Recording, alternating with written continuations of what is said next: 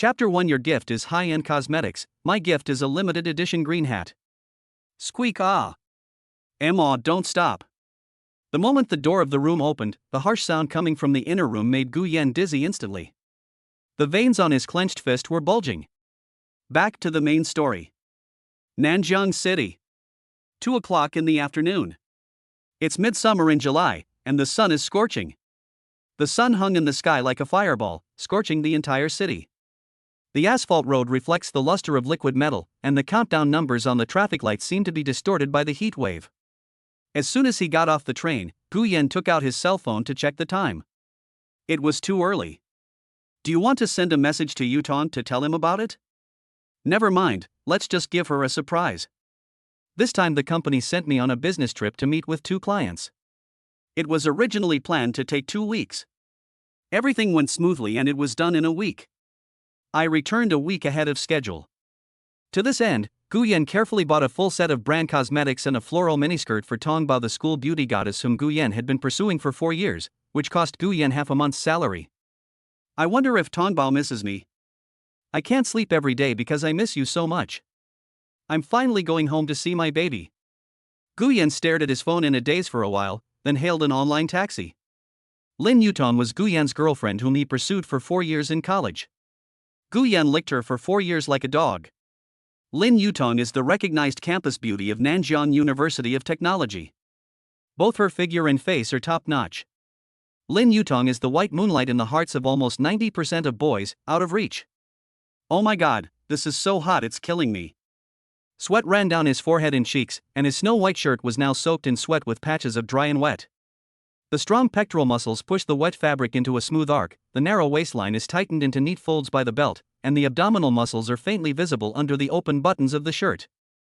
The broad back supports the slightly transparent fabric, and the undulating outlines of the shoulder blades are like 2 stretched doors, rowing out a sense of youthful power in the steaming heat. It must be said that Guyan's figure and appearance are also good, otherwise Lin Yutong would not have agreed to his pursuit. 5 minutes later, the online ride-hailing car braked at the pickup area of the station at full speed. The front window slowly opened, and Guyan leaned in front of the window with his head tilted. To Happing Community. Is that you, young man? Tale number 1688. The driver was a middle-aged woman, about 35 years old. She swallowed hard at the sight of Guyan's appearance. Yes, to Happing Community. Guyan almost shivered. Young man, you are handsome and have a great body. You have so many bags, all of which are girl stuff. You must have bought them as gifts for your girlfriend. Yes.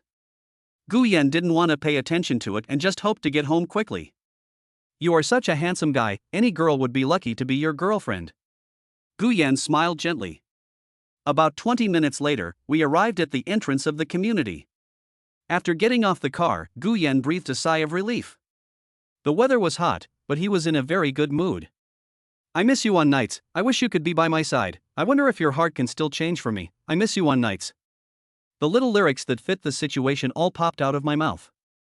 Arriving at the entrance of the apartment building, Guyan straightened his clothes and appearance a little. I'll give you a surprise attack to see if you're surprised or not. Looking at the cosmetics and skirt in her hands, Guyan laughed like a pig inwardly. Tongbao will definitely be surprised. After all, she has heard her talk about this cosmetic several times before and has also seen it several times in the mall. But they had just graduated, and they were both newcomers to the workplace. The internship salary was not much, and they also had to pay rent. You really have to tighten your belt to buy this cosmetics. After eating the last meal, you have to think about what to eat next. Thinking of this, Guyan could already imagine Lin Yutong acting coquettishly towards him. Find the room door key from the backpack. Insert. Tongbao. Squeak ah. I pushed the door open before I could react. Aw, don't stop. Guyan was stunned for a moment. What was that sound? The harsh sound coming from the inner room made Guyan dizzy instantly. It only took Guyan a few seconds to realize what was happening. The veins on his clenched fist were bulging. With rapid breathing, the chest rises and falls. He kicked the bedroom door open, and the people on the opposite side were stunned and panicked by Guyan's sudden attack. NMLGB, Lin Yutong, what are you doing at home? Guyan didn't even have time to put down the gift he bought for Lin Yutong, and instantly threw it towards the two people on the bed. The man on the bed put on his clothes naked and trembling. He didn't even have time to put on his shoes and hurriedly tried to run towards Guan. "Who the hell are you? You come here to mess with my girlfriend. Go to hell." As he said this, he kicked the man. The man was kicked in panic and staggered. He ran out of the house barefoot in fear and escaped. In the summer of July, cicadas are still chirping outside the window. At this moment, there are no words to describe the atmosphere in the whole room. Normally at this time, if there is a hole, I think Lin Yutong would crawl into it. Guan had beads of sweat on his face and an angry expression. "Guan, why, did you come back early? Didn't you say it would take 2 weeks?" Lin Yutong was shaking on the bed with messy hair. Her long hair just covered her eyes. She didn't dare to look at Guan. She put her hands on her chest and asked cautiously. 2 minutes passed, 5 minutes passed. Seeing that Guan still didn't reply, he just clenched his fists even harder. "Guan, I'm sorry, I shouldn't. Just listen to me and let me explain. Guan, can you forgive me? It was he who forced me, that's why I didn't know you were coming back. I'm sorry, Guan. I don't know what happened to me. Can you forgive me once? Guan, please say something. I will listen to you in the future. Can you please forgive me this time?" Lin Yutong was like a wronged little lamb at this moment, and began to sob. Her tears fell on the quilt in front of her chest, and a large area of the bedsheet was wet. Finally, Guan spoke. "You tell me who the fuck is? You stole someone and came into my bed, what do you take me for? I bought your favorite cosmetics and clothes. I was so happy to give you a surprise, but how did you treat me?" "Ian, he is the department manager of our company. He said he liked me from the beginning and asked me to give him a chance. He said he would make me a supervisor and give me a promotion and a raise." "Very good," Guan applauded. "You bring a man home to bed, what kind of woman are you? Do you have any sense of shame? You'd do anything for money? You sold your virginity for money. You've made me a fucking beautiful cuckold. Did you enjoy it just now? Was it exciting?" Guyan became more and more excited as he spoke. He turned around and punched the bedroom wall hard. The wall instantly broke the skin on the finger joint, and blood slowly seeped out of the finger joint. "That's not the case, Ian. Don't call me Ian, thank you. I won't do this again in the future. Can you forgive me once?" "I was deceived by him for a while, Guyan." Another long time passed. No reply. Chapter 2, The Dog Licks the Dog Until He Has Nothing Left. Goodbye. Looking at Lin Yutong, who was sobbing in a mess. Looking at the resentful and depressing room and the smell that could not be described in words, Guyan gently spread his hands. "Do you know, Lin Yutong, I pursued you for 4 years in college, 4 whole years. I like you so much. Yes, you are the campus beauty, you are beautiful, and many men are chasing you, but be honest, have I ever touched you in the 4 years of college? I treat you in our relationship like I'm afraid it will melt if I hold it in my mouth, or drop it if I hold it in my hands. If I simply wanted your body, I would have pursued you for 4 years without giving up. Will I still work hard with you after graduation? Although I don't have money now, I want to create a better future through my efforts and our joint efforts. But what does your current situation mean? Others get you without any effort. What do you think of me? Don't you think you are cheap?" After saying these words, which had been suppressed in his heart for a long time, the 183 centimeters tall boy burst into tears. Indeed, men don't shed tears easily, but they do when they are sad. After saying so much, Lin Yutong seemed even more sad and kept talking. I'm sorry. After all these years, I thought I knew you very well, but you disappoint me so much. Do you think that man will cherish you? In his eyes, you will just be a piece of grass in the future, do you understand? If you don't know how to cherish what you get easily, you will easily throw away what you pursue so hard. Guyan, I know you treat me very well. Can you give me another chance? I love you too. Lin Yutong raised her hand and wiped away her tears. Looking at the lipstick, skin cream, facial mask, short skirt scattered on the ground. Looking at this helpless, painful and injured man, Lin Yutong could no longer restrain herself. Maybe right now. Only then did she truly understand how much Guyan loved her. What a beautiful day it was going to be. but it all became so embarrassing. After a long time, the sky gradually darkened. The neon lights of the city shone through the window and hit Lin Yutong's face as she lay on the bed. Guyan took a look and felt that everything was so ridiculous. Does your hand hurt? Guyan. You've already hurt my heart, so what does this little injury mean? Guyan said with contempt. Lin Yutong's face looked even more painful at this time. She buried her face in her legs and stopped talking. The sound of cars ticking could be heard outside the window. At this moment, Guyan slammed the door and went to the living room, leaving Lin Yutong sitting alone on the bed. Half an hour later, Guyan entered the bedroom again. He casually turned on the bedroom light. At this moment, Guyan no longer had the aggressive look he had when he first got home. There was no more chattering as during the questioning just now. On the contrary, he seemed more relieved and suddenly became gentle. I've cooked, get up and eat. Lin Yutong raised her head slightly, her face was dull and tears left deep marks on her cheeks. After saying this, Guyan went out. Lin Yutong said nothing more and put on her clothes gently. After picking up the scattered cosmetics on the floor, she took a deep breath and opened the door. No matter what, this matter must be faced with Guyan. Go wash your face. I've already put the food on the table. Hearing Guyan's gentle tone, Lin Yutong was a little surprised. Has Guyan forgiven her? After applying a towel to her face, Lin Yutong pulled up the corners of her trousers and sat down on the chair opposite Guyan. Before Lin Yutong could speak. Yutong. Lin Yutong looked shocked. You should eat first. He originally wanted to tell it in advance, but considering that he hadn't eaten yet, Guyan thought it would be better to wait until he finished his meal before telling it. Before she had even taken 2 bites, Lin Yutong put down her bowl and chopsticks. I'm done. Okay, Yutong, this is the last time I'll call you Yutong. Forgive me for not being a generous person. I can't just ignore this matter. Maybe it's my problem. I'm just a loser now, a loser with an internship salary of 4,000 yuan. I can't give you a good future now, so you make mistakes. I love you very much, but I can't choose to escape from this kind of thing. We should put an end to it. After Guyan said these 3 sentences, Lin Yutong didn't have time to react, and then she seemed to be prepared. Guyan, I also want to work hard with you and have a beautiful future. I want to start a family with you, otherwise I would not agree to your pursuit and live with you. Lin Yutong tried to keep Guyan. Okay, let's not dwell on this now. I'm sorry I can't get over this. A really good girl wouldn't bring a guy to my house and have sex with my girlfriend in bed. Guyan said calmly. Let's break up, Yutong. This will be better for everyone. Can't you really give me another chance? How can I give you a chance? Once unfaithful, never used again for life, this is Guyan's bottom line. Besides breaking up, is there no other solution? No. For a long time both sides bowed their heads and remained silent. Also, after we break up, I will still pay the next installment of rent.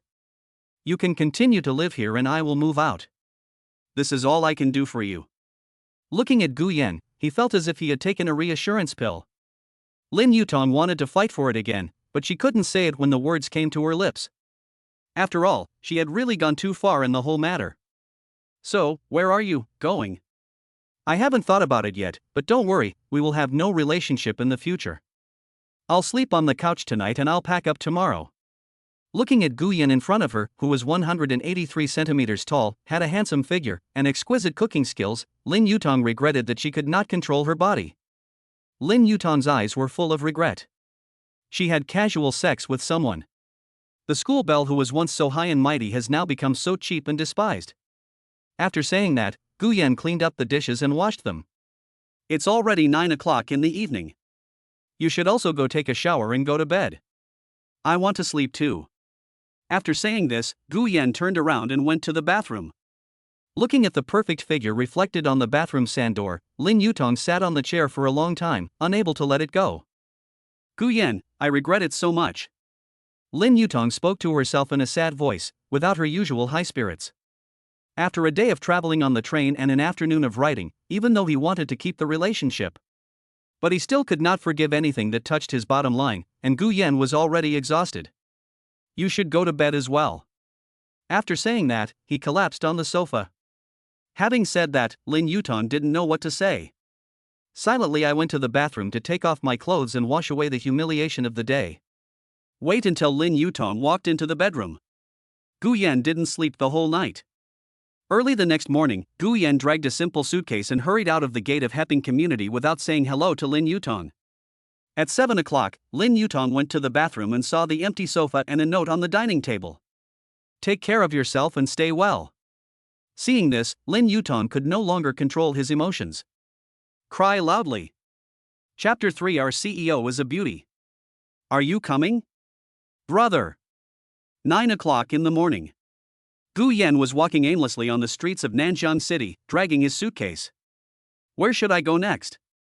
I need to find a place to live right away. Gu Yan talked to himself. I have to go to work tomorrow and don't have much time to look for a house. Thinking of this, Gu Yan looked at the balance in WeChat, 3,200 yuan, and knew he had to spend it frugally. Last night I transferred 6,000 yuan to the house that I used to share with Lin Yutong. Why? Gu Yan, where are you? A message from Lin Yutong popped up on WeChat, but Gu Yan did not reply and blocked her on WeChat. 10 minutes later, the phone rang. After thinking for a few seconds, Gu Yan answered the call. Gu Yan, where are you? Why did you block me on WeChat? I'm so worried about you. Let's just leave it at that. Let's start a new life. Goodbye. Gu Yan didn't say anything else. As a grown man, perhaps he thought this was a simpler approach. Where can I find a suitable house in a short time? It has to be cheap and not too far from the company.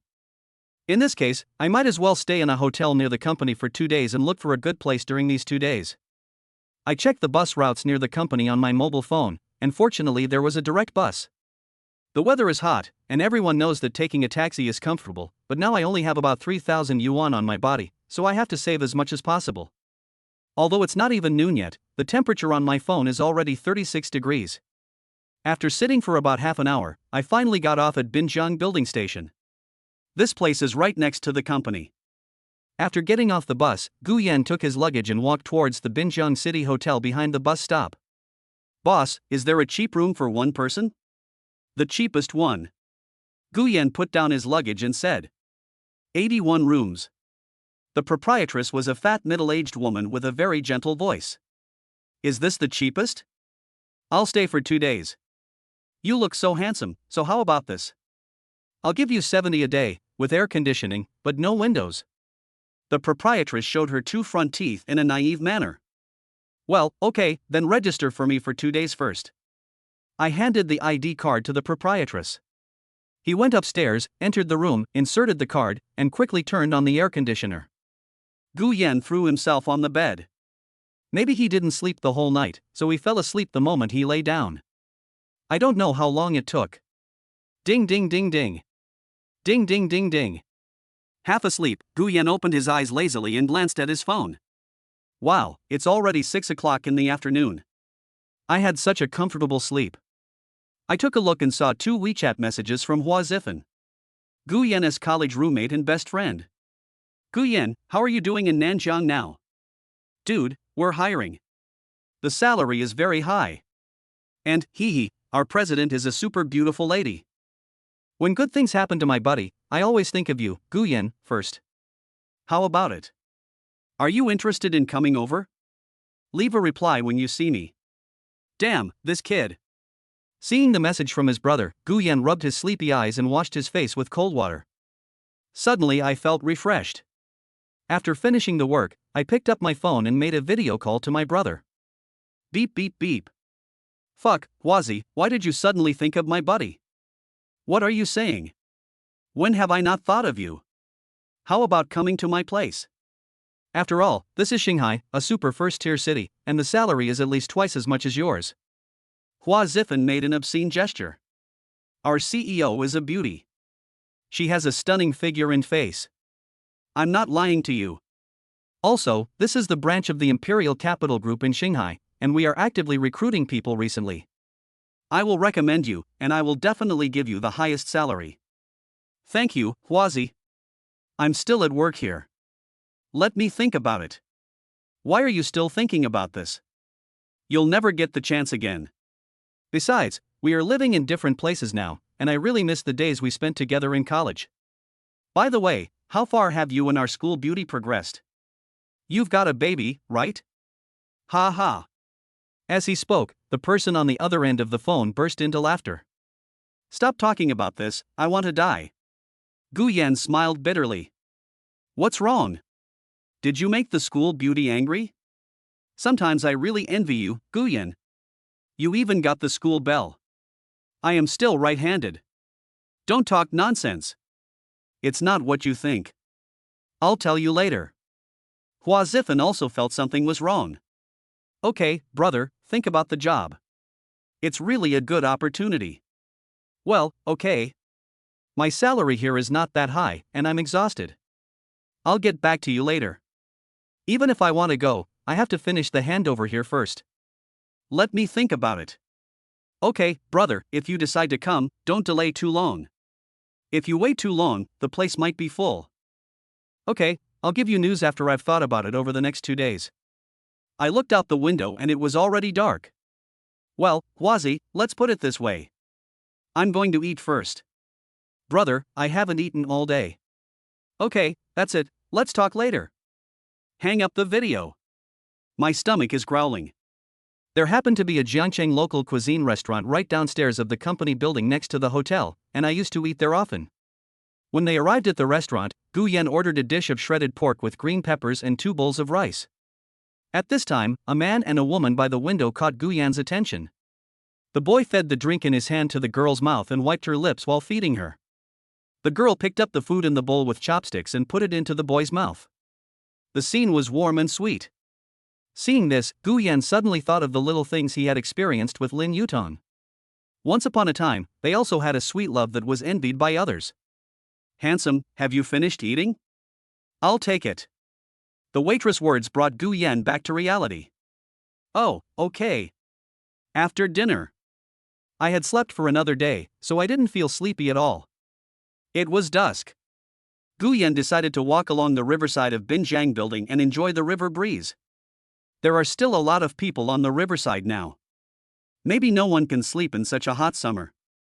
Occasionally, cruise ships passed by on the river.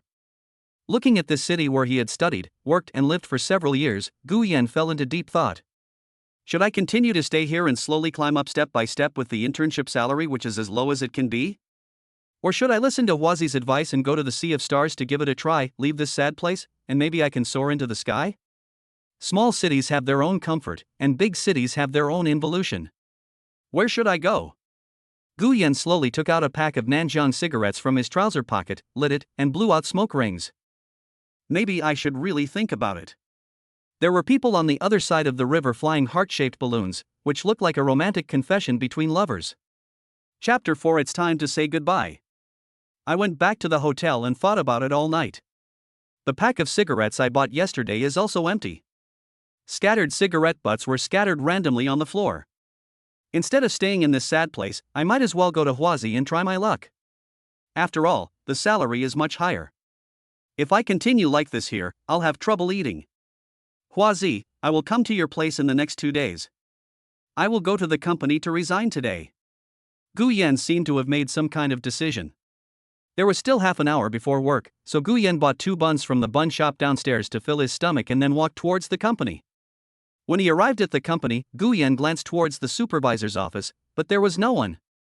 The boss hasn't arrived at the company yet, and he has to leave today anyway, so Gu Yan first packed up the things on his desk. Ding ding ding ding. Huazi's message also came. Okay, brother, buy the ticket and tell me, I'll pick you up. That's not necessary. Just send me the location of where you live and I'll call you when the time comes. Gu Yan simply replied. Shanghai Pujiang Industrial Zone Yunqi Life Green Valley Innovation Park. Okay, got it. While replying to the message, Gu Yan's supervisor Chen Wei strode into the office. Good morning, Gu Yan. You're here so early? Chen Wei greeted Gu Yan with a smile. Well, boss, good morning to you too. Oh, by the way, Gu Yan, is everything going well with the client? Come to my office later. Okay. Gu Yan breathed a sigh of relief. 10 minutes later. Gu Yan stood up and knocked on Chen Wei's office door. Boss, you're looking for me? Come, Gu Yan, sit down. Chen Wei pointed to the chair opposite. You came back a week early. It seems everything went well. You are quite efficient. Well, everything is going well. The customer said there are no major problems for now and he will let me know if there are any needs later. Okay, you did a great job. Your probation period is about to end, so I'm thinking of making you a regular employee early. I've seen your ability to get things done, so keep up the good work. Chen Wei smiled and gave Guyan a thumbs up. Fuck, I got this done, and I was even given a permanent job early. How can I talk about resigning now? Hearing Chen Wei say this, Guyan looked incredulous. In fact, Manager Guyan is indeed a pretty good person, but he is in Nanjing, the provincial capital, and is only earning 4,000 yuan a month now. He will get 500 yuan more if he becomes a regular employee. It's hard to survive, and I have to find a girlfriend, get married, buy a house in the future. It's overwhelming just thinking about these things. I've decided to give it my all. Staying here feels like a dead end. Although the boss is a nice person, being nice doesn't mean you can make a living. Besides, the base salary of the job Huazi introduced is twice as high as here. There is no reason not to go. After thinking it over and having a psychological struggle, Guyan mustered up his courage and said, Boss, I want to tell you something? You say. I want to quit, so. After mustering up all his strength, Guyan finally expressed his idea of resigning. Why do you suddenly have this idea? Is it because you are not satisfied with your work, or? Chen Wei seemed a little surprised. He didn't understand why Guyan wanted to resign so early in the morning when he was doing well there. Boss, none of that. Because of personal and family reasons. I had to leave Nanjing. As for the specific reasons, Guyan didn't want to tell the truth. Thank you for your care, boss. I am very happy working in the company. In fact, I wanted to tell you on the way back. But I thought it would be better to wait until today when I get to work to talk to you in person. It is really my own fault, there is no other reason. Guyan tried his best to explain. Have you made up your mind, Guyan? I am very optimistic about you. Chen Wei still wanted to keep Guyan. After all, in his opinion, Guyan was a good guy and a good businessman. Well, boss, thank you very much for taking care of me and helping me. After that, Guyan stood up and bowed to Chen Wei. Well, Guyan, I hope we can have the opportunity to cooperate again in the future. Chen Wei said nothing more. I wish you a bright future. I'll talk to the HR department later. You can go through the formalities today. After saying that, Chen Wei stood up and patted Guyan on the shoulder. Okay, thank you, boss. After saying that, Guyan walked out of Chen Wei's office. After waiting at his seat for an hour, the HR department came and completed the resignation process for Guyan. Then Guyan picked up his things and walked to the door of Chen Wei's office. Boss, I'm leaving now, you're busy. Okay, Guyan, keep in touch. After walking out of the company building, Guyan went to the store, bought a pack of cigarettes, took out one and started smoking. Dialed Hua Zifen's cell phone number. Hey, Huazi, I've completed my resignation. I'm here to buy a ticket to Shanghai tomorrow. Okay, it's done so quickly, brother, welcome. I'll call you when we get there. I'll go back and pack up first. After saying that, Guyan hung up the phone. I bought a ticket to Shanghai on WeChat for tomorrow afternoon at 2 o'clock. After finishing all this, Guyan called his mother. Mom, how are you doing recently? I have something to tell you. I'm going to Shanghai soon. My college classmate introduced me to a job. The salary is much higher than that in Nanjing, and it has to have prospects. Guyan has been a filial child since he was young. After much thought, he decided that it was necessary to tell his parents about this matter. Yan, okay, your dad and I don't understand either. You have to be careful when you go to a big city. You must be on guard against others, but you must not have the intention to harm others. Don't skimp on food and drink when you are out. The elderly people in the countryside are also simple and honest. It seems that what they say to their children is almost the same, simple and pure. I understand, Mom. You and Dad should stay home and take care of your health. I will take good care of myself. Okay, Yan, your dad and I are in good health, so please be careful when you are alone. Okay, Mom, I'll go eat first. After hanging up the phone, Guyan went to a nearby shopping mall to buy a summer casual suit and got a haircut. After all, when you go to a big city, you still have to welcome the new life with the best attitude. After everything was settled, the day of departure soon arrived. The train you purchased from Nanjing to Shanghai at 2 p.m. leaves in less than 3 hours. Please pick up your ticket in time and board the train. It was time to leave Nanjing. After checking out of the hotel, Guan called an online taxi to Nanjing high-speed railway station on the side of the road. While waiting for the bus, I looked at the Binjiang building and then at the sky of Nanjing River.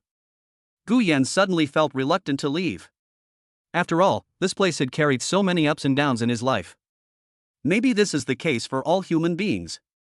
The high-speed rail station is bustling with people during the hot summer. Check tickets and enter the station. There's still more than an hour before the train leaves. After a pause, Gu Yan hurried to the waiting room. Dear passengers, please note that the G1298 train to Shanghai is currently checking tickets. Please go to waiting room number 6 to check your tickets and board the train immediately. Since then, Gu Yan's new life began from then on. Chapter 5, A Hero Saves a Beauty. Brother, where are you? I get off work at 5 o'clock today.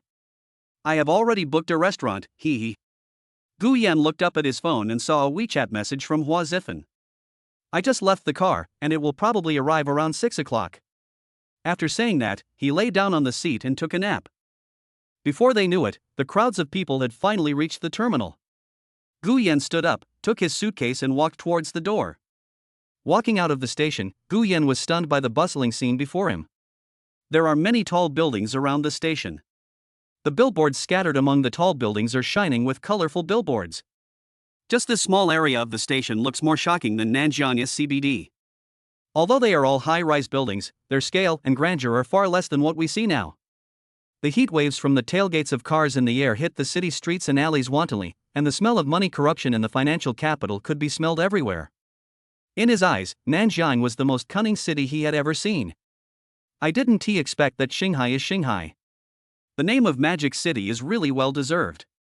No wonder it is the most prosperous city in China. In comparison, it's a world away from being a second-tier provincial capital like Nanjing. Standing in the square in front of the station, Gu Yan seemed to be able to feel the beating pulse of Shanghai City, which was full of infinite possibilities and hope. I checked the distance on the map and found that the station is 30 kilometers away from Hua Zifanfa's location.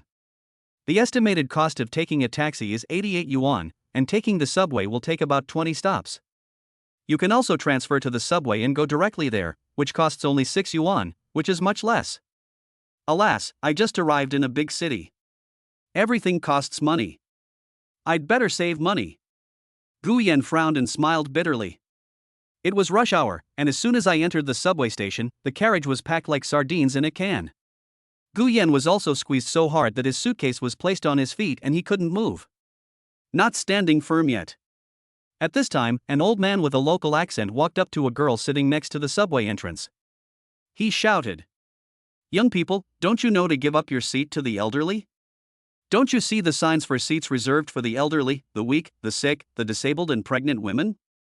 The girl looked very weak, with her head lowered and wearing headphones, as if she really didn't hear the old man shouting. The old man became even more annoyed and reached out to grab the girl's arm.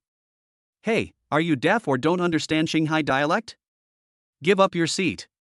If you can't understand, go back to the countryside, you little bastard." The girl was startled by the old man's sudden action. She hurriedly took off her headphones and explained in a crying voice that she didn't notice it. "I'm sorry, sir. My headphones were too loud and I didn't hear you." As he said this, he quickly picked up the backpack leaning against his feet, stood up and gave his seat to the old man. "You look like an educated person. Don't you know how to respect the elderly and give up your seat to them? Where did you learn all your education?" The old man got a seat and kept chattering. People around looked at this scene sideways, but no one stepped forward to dissuade them. Gu Yan couldn't stand it anymore after hearing this. As a fellow outsider, he almost wanted to rush up and beat the old man up, especially when he heard the old man scolding the little girl for being from another place. But calm down. You can't beat old men nowadays. There is news about this. If he falls to the ground directly, tens of thousands of dollars will be gone. Suppressing the anger in my chest, Gu Yan stepped forward and said, "Uncle, there's no need to be so fierce. The girl might really not have heard it. Besides, Didn't the little girl give you her seat? You are so old and you bully a little girl, and you scold her so harshly. This is disrespectful to the elderly. There are people booing around. The old man was about to argue, but the subway maintenance worker happened to come over to mediate and maintain order. He glared at Guan fiercely. This matter has come to an end. It happened to be a transfer station, so Guyan dragged his suitcase out of the station. Thank you just now. The girl trotted over to Guyan. Guyan hadn't recovered yet when he heard the sweet voice and saw the girl's appearance clearly. She has shoulder-length hair, wears glasses, and has a pure and cute makeup. She is about 160 centimeters tall, about as tall as Guyan's shoulders, and weighs no more than 100 kilograms. She wore a miniskirt that reached her hips and a plaid short-sleeve top with a half-open neckline that revealed her figure, very stylish and sexy. This figure and appearance are so good. Guyan tried hard to suppress his physiological reactions. It's nothing, it's just a small matter. I just can't stand the old man bullying a little girl like you. Guyan smiled and said. Anyway, thank you for coming out to help me. By the way, are you new here? I saw you were pulling a suitcase. Where are you going? The girl stood on tiptoe, looking very playful. Well, I just came from Nanjiang and was about to go to my friend's place in Pujiang Industrial Zone. I am a sophomore at Jiaotong University. My name is Su Qing. The little girl took over the conversation and pouted. Guyan. Then I'll treat you to a meal. Are you free now? Thank you for helping me out, huh? Su Qing twisted her body flexibly, as if waiting for Guyan's reply. That's not necessary. It's just a small matter. Don't take it seriously. Besides, I have to catch the subway. Although this girl is very promising, when I heard that she is still a sophomore, I didn't want to waste my time. Is that so? Then I'll add you on WeChat, okay? When you come to the city next time, you can tell me and I'll treat you to a meal again. Is that okay? Adding WeChat is nothing. Guyan opened the WeChat QR code readily. Byte. Friend through add request. Then I'll get off here and change trains. See you sometime. Guyan then said hello to Su Qing and prepared to go downstairs for transfer. Goodbye. Su Qing looked at Guyan's back with eyes full of gratitude. As Guyan was rushing, he was thinking about Su Qing's graceful figure and swallowed a mouthful of saliva at his Adam's apple. If it weren't for the fact that I'm still a sophomore, I'm too young. The more Guyan thought about it, the more evil he felt. This was not his usual self. It was all because of Su Qing's charm. Her purity was mixed with a hint of seduction. He couldn't resist it. Brother, please tell me where you are. Are you missing? Guyan took a look and saw that it was a message from his brother Hua Zifan. He had sent several messages and the call reminder on his mobile phone showed 2 missed calls. We're almost there, Huazi. The subway station is too crowded. I can't even get on. I had to wait for 2 rounds before I could get on the subway. I estimate it will take another half an hour to arrive. Guyan didn't want to waste too much time talking to Hua Zifan at this moment. About 40 minutes later, the subway stopped steadily at the terminal. As soon as I walked out of the subway entrance, I found that Hua Zifan was already waiting at the subway exit on an electric bike. Hua Zi, this. Guyan shouted at Hua Zifan, who was playing with his cell phone. Chapter 6 Brothers Meet. Hua Zifan almost fell off the electric bike when Guyan shouted at him. Fuck, you're finally here. You kept me waiting for so long. I thought you were seduced by some pretty lady. You know what? I almost got kidnapped by a beautiful lady. You don't know that I saved her on the subway. Guyan raised his eyebrows. Stop talking, get in the car, and go eat first. We'll talk while we eat. Hua Zifan urged, and came down to help Guyan put the suitcase on the front footrest. You should at least get a big electric bike. How can I fit my big suitcase in it? You're a woman riding this, it's too frail. I'm afraid if I sit on it again, your tires will burst. Don't worry, adding another suitcase is no problem. Besides, why would I buy such a big electric car for myself? I'll buy a bigger one if you recommend one to me. The electric car bumped all the way to the hotel entrance under the weight of 2 big boys and a large suitcase. Today, my buddy is hosting a welcome party for you. We must not leave until we are drunk. We haven't had a drink since graduation. Hua Zifen said as he walked into the restaurant and ordered food. Gu Yan looked up and saw the name of the restaurant Yutong Local Cuisine Restaurant. This store name immediately reminded me of Lin Yutong. It was not so easy to erase this name and this person from Gu Yan's mind. After all, this is the person I pursued all the way from college to graduation. It is not easy to completely forget him or her in a short period of time. Thinking of this, my heart couldn't help but skip a beat. Come in, Gu Yan, what are you doing? The dishes are ready. Hua Zifen gestured at the door. We ordered 4 dishes and a soup, and we'll have a case of cold beer and a good drink. Hua Zifen lit a cigarette. Let me tell you, you made the right choice to come to me. I have already told our leader that my guy is very reliable, has excellent business skills, a good image, is tall and handsome, and is a good salesman. Hua Zifen said while blowing smoke rings. How come I don't know how awesome I am? Don't let the president have too high expectations of me. If he is disappointed, then I will be a scumbag, right? Gu Yan said half-jokingly. That's impossible. Besides, our Shanghai branch team only has 5 people including me. The boss said he wants to recruit a lot of people, and we want to expand to about 30 people in the future. Oh, I see. That's fine. Should I start work tomorrow or go some other day? We've already agreed on this. I'll take you to see the boss tomorrow morning to handle the formalities. As he was speaking, the waiter brought the dishes and Hua Zifen urged the waiter to bring the beer quickly. They are all big dishes, quite sumptuous. Gu Yan stared at the lobster on the table, grilling. Brothers are the best. Let's drink. Thank you. It's not like. Gu Yan sighed as he spoke, blew away a bottle of beer in one breath, and an indescribable expression flashed across the corners of his mouth. Seeing this, Hua Zifen also noticed something was wrong and said, What's wrong, Gu Yan? Just tell your brother if you have anything to say. Who pissed you off? Gu Yan still didn't say anything, but took out another bottle of wine, clinked glasses with Hua Zifen and drank it all in one gulp. After gulping down 2 bottles of beer, Gu Yan's face gradually turned red. He pointed at the cigarette box in front of Hua Zifen, then picked up a cigarette and lit it. Hua Zifen knew something must have happened, but he was confused, so he asked Gu Yan anxiously. Just tell me, you must have encountered something, tell me, I will definitely help you solve it. Maybe he drank the beer too quickly. Gu Yan lowered his head and supported his chin with one hand. Look, what is the name of this restaurant? It's Yutong Local Cuisine Restaurant. I eat here often. Speaking of this, Hua Zifen also felt a little familiar, and suddenly he patted his legs. By the way, Gu Yan, if you hadn't told me, I wouldn't have noticed that the name of this restaurant is the same as Lin Yutong's. It's my fault for being slow to react. Why doesn't our school beauty come to Shanghai with you? We've been separated for so long. I'm afraid you'll have to do the same as me, using your hands. Hua Zifen gestured half-jokingly. After hearing Hua Zifen's words, Gu Yan did not speak immediately. He drank another half bottle of wine before he slowly said, Don't mention Lin Yutong anymore, we are over. After saying that, perhaps because he drank the wine too quickly, or for some other reason, Gu Yan waved his hands to Hua Zifen. I need to go to the bathroom. Looking at Gu Yan's back, Hua Zifen was thoughtful but couldn't believe it. After all, he knew in college that the men chasing Lin Yutong could form a company. In the end, I was moved by Gu Yan, and even lived with him after graduation. How could it end just like that?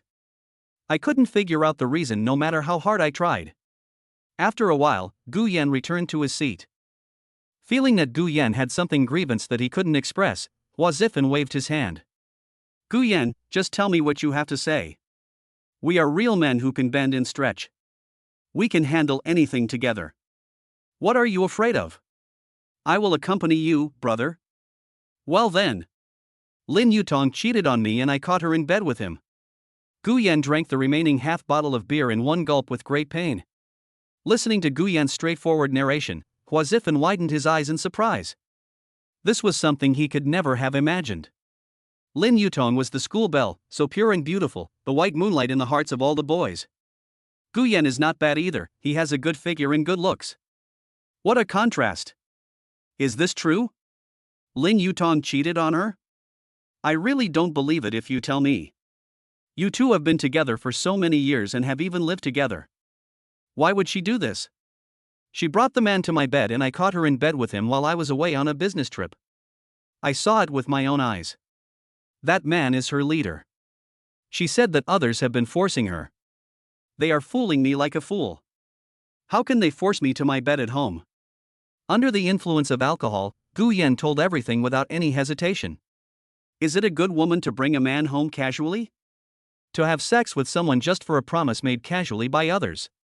It is a lifelong shame for me, Guyan, to have such a thing happen to me. I was actually cuckolded, and the one I wore was so high. Huazifan looked at Gufan in front of him and felt really sad for his brother. It's okay, Guyan, let the past go. With your ability, you will find someone better in the future. At this time, Guyan waved his hands. It's okay. It's better to find out early than late. At least you won't be kept in the dark forever. You must never touch a woman like this in the future. The so-called white moonlight is just superficial. Alright, brother, let's not talk about this anymore. It hurts more and more. Huazifan picked up the wine glass and said, Guyan, we will have everything, including bread and women. I wish us great success in Shanghai. Okay, we will succeed. Guyan clinked his glass vigorously. Also, our president is really a beauty, she's only 28 years old. You'll be able to see her tomorrow, maybe she'll admire you, huh? Huazifan changed the subject. Chapter 7, Drunk. Is it true that you can be a CEO at such a young age? Obviously, Guyan found it a little unbelievable. It's true. We are a branch of Tianhuan Technology, a company under the Imperial Capital Group, established in Shanghai. I heard that the group poached these employees from large companies with high salaries. They are quite impressive. We were just established a few months ago, so we don't have too many people. We are actively recruiting. You will know when you arrive at the company tomorrow. Huazifan opened another bottle of beer and handed it to Guyan. As the saying goes, we are not afraid of too much but of haste. Although it is beer, it is not as strong as liquor. But they drank too quickly, and before they knew it, there were only 2 bottles of beer left in the box. They both felt a little dizzy. You said your boss is beautiful, how beautiful can she be? Guyan lay on the table with a flushed face and squinted his eyes. Maybe I'm allergic to alcohol. Or as the doctor said, it is because of the lack of acetaldehyde dehydrogenase in the body. There was no sign of anything unusual on Huazifan's face, but his answer betrayed his usual sanctimonious nature. I bet you've never seen such a beautiful woman. Although she's a few years older than us, she's truly a beauty, Guyan. Huazifan spoke without restraint and made obscene gestures with his hands. I don't believe it, how beautiful can it be? You've never seen a beautiful woman before, so you're making a fuss out of nothing. Guyan looked disdainful. Really? When have I ever lied to you? I bet she's prettier than our school beauty. Lin Yutong. Her legs, her small waist. I can't bear to think about it. Maybe she heard Huazifan say Lin Yutong's name in a daze. Guyan slammed his fist on the table, and the empty wine bottle on the edge of the table almost fell to the ground. Huazifan was frightened by Guyan's sudden action and staggered. He almost fell to the ground. Guyan, I'm sorry. I wasn't paying attention just now. I just said it casually. Huazifan looked at Guyan a little embarrassedly, feeling that he had reminded Guyan of sad things. Maybe it was because of the name of the store, or maybe it was because Huazifan blurted it out. It might also be due to the stimulation of alcohol. Guyan's eyes felt a little moist. It's okay, Huazi, it's none of your business, but I just feel a little bit. Huazifan looked at Guyan in front of him and could see that his brother was really hurt by love this time. Guyan was the roommate he got along best with during his 4 years in college. Until now, they were really like brothers and could share a bowl of rice between the two of them. Yes, Guyan spent almost the entire 4 years of college chasing Lin Yutong, and he was like a dog licking her almost every day.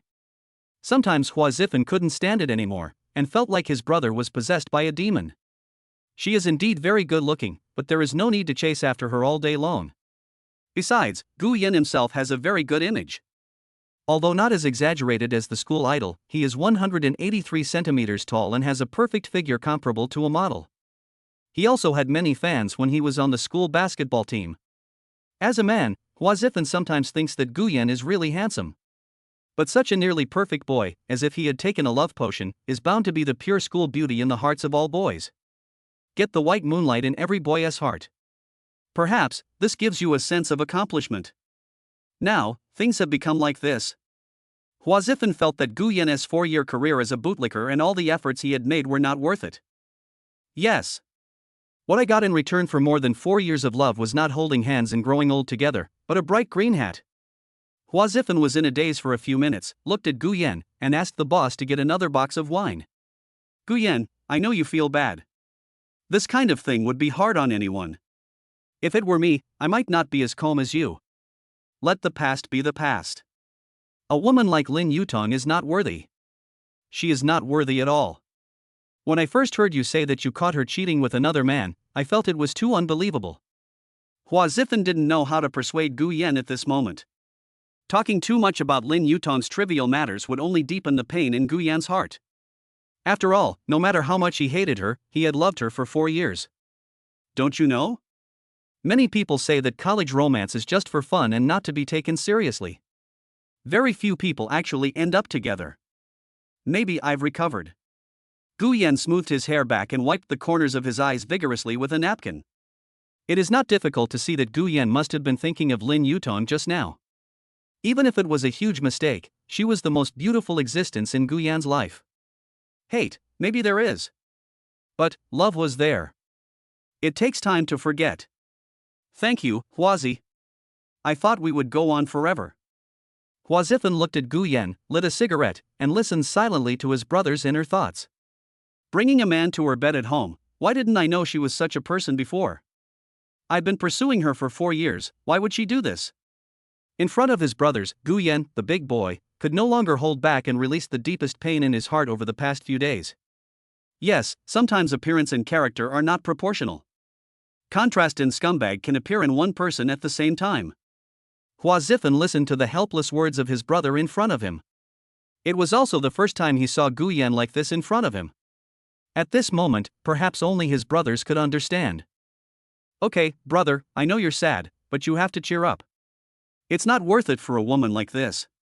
She will regret it one day. Hua Zifan didn't know how to persuade him. Isn't there a saying that goes, the suffering you endure today, the losses you suffer, the responsibilities you bear, the sins you shoulder, and the pain you endure will all turn into light in the end, illuminating your path. Please put your mood in order and forget the bad past, okay, my brother? After saying this, neither of them spoke for 2 minutes. It's okay. I just feel better when I say it out. It's no big deal. Gu Yan seemed to have made some kind of decision. Then I'll hang out with you from now on, Huazi, let's do it. Seeing Gu Yan cheer up, Hua Zifan never mentioned anything about Lin Yutong again. No problem, just follow me, the bread will drip, the milk will drip, cheers. Hua Zifan laughed out loud. One bottle after another, the meal lasted more than 2 hours, and 2 boxes of wine were consumed, and both of them were a little drunk. In the end, Gu Yan fell unconscious on the table. I looked at the time on my phone and it was almost 11 o'clock in the evening. How do we get back? Hua Zifan was also feeling dizzy, but better than Gu Yan in that he didn't fall on the dining table. Jingfeng, are you asleep? Come and help me take down the stuff. There are too many. I'm drunk with my friends here and it's hard to ride a bike. Hua Zifan took out his cell phone and called his colleague. It was not necessary to take a taxi for such a distance of several hundred meters. Okay, I'll be there right away. Chapter 8, what a stunner. The next day. The alarm clock has already rung countless times at inopportune times. The two of them didn't even have time to take off their clothes and just lay on the floor, snoring loudly. Hua Zifan's phone showed countless missed and unread messages. I don't know how long it took. Zhang Hua Zifan, still half asleep, fumbled for the phone next to his butt. I looked carefully. 10:30. Oh my god, it's 10:30. Gu Yan, hurry up and get up and go to the company. Hua Zifan yelled and sat up suddenly. Seeing that Gu Yan was still sleeping, he quickly got up and shook Gu Yan hard. Boss Hua, I came to the company and saw that you haven't come yet. The boss just asked me why you haven't come yet. I thought you haven't woken up yet. When I went downstairs, I knocked on your door, but there was no response, so I thought you went to the company. Hurry up. You're going to suffer today. Looking at Lu Jingfeng's message, Hua Zifan's heart tightened. Although the president is a great beauty, her cold and sharp working style makes him shudder. What did you do this morning? Why didn't you come to work? Your friend is not joining the company today either? If you don't come in the morning, you don't have to come. Sure enough, the domineering female president has a rigorous, pragmatic, and decisive work style hidden under her attractive appearance. Hurry up, my brother, something terrible has happened. Watching Guan move his body again and turn around, he showed no intention of getting up. Hua Zifan helped Guan sit up with both hands. I reported to the company today. Look at the time. You are still sleeping. President Shin is angry.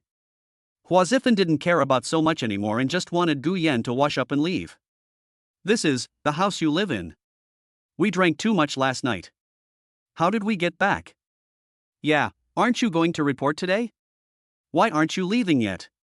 After checking his phone, Guan was startled and talking nonsense. It seemed that he was still drunk. Yeah, hurry up, go brush your teeth and wash your face, or the morning will be gone. After saying that, the two of them washed it up quickly. I rode the tram madly towards the company building. I arrived downstairs at the company and looked at the time. It was almost 11 o'clock. Guyan looked up and saw 4 big words on the door: Lingxi Jitsa. This is a big deal. Hua Zifan reminded Guyan to tidy up his hairstyle and clothes, then trotted into the company tremblingly. You are amazing. It's almost time for lunch and you're just here. Ms. Shin is in the office upstairs. You can go over and explain to her later. Lu Jingfeng looked at the 2 people who trotted in and casually pointed to the office upstairs. Hua Zifan quickly gestured to Guyan to sit down in the empty seat next to his workstation. Guyan, please sit down for a moment. I'll turn on the computer and transfer a file. I'll take you upstairs to see the boss right away. Guyan looked around the entire office. This is a standalone 3-story office building located in the Shanghai Pujian Yunqi Life Green Valley Innovation Park, next door to a famous internet giant. Compared to the city center, this place is considered a remote suburb. When you first come in, there is a winding path and a small water landscape in front of the office building. Relatively speaking, for this fast-paced financial first-tier city, there is no oppressive feeling of the glass curtain walls of the city as central CBD, and the pace is not very fast. In Hua Zifan's words, this place feels like home. The first floor of the office, which should be the entire office area, is bustling with only 3 or 4 people, and there is only 1 girl. It feels that this may be in the startup phase, everyone is lazy, and there is no strong working atmosphere. The second floor should currently be the president's office. Okay, Guyan, come upstairs with me to meet Mr. Shin. Hua Zifan raised his voice carefully. Regardless of what she said or how much she quarreled, Shin Lingwei was usually very easy to talk to. However, he didn't arrive at the company until noon, and even made the newcomer late. This was really unacceptable. He didn't even dare to breathe at this time. Guyan followed behind Hua Zifan. The sound of his leather shoes knocking on the marble steps was like a dull hammer hitting the ribs. Hua Zifan stopped in front of the carved glass door. Boom, boom, boom, boom, boom, boom. The door to the president's office creaked open a little. Mr. Shin, I'm sorry I was late this morning. It's because last night. Hua Zifan was interrupted by his boss Shin Lingwei before he could finish his words. Don't look for reasons. This won't happen again. Guyan, who was following behind Hua Zifan, heard a majestic female voice, and the words between the lines exuded an aura of oppression. Without explaining, Hua Zifan pointed behind him and continued. Mr. Shin, my friend Guyan is here to report today. You said yesterday that you would talk to him when you report, so I brought him here. Okay, go ahead and get busy. Let him in. Shin Lingwei said without raising her head while sitting in the boss chair in front of the desk. Then Hua Zifan motioned to Guyan to go in and ran downstairs. Guyan lowered his head and tugged at the hem of his shirt, and suddenly found that the second button had broken open. He was very embarrassed. A section of his collarbone was exposed, and beads of sweat slid down his Adam's apple into his collar. It was my first time meeting a CEO, and a female CEO at that, and it was really inappropriate to dress like this. But there was no other way. Where could I change clothes in such a short time? I had no choice but to go ahead. The moment I pushed the door open, the cold air from the air conditioner, wrapped in a unique feminine fragrance, hit me in the face. Mr. Shin, hello, I'm Guyan, the newcomer. I'm sorry to be late on my first day here. Please forgive me. Guyan stood upright with his hands at his waist and greeted. I don't know when, Shin Lingwei was already standing in front of the floor-to-ceiling window with her back to the door. Guyan glanced at his future boss out of the corner of his eye. Shen Lingwei was seen looking out the window with her arms crossed. Her shoulder-length dark brown hair fell like silk. It was not very long and was slightly curled at the ends, giving off a misty gold hue as if dyed by the morning light. It not only reflects the sharp and majestic qualities of a workplace boss, but also exudes the freshness and romance that an adolescent girl should have. Hearing Guyan's voice, Shen Lingwei slowly turned around, walked to the tea table and poured a glass of water for Guyan. "Are you Guyan? Then sit down and let's have a brief chat." Compared with the majestic style just now. At this time, Shen Lingwei looked more like a gentle young lady. Shen Lingwei is not very tall, about 165 centimeters tall. When Guyan stands, she looks more than a head taller than her. Especially the facial features, which can be described as delicate and exquisite. The slightly upturned nose and the light cherry lips are not so coquettish, but look so cute under the reflection of the midday sun through the glass window. The mother-of-pearl earrings are embedded in Shen Lingwei's thin and transparent earlobes, blending with her cold white skin to create an icy texture. There is a small light brown mole the size of a needle tip on the left side of the nose bridge, which adds a lively childishness to the fierce and domineering face. Shen Lingwei was wearing a women's black suit jacket with a light white lining underneath. The neckline reveals a butterfly-shaped depression formed by the slender clavicle, and the slightly raised chest curve is full but not too ostentatious. It rises and falls slightly with slow breathing. The lower body is matched with a knee-length suit skirt, and the plump and slightly raised hip curves exude youthful female hormones. The most fatal thing is the eyes, with translucent glass-like pupils and naturally curled eyelashes, which are very moving. Due to his height and sitting posture, Guyan almost had a nosebleed at the beautiful view in front of him. "She's really beautiful. Huazi didn't lie to me. She's really a beauty." Guyan thought to himself that he was really lucky. The salary was so high, and most importantly, the boss was so young and beautiful. At this moment, Guyan felt a burning sensation in his ears. There was a fire in his body that he couldn't control. So embarrassing. Chapter 9 Air Conditioning 21, Body Temperature 39.8. Looking at Guyan's slightly dull eyes and gradually reddening cheeks, Shen Lingwei thought it was because the weather was too hot. "Is it hot? Then I'll turn down the air conditioner temperature a bit. Why are you wearing a suit outside in such hot weather?" Seeing that Guyan was wearing a suit jacket over his shirt, Shen Lingwei picked up the air conditioner remote control and adjusted the temperature to 21 degrees. No. It's okay, this one is the thin version." Guyan replied hesitantly. "Don't just stand there, sit down and talk." Seeing that Guyan had been there for a long time, he was still standing there like a wooden man. Shen Lingwei pointed to the reception chair in front of the boss's desk, which was opposite the two chairs in front of the boss's desk. In order to make the atmosphere a little more relaxed, Shen Lingwei first turned the topic to Guyan's life. "Huazifan and you were classmates in college, right? He has told me about your work experience and your personal abilities several times. I came here today just to get to know you briefly." Maybe it was the discomfort he felt after the button of his shirt fell off when they first met, or maybe it was the embarrassing behavior in front of the beautiful leader just now, but at this moment, Guyan tried his best to restrain his inner impulse. He tried hard with his hands to pull at the edge of his shirt that was exposed at his waist, trying to close his open chest. "Yes, Mr. Shen, Huazifan and I both graduated from Nanjiang University of Technology, majoring in marketing. We were roommates in college and also good friends. After graduation, I worked in software sales for an internet company in Nanjiang, but it was mainly a cash register system for the catering industry. The project I worked on during my internship was a new project assigned to me by the department manager at the time. I participated in the entire project from 0 to 1. Shen Lingwei looked at him and nodded slightly, then turned to the water dispenser by the wall, poured a glass of water and handed it to Guyan. "Have a drink of water first. Then let me introduce you to some of the current situations of our company. Our group's headquarters is in the imperial capital. Our Lingxi Jitsi is a branch company that the group has just established in Shanghai. I am the person in charge of the company here.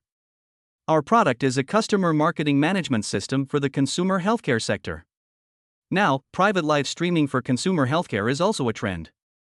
Our system has a live streaming function. The company has its own dedicated live streaming backend team of about 200 people in the capital. If our customers need a live streaming team, we can deploy a team from the group to the customer. To put it bluntly, we sell our software and live streaming services to medical beauty hospitals, dental hospitals, ophthalmology hospitals, and other large private hospitals.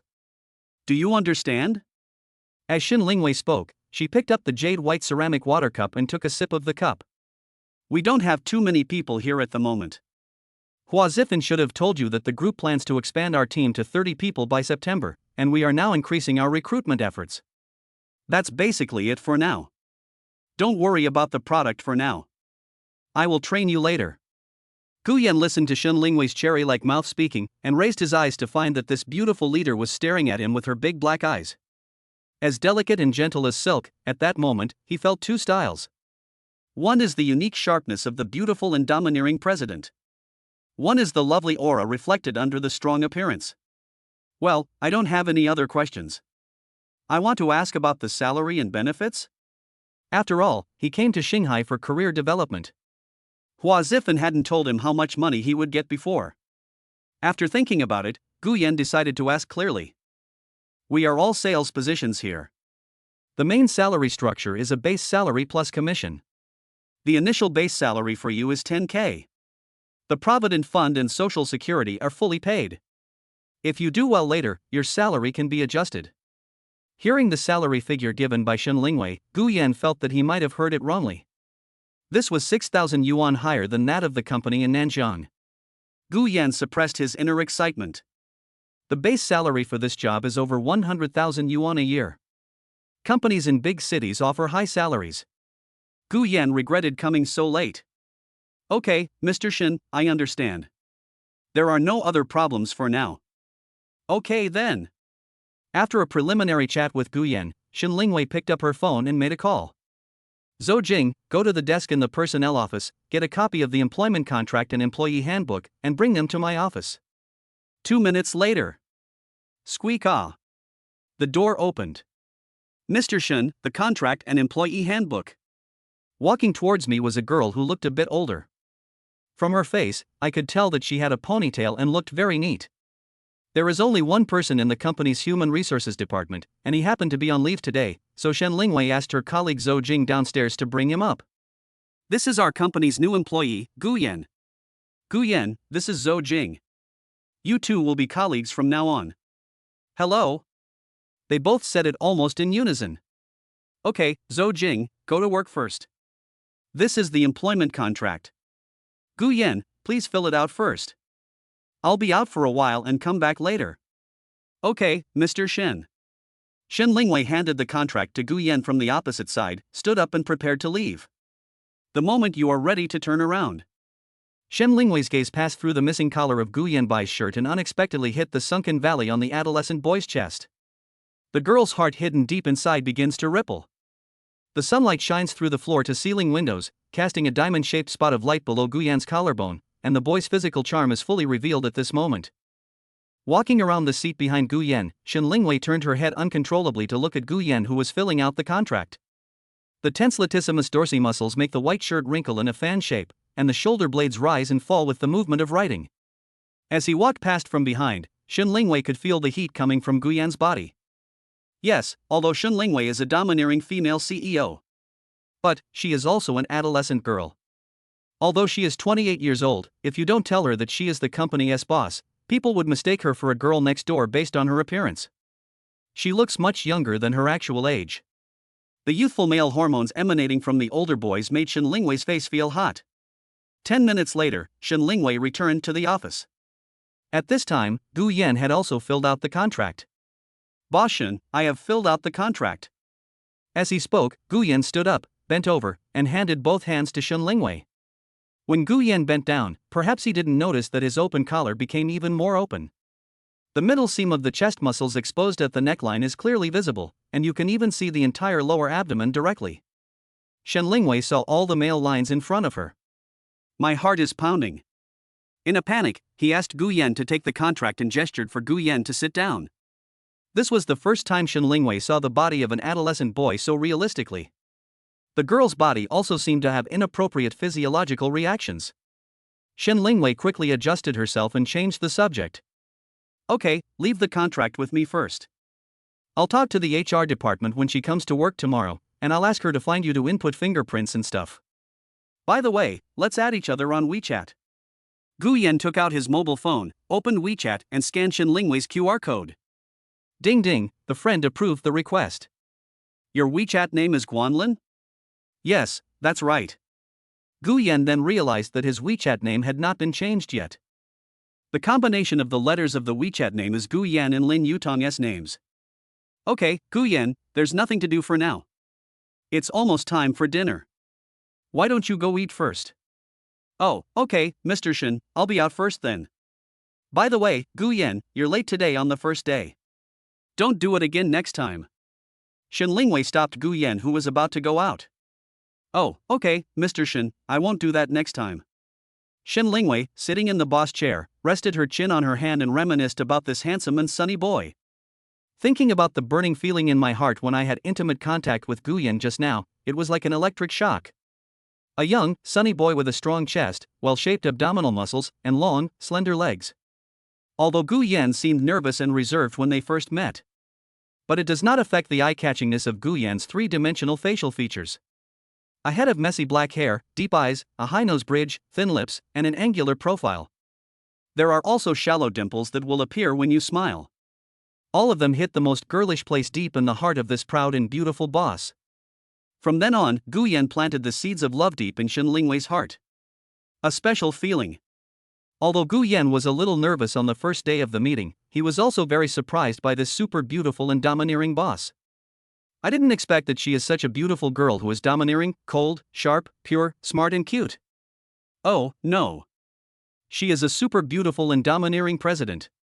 Chapter 10, Salty and Sweet, a double-faced beauty. On the other side, Gu Yan pretended to be miserable and lowered his head as he went downstairs. Seeing Gu Yan coming over with a sad face, Hua Zifen patted Gu Yan's shoulder jokingly and asked, "What's wrong? Did Mr. Shen criticize you?" "Ha, that's not necessary. You have to be gentle on your first day here." "Yes, she said that you were 2 hours late on your first day. If you come again, you won't be needed next time. I think the boss is mainly blaming you this time." Gu Yan looked so powerless. "Really? Is this true? What did the boss say?" "I can only blame you. I called you several times this morning, but you were sleeping like a dead pig and I couldn't wake you up. Next time, don't drink if you can't." Hua Zifen said nonchalantly, shaking his legs. "I'm just kidding, bro. The boss didn't say anything to me. He just reminded me when I came out last time, just don't be late next time. But what you said is indeed right. Our President Shen is so beautiful. Her figure. You don't know. I just..." Compared with his reserved attitude in the office just now, Gu Yan seemed so different at this moment, and whispered in Hua Zifen's ear. "Yeah, I've said it before, a beauty picked out of a million, isn't she prettier than the school belle and some celebrities? Her figure is absolutely amazing. Don't you know, she doesn't seem to have a boyfriend yet?" Hua Zifen made an obscene gesture. "Okay, Huazi, let's talk about it after get off work. It won't be good if we get caught." Gu Yan interrupted Hua Zifen. "Mr. Shen gives me a pretty good salary. The base salary is 10,000 yuan, which is much more than when I was in Nanjing. How much do you make? Look at the company now. There are only a few of us, and our salaries are the same. Moreover, the working atmosphere here is not too tense. It is only a few hundred meters away from the company, and we don't have to go to the city to take the subway for more than an hour. It's very comfortable." That is true. 12 noon. On the spiral staircase, the sound of sneakers stepping on the floor could be heard. "By the way, Gu Yan, there are a lot of places to eat nearby. Hua Zifen, take Gu Yan to get around. I'm going home and will come back this afternoon." Shen Lingwei was seen wearing a light blue sun hat and a gray-black sun protective jacket. She wore a pair of Adidas women's sports shoes instead of the 10 cm high heels she wore in the office. A pair of black sunglasses fit perfectly on the eyes, neither too big nor too small, neither too high nor too low. Different from the office outfit just now. At this moment, Shen Lingwei exudes such youthful beauty. It can be salty or sweet. The two men stared at Shen Lingwei in a daze for about 5 seconds. "Okay, Mr. Shen." The two watched Shen Lingwei walk out of the company gate. 2 minutes later, the rumbling sound of a car engine was heard. "My God, Mr. Shen drives an X7. This car must be worth hundreds of thousands, right?" Gu Yan looked out the window next to his workstation at the parking space on the road. "That's awesome." Gu Yan made a powerful gesture towards Hua Zifen. What's this? You don't know that our female leader has a postgraduate degree and has worked as a senior executive in a large internet company for 5 years. She was just poached by the group to become the CEO of our Shanghai company. For people like them who earn millions a year, money is nothing to them. It's just like paper. Hua Zifen spoke with great excitement, as if he knew everything about Shen Lingwei. That's pretty impressive. After all, you've basically achieved financial freedom before you're 30. That's better than 90% of men, right? When Gu Yan heard Hua Zifen say this, he admired this beautiful leader from the bottom of his heart. At first, it was her beauty and figure that attracted people's attention, but now it seems that Shen Lingwei's talent is no less than her appearance. Okay, you will slowly understand that our beautiful CEO is not an ordinary person. Hua Zifen nodded at Gu Yan. Let's go out to eat? Or order takeout? Let's go out and eat. I'll get familiar with the surroundings. The weather in Shanghai is really like a furnace. The leaves of the 2 big trees in front of the company's gate rustled under the scorching sun. As soon as I stepped out of the door, there was no air conditioning anymore. In an instant, beads of sweat the size of beans slid across every inch of skin on the body. This damn weather is killing me. It's really annoying to go out for dinner. Hua Zifen pulled at the clothes that were stuck to his skin. It's definitely much hotter than Nanjiang. Is the place to eat far away? Gu Yan wiped the sweat from his forehead and asked. Turn left at the entrance of the park and you'll see all the places to eat. Riding on the electric bike, the two came to the Hunan restaurant in front of the internet giant next to the old customer and walked in. Boss, I'd like some beer duck, shredded pork with green peppers, and 2 bottles of iced Sprite. Thank you. Hua Zifen shouted familiarly to the boss who was collecting the bills in front of the restaurant. It was after get-off-work time and I took a look around and saw a lot of people coming and going. People come and go in an endless stream. Most of them work in the industrial park, and a large number of them are from large internet companies nearby. Soon, the food was served. The 2 of them chatted back and forth, mostly talking about Shen Lingwei. The food on the table was eaten up in the midst of lively conversation. We're done eating. It's still early now. We can go back to the company for a lunch break. Mr. Shen may come over for a meeting in the afternoon. Hua Zifen greeted Gu Yan. Back at the company, most people fell asleep on the recliners in the lounge area. In this way, Gu Yan and Hua Zifen also found a place to take a rest. The time came to 2 o'clock in the afternoon. Let's go. President Shen sent a message in the group chat asking us to go to the office and wait for her for a meeting. She will be there in 5 minutes. Hua Zifen pointed to the message in the company WeChat group on his mobile phone and showed it to Gu Yan. By the way, I called the other 3 people. You are all here. I will tell you the plan later. Shen Lingwei pushed open the door, and a faint fragrance mixed with the cool air from the air conditioner wafted into her nose. Maybe it was because of driving, there was no sweat on my face. Well, Gu Yan, please introduce yourself to everyone first. Hello, Mr. Shen, hello colleagues. My name is Gu Yan, I am 23 years old this year. Before coming to the company, I worked as an intern salesperson at a software company in Nanjiang. I hope everyone will take good care of me. Okay, everyone welcome Gu Yan to join our team. As she spoke, Shen Lingwei led the applause. Hua Zifen needs no introduction. This is Lu Jingfeng, this is Zhou Jing, and this is Gue Mingyu. Shen Lingwei introduced them to Gu Yan one by one. At present, our team is just a few people, but our group's business is very mature. In addition, the group has now reached the D round of financing, and the prospects are very good. Opening up the southern market is also the general direction of the group, so we have established a branch in Shanghai. The company plans to expand to 30 people by the end of September and set up 4 teams. You all started from the same starting line. You all have just arrived and will have the opportunity to lead others as supervisors. The company has given you a platform, and I hope you will seize the opportunity. After listening to the leader's speech, everyone clapped in agreement. Okay, let me tell you about our marketing plan.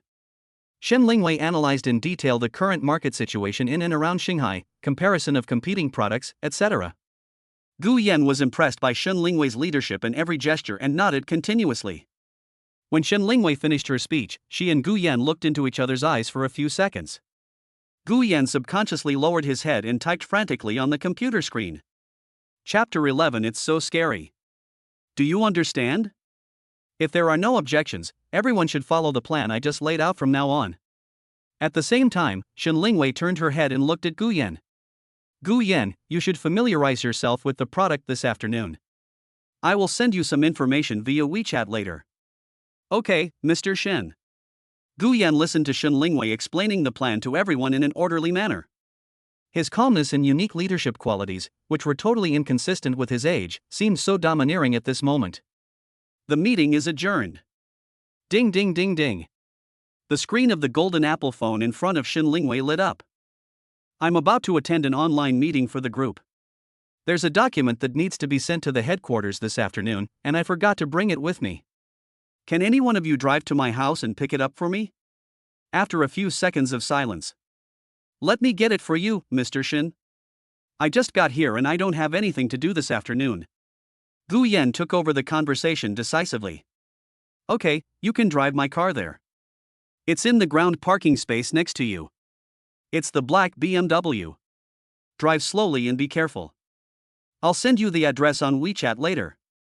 As Shen Lingwei spoke, she handed over the car keys and room keys.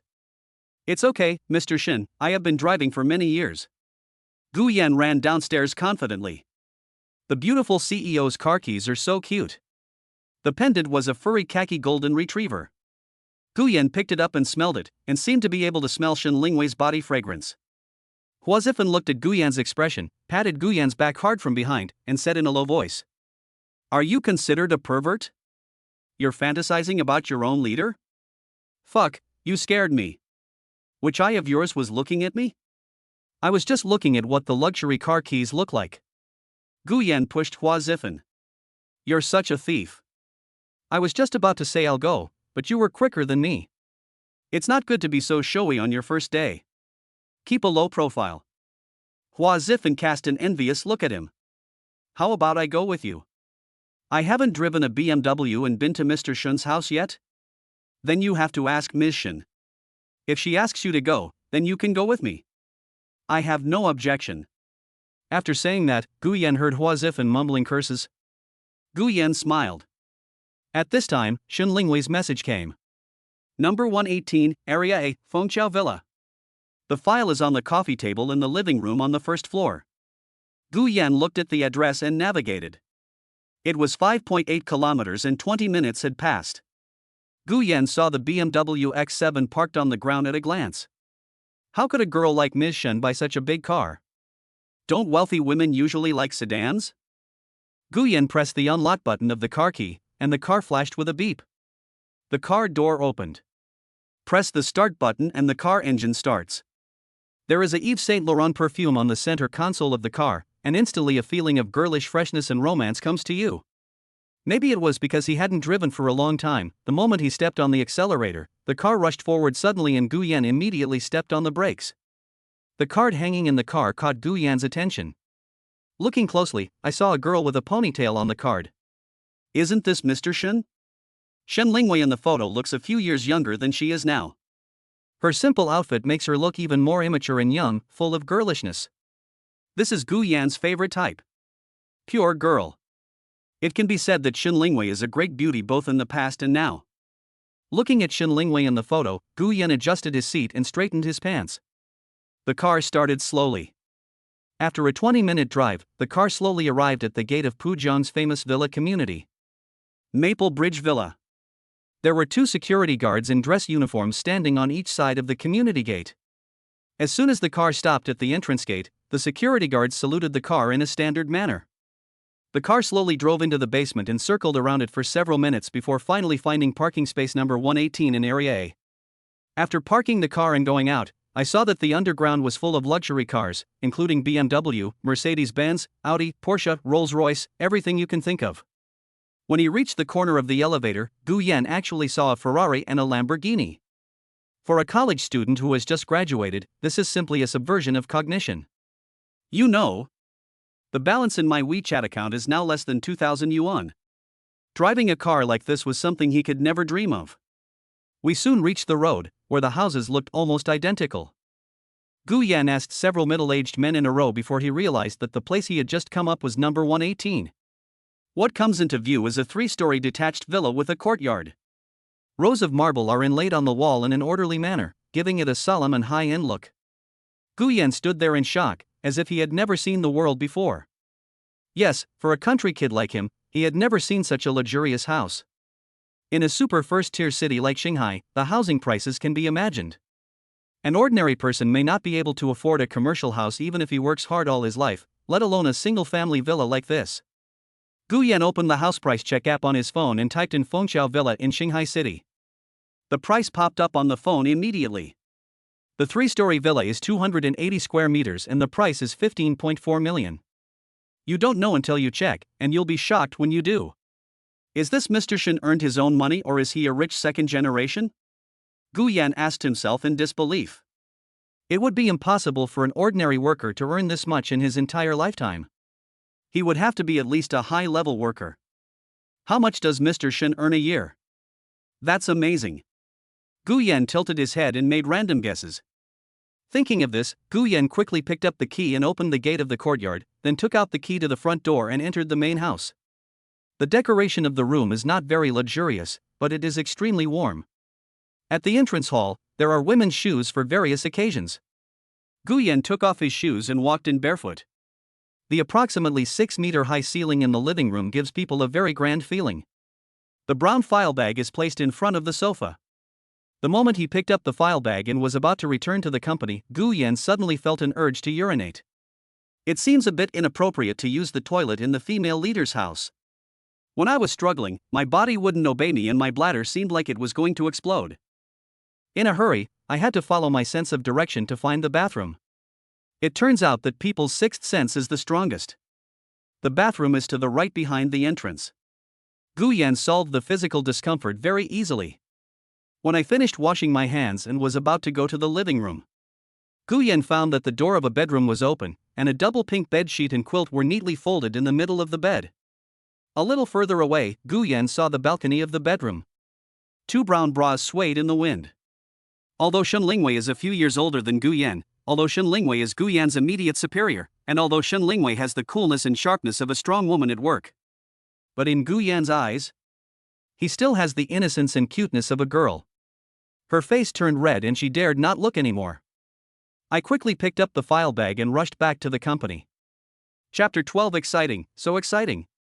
Running all the way. When I went up to the second floor, I could vaguely hear Shen Lingwei's crisp and clear voice in a meeting at the door. Seeing that the door was not closed, Guyan took the file bag and gently placed it on Shen Lingwei's desk and made a gesture. Shen Lingwei nodded. Seeing Guyan panting, Hua Zifan couldn't wait to ask more. How is it, Mr. Shen, do you enjoy driving? Then you're not talking nonsense? If a BMW is hard to drive, what car is easy to drive? The accelerator is very powerful, and it's easy to overtake. Hua Zifan was extremely envious. Where is Mr. Shen's house? I haven't been there yet. Is it a 2-bedroom and 1 living room or a 3-bedroom and 1 living room? Neither a 2-bedroom apartment nor a 3-bedroom apartment? Hua Zifan felt a little confused. It's not a 2-bedroom apartment, nor a 3-bedroom apartment. The boss won't live in a 1-bedroom apartment like me, right? Hua Zifan would probably never guess it until his death, Guyan interrupted, shaking his head. Don't make blind guesses. This is a height that you and I will never be able to reach in our lifetime. It's the 3-story villa where Mr. Shen lives. WC, is this true? A villa? And a 3-story one? Hua Zifan was obviously shocked. He stood there in a daze, and the pen he was spinning in his hand suddenly stopped. He would never have thought that Shen Lingwei could be so mean. I estimate that if there are 3 floors, there will be more than a dozen rooms. The living room alone is 6 meters high. Guyan continued to provoke Hua Zifan. I haven't been there yet. I'll have to go and see it next time I get a chance. Mr. Shen is really talented, beautiful, and rich. The two nodded at the same time. Since then, Shen Lingwei has risen to a higher level in their hearts. Then ordinary men are really not worthy of Ms. Shen. No wonder Ms. Shen is still single. I guess her standards must be very high. Hua Zifan said in a nod. Of course, she has the capital, she's so beautiful, and she's so rich, how could she just find someone casually? Okay, let's stop chatting. Tell me about the product. Ms. Shen is in a meeting. She may have forgotten to send me the information. Tell me about it. I need to be more self-conscious and learn it. Okay, this is our software. Its main usage scenario is for consumer medical institutions.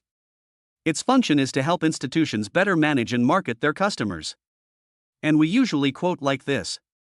Hua Zifan introduced to Guan in detail the product's functions, usage scenarios, quotations, and ideas for early customer development. After listening to Hua Zifan's introduction, Guan used a mind map on the computer to make his own understanding. Where's the water? Let me get some water. I haven't had any water all afternoon. I'm dying of thirst. Guyan stuck out his tongue and asked Hua Zifan, who was looking at his phone. At the printer. Hua Zifan looked up and pointed to the printer under the stairs to Guyan. He drank 2 glasses of water in one gulp. It's so refreshing. He casually threw the disposable cup into the trash can next to him, turned around and found Zhou Jing at a 45-degree angle to the left rear of the water dispenser. He had seen this girl in the morning. Guyan walked quietly behind her without saying a word. At this moment, she was quietly organizing computer data. He looks a few years older than Guyan. His face carries a calmness beyond his age and a temperament that comes from years of experience. His face was thin and unadorned, and he wore a simple white cotton shirt. The corners of the shirt were neatly tucked into dark blue straight-leg jeans, without any fancy decorations. Her unpainted skin has a light black color, giving her a unique sense of simplicity. She looked down as if she was carefully organizing some form or something. Guyan thought about saying hello to her. After all, he had seen her in Mr. Shen's office in the morning and wanted to get to know her better. Hi, Zhou Jing, you are busy. My name is Guyan. Zhou Jing was interrupted from her work by the sudden sound. Yes, Guyan, you are welcome to join us. As he spoke, he looked up and smiled at Guyan, revealing 2 rows of neat teeth. Thank you. I just came to Shanghai from Nanjing, and I'm not very familiar with this place. I'll need your guidance in my future work. Guyan said politely. No problem, my hometown is Qingcheng County in Nanjing. You are from Qingcheng too? Me too? I didn't expect to meet fellow villagers from Nanjing in our company after coming to Shanghai. What a fate. Speaking of this, Guyan also seemed incredible. Then I really didn't know. A few days ago, I heard Hua Zifan say that his classmates from Nanjing University were coming, but I didn't know you were from Nanjing Qingcheng. What a coincidence. Yeah, then we can help each other in the future. By the way, what's your WeChat number? I'll add you. As they were talking, the two added each other on WeChat. This is indeed fate. I never thought I would meet a fellow villager here. Then Zhou Jing, you go ahead and do your work. I'll go over first. Yeah, okay. Zhou Jing, I just chatted with her for a while. Is she my fellow villager? Guyan turned his head and said to Hua Zifan. Your hometown? Is that true? I didn't ask him where he was from before. That's good. Zhou Jing is a nice person. She does all the daily chores in the company silently. That's right, we Qinghe people are all very nice. Soon, it was 6 o'clock in the afternoon and time to get off work. The lights in the boss office were still on. It looks like today will be another long report. Hua Zifan squinted and said to Guyan. Guyan, let's check in and go back first. I'll take you to buy some things. Wouldn't it be a bad idea for us to leave before the boss does? Guyan asked Hua Zifan cautiously. After all, it was his first day, so it would be better to be careful. It's okay. Mr. Shen said that we don't need to be so strict here. Just finish your work for the day and you can leave when it's time to get off work. Well then. Riding on an electric bike, the two came to the Xinhui Wanjia large chain supermarket 200 meters away from the apartment. I can't believe there is such a big supermarket in such a remote place like Pujiang. Guyan looked at the large logo on the door. No matter how remote it is, it's still Shanghai. You thought it was Nanjing. There are a lot of people here, but it's less crowded than in the city. Huazi put his arm around Guyan's shoulder and walked into the supermarket, talking and laughing. It's summer now, so I won't buy winter quilts for now. I'll just buy a cool mat and an air conditioning quilt. Your house is so small, there's no place to put them. After shopping in the supermarket, Guyan bought some daily necessities such as a cool mat, an air conditioning quilt, towels, shampoo, and a few shirts and spare underwear. After paying the bill, I just walked out of the supermarket. Ding ding. A message came on Guyan's cell phone. Brother Guyan, are you still in Pujiang? Are you free on Saturday? I happen to be busy, so I'll go and play with you. Guyan looked at the sudden WeChat message on his phone. It was Su Qing, the sophomore girl who was bullied on the subway. I remembered the miniskirt she wore that day, and the half-open neckline of her plaid short-sleeved top. The stimulation of the young girl's body gave his adrenaline a rush. But compared with a two-faced beauty like Shen Lingwei, it seems to be lacking a bit. I've been drinking and busy with my job these days and forgot about her. Who is this? Su Qing? Okay, when did you start dating someone again? Hua Zifan didn't know when he moved his head over. Oh, this is a girl from Jiaotong University whom I met on the subway on the way to your place the other day. She was being bullied and I tried to persuade her. Later, she chased me and added me on WeChat, insisting on treating me to a meal. I refused at the time, but now she's texting me again. Guyan deliberately lowered his voice. Fuck, you're so lucky, a college student? Are you good looking? I don't know if it's good or not, but I almost had a nosebleed because of her figure. Especially that pair, they're pretty sexy. Guyan said half jokingly. Nima, is this true? Do you have any photos? Let me see. How come all the good things happen to you? As for the photo, I don't have it. Forget it, let's not tease the little girl. Guyan used his hands to roughly illustrate Su Qing's figure to Hua Zifan. Hua Zifan's eyes lit up. After all, he had been single for 23 years and had never even touched a woman's hand. When can you let her come to Pujiang to play? I'll treat her. We'll talk later. Guyan thought for a moment and sent a message to Su Qing.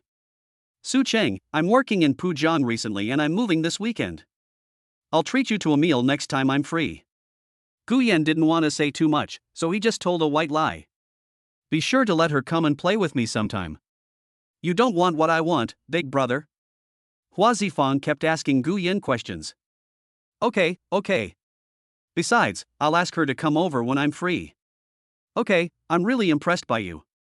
Passing by the bottom of the apartment building, Guyan saw a couple cuddling sweetly on a bench. I couldn't help but think of every little detail about Nanjiang and Lin Yutong. He tried to forget. But his brain nerves instantly brought him back to the past. After a short brain circuit for a while, the two men walked towards the door of the apartment rental. Chapter 13, This is so cruel, is he a human being? Do all the colleagues in our company live here? They're basically all nearby. Lu Jingfeng also lives in our building. He's above us, on the 6th floor. The others are also nearby. Oh, and your fellow villager Zhou Jing lives in the neighborhood next door. Gue Mingyu is much older than us. He seems to have bought an old, run-down apartment in Pujiang. He told us before that it's about 60 square meters, a small 2-bedroom apartment from the old neighborhoods built in the 1990s. He seems to have been in Shanghai for 10 years. Gue Mingyu, a former internet giant with 7 years of sales experience. Due to his age, everyone affectionately calls him Lao Gue. Hua Zifan took out a cigarette and handed it to Guyan, then bent down and leaned on the handrail of the stairs. Oh, he does look a bit older, but he seems easy to get along with. For now, our team members are all pretty good. You'll get to know each other slowly. Gue Mingyu bought the house several years ago. He said that his wife wanted him to buy a house in Shanghai, otherwise she would not get married. Guyan took a deep puff of his cigarette. I think the houses in Pujiang are quite expensive. Only ordinary people can afford to buy a house here. Hua Zifan looked at Guyan and said in a teasing tone. It may look good on the surface, but this kind of life is very painful. Lao Gue's house is old and dilapidated, and the maximum installment period is 17 years. Now his mortgage payment alone is 10,000 yuan per installment. On days like this, only those who know how hard it is to live like this will understand. Come to think of it, in this damn place called Shanghai. Take the small single room that Hua Zifan shared with his wife, which was less than 10 square meters, but cost 1,800 yuan a month. Not to mention buying a house, even for Gue Mingyu's old and dilapidated house, the down payment is estimated to be hundreds of thousands. Even so, Shanghai is still the most desirable city for young people across the country. Lao Gue worked for a large internet company next to our company for 7 years as a small supervisor. He came to our company because they laid him off. Hua Zifan continued to chat with Gu Yan about Lao Gue. Lao Gue is 32 this year, a few years older than Mr. Shen, but we are expanding our enrollment. Anyone who is under 35 years old can come in. Well, it seems like a good choice for him. He has worked in a big factory nearby for many years. This might be a good platform for him.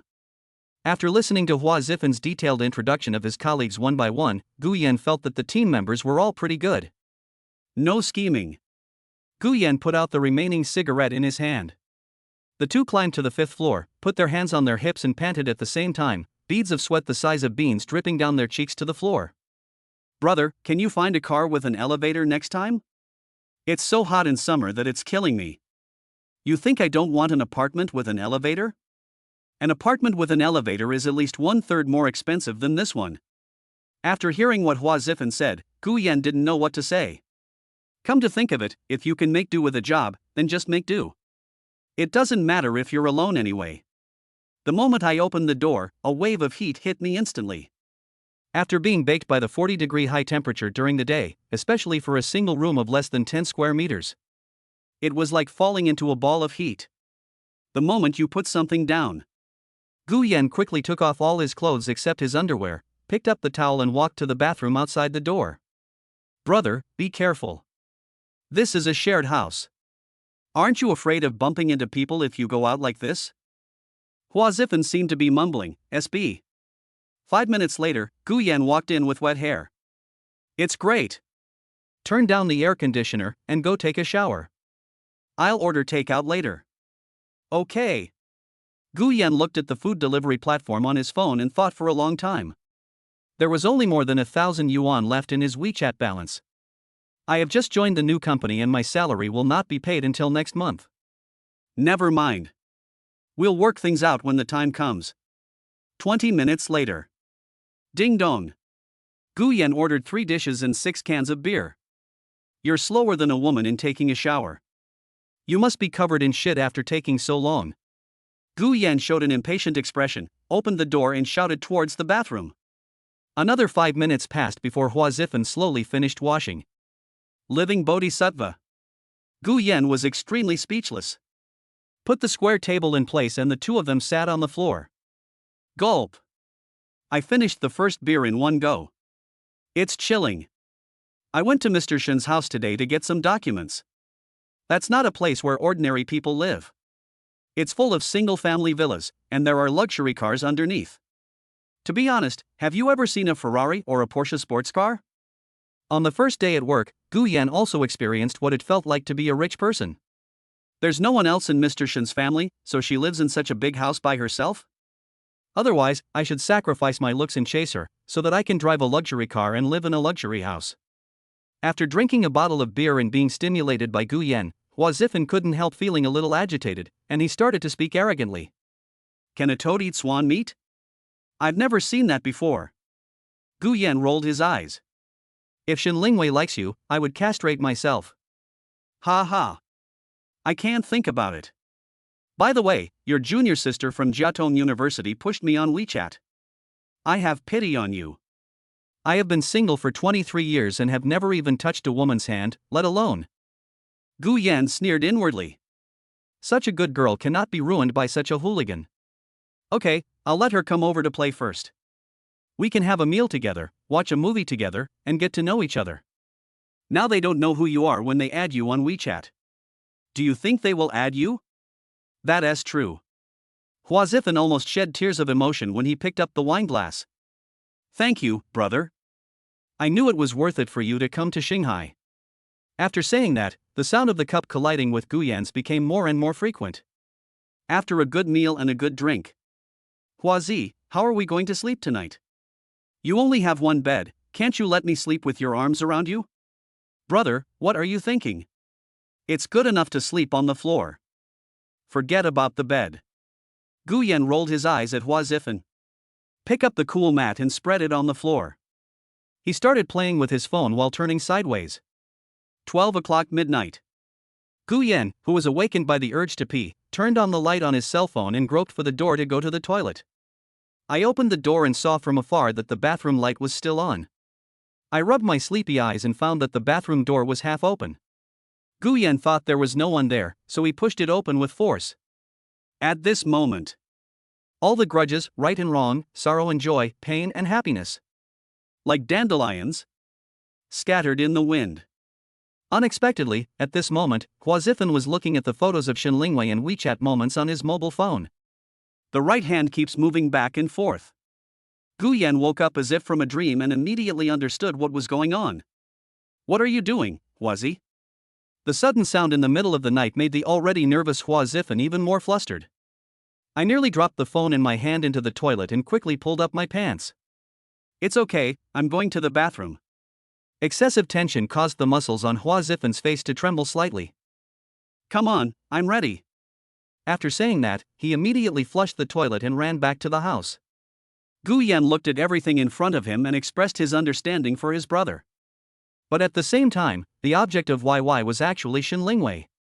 You are such a crazy beast. You are the only one who can do such a thing as a YY leader.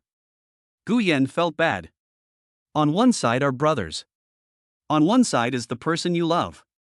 There's nothing we can do about it. It's done. What else can I do? It's really crazy. Chapter 14, just having a dinner together, why are you so excited? The alarm clock rang on time at 8 o'clock the next day. The two of them prepared to stand up in unison. Hua Zifan looked at Gu Yan, scratched his head and smiled a little embarrassedly. In order to ease his brother's embarrassment, Gu Yan shrugged. It's normal. How many men haven't done it? After saying that, Hua Zifan ran into the bathroom to wash up. This guy is really thick-skinned. But how to put it? Hua Zifan is a very loyal person who speaks his mind. He's really like the guy in the movies who would risk his life for his brothers. This is absolutely true. When he was in college, Gu Yan once got into a conflict with the other team while playing basketball. Relying on their superior numbers, the other team rushed over to beat him up. Unexpectedly, Hua Zifan, who was not as strong and sturdy as Gu Yan, jumped up and caught the leader and punched him hard. In the end, I hit the man's nose and made it bleed, and he had to pay for the medical expenses. So, from that time on, Gu Yan and Hua Zifan became the best brothers in private, closer than real brothers. Except for girlfriends, everything else can be shared, including happiness and difficulties. Hurry up and wash the dishes. You can't be late today. It seems that this guy has long forgotten the embarrassment of last night. There is indeed such a type of person, just like the kind of person who doesn't hold grudges overnight. It doesn't exist. Gu Yan immediately picked up the towel and toothbrush and resolved the battle in 5 minutes. It's another sunny day. Today the temperature reached 41 degrees.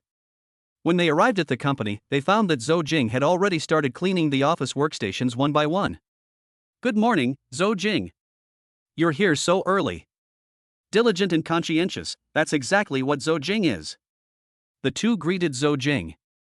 Just arrived. Zhou Jing stopped the work in her hands and gave a faint smile.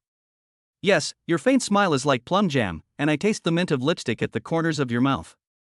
Damn it! What are you thinking about? Hua Zifan and Gu Yan also began to join Zhou Jing's team, working as hard-working little bees for the company and contributing their own strength. The cicadas on the 2 big camphor trees in front of the company were chirping non-stop.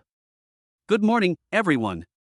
The moment the smart sensing door opens, the 3 of them saw the light at the same time. Shenlingwei was wearing a simple pure white t-shirt with a slightly open neckline. The slim fit perfectly outlined her perfect figure. Casual yet elegant. The lower body is also matched with pure white tight jeans, which perfectly fits the slender legs and slender ankles. What makes people's nose bleed even more is the slightly raised buttocks. She looks more perfect than the beautiful yoga instructor. The heels of the exquisite white high heels on her feet tapped the ground, making a crisp sound. It added a bit of confidence and competence to her. Long fluffy hair over shoulders. And the crystal earrings that were replaced on the ears. It sways gently with her movements. Different from yesterday's domineering and cool outfit. Today, Shenlingwei exudes youthfulness from head to toe. Confident, capable, neat and youthful. Morning, Mr. Shen. The 3 said in unison. By the way, Gu Yan, the HR will be here today. Ask her to handle the formal employment procedures for you.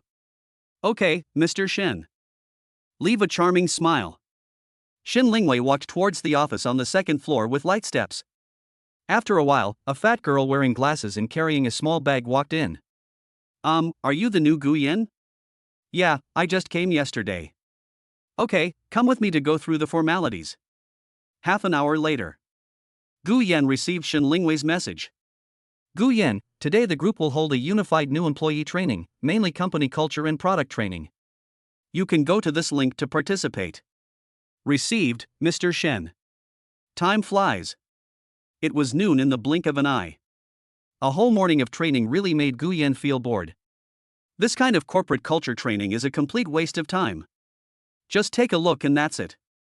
Just when everyone was getting ready to go out for dinner. Shen Lingwei didn't know when she stood in front of Guyan's workstation. How was it? Did you understand the training this morning? In the morning, we will discuss the group's corporate culture and personnel attendance system. Mr. Shen, we will start product training in the afternoon. Okay, tell me anytime if you don't understand. Then, Shen Lingwei clapped her hands and motioned for everyone to look over. Well, the weather is quite hot. We have 6 people in our team including the HR department. We are also the startup team of our Shanghai company. How about everyone come to my place for dinner today? I have everything I need. Oh, all right, Mr. Shen. Hua Zifan was looking at his phone and almost jumped up when he heard this. Everyone applauded and cheered. Seeing everyone so excited, Shen Lingwei continued. Then get off work a little earlier today, and we'll set off an hour earlier at 5 o'clock. Hua Zifan was dancing and whistling. Yeah. Hua Zifan looked at the guy in front of him with an incredible look on his face. I patted him and whispered. Keep a low profile, no one else is like you, they're just like country folk coming to the city. Hua Zifan ignored it. They were excitedly chatting at this workstation and looking at that workstation, having a lot of fun. Guyan was speechless. It's just a meal at the boss's house, buddy. Hua Zifan had no mind to work for the entire afternoon. During Guyan's training, he would come over and disturb him from time to time. This guy is crazy. It was 5 o'clock. The sun was still blazing in the sky. After a while, Shen Lingwei went downstairs wearing sunglasses. My car can only seat 5 people. How about I call a taxi for the other person? For fear of not being able to get into the domineering boss's car, Hua Zifan followed Shen Lingwei directly. Then I'll take a taxi, Mr. Shen. Guyan took a step forward. Hua Zifan gave a wicked smile of satisfaction, he finally succeeded. Half an hour later, Guyan also arrived at the door of the villa. As soon as he entered, he saw Hua Zifan had been waiting for a long time. Not bad, you're here so soon? Hua Zifan got the advantage and still acts like a good kid. You are so cunning. Ha ha. Shen Lingwei took a box of iced cola from the refrigerator. Come on, everyone come over and have a Coke. I bought lobster, ribs, beef, fruit. But I'm not very good at cooking. Who can? Who should I leave it to today? Zhou Jing, can you cook? Shen Lingwei picked up a cup of Coke and took a sip. I'm not really good at it either. I only know scrambled eggs with tomatoes. Zhou Jing shook her head embarrassedly. Everyone either shook their heads or said it wasn't tasty. Let alone Hua Zifan, he can't do anything except eating. Let me try, Mr. Shen. I'm the one who cooks at home. You can cook? Great, I can't tell, Guyan, then let us taste your cooking skills. When Shen Lingwei heard this, her pretty face was surprised, then she gave him an approving look and gave a thumbs up with her finger. I'll try. Don't blame me if it's not tasty. Chapter 15 First Intimate Contact. From the moment I entered the door, Lao Gui had been sitting obediently on the sofa behind the coffee table. His knees were pressed together against the edge of the coffee table, his elbows resting on his knees, he spoke very little, and seemed to be thinking about something. Typical restrained style. Some people say that a true sales expert is not someone who talks a lot or has a lively personality. On the contrary, for a true master, if he doesn't make a move, then it's nothing. Once he makes a move, the outcome is decided. In a group of people, the most powerful one is often the quietest and most seemingly introverted, because when he speaks, he always gets to the point. When it comes to solving problems, those who talk too much are definitely not as good as the quiet one. Lu Jingfeng, his colleagues in the company call him a madman. He is 2 years older than Hua Zifan and Guyan. As you can tell from his name, he is a person who cannot stay still. He has a lively personality and is a nice person. He usually helps out his colleagues and is always available when called upon. Maybe because it was their first time, this time Hua Zifan was finally satisfied. Lu Jingfeng and Hua Zifan were walking around the villa curiously. Zhou Jing and Xiao Yuhan seemed very interested in the dog in the yard at the door. Is this a golden retriever? It's so beautiful. Xiao Yuhan gently stroked the dog's head back and forth. Her name is Tang Yuan. I have raised her for several years. She is very beautiful. Shen Lingwei looked at the two of them playing with the dog at the door and answered naturally. This brown golden retriever looks like it is enjoying itself, with a smile on its face. The golden brown fur is as gentle and natural as silk. The setting sun shines through the leaves of the pomegranate tree in the yard onto the dog's back, as if it were coated with a layer of gold halo. It is so beautiful. Tang Yuan, get down. Following the hostess's order, the golden retriever immediately lay on the ground obediently. This golden retriever looked to be about 60 to 70 kilograms, with a sturdy body and strong limbs. Come over. The golden retriever, which was originally lying down, immediately ran up and jumped toward Shen Lingwei. The two front paws were placed directly on Shen Lingwei's shoulders. Sure enough, there is a reason why so many girls like to keep golden retrievers. Gentle, spiritual, smart and lively, loyal to his master, a warm man with overwhelming boyfriend power. These advantages are all combined. In addition, the key is that the golden retriever's physique is not like that of other pet dogs, and they don't need to go to the hospital due to frequent illnesses. For girls, it's very convenient. Seeing the boss fighting dogs, the others ran into the yard after hearing the noise. Be good, Tang Yuan, go play. Shen Lingwei patted Tang Yuan and then arranged the next task. It's getting late, let's get moving. Indeed, the setting sun hanging in the sky only left a faint red glow on the horizon. Then Gu Yan will be in charge of cooking. The two girls, Xiao Yuhan and Zhou Jing, will be in charge of washing vegetables and preparing ingredients. Zifan and Jingfeng, you two will go to the gate of the community and buy some beer and drinks. Lao Gui, you are responsible for cleaning the lobsters in the bucket. As for why Lao Gui is not called Yi Hang, it may be because of his age. After all, Lao Gui is a few years older than Shen Lingwei, so it might be a bit awkward to call him that. Everyone, is this okay? Okay, what would you girls like to drink? Hua Zifan took over the conversation. Orange juice. After saying that, he and Lu Jingfeng walked out of the yard arm in arm. The dishes are all in the kitchen, you guys follow me. Lao Gui walked out of the living room carrying half a bucket of lobsters. Boss Shen, I'm going to go to the yard to wash it, otherwise the house will be dirty later. That's fine. Zhou Jing and Xiao Yuhan were also washing vegetables, pork and other things in the sink. Well, Gu Yan, it's up to you tonight. I'm counting on you. When Shen Lingwei said this, Gu Yan was stunned. This is different from Mr. Shen in the office. At this moment, Shen Lingwei is like a girlfriend in love, and her tone is very cute. Okay, Mr. Shen, I'll try my best. While talking, Shen Lingwei took out a pink kitchen scarf from the cupboard at the bottom of the window and said playfully. I can't help it. I only have one pink one. I don't cook very often, so I didn't prepare other colors. It's okay, Mr. Shen. After taking the towel, Gu Yan put it over his head and chest, but found that he couldn't tie a knot with his hands from behind. Let me do it. Shen Lingwei watched Gu Yan urging her to tie the knot for 2 minutes, but she still hadn't tied it properly. He said as he tied it up very skillfully. The moment Gu Yan turned around, Shen Lingwei burst out laughing and fell forward and backward. Gu Yan looked at the female boss in front of him, very surprised, not knowing what was so funny. What's wrong, Mr. Shen? Nothing, look at you, ha. Shen Lingwei pointed at the pink apron on Gu Yan. You look so cute in this. Shen Lingwei looked at the big boy in front of her. Wearing such a pink apron, he really looked a bit naive. After hearing what Shen Lingwei said, Gu Yan quickly turned around and looked himself up and down. Boss Shen, let me prepare the complicated dishes first. By the way, where is the pressure cooker? Shen Lingwei covered her mouth and pulled the cupboard under Gu Yan. The kitchen utensils, pots and bowls are all here. Then I'll wait for your banquet. I'll go out and see how they're washing the vegetables. With that said, Shen Lingwei walked out of the kitchen with light steps. After a few minutes, Zhou Jing brought the washed vegetables into the kitchen. Gu Yan, the vegetables are washed and placed here. Do you want help? If not, I will go out and help Lao Gui wash the lobsters. Yeah, it's okay, go ahead. For the first dish, Guyan wanted to cook some boiled beef, which was what he was best at.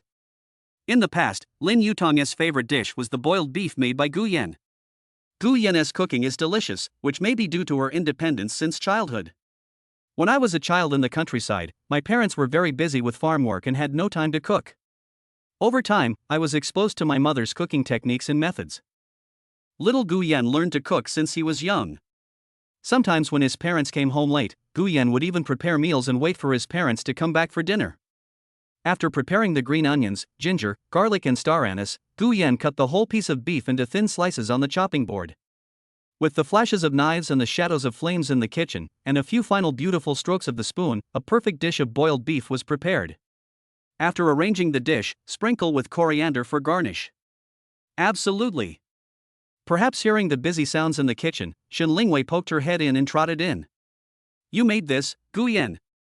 It looks so appetizing. Shen Lingwei took out a pair of chopsticks, picked up a piece of beef, brought it to her mouth, blew gently, and then couldn't wait to stuff it into her mouth. It's so delicious. Have you ever studied cooking? It's better than the food in the restaurant, with great color, aroma, and taste. He gave a thumbs up while eating. No, it's just so-so, not that delicious. Guyan felt embarrassed by being praised. The second dish I prepared was corn and pork rib soup. Maybe it was because the ribs were difficult to chop, or maybe it was because the knife hadn't been used for a long time. While chopping the ribs hard, the knife accidentally cut the joint of my left thumb, leaving a deep cut and blood oozing out. Hiss. Guyan gritted his teeth hard, put down the knife immediately, pinched the bleeding wound tightly with his right hand, and sweat oozed from his head. Shen Lingwei, who was about to put down her chopsticks, also noticed that something was wrong with Guyan. Looking at Guyan's hands and the knife thrown aside, Shen Lingwei quickly ran to Guyan's side. Seeing the blood on Guyan's hands and the knife wounds, Shen Lingwei couldn't help but frown. Why are you so careless? Does it hurt? Suddenly, he held Guyan's left hand with both hands, brought it to his lips, and blew air towards the wound. Standing next to Guyan, Shen Lingwei's head was almost touching Guyan's chin, and her soft hair exuded the fragrance of a young girl.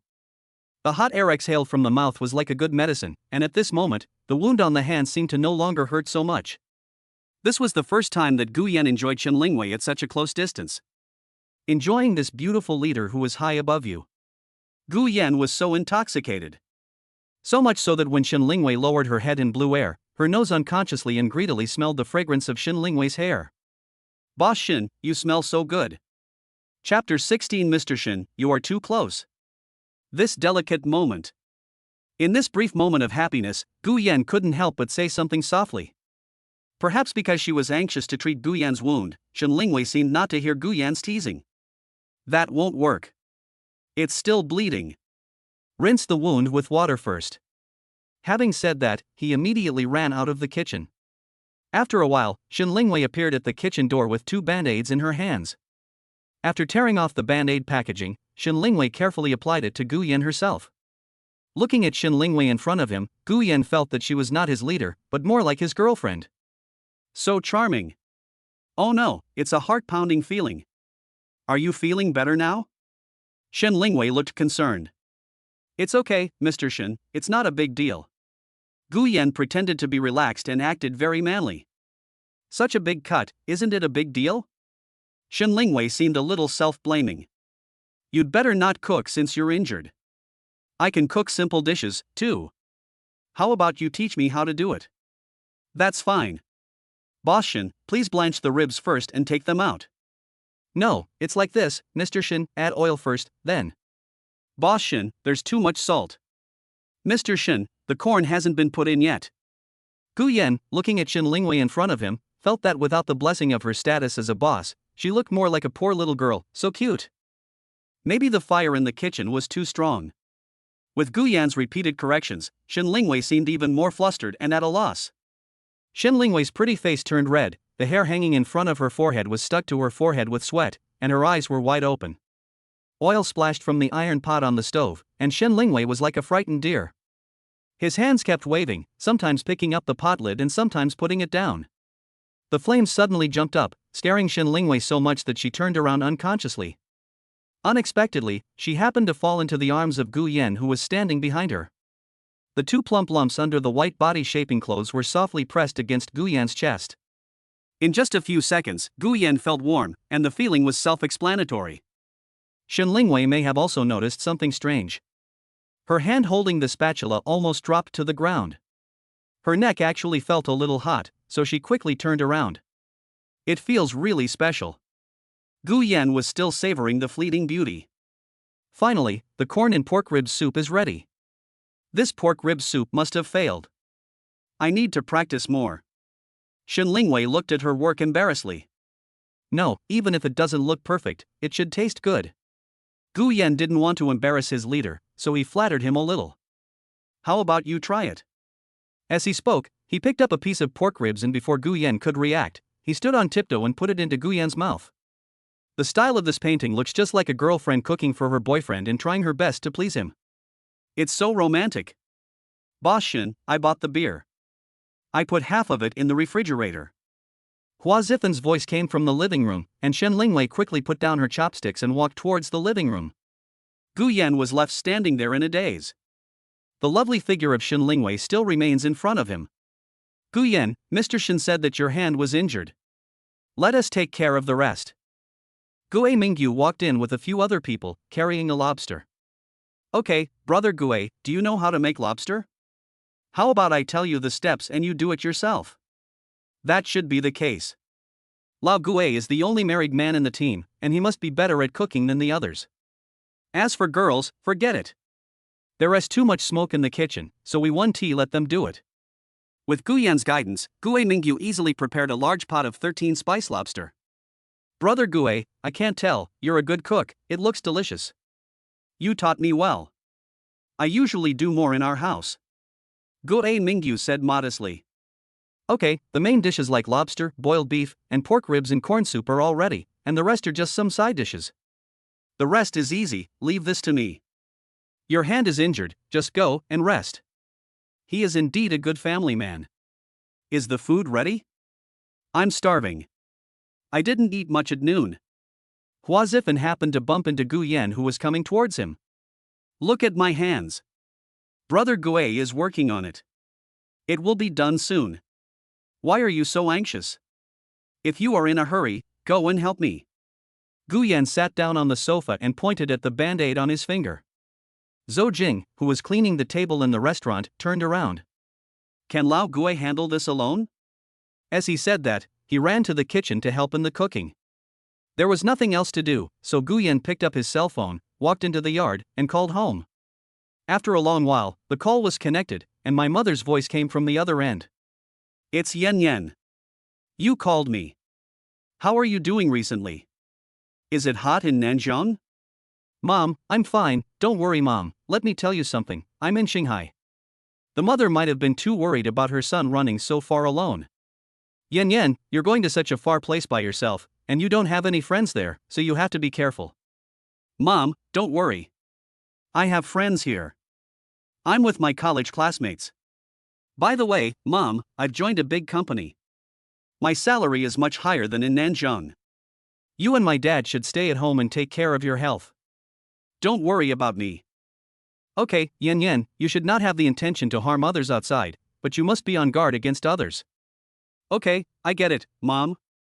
Old people are like that, they love to nag. Shen Lingwei on the second floor heard Gu Yan's conversation through the half-open window. This boy is quite filial. After finishing the call, Gu Yan walked into the living room and saw Zhou Jing and others bringing the dishes to the dining table. Where is Mr. Shen? Here I come. Shen Lingwei changed into a pink dress and walked slowly towards me wearing ice silk sandals. Gu Yan's eyes were stunned for a few seconds. Shen Lingwei happened to meet Gu Yan's fiery gaze head-on. Recalling the embarrassing moment just now. Subconsciously, he pointed at Gu Yan's hand and asked, Are you feeling better now? It's okay, Mr. Shen. Hey, Lao Gue, you're the one cooking in the back. You've worked so hard. Why is it so fast? Are you all done? Come over and have dinner together. Looking at Gue Mingyu, who was sweating profusely and wearing an apron, he waved to everyone to go to the restaurant. It's already 7 o'clock in the evening. The sky also darkened. In the restaurant, The crystal chandelier glows like honey in the night, silently shining on the Bulgari black marble round table. 6 people sat around the table. Shin Lingwei leaned on the edge of the table with both hands and looked around. First of all, I want to thank Gu Yan and Lao Gui for presenting this whole table of delicious dishes. Gu Yan even accidentally got cut by a knife. The others also did a great job in the preliminary preparations. As he spoke, he asked Hua Zifan and Lu Jingfeng to pour beer and orange juice into the glasses on the table respectively. Welcome Gu Yan to join our team. From today on, our startup team is officially established. It is a rare fate for us to gather in one company. I hope that everyone can work together in the future to achieve good results and realize their own value in Shanghai. Chapter 17 Gu Yan, does your wound still hurt? Come on, cheers. Shin Lingwei spoke official language in a leadership style. Thank you, Mr. Shen. Thank you, Mr. Shen, for inviting us to your home for dinner. Boss Shen, let's work hard together. Everyone was talking to each other, and gradually they relaxed as they drank and chatted. Even Gui Mingyu, who was the most honest and the one who usually spoke the least, picked up his glass and said, Boss Shen, thank you for giving me this opportunity to join the company, I will definitely work hard. As he said this, he drank the full glass of beer in one gulp. To be honest, Lao Gui is indeed a little old. In Shanghai, a super fast-paced city, many companies no longer accept people over 35 years old. Gui Mingyu's eyes were full of gratitude. Don't worry, Lao Gui. I know your abilities. Our company doesn't have so many rules and regulations. I believe in you. Shin Lingwei smiled calmly. Boss Shin, can I call you Sister Shin? Although you are a few years older than us, you look much younger than us. Hua Zifan drank some beer and started to talk nonsense. Lu Jingfeng next to him quickly pulled Hua Zifan's clothes, signaling him to stop talking nonsense. Shen Lingwei raised her eyebrows briefly and laughed so hard that the beer in the glass in her hand almost spilled out. Of course, you can. I'm a few years older than you. Sister Shen doesn't sound nice. You can call me Sister Wei. As for Lao Gui, you can also call me Sister Wei, huh? Okay, Miss Shen. The atmosphere at the dinner table quickly became cheerful and warm. Everyone, try it. I think the dishes made by Gu Yan and Lao Gui are pretty good, better than those in the restaurant. Shin Lingwei picked up the chopsticks and ate a few bites of the food on the table. He gave Gu Yan and Lao Gui an approving look. Gu Yan, the food you cook is delicious, I like it very much. From today on, you will officially become a member of our Shanghai company. You have also seen that everyone in our team is easy to get along with. Come on. In Shin Lingwei's heart, Gu Yan was getting closer to her step by step. Not only handsome, but also filial. Why was Shin Lingwei moved when she saw Gu Yan calling his mother? This was related to her childhood experience. Okay, Mr. Shin, I will definitely work hard. There was very little food and drinks left on the table, and everyone had a great time at the dinner. They opened up to each other and became more familiar with each other. Happy times always pass quickly, and the clock on the wall showed 9 o'clock in the evening. After everyone cleaned up, they took a taxi home. It was almost 10 o'clock in the evening when the taxi arrived at the apartment door. Hey, Gu Yan, you lunatic, do you think Sister Wei looks pretty today? Especially the dress she's wearing, she looks even more charming than the school belle. Hua Zifan, Lu Jingfeng, and Gu Yan took a taxi and were about to go upstairs with their arms around each other's shoulders when Hua Zifan said frivolously. Don't you even look at who it is? That's our Miss Shin. When I first interviewed her, I thought she was our colleague. Lu Jingfeng twisted his mouth. Yes, Miss Shin is really good looking. If it weren't for the fact that my boss is difficult to deal with, I would have already. Hua Zifan's words became more and more outrageous, and he gradually became frivolous. That's not true. You didn't see it. Today, under her tight white top, Sister Wei's was so big, and her butt was so lifted. You're going to have a nosebleed, what do you think, Gu Yan? Seeing these two guys talking about the best things in their hearts in such a disgusting way, Gu Yan just wanted to get rid of them quickly. He would not allow anyone to tease Shin Lingwei verbally. He muttered in his heart, I can think about it, but you can't. Gu Yan already has 10,000 CNMs in his mind. It's okay, I think that's it. After casually answering the two of them, Gu Yan quickened his pace. At this moment, he just wanted to take a cold shower. Wait for me, why are you running so fast? Hua Zifan behind him asked with a slightly tired look. No matter what. Guyan rushed into the room and quickly took off his clothes. She was only wearing a pair of briefs, revealing her good figure. The cell phone was thrown casually on the mat on the ground. Hua Zifen walked into the room breathlessly. The cool air from the air conditioner spreads out from the air outlet. So cool. Hua Zifen, who was lying on the bed, suddenly heard two crisp beeps coming from Guyan's cell phone. I picked up the phone on the ground, but it had a lock screen password. After a while, Guyan entered the room. It seems that some beautiful girl sent you 2 messages on your phone. Go check it out. Guyan, who was wiping his hair, paused. How do you know she's a beauty? Besides, where can there be a beauty? Unless it's Qin Jing from Jiaotong University? Picking up the phone, Guyan looked incredulous. Guyan, are you home yet? Guyan, does the wound still hurt? Is it feeling better? Looking at Shen Lingwei's concerned words on the phone, Guyan's face had mixed emotions and remained cold for more than 10 seconds. Is this still the Shen Lingwei he knows? Is this still the domineering boss in his mind? Is this still the beautiful and arrogant boss he knew? Guyan could imagine that on the other end of the phone, Shen Lingwei, wearing pink pajamas, was lying on the bed typing with a blushing face. At this moment, in Guyan's heart, Shen Lingwei seemed to have become his girlfriend, cute and simple. He never thought that Shen Lingwei would send him such a caring message. This was totally inconsistent with the image of her in his mind. But now the fact is that it was indeed Shen Lingwei who sent the message, and it was real. What should I do then? Did she drink too much tonight? That's why she sent this message. That should be it. I saw that she drank a lot of beer tonight. After all, girls are not as resistant to alcohol as boys. She must have drunk too much. So do you want to reply? Guyan thought about it and felt that this should be the reason. Hua Zifen saw Gu Yanling staring at the phone screen without moving or speaking, and asked curiously. Who sent you the ambiguous message? Oh, no, I'm a childhood friend from my hometown. Guyan told a little lie. Chapter 18 Guyan, be gentle, it hurts a little. Oh. As he spoke, Guyan lay on the mat with his cell phone in his hand, no longer paying attention to Hua Zifen. Recalling the unintentional friction with Shen Lingwei during the day, that was the first time he was so close to Shen Lingwei. The feeling was nervous and wonderful. So how do I explain these 2 messages today? Does Shen Lingwei really like me? A hint of pride appeared on Guyan's lips.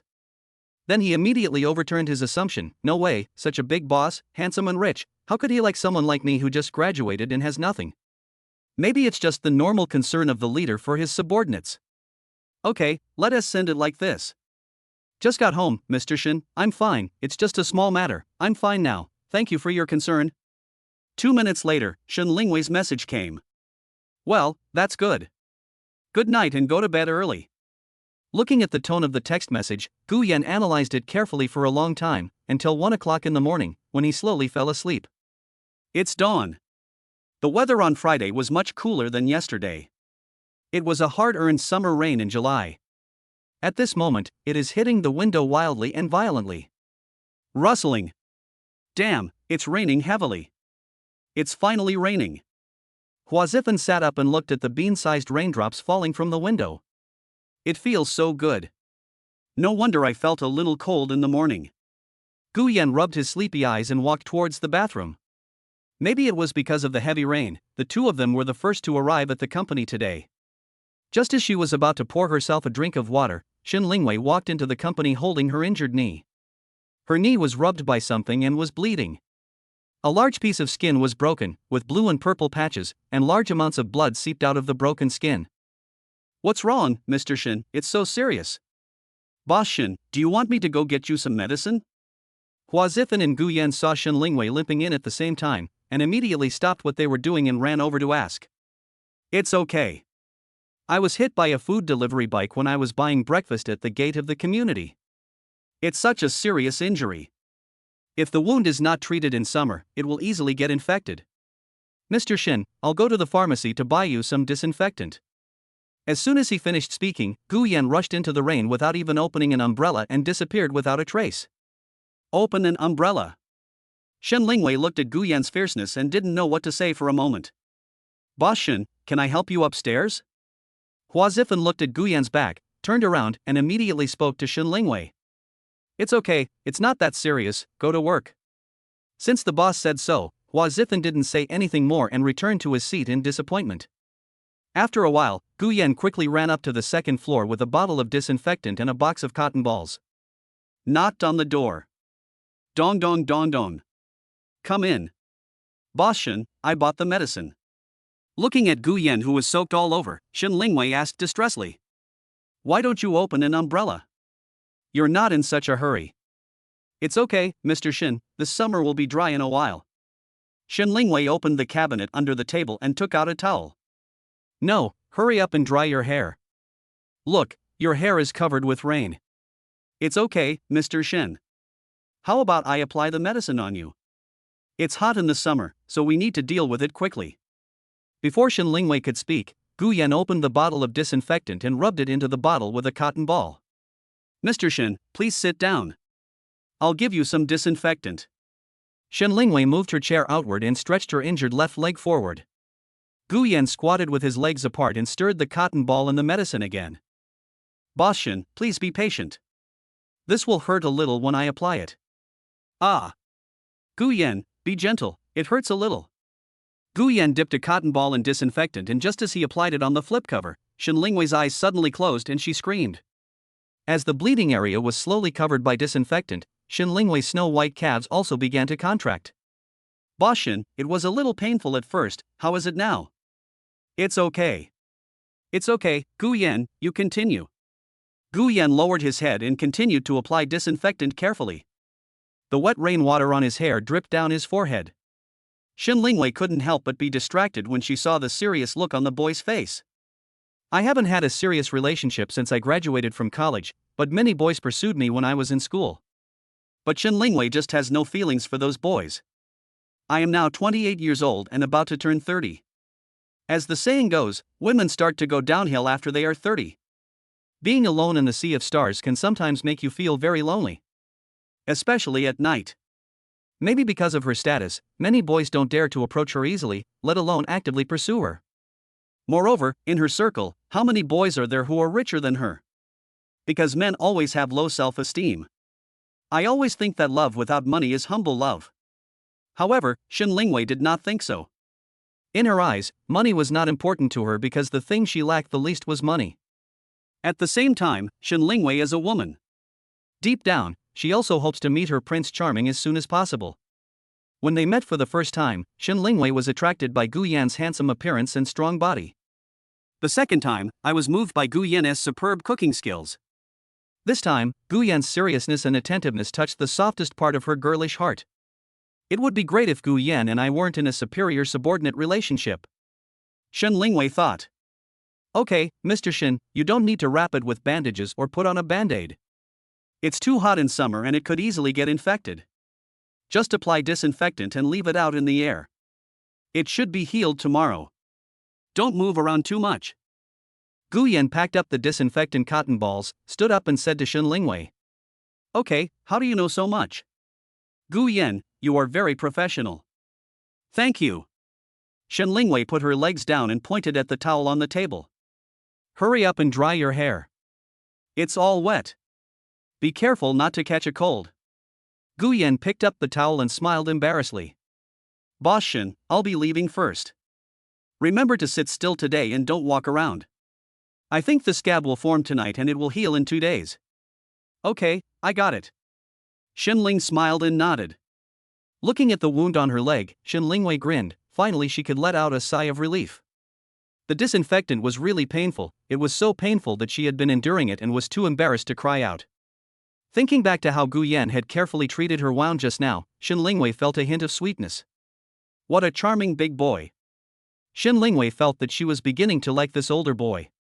It's raining outside the window. But compared with the early morning. At this time, it turned into a drizzle outside. Just sat like this all day. Shen Lingwei refused to move her chair and even ordered takeout for lunch. Finally, it was time to get off work. It was 6 o'clock today and it was already dark outside, probably because it was raining. Gu Yan, why don't you take me home? My legs are not in a good condition to drive today. Gu Yan was just about to turn off the computer when a WeChat message from Shen Lingwei came in on his phone. You go back first, Huazi. Mr. Shen asked me to drive her back today. Gu Yan turned around and said to Hua Zifen. Okay, then be careful on the road. Shen Lingwei was walking down the stairs slowly, holding the handrail, one step at a time. Gu Yan, car keys. Let me help you, Mr. Shen.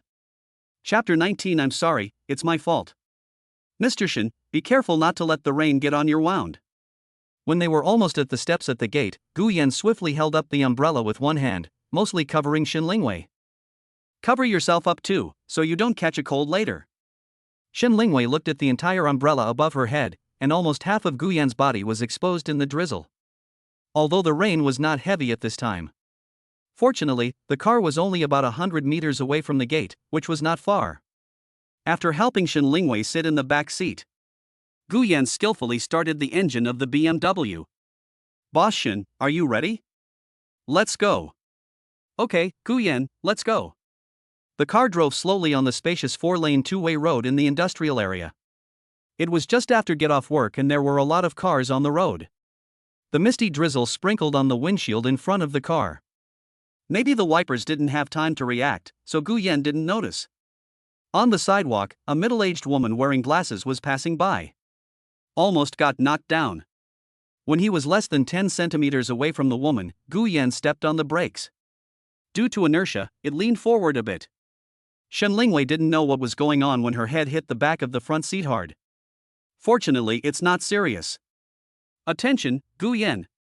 The woman outside the car seemed to be cursing something at Gu Yan. At this moment, Gu Yan was still feeling the lingering fear from his previous carelessness. Mr. Shen, I'm sorry, is your head okay? I didn't notice it just now, and forgot to turn on the wipers. Gu Yan stretched out his hand and squinted his eyes in self-blame. It's okay, I'm fine, Gu Yan, it's better to drive slowly in the rain, there's no rush. Looking at Gu Yan in front of her, Shen Lingwei quickly took over the conversation and told Gu Yan not to blame himself too much. In Shen Lingwei's opinion, it was just a very normal thing. The woman outside stopped swearing and walked away waving her hands. Finally, the long traffic light turned green. For a long while, there was no conversation in the car and the atmosphere was a little awkward. Sweat broke out on Gu Yan's face. Gu Yan, please turn up the air conditioner. I feel a little hot too. Looking at Gu Yan's expression, it seemed that he was still blaming himself and feeling nervous about what had just happened. Shen Lingwei told a white lie. Oh, okay. Halfway through the journey, the rain outside the car windows suddenly became much heavier. The wipers also sped up, dancing back and forth on the windshield like a fairy. Gu Yan, how do you know so much? I feel like you're more considerate than girls. If you hadn't said that putting a band-aid on would cause inflammation, I would have really planned to put one on. Besides, your cooking is so delicious, that's amazing. How did you do that? Shen Lingwei changed the topic, making the originally tense atmosphere seem relaxed. It's not as exaggerated as you say, Mr. Shen. My cooking is just okay. As for delicious food, it's not up to the standard yet. Gu Yan felt embarrassed by what he said. And the wound inflammation you mentioned is something I knew about since I was a child. Oh? You knew it when you were a kid.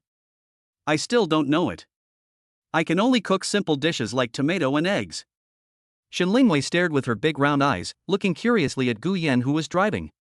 Yes, we come from the countryside and have been exposed to these basic life skills since childhood. I was often injured when I was a child, and my mother treated me. My mother taught me how to disinfect wounds, how to prevent inflammation, and how to heal quickly. Speaking of this, Gu Yan's mouth can't stop like a machine gun. I learned how to cook by watching my mom cook when I was young. When my family was busy with farm work, my parents were working outside and sometimes didn't have time to come back to cook, so I would prepare meals and wait for them to come back. Gu Yan completely forgot about the existence of Shen Lingwei beside him, as if the person he was listening to was Hua Zifen. Gu Yan, you are amazing. Your parents must love you very much. At this moment, Shen Lingwei also abandoned her usual bossy style at work and spoke like a little girl. Love, what parent doesn't love their child? Shen Lingwei paused and looked out the window. For a while, tears welled up in his eyes. Gu Yan looked up at the rearview mirror and noticed that something was wrong with Shen Lingwei. I mustered up the courage to ask. Boss Shen, what's wrong with you? Shen Lingwei raised her hand slightly and wiped the tears that were about to fall from the corners of her eyes. I'm sorry, Guyan, I couldn't control myself. I envy you a lot. You have parents who love you. Although you live in the countryside, I think you are very happy. Guyan looked at Shen Lingwei in the mirror, not knowing how to comfort her. And I think you are a very filial person. Some people don't call their parents once a year, and when they do, it's only to ask for money. Guyan was completely confused after listening to Shen Lingwei's strange words. She said, what did the phone mean? How did she know I called my mom? Guyan tried hard to recall. When you called your mother down in the yard that day, I was at the second floor window. So that's how it is. Guyan continued to drive carefully. My parents divorced when I was in the 3rd grade of elementary school. My brother lives with my dad, and I live with my mom. For some reason, Shen Lingwei told Guyan about her life experience. Maybe she blurted it out when she was deeply moved, or maybe she was stimulated by Guyan's happy childhood.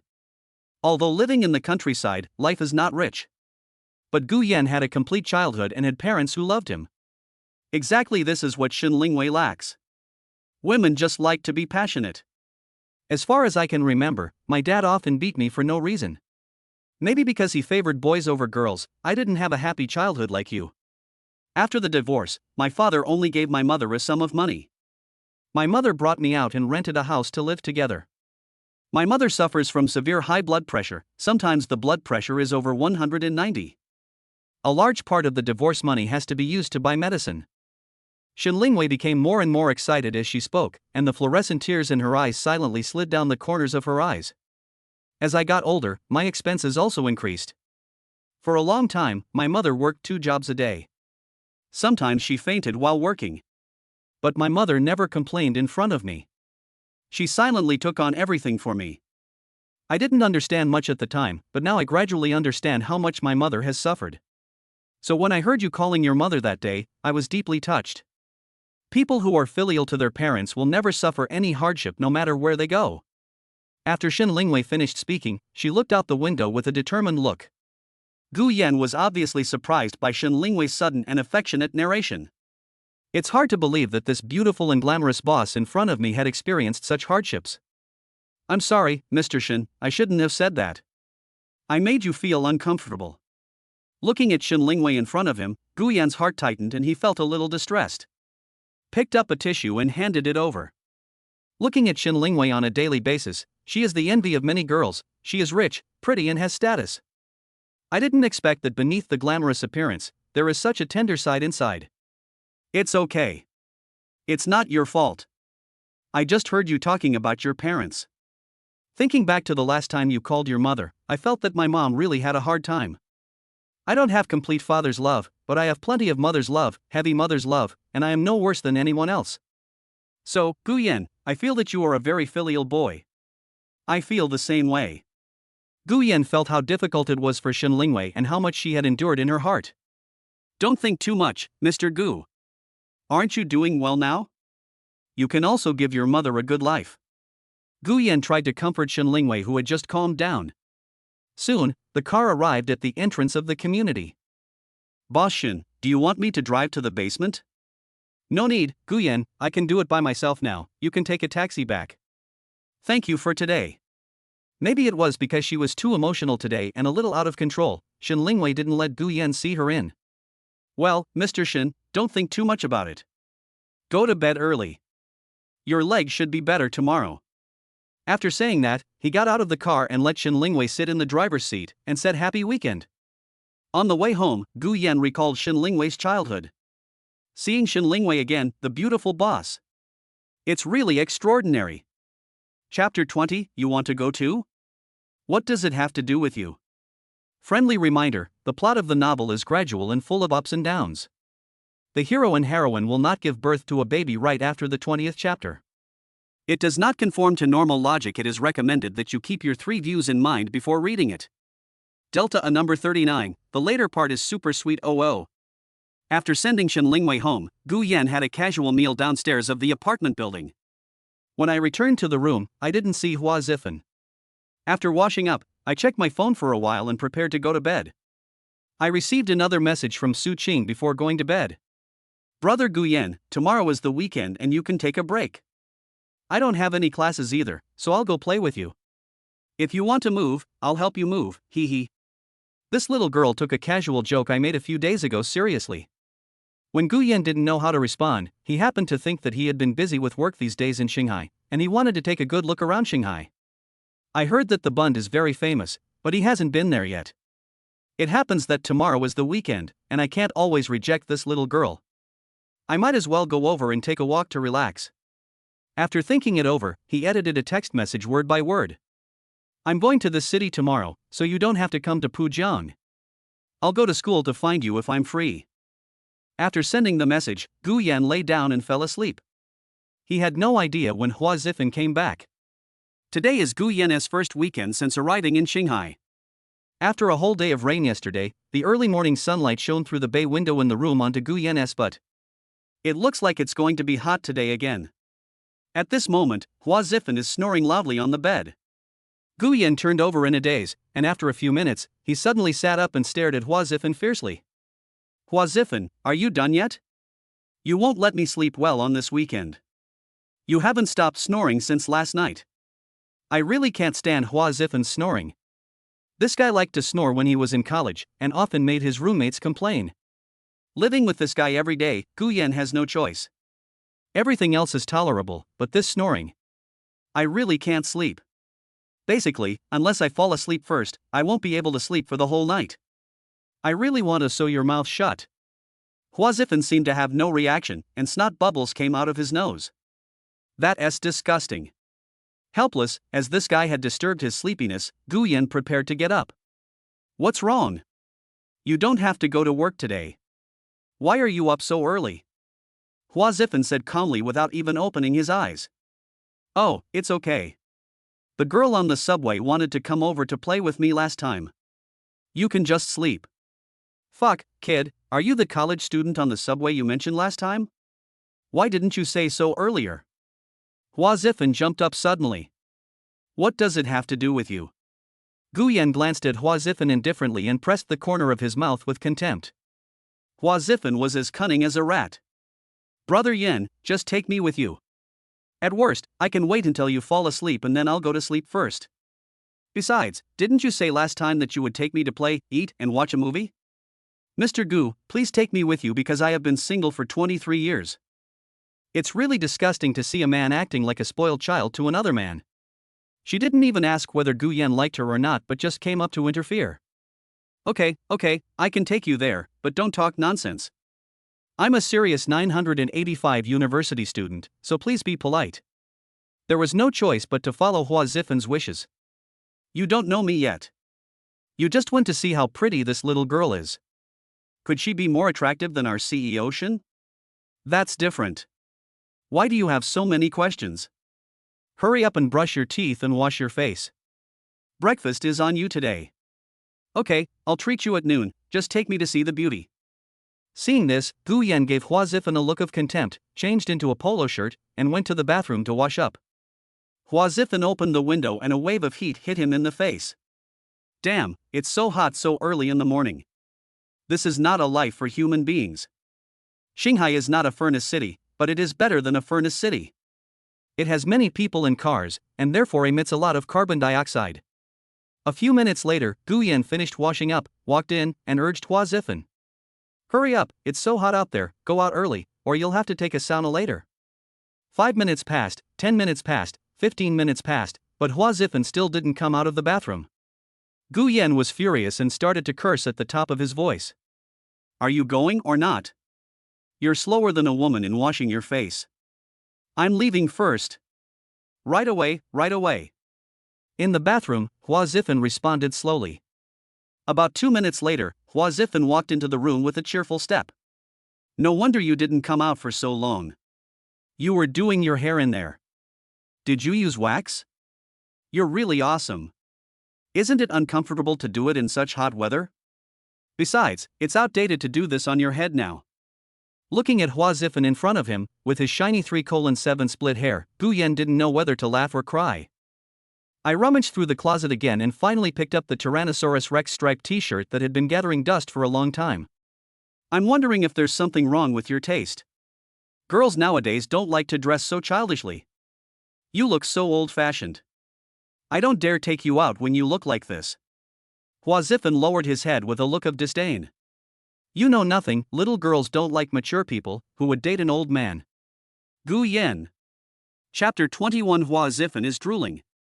Gu Yan's kind reminder was treated as a donkey's liver and lungs, so it was natural for him to remain silent. Looking at Hua Zifen's tacky outfit, Gu Yan was about to drool. Then hurry downstairs to eat, and then quickly go to the subway after eating. Look, Hua Zifen has tied his shoelaces.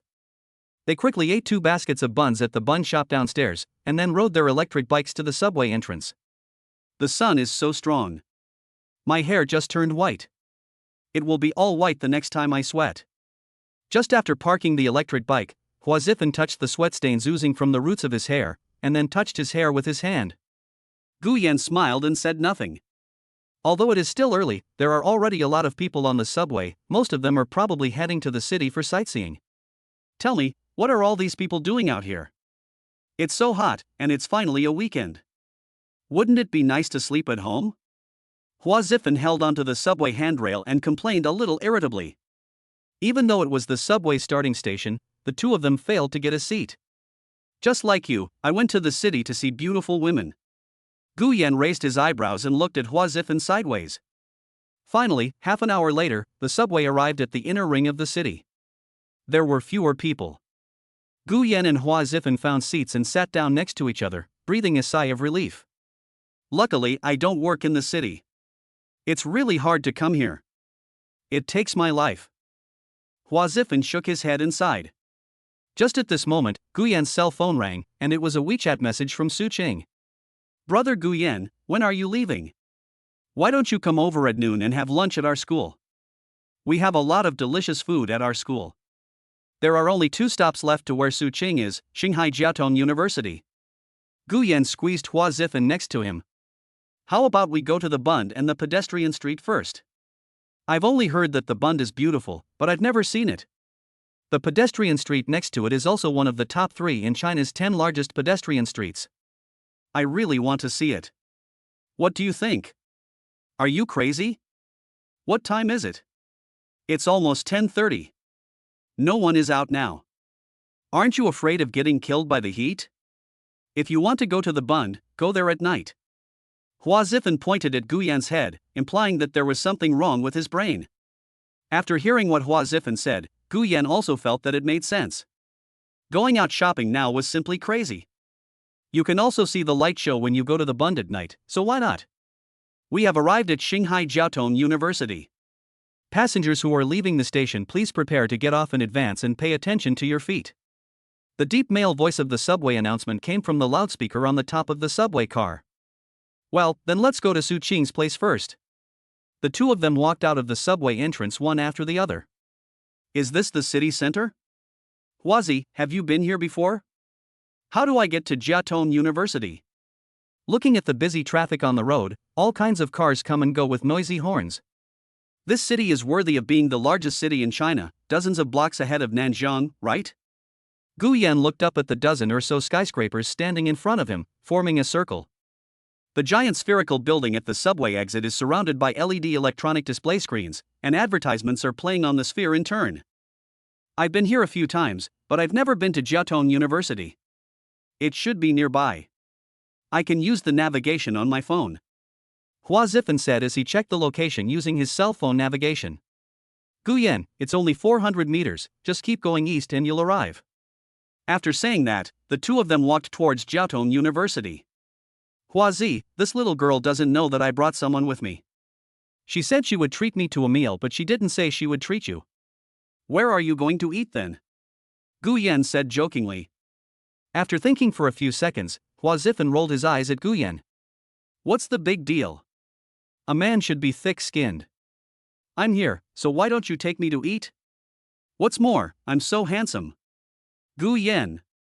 Soon, the 2 stopped in front of a gate that looked like an ancient gatehouse. 6 large characters on the gate shone brightly under the direct sunlight. That's right, this is the country's leading 985 key university, Shanghai Jiaotong University. There were people in security uniforms standing guard at the door. A good university is a good university.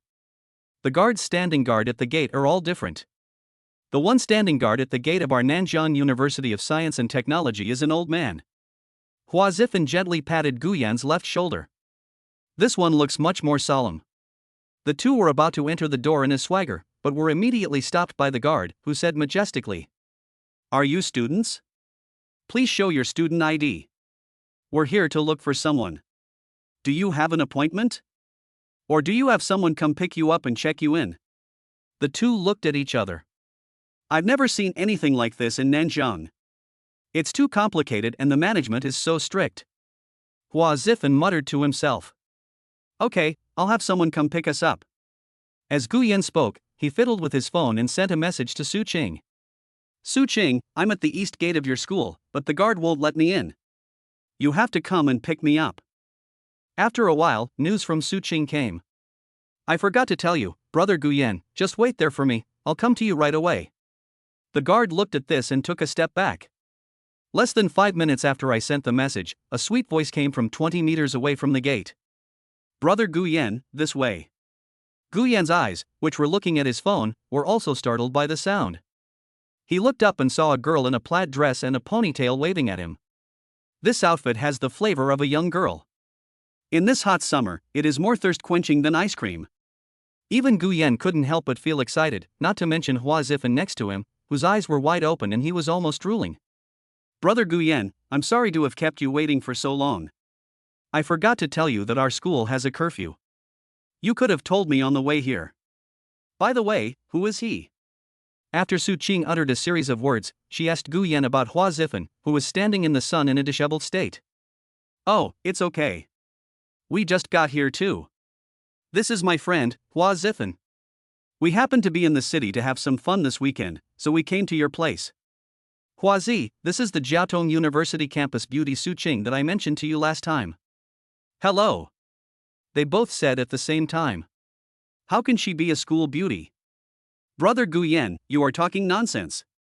Let's go in."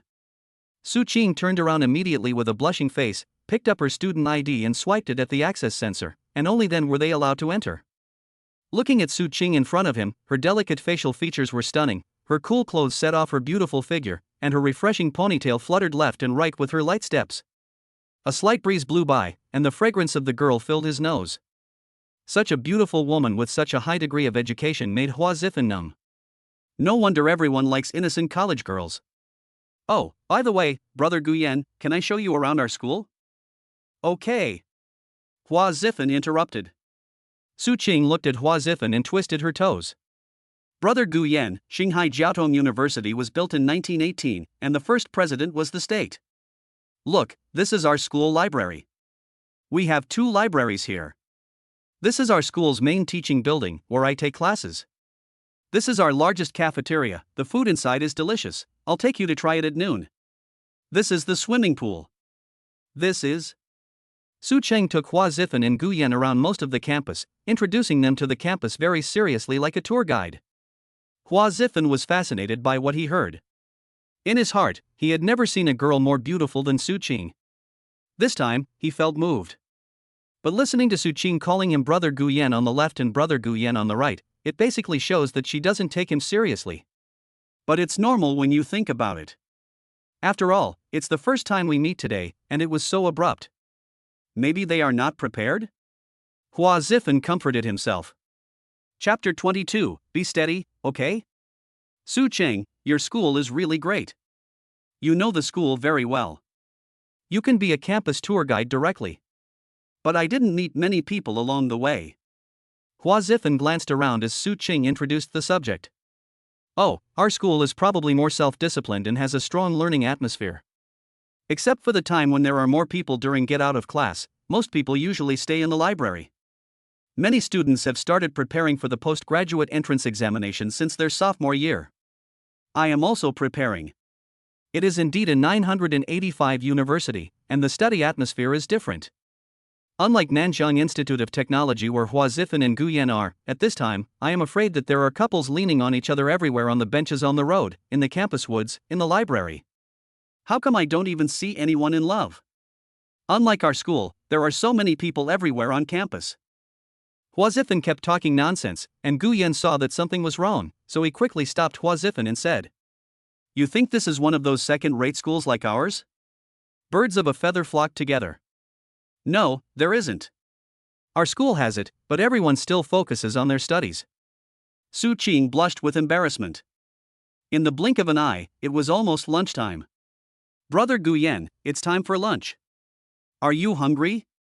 I'll take you to the cafeteria to eat." "Okay, I've never eaten in such a good university before, let me give it a try." Gu Yan smiled and nodded. "Good guy," finally added a member. Hua Zifan showed a meaningful expression, as if he finally felt that he was valued. "Wow, this cafeteria must be several times bigger than our school cafeteria, right?" The three of them walked into a 4-story student cafeteria. Above the entrance was a sign that read Jiatong University Canteen No. 1. Hua Zifan looked at the boss with eyes wide open, just like Chen Huanqing entering the city. "Brother Gu Yan, is there anything you don't like? There are 4 floors here, and we have all kinds of flavors." "Oh, I don't have any. It's all right. I'm an omnivore. I eat everything." Gu Yan smiled as he looked at the dazzling array of stalls. "What about you, Hua?" "Sister Qing, my name is Hua Zifan, you can also call me Brother Zifan or Brother Fan." When Hua Zifan saw that Su Qing finally took the initiative to talk to him, he immediately became a little more aggressive. Su Qing glanced at Hua Zifan, who was a little frivolous, and did not reply. She turned around and took Gu Yan's arm and walked towards the stairs to the 2nd floor. Gu Yan was a little surprised by Su Qing's sudden and somewhat intimate behavior, so he had to follow Su Qing upstairs. Hua Zifan looked at Su Qing's attitude towards the two of them and grimaced in anger. "It was just helping out on the subway. I can do it myself." The three of them went to the 2nd floor and found a slightly more spacious seat. "Brother Gu Yan, you two just wait here. Don't be polite to me. The cafeteria only accepts campus cards. I'll go get some food. By the way, what would you like to drink? How about Coke?" "Okay, we both have no dietary restrictions, we'll eat whatever you eat." "What about you?"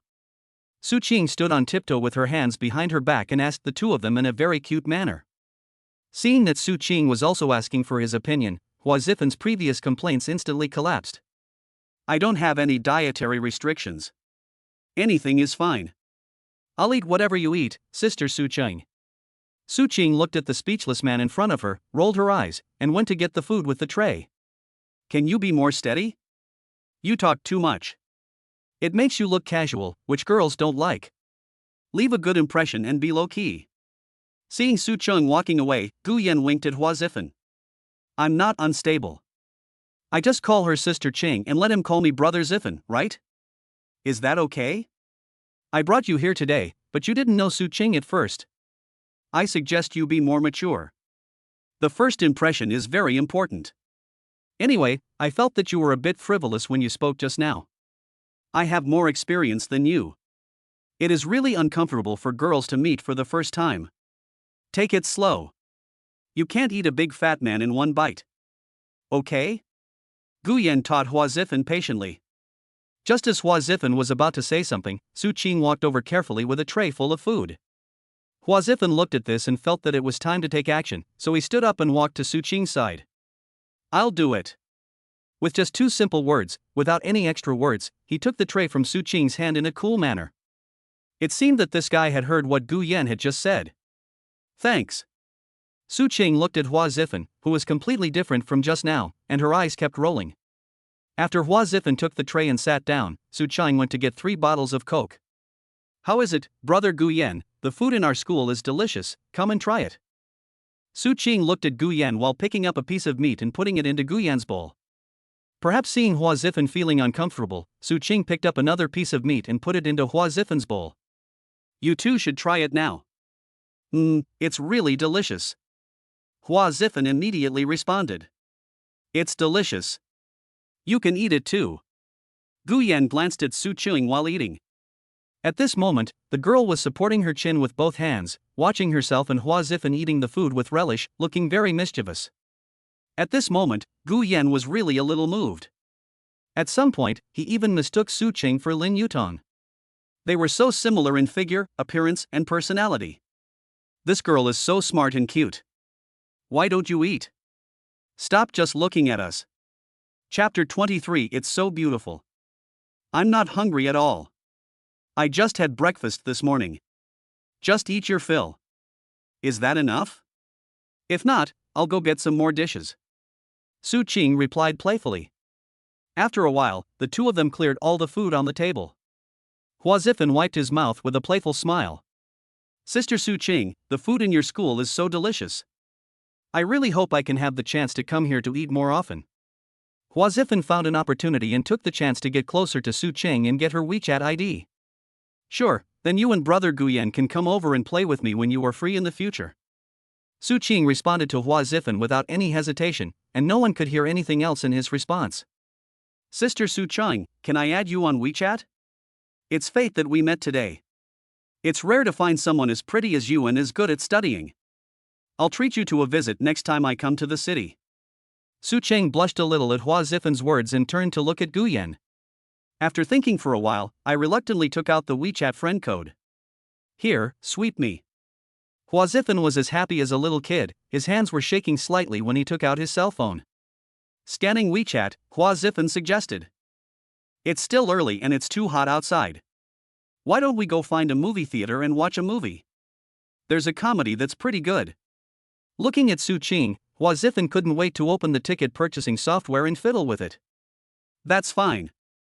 I don't have any classes today. What do you think? Brother Guyan.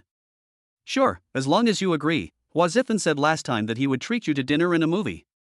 Guyan didn't pay any attention and told Hua Zifen what Su Qing told him the last time he met her at Shanghai subway station. Last time?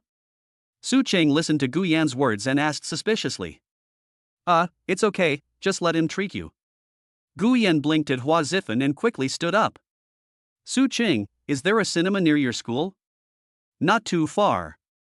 There is a cinema 200 meters away, the ticket price is cheap, I booked it for half an hour later. Before Su Qing could say anything, Hua Zifen waved the scheduled match schedule in front of Guyan and Su Qing. After that, the three of them slowly stood up and walked towards the cinema in the shopping mall outside the school. Su Qing trotted in front of the two of them, her skirt swaying gently in the breeze. Brother Guyan, turn left and walk for a few minutes to get there. When Su Qing was almost at the gate, she turned around and spoke to the two of them. An indescribable feeling welled up in Hua Zifen's heart. Why do you keep calling me Brother Guyan? Brother Guyan, it would be fine if you could just call me Hua Zifen. But then I thought, it's already good enough that he agreed to add me on WeChat today, our first day of meeting. I can't eat a big fat man in one go if I take my time. Soon, the three of them arrived at the cinema, and there were still 10 minutes before the show started. Sister Su Qing, I see you didn't eat anything for lunch, I'll go buy you some popcorn and drinks. Hua Zifen said to Su Qing very attentively. Bring one for me, too. Guyan joked from the side, seeing that the boy looked like he was trying to please others for no reason, but he couldn't come up with anything good to say. Hua Zifen gave him a cold look. No. Brother Guyan, it's not a good idea to let your friend treat us. I didn't know he was coming at first. It's okay, he's just like that, he's a good friend of mine from university, you don't have to be too restrained, he's very outgoing, you'll get used to it, he's a nice guy. Today when I told him I was coming to Jiaotong University, he said he also wanted to visit a good school, I didn't have time to tell him, I brought him along. It's okay, I should have invited you to the restaurant for dinner, it's my fault for not thinking carefully. It's okay, the food in the cafeteria is delicious, we don't care about this. Guyan explained to Su Qing with a smile. Just as he finished speaking, Hua Zifen came over with 2 buckets of popcorn and 3 cups of drinks, grinning. Here, Sister Su Qing. Thanks. Su Qing said embarrassedly. Why did you only buy 2 buckets of popcorn for these 3 people? Su Qing gets 1 bucket, and we both get 1 bucket. Isn't that just right? Su Qing also covered her mouth and laughed at this time. Soon the 2.5-hour movie was over, and when I walked out of the cinema, it was almost 5:30. It's only 2 subway stops from here to the Bund. It's getting dark soon. The Bund is very beautiful at night, and you can see the light show across the street. Brother Guyan, do you too want to go and see it? Sure. We originally wanted to go to the Bund first and then come to Jiaotong University to visit you, but it was too hot at noon, so... Guyan scratched his head. It was already 6:30 when we arrived at the Bund riverside. The sunset in the distance had completely sunk, leaving only a faint red glow in the evening glow. There are cruise ships, sand-carrying ships, all kinds of ferries coming and going on the river, and the sound of whistles can be heard from the river from time to time. Su Qing lay on the railing by the river, the evening breeze blowing. Su Qing untied the rubber band on her ponytail. She shook her head gently left and right, and her short black hair instantly flew away. Compared with the student girl with a ponytail just now, Su Qing at this moment was full of temperament. Hua Zifen, who was standing next to him, was stunned and took out his cell phone. Click and took a photo of Su Qing. Even Gu Yan couldn't help but feel excited. It's so beautiful. Brother Gu Yan, the lights on the building opposite are on. Does it look good? Nice. Across the river is Shanghai's new financial district, with dozens of high-rise buildings arranged in disorder along the river. The scenery is shocking. The fluorescent lights from the opposite lamp and the railings illuminated Su Qing's fair and lovely cheeks. Hua Zifen couldn't help but take another one. It's so beautiful. Su Qing really reacted and blushed, and immediately put her hair up and tied it into a ponytail again. Su Qing leaned slightly beside Gu Yan, looking at the river and the lights in the distance. Hua Zifen stood next to Gu Yan. The three of them just watched like this for a long time. Hua Zifen looked at Su Qing and Gu Yan in front of him, and his heart was filled with ripples. They looked like brother and sister, but also like lovers. In short, he really couldn't figure it out now. Although Hua Zifen usually looks careless and unserious. But when I met Su Qing, I suddenly felt a sense of belonging. It depends on the timing, but not now. On the other hand, Su Qing had no idea about Hua Zifen's sudden appearance. The important thing is that compared with Gu Yan, Su Qing may still think that Gu Yan is more perfect for the time being. Maybe it's because she is only a sophomore and is not ready for emotional matters. The breeze on the river was very pleasant at night, and before we knew it, it was already past 8 o'clock. It's getting late, almost 9 o'clock. Gu Yan, shall we send Sister Su Qing back first? By the way, Sister Su Qing, are you hungry? How about we have a meal first? Hua Zifen asked caringly. Ah, I didn't notice it. Let's not eat then. This place is far from Pujiang. It will be very late if we go back. I will go to Pujiang to play with you guys next time. Okay, let's go to the subway station together. When they got to the subway, the three said goodbye. Watching the lovely Su Qing trotting towards another subway line. Gu Yan and Hua Zifen had different feelings in their hearts. Chapter 24. How can I bear to blame you for making a mistake? I gave you too much freedom. Part 1. After a day of hard work, Gu Yan and Hua Zifen were already exhausted. They quickly went down to the underground floor and found a seat to sit down. Gu Yan, do you think I came at a bad time today? I feel like Su Qing likes you a little bit and seems to be ignoring me. I just opened WeChat and she hasn't accepted my friend request yet. Gu Yan slumped in the seat beside him and patted his thigh weakly. Nonsense, how come I didn't notice that you were too eager today? You know, you should be more reserved when you meet a girl for the first time. Don't be too frivolous and be more steady. I'm a little bit ahead of you. Besides, the girl may just treat me as a brother. It's too early to find a boyfriend now. Gu Yan looked at Hua Zifen with a bitter face. As for why your WeChat message didn't go through, I think there are two reasons. One is that Su Qing may not be able to accept your performance today. The other is that your phone is out of battery or you didn't check WeChat. Please check again later. I didn't act too ostentatious, I think. Hua Zifen sighed. The two of them leaned against each other and fell asleep with their eyes closed. An hour later, the subway finally arrived at the terminal. After shaking off their stress, the two prepared to get off. Hua Zifen's stomach had been rumbling for a long time. It's really tiring to go to the city. I feel dizzy from sitting on the subway. I'm starving. I have to go eat quickly. Okay, let's go to the ramen shop below the apartment building and have something to eat. After exiting the subway, I took an electric bike and sped along the way. After more than 10 minutes, I stopped in front of a ramen restaurant with the lights still on. Boss, 2 bowls of beef ramen and 2 bottles of beer.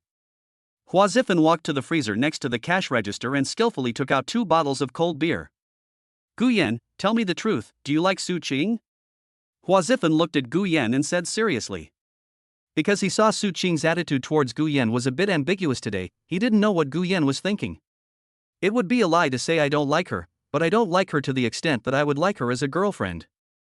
At most, I would treat her like a younger sister. Besides, she might just simply treat me as a brother. Guyan looked at Hua Zifen's determined eyes and asked. You kid, you can't really fall in love with this little girl, right? I advise you not to get excited when you see a beautiful girl. She is only a sophomore and has to take the postgraduate entrance examination. Besides, whether she likes you is another matter, so don't mess around. Hearing what Guyan said, Hua Zifen suddenly felt relieved. Thinking, just don't snatch it from me. That's not necessarily the case. Anything is possible. As he was talking, the ramen was served. Guyan saw that Hua Zifen must be drunk, and for the time being he had no better idea to persuade him, so he just ate the noodles without saying anything more about Su Qing. Brother Guyan, are you home yet? I've already showered and gone to bed. While I was slurping noodles, a WeChat message came from Su Qing. It seems that Su Qing didn't want to agree to Hua Zifen's WeChat request. What's the reason? It can't be the first time she behaves frivolously, right? Or does she really like me? Without thinking too much about it, he found that Hua Zifen didn't notice the WeChat message from Su Qing on his phone. He thought for a while, edited a few words and sent it to him. We just got home. Thank you for accompanying us for so long today. Come to Pujiang next time when you have time. Go to bed early. A few seconds later, Su Qing replied. Okay, brother Guyan, then you should also go to bed early. Looking at Su Qing's message, Guyan was not sure whether Su Qing regarded him as a brother or. But in Guyan's heart, the one who really made his heart beat fast and his face blushed the first time he met her.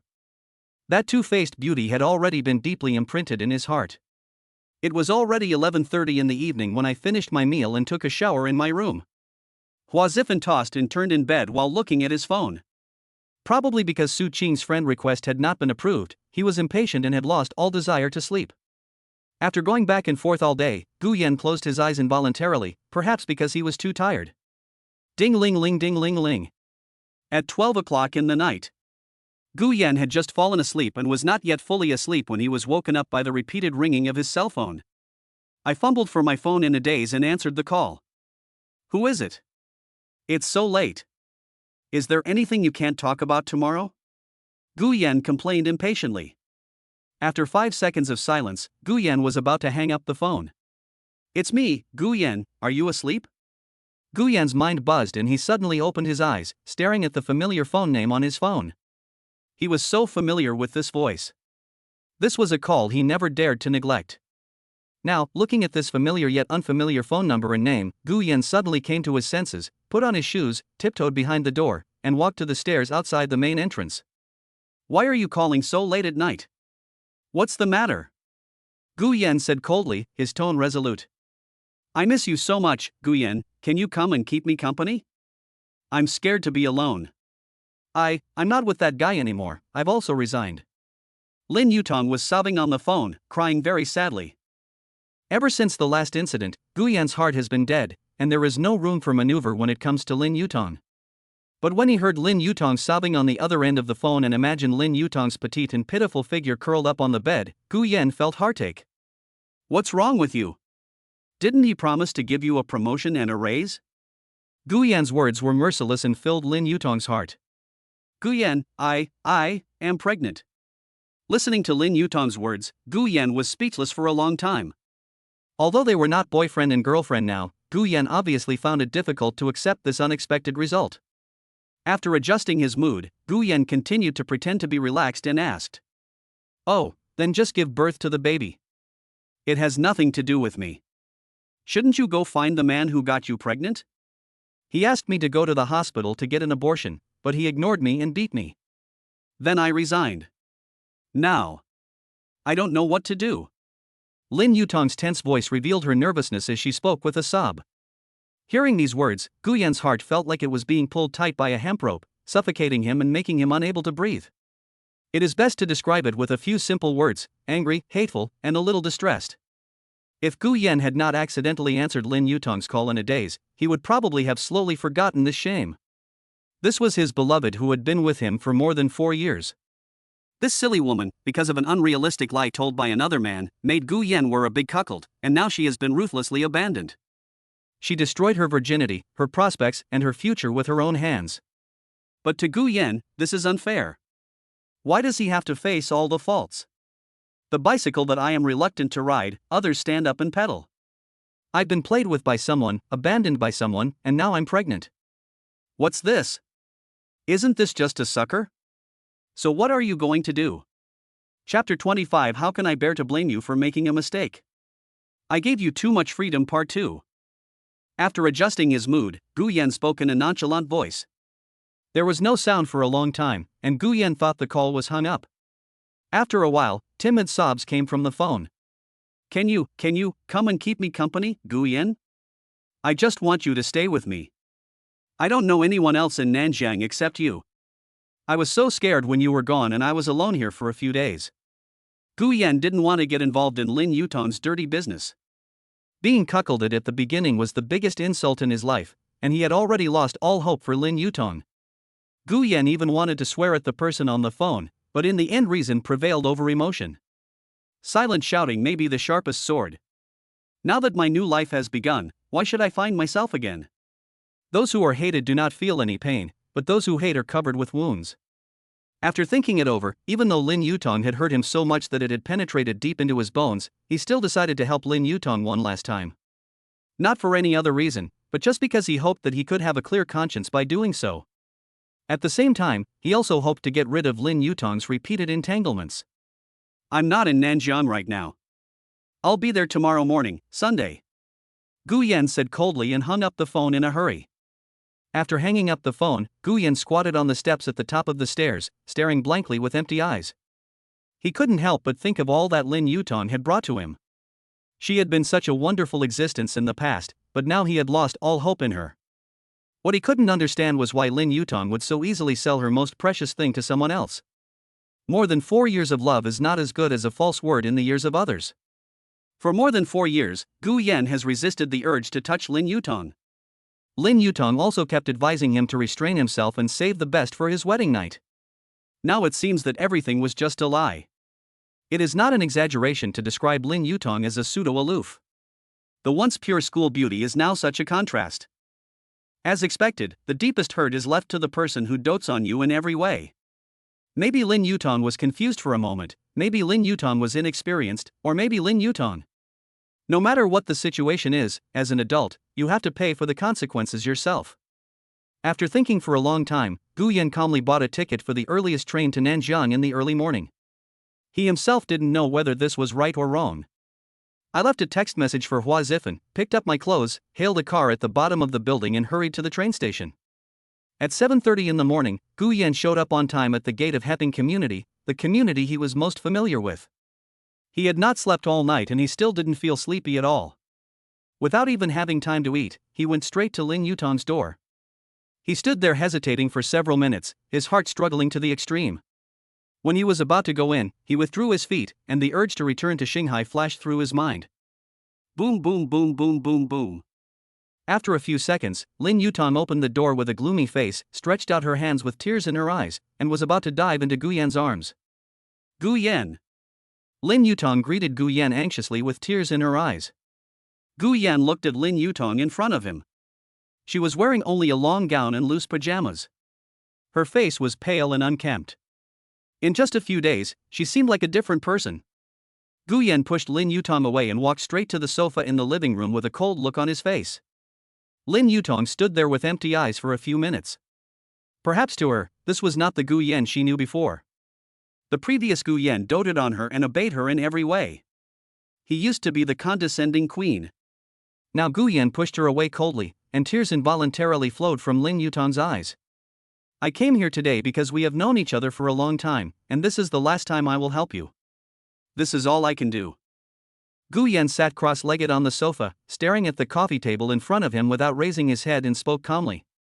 Lin Yutong listened to the words coming out of the mouth of this familiar yet unfamiliar man in front of her. She couldn't hold her tears together and flowed uncontrollably like a burst dam, with her hands hanging at her waist. Hearing Lin Yutong's crying, Gu Yan couldn't help but look up. Lin Yutong was so fragile at this moment. The petite girl stood beside Gu Yan and cried like a child. She looked cold on the outside, but her heart was already surging with emotion. It is true that a woman's cry is the most touching. Gu Yan. Lin Yutong spoke while crying, but was interrupted by Gu Yan when she was about to open her mouth. What do you plan to do? I can't make the decision for you. If you decide to give birth to the baby, I can give you the rest of the money I have. If you decide to abort the baby, I will accompany you to the hospital. This is all I can do. This is the last thing I will do for you. Gu Yan calmly and seriously said to Lin Yutong that after experiencing emotional betrayal, Gu Yan has gradually become mature and stable. I don't know. I don't know what to do. My parents don't know about this. I'm afraid. Lin Yutong sobbed incoherently. Now he doesn't care about this matter anymore. He won't give me money if something goes wrong. I really don't know what to do. The he that Lin Yutong mentioned was her leader in the company before Lin Yutong left. I can't help you make a decision on this, or you can find that man to make a decision together. I have no other intentions. You can make whatever decision you want. Gu Yan looked indifferent. Perhaps only in this way could Lin Yutong know the price of promiscuity. Lin Yutong had been standing there without moving. There was no way of knowing what she was really thinking at this moment. Time passed by minute, and Lin Yutong was at a loss. I can give you 2 suggestions. It's up to you whether to adopt them or not. First, go directly to your former company and find that man to solve the problem. You can discuss whether to give birth to the baby or not, and then ask him for money.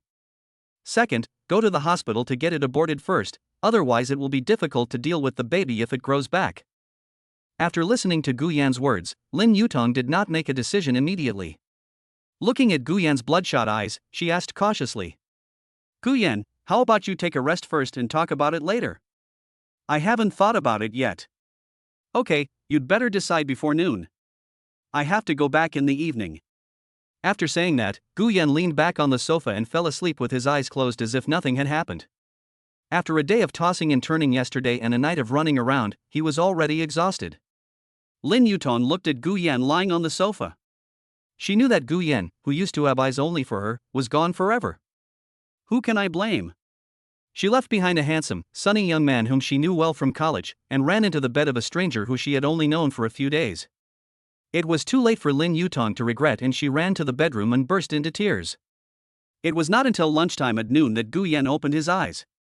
Lin Yutong was already sitting on the other end of the sofa waiting for Gu Yan. How about it? Have you thought about it? Should we talk to the man first, or go to the hospital first? Gu Yan looked at Lin Yutong without saying a word. Can you accompany me to the hospital? If my parents knew, they would beat me to death. I will go find him by myself later. Lin Yutong seemed to have made a decision. Gu Yan said nothing more and urged Lin Yutong. Then let's go to the hospital now. I have to go back in the evening. Gu Yan and Lin Yutong came to the obstetrics and gynecology hospital closest to Heping community. The two of them came to the obstetrics and gynecology department on the second floor of the hospital one after the other. According to the display screen, there were dozens of people queuing for abortions. Looking at the densely packed women in the waiting area, a large row of them were young girls. Lin Yutong was panicking at this moment, and she pinched the corner of her skirt with both hands. Her big watery eyes looked at Gu Yan helplessly, and it was obvious that she was very nervous and scared. Gu Yan saw Lin Yutong sitting in the middle. For a moment, Lin Yutong's pitiful look wanted to pull him back to their previous relationship. Gu Yan thought about it and did not try to comfort her. He just stood by the wall and watched from a distance. Perhaps, this is a kind of redemption for both parties. 2 hours later, Lin Yu came out tremblingly, holding her stomach. Her face was pale and the thin girl looked so helpless at the moment. Seeing this, Gu Yan could no longer control himself. He ran over and helped Lin Yutong sit on the chair next to him. Maybe Lin Yutong hurt him deeply, but he couldn't help it in the end. Faced with the pain that he shouldn't have to endure at this age, he stepped forward and helped up the girl in his heart. After sitting for a while, Gu Yan took a taxi to send Lin Yutong home. Seeing that Lin Yutong looked a little better, Gu Yan told Lin Yutong that he was leaving. Gu Yan, is it really impossible for us? I know I was wrong. I have been thinking about you every day during this period. I have also been punished. I will love you well in the future. Please give me a chance, please, okay? Lin Yutong, half lying on the bed, said weakly and pitifully. You should have a good rest. It will only take 2 days to recover. I will be back first. If you have any problems in the future, you can come to me. I will help you if I can, but forget about being a couple. At this moment, Guyan felt relieved, as his words had been made very clear. Lin Yutong looked at Guyan's calm expression and closed her eyes like Dayu, and two clearly visible lines of tears flowed out. After a whole day of inner struggle, I finally relaxed when the door closed. Maybe at some point, Guyan thought that Lin Yutong was not wrong, but he was the one who was wrong because he gave him too much freedom. After a day of running around, Guyan had no time to eat. He bought a few buns at the bun shop at the entrance of the community and hurried to Nanjiang railway station. Chapter 26. How can I bear to blame you for making a mistake? I gave you too much freedom. Part 3. After rushing all the way, he finally arrived at Nanjiang railway station. He looked at the time and saw that there were less than 20 minutes left before the train departed. He quickened his pace and entered the station. He finally entered the carriage safely before the high-speed train door closed. Looking at the pedestrians coming and going on the platform, and looking at the high-speed railway station that I am most familiar with after having stayed there for more than 4 years, I couldn't help but sigh. Forget it, let's make some money for her. Guyan thought about Lin Yutong, who was injured during the day, and the scene of her crying alone in bed. Although he could not go back to the past, he thought that Lin Yutong had no job and that the man didn't care about her, so he still wanted to send her the little balance in his WeChat account. This was considered to be the most he could do. Even though Shin Yutong had hurt him deeply, as a passionate man, blindly hating her would be of no use. After all, Lin Yutong had already paid for his mistakes and ended up in such a miserable state. This was a result that Guyan did not want to see. I sent 1,500 yuan to Lin Yutong via Alipay. I had blocked him on WeChat earlier, and only a little interest was left in my bank card. Additional message: this is all I can do to help you. This is all the money I have. I wish you a speedy recovery. Looking at this, Guyan sighed deeply, which was a comforting explanation to himself. On the way back, Hua Zifan received a WeChat message: Guyan, are you coming back tonight? 10 o'clock. Guyan left a WeChat message, only telling Hua Zifan that he came to Nanjiang, but not telling him what he was doing in Nanjiang. The high-speed train slowly moved forward on the track, arriving at the station 2 hours earlier than the ordinary green train last night. In a short while, the vehicle had already traveled more than half of the distance. On the way back, Guyan thought a lot in his mind. Within just a few days, the names and appearances of the 3 women floated in Guyan's mind. Su Qing, a young, beautiful and lovely college student from a top prestigious university, is both beautiful and talented. Shin Lingwei, the beautiful CEO whom I have just met for 2 days, can be both salty and sweet, and has both domineering majesty and cute tenderness. Not to mention Lin Yutong, the school beauty ex-girlfriend whom Guyan once held in his hands for fear that she would melt. As the saying goes, the deeper the hatred, the deeper the love. For Lin Yutong, Guyan's visit to Nanjiang this time was a conclusion. To him, Su Qing is more like a younger sister. If we were to say who Guyan most wants to date in the future, it would definitely be his beautiful CEO Shin Lingwei. But at this moment, he had no intention of missing Shin Lingwei. If Guyan wanted to know about her now, it would only be unrequited love, and he had just accompanied Lin Yutong to deal with such a big thing today. No matter how indifferent Guyan appeared, he still felt pain for the pain Lin Yutong was going through. Helplessly, it was impossible to meet the request. How many men in the world could accept their girlfriends or wives cheating on them in front of them, even in their own bed? I am no longer able to do anything for Lin Yutong, and I came to Nanjiang this time just to respect my own heart. There is nothing else. I haven't contacted her for 2 days. I don't know how she is doing or whether her knee is feeling better. Guyan muttered to himself and was about to send a text message to say hello, when Lin Yutong called. Actually, Guyan didn't know whether he should block Lin Yutong's number. He did want to block her before, but today, seeing how much her weak body had suffered, although they couldn't be lovers, he decided not to block her. Looking at the flashing signal light on his phone, he picked it up and thought for a few seconds. Guyan, why are you transferring money to me? Lin Yutong spoke softly on the other end of the phone.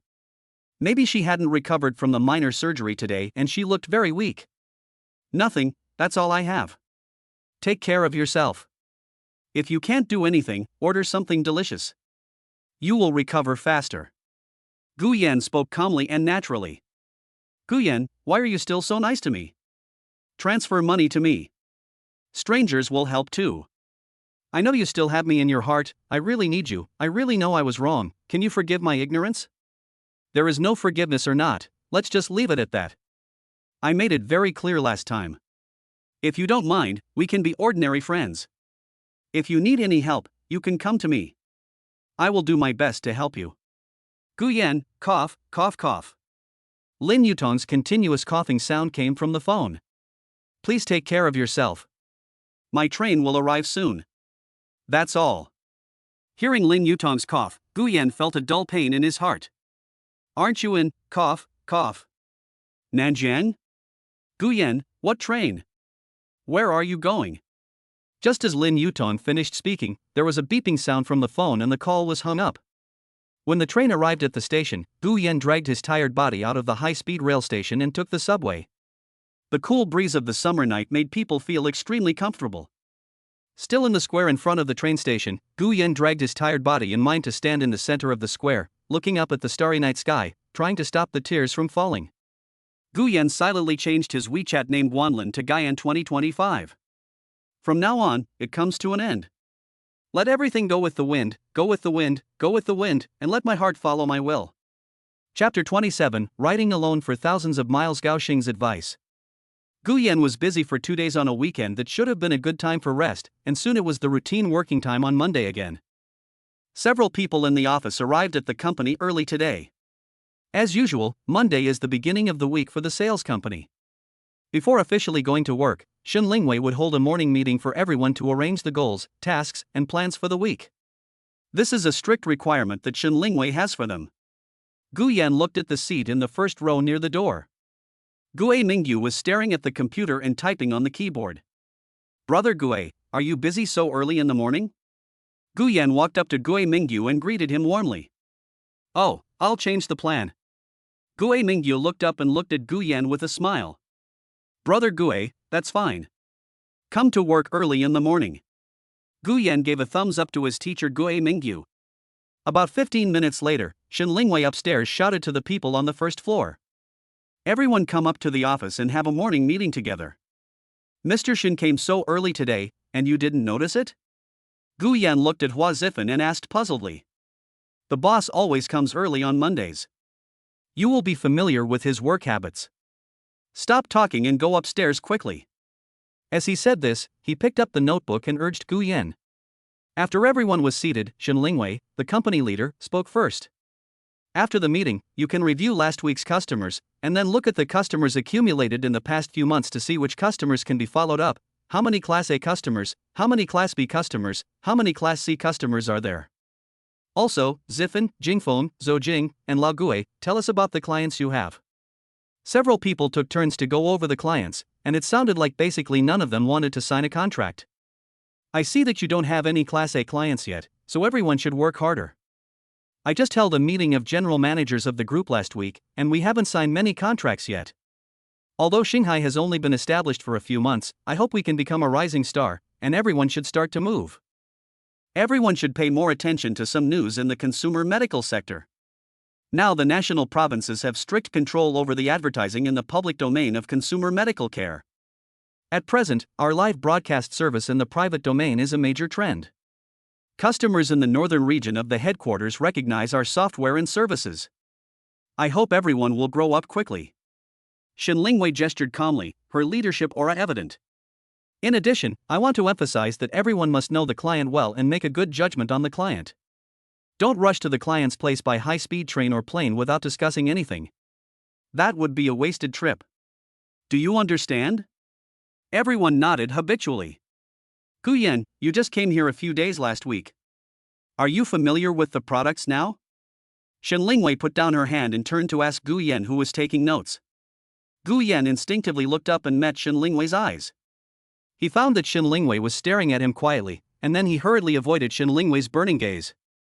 I already understand almost everything, Mr. Shen. Okay, then Zhou Jing, you can start coaching Guyan this week. You can start by making phone calls and accumulate clients. Okay, Mr. Shen. Zhou Jing looked at Shen Lingwei seriously and answered. Well, does everyone have anything else to say? If not, you can start working according to your plans. Just when everyone was about to get up and leave, Lao Gue suddenly spoke. Mr. Shen, I have a client I want to report to you. You say, Lao Gue. Shen Lingwei looked at the honest Gue Mingyu, and seeing that it was about the customer, she spoke with interest. It's like this. I don't know if we have divided the regions now. My client is in Handan City. I don't know if we can develop the business. The client wants me to come over and talk to him face to face. Handan Mountain. A northern city close to the imperial capital, it is also a famous ancient city and the birthplace of idioms. It is more than 1,000 kilometers away from Shanghai.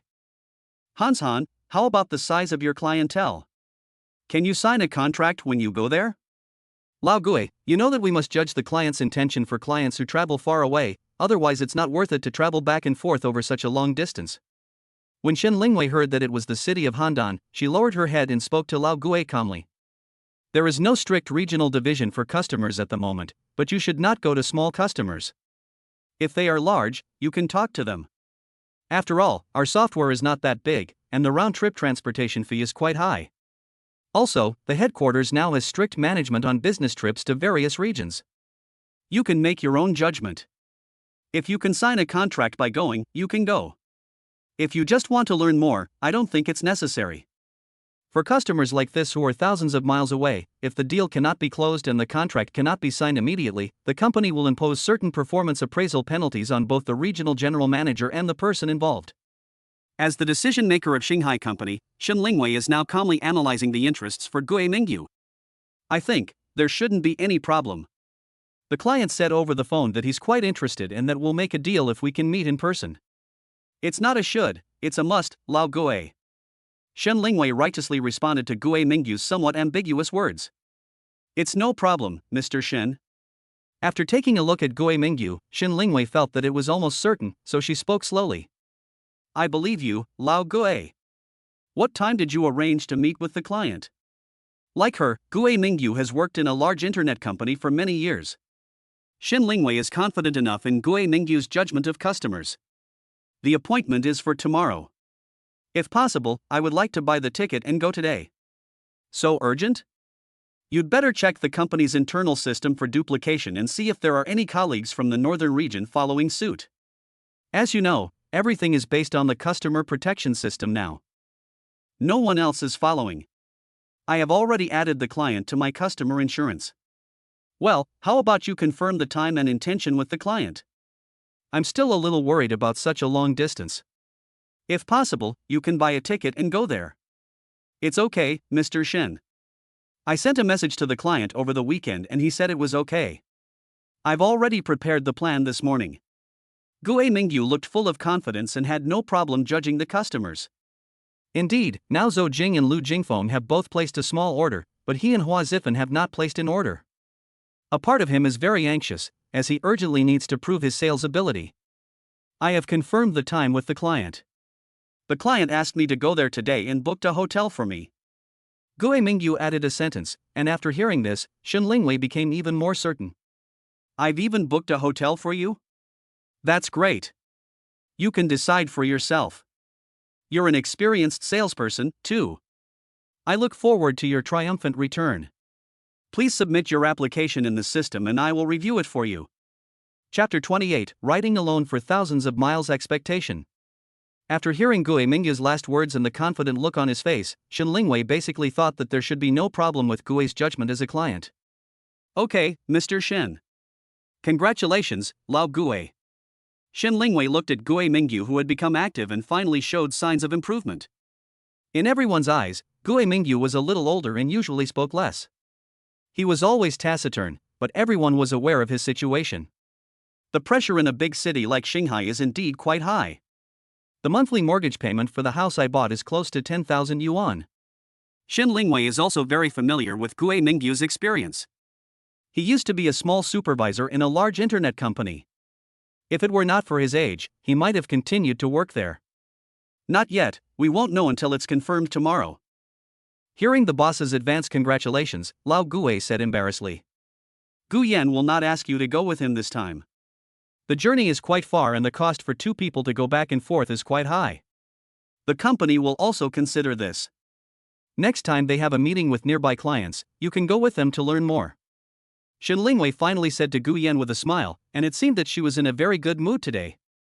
Okay, Mr. Shen. Then I'll go down and pack. Mr. Shen, I checked my phone and the earliest bus to Handan is at 12 a.m. I've bought the ticket on the system. Please approve it. Guo Mingyu said this and prepared to go downstairs to pack up and leave. Okay, I'll approve it for you right away. By the way, is it in time?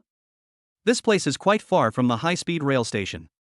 How about asking Gu Yan to drive my car to take you to the station? Shen Lingwei stood up and called Guo Mingyu. It's okay, Mr. Shen. We can still make it. It's not even 10 o'clock now. We'll arrive at the station around 11 o'clock. We'll still make it. Okay, I'll wait for your good news. After saying that, Lao Guo walked down the spiral staircase with everyone and went to pack his school bag and documents. Congratulations, Lao Guo, you're about to get an order. Come back and treat us. I'm waiting for your good news. Yeah, I didn't expect you to drive to Handan. That's awesome. You can both open orders and travel. I'm so envious. Brother Guo, come on. Hua Zifan, Lu Jingfeng, and Zhou Jing all ran to Lao Guo's seat and gathered around him. Gu Yan also snapped his fingers at Lao Guo. Wait for your good news, Brother Guo. I don't know what to do yet. Let's just go over and talk. I don't know either. Guo Mingyu said modestly. I've already booked a hotel for you. That means I take it very seriously. I think it's basically confirmed. Lu Jingfeng shook his hair and happily helped Lao Guo pack the documents into the school bag. Okay, I'm leaving first. After saying that, he strode out of the company gate and headed towards Handan, the hometown of idioms. Several people took a look and returned to their seats to continue working. If Lao Guo signs the bill tomorrow, Mr. Shin will probably treat us. Hua Zifan put down the mouse in his hand and turned to look at Gu Yan. Is this true? Another dinner party? No, Mr. Shin always treats us every time we place an order. We either go out to eat at a restaurant or buy milk tea and snacks for everyone. Hua Zifan was talking happily, but suddenly he lowered his head in dejection, with a worried look on his face. What do you mean, what's wrong with you? Seeing Hua Zifan was excited one second and dejected the next, Gu Yan was confused and asked. Lao Guo will start issuing orders tomorrow, and I will be the only one who hasn't issued any orders yet. This is really stressful. You don't know that our company has an assessment for people who become regular employees. If you don't issue any orders, you will be fired. Hua Zifan sighed and said worriedly. Everyone knows the pressure of a sales company. No matter how flamboyant you are or how good you are at flattering, ultimately the boss wants to see results. Don't look at Hua Zifan making a fuss in the company all day long. Everyone is in danger when the results are out. Now Hua Zifan is the only one among them who has no high potential customer, so they can't help but worry. I see. It's okay. There will always be a way out. This is not your character. I hope so. I hope God will give me a client so I can place an order quickly. Hua Zifan put his hands together and made a prayer gesture. When Gu Yan saw this dramatic scene, he burst out laughing. It's time to get off work at noon. A picture message of Lao Guo popped up in the company group WeChat, showing that he had already boarded the high-speed train. Old Guo is awesome. It's taking off. Lu Jingfeng ran towards Hua Zifan with a sly smile on his face. Next time I'll make an appointment to go to a city thousands of miles away and treat it as a trip. Do you think Mr. Shin is a fool? Lao Guo can go, but you may not be able to go. Hua Zifan knew Lu Jingfeng too well. He was a typical villain who loved to watch the fun and make sarcastic remarks.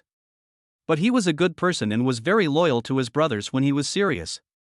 After saying this, Lu Jingfeng took the lead and tapped his fingers. Bon voyage, Brother Guo, and returned triumphantly. +1. +1. Everyone in the group was speaking words of blessing and expectation. Daytime work will be automatically omitted. There is no need to keep writing down the diary like work records. Soon it was 8 o'clock in the evening. After more than 5 hours of traveling by high-speed rail, there was new message in the group. I didn't need to look at it, it was from Lao Guo again. They are all photos of clients inviting him to dinner and photos of the hotel he had booked. Not bad, Brother Guo, this client is great, so generous. In the group, Lu Jingfeng replied to the first message under the photo. It looks like at least 3 stars. A few people can eat so many dishes. Northern people are so enthusiastic. Hua Zifan followed closely behind. Shen Lingwei didn't say much in the group, but just gave a lot of like emoticons. The contact person took me out for dinner. There were only two of us. He will take me to see the leader tomorrow to talk. Gue Mingyu finally replied to the messages from the two brothers above. Come on, brother Gue, go to bed early so that you can have a good start tomorrow. Girls are really thoughtful. For someone who has traveled 1,000 kilometers, the best response is to rest early and conserve strength. Finally, the group quieted down. Around 9:30 the next morning, another WeChat message came to the group.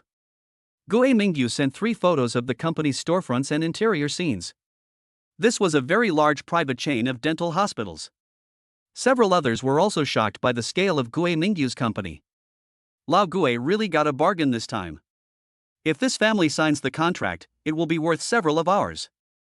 Lu Jingfeng fiddled with his cell phone, looked up at everyone, and seemingly said words of congratulations. You're so nagging, who do you think is going to open a small car store like you? Hua Zifen glanced at Lu Jingfeng. Why don't you open one? Lu Jingfeng raised his eyebrows and spoke to Hua Zifen arrogantly. The two heard each other and couldn't tell who was superior or inferior. Seeing the boss Shen Lingwei's like an encouragement, several people followed suit and posted their posts. The morning passed and it was almost time for lunch, but there was no message from Lao Gue in the group. Hua Zifen felt a little confused. It can't be that we are still discussing this now. We went in a little after 9 o'clock. How come it's almost 12 o'clock and there is still no news? It can't be. No way, they may still be discussing. It's normal to talk for more than 2 hours. It means they have many questions and needs. Gu Yan looked relaxed. That's right. Let's wait a little longer. Chapter 29, Riding Alone for Thousands of Miles Fury. Don't go out to eat at noon. I've ordered for everyone. Let's eat together at noon. Shen Lingwei was in high spirits, and her outfit today was even more refreshing, showing her leadership qualities. She wore a gray striped suit on the upper body and flared trousers of the same style on the lower body. Her short hair fell naturally, and her hands were naturally crossed in front of her chest, looking very domineering. Thank you, Mr. Shen. Mr. Shen is in such a good mood today. Lu Jingfeng responded loudly to Shen Lingwei. Everyone has worked hard during this period, so I'll give you some extra food. Shen Lingwei pursed her lips and smiled. The boss seems to be very happy today. Why did he think of treating us to a meal? Could it be that he saw that Lao Gue's client was about to make a deal? Hua Zifen whispered to Gu Yan curiously. How would I know? Maybe I should just estimate it. Gu Yan was even more confused and just responded casually. At lunchtime, Hua Zifen, Lu Jingfeng, and Gu Yan took their takeaway food and called Zhou Jing to go upstairs to the general manager's office. Boss Shen, it's time to eat. Lu Jingfeng placed the meal on the boss's table in front of Shen Lingwei. Okay, the food is here, right?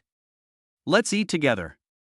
Shen Lingwei closed the laptop in front of her, moved the chair, adjusted the air conditioner temperature, and asked everyone to sit down. Boss Shen, why did you order food for me today? Is it because Lao Gue is going to sign a contract? You should treat me. Sure enough, the fearless Lu Jingfeng asked a soul-searching question. Yes and no. The weather is too hot and everyone has been working hard recently. I'll treat you to a restaurant when Lao Gue comes back. Is this true? Thank you, Mr. Shen. I'll wait for Brother Gue to return triumphantly today. Lu Jingfeng picked up a big piece of beef and devoured it with relish. Brother Gue hasn't sent any messages this morning. I think it's done. Is he having lunch with a client now? Hua Zifen interrupted Lu Jingfeng and said curiously. Only Gu Yan and Zhou Jing were eating quietly without saying a word. Don't make blind guesses. I'll call Lao Gue later this afternoon to ask about the situation. It should be about the same. Shen Lingwei raised her hand holding the chopsticks, resting it on the back of the chair behind her and spoke contentedly. After lunch, I took a half-hour nap and soon it was time to go to work in the afternoon. There was still no news from Lao Gue on WeChat, and at this time the atmosphere below began to spread. What's wrong with Lao Gue? It's already afternoon and the results haven't been released yet. It's not like they're talking from morning to afternoon, right? Lu Jingfeng leaned back in his chair, crossed his legs and looked like he was pretending to obey. Maybe because they had just arrived at work, everyone was not very sober yet and did not respond to Lu Jingfeng's words. Stop guessing and get back to work. Maybe Brother Gue is having dinner with a client. Zhou Jing walked to the printer to print the documents, looked at Lu Jingfeng's dissolute appearance and said calmly, "You're the only one who believes it. There's been no movement so far, so it's probably cold. Mr. Shen is going to be mad." Lu Jingfeng fully embodies the concept of gloating. Nothing this lunatic said is impossible. It's already afternoon. If Lao Gui had decided on it, he would have sent it out long ago. This is really bad news. You don't know, our beautiful CEO is very scary when she gets angry. Hua Zifen whispered softly in Guyan's ear. Mr. Shen told us before that we should try to expand the customers in Shanghai and its surrounding areas and not go too far. For customers like Lao Gui, we basically cannot go there unless we are 90% sure, and the group does not support this. Oh, stop talking nonsense, both of you. Just wait for the letter. Guyan uttered a few words casually. I don't know how long it took, but the sunlight from the window quietly stole away. The sound of high heels tapping on the roof came from far away and got closer. Boss Shin is coming down. Hua Zifen lowered his head and said hush to Guyan. When he looked up again, Shin Lingwei had already appeared in front of Guyan's workstation. Hua Zifen was so scared that he didn't have time to react. I couldn't get through to Lao Gui. Hua Zifen, can you help me ask Lao Gui what's going on?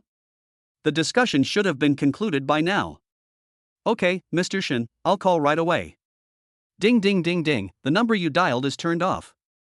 Please call again later. Hua Zifen calmly called Gui Mingyu. Boss Shin, Brother Gui's phone is turned off. It may be out of battery. How about I try calling again later?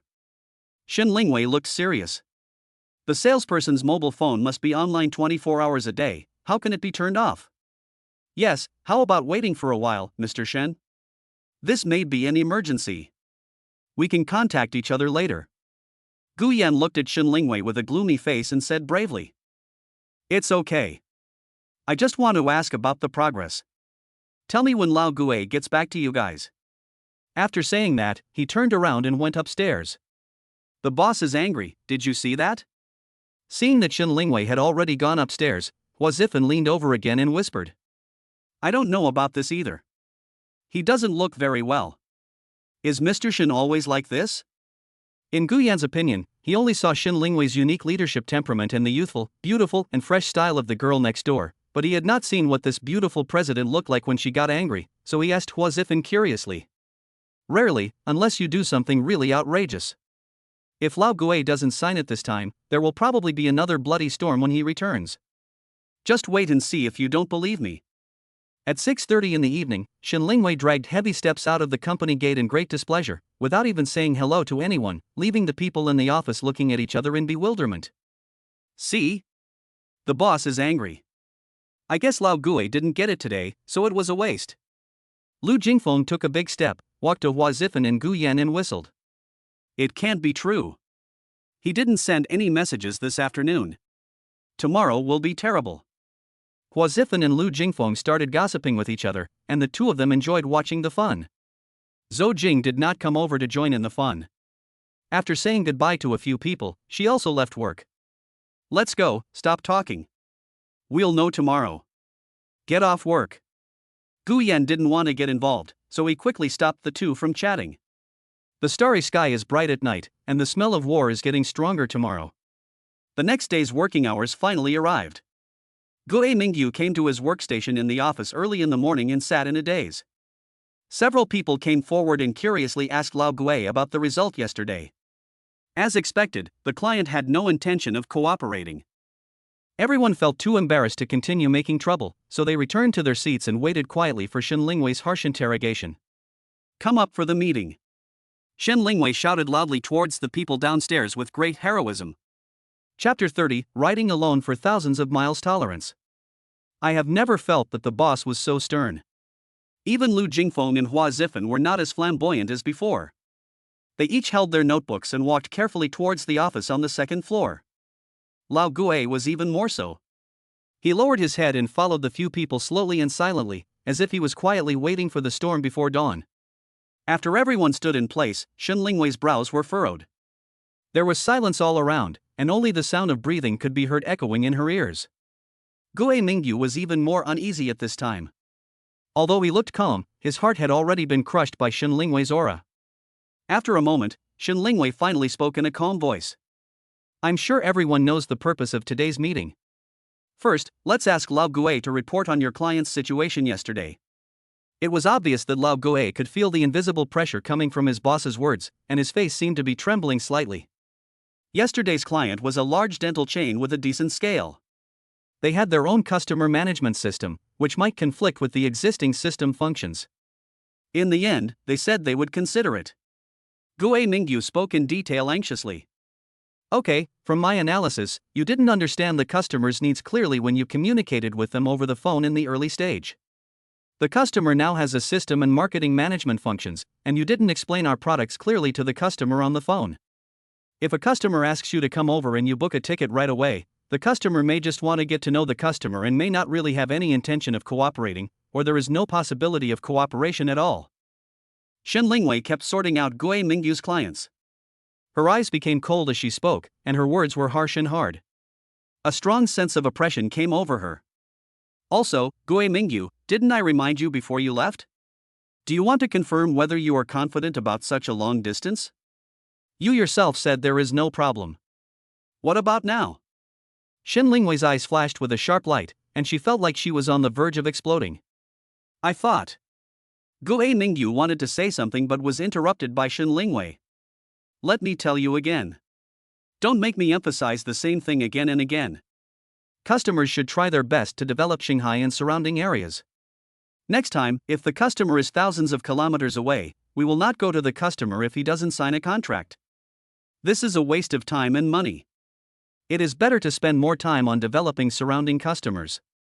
Finally, I want to emphasize again that none of you are new to sales. You must make good judgments about customers. If you really can't make a judgment, everyone can help solve the problem together. No one said anything. At this moment, Gui Mingyu was kneading his trouser legs awkwardly with his hands. His calves were shaking unconsciously, and he lowered his head with a blush. This honest man was like a primary school student who had made a mistake.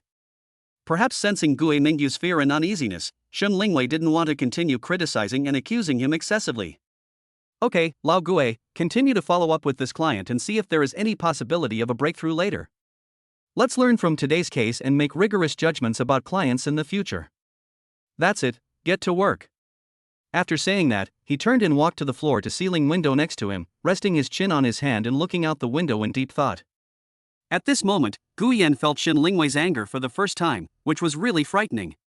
After the meeting, everyone was afraid that Lao Gui would think too much, so they all gathered around Gui Mingyu's workstation. It's not a big deal, Lao Gui, don't take it to heart, just develop the next customer. Lu Jingfeng patted Lao Gui's shoulder with a playful smile, looking nonchalant. Yes, Lao Gui, it's the customer's problem. They let you go without knowing the whole story. This kind of customer is really speechless. Hua Zifan also used a hoarse voice to calmly comfort Gui Mingyu, whose face was flushed with embarrassment. Brother Gui, you know that Mr. Shin is a straightforward person. Just let it go. Zhou Jing was considerate and attentive. She silently poured a glass of water for Lao Gui and gently handed it to him. Seeing that the other three were comforting Gui Mingyu in their own way, Gu Yan was about to speak when he was interrupted by Lao Gui. Thank you, everyone. I'm fine. It was indeed my fault this time.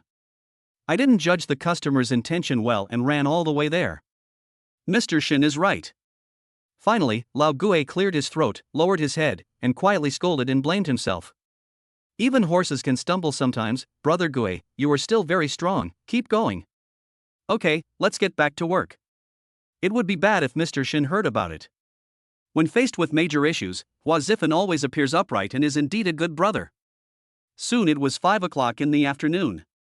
After a whole morning of self-reflection, Lao Gui finally stopped falling into deep self-blame and spent the entire afternoon trying to make phone calls to develop new customers.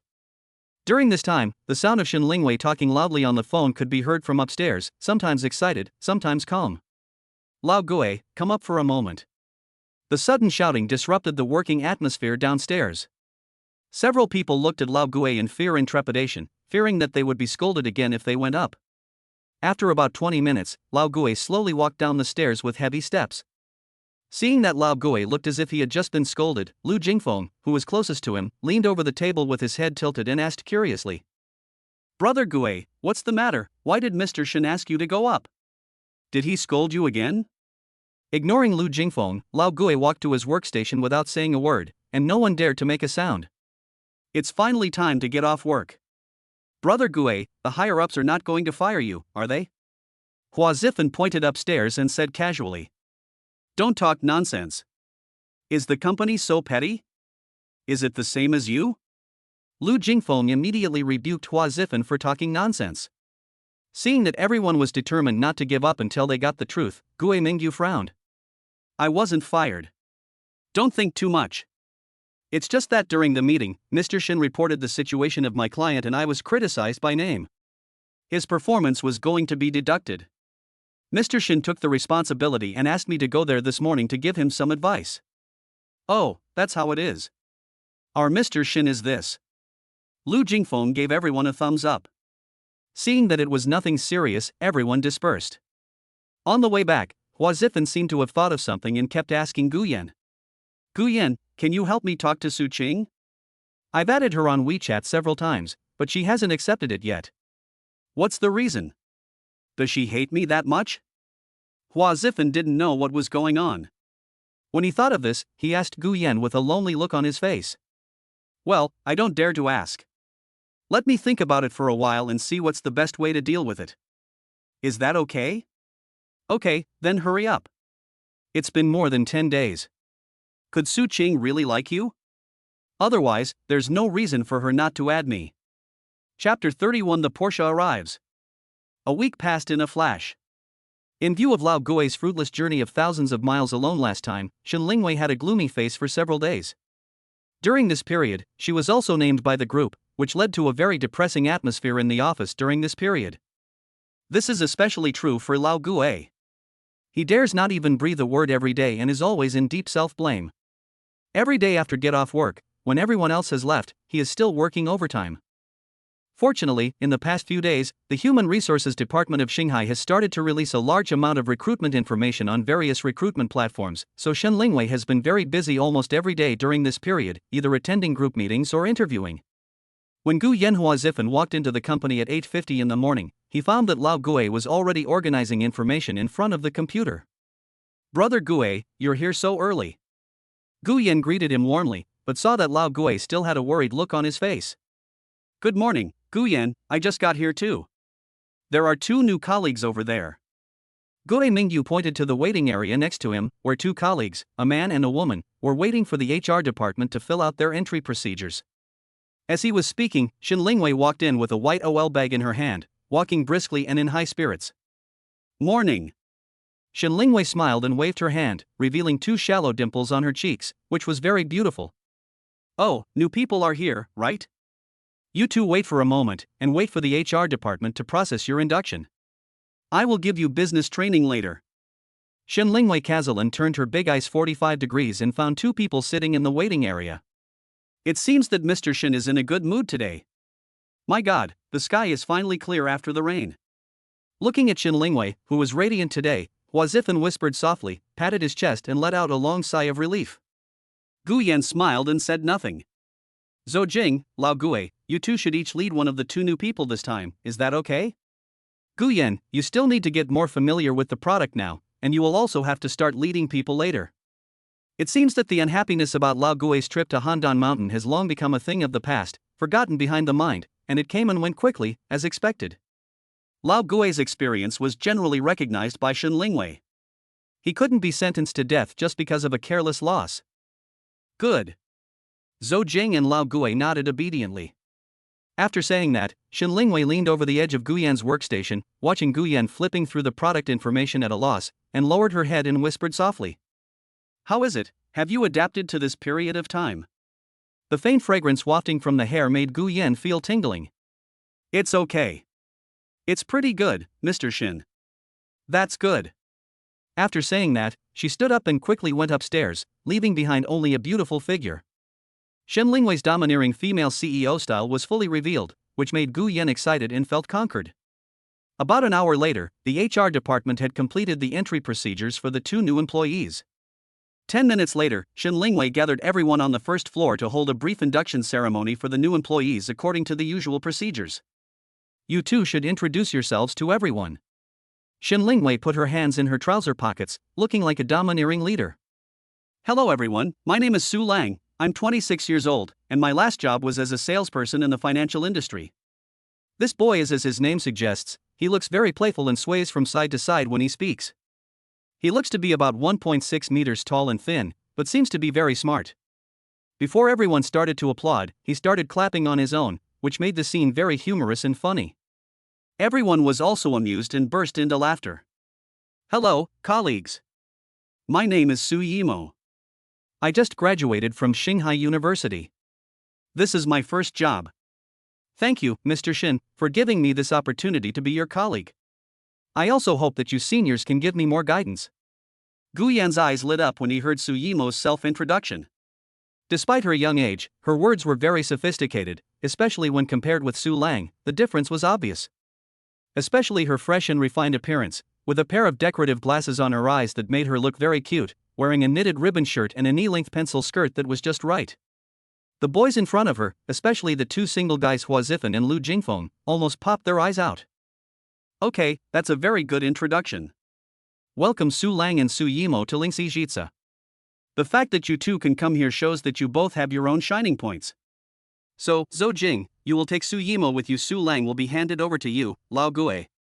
Shen Lingwei gave a brief welcome summary and assigned the two newcomers, Zhou Jing and Gue Mingyu. You two are new here, so if you don't understand something, you can ask your masters. They have been here for a while and have pretty good skills. Of course, you can ask other people too.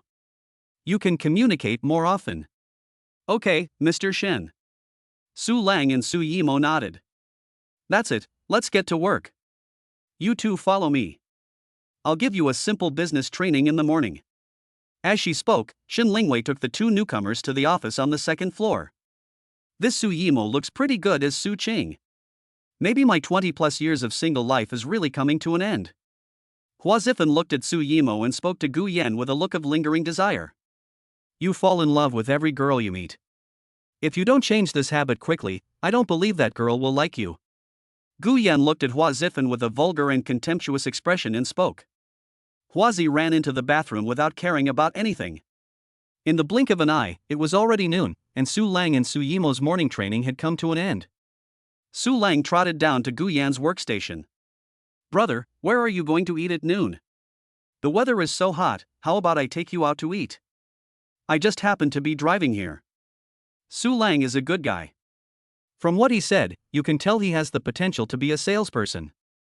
He knows how to deal with people and is good at currying favor with others. 100 meters to the left of the park entrance, there are all kinds of snack shops. I'll take you there. Gu Yanhua and Zifan stood up and prepared to go out for dinner. Seeing Su Lang being so enthusiastic, they thought of taking him out to get acquainted with him. I am quite familiar with Pujiang. I have studied here for 2 years. I didn't expect to come back after all these efforts. Su Lang rubbed his nose with his right index finger, a very strange action, and grinned embarrassedly. It's okay, I'll treat you two to lunch, it's no big deal, the Sichuan restaurant my friend runs is only 2 kilometers away. After hearing this, Gu Yan and Hua Zifan didn't know how to refuse. Should we invite Su Yimo and a few others? Su Lang seemed to react, but turned around with an embarrassed look. The car couldn't accommodate so many people. Seeing Su Yimo chatting and laughing with Zhou Jing, he didn't go over to call them. Walking out of the door, Su Lang habitually took out a box of Shanghai from his trouser pocket and gave them to Hua Zifan and Gu Yan. This cigarette costs 70 per box. Gu Yan and Hua Zifan looked at the sea of stars in their hands, and gestured to Gu Yan in a very low voice. Both of them were a little dazed. Brother, I don't even know what your names are. Oh, my name is Gu Yan. My name is Hua Zifan. By the way, when I heard you introduce me, it seemed like you were 3 years older than both of us. So don't call me brother. Just call me by my name. Okay, my car is in the parking space at the entrance of the park. The three of them walked towards the door, talking and laughing. Don't tell me this is your car? Hua Zifan pointed at the black Porsche Macan in front of him with a look of disbelief. Under the midday sun, the noble pure black paint surface reflects a thrilling light, which makes people's eyes dizzy. Su Lang just said him without saying anything else. The moment he pressed the key in his hand and heard the sound of the car door, Hua Zifan believed it. Compared to Hua Zifen, Gu Yan did not show excessive surprise on his face, which may be related to their personalities. Su Lang, are you a second-generation rich? From what I understand, this car must cost at least 700,000 to 800,000 yuan. In a small place, you can buy a house with that much money. It's too difficult to buy such a car by working part-time.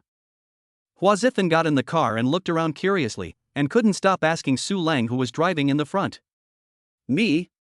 I'm not a second-generation rich. I came to Shanghai from other places to work like you.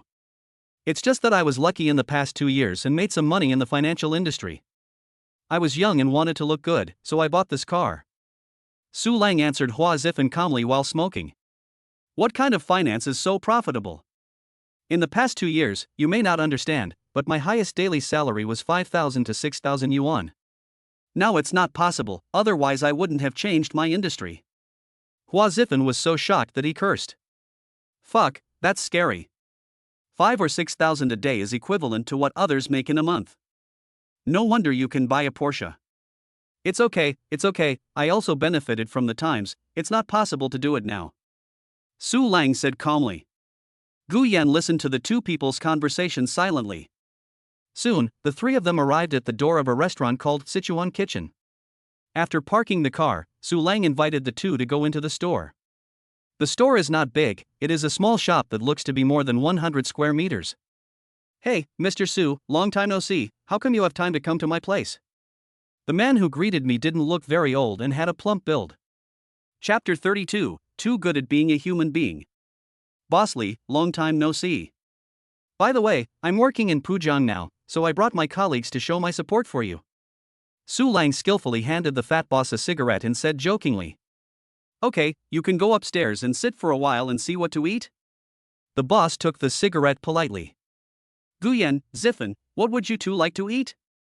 Su Lang turned to seek their opinions. It's okay, it's alright, just keep it simple for lunch, time is tight.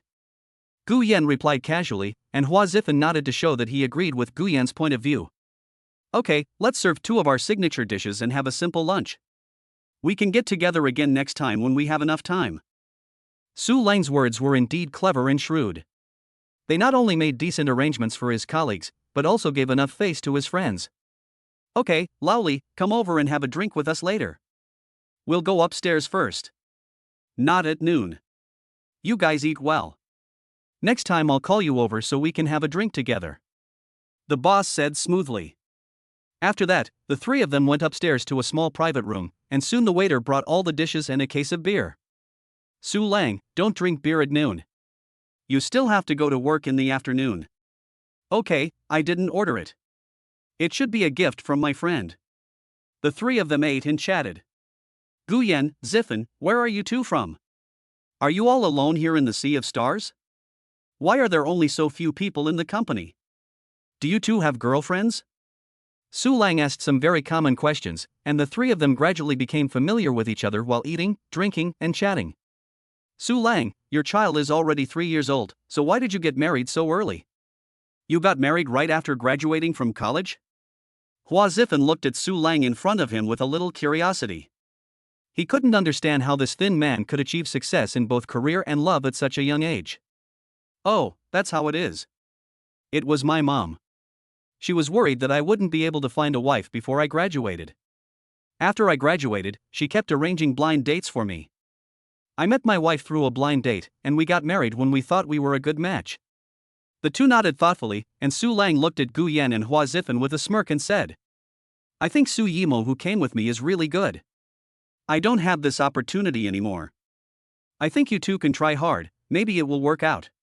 Gu Yan put down the chopsticks in his hand and waved his hands to indicate that it was inappropriate. It looks good and neat. How can I know if I don't try it? What if she likes my style? Seeing Gu Yan's ambiguity, Hua Zifen took over the conversation. You don't want Su Qing's WeChat anymore? Gu Yan, I didn't say no, this is not good. Hua Zifen hurriedly put on a pitiful look and begged for mercy from Gu Yan. Are you two having problems? Ha ha. Seeing that Gu Yanhua and Zifen had something else in their words, Su Lang laughed. By the way, Gu Yan, I am now assigned to work under Gui Mingyu. What kind of person is he? I've only been here for half a month, and I know Ziffin better. But from the time we've known each other for so long, I've found that he's a nice, honest guy. He worked in a big company for 7 or 8 years before coming here, so he's definitely capable. Yes, he is a little older than us. We all call him Lao Gui. He is easy to get along with. If you need to know anything about work, just ask him directly. Hua Ziffin also said it casually. Okay, I'll talk to him later this afternoon. After eating and drinking, the three of them got up and went downstairs. Did you finish eating so soon? The boss greeted the three people at the cashier counter with a smile. Your dishes are still as delicious as always. We have all finished our dishes. Come on, how much is it? I'll buy you one. Su Lang took out his mobile phone and scanned the payment code at the cash register in front of him. What's the point of talking about money? How much is this meal? Don't be polite. I'm treating you. The boss seemed to have a very good relationship with Su Lang and spoke in a generous manner. Since you said that, it would be my fault if I refuse. Lali, I'll treat you next time you come. By the way, Su Lang, where did you rent the house? Is it far from the company? Do you want to move to our apartment? With just a simple bribe of a meal, Hua Ziffin had already determined Su Lang's character, so he simply wanted to invite him over and appeared very enthusiastic. Little did he know that Su Lang's next reply shocked him so much that his jaw almost dropped. Oh, I'm in Minjiang close to Shanghai Central Ring Road, bordering Pujiang, but the geographical location is much better than Pujiang. The house we bought is where our whole family lives, and it only takes less than 40 minutes to drive here. Hua Ziffin listened to Su Lang's unintentional words, and after a brief eye contact with Gu Xian, he couldn't help but say, "Fuck the grass. Did you buy it yourself?" The housing prices in Minjiang are more expensive than those in Pujiang, tens of thousands per square meter, so at least one unit costs 4 or 5 million. It turns out that our company has a handsome, rich, and successful man. Don't laugh at me, you too. Tall, rich, and handsome? How can I look tall, rich, and handsome with my height? Most of it was supported by my father. Now I have to pay a large monthly mortgage. You two don't know, Alexander. Hearing Hua Ziffin's constant compliments, Su Lang couldn't help but complain cautiously. Better than the two of us. We have nothing right now. People always say that those who can buy a house in Shanghai are already considered the best among men. Gu Yan looked at Su Lang in front of him with a faint smile on his face. His heart was churning rapidly at this moment. He didn't even have 1,000 yuan in his hand now, and he didn't know when he would be able to have a home in Shanghai like Su Lang. You don't know, I'm telling you two now, if you give me a chance I'll choose to rent a house. Su Lang sighed helplessly and didn't want to continue explaining anything to his two younger brothers. The monthly mortgage is as much as 10,000 yuan, plus the family's monthly living expenses and the child's kindergarten tuition. It is a huge expense. I'm afraid only those who are in it can feel the taste of it. Oh, how about you rent a house and I'll pay your mortgage? Hua Ziffin continued to chatter and joke, and he was completely impressed by Su Lang. After driving for 10 minutes, the car braked suddenly and stopped at the door of the milk tea shop at the entrance of the park. Su Lang got out of the car and thoughtfully brought a cup of summer warming cold drink blueberry lime mojito to each of his colleagues in the company. Look at the hands full of drinks outside the car window, and Su Lang's kind and rosy smiling face. Hua Ziffin and Gu Yan couldn't help but say, "What a good person." At noon in summer, it seems that only the sound of the heat waves hanging in the sky scorching the leaves is making a squeaking sound. Everything else is lazily sleeping in this quiet and peaceful afternoon. Even the cicadas on the tree at the door have stopped chirping. Milk tea is here.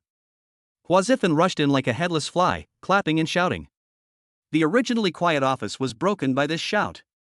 Zhou Jing Laogui was obviously awakened, and with sleepy eyes he glanced angrily at Hua Ziffin who came in.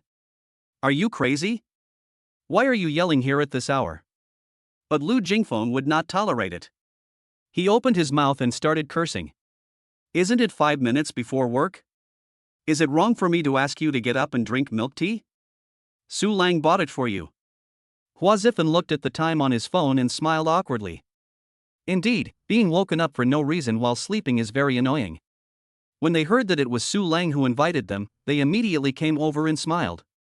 Thank you, Su Lang. Why are you being so polite? I thought it was Hua Ziffin, otherwise I would really beat him up. Thank you, Su Lang. Hey, where is the newcomer Su Yimo? Why isn't she here? Just as Hua Zifan finished asking, the water droplets on Su Yimo's face had not been completely wiped off. It seemed that she had just washed her face in the bathroom. There was still a faint eyeshadow left at the corners of her eyes, which made people feel instantly cool when seeing it in this hot summer.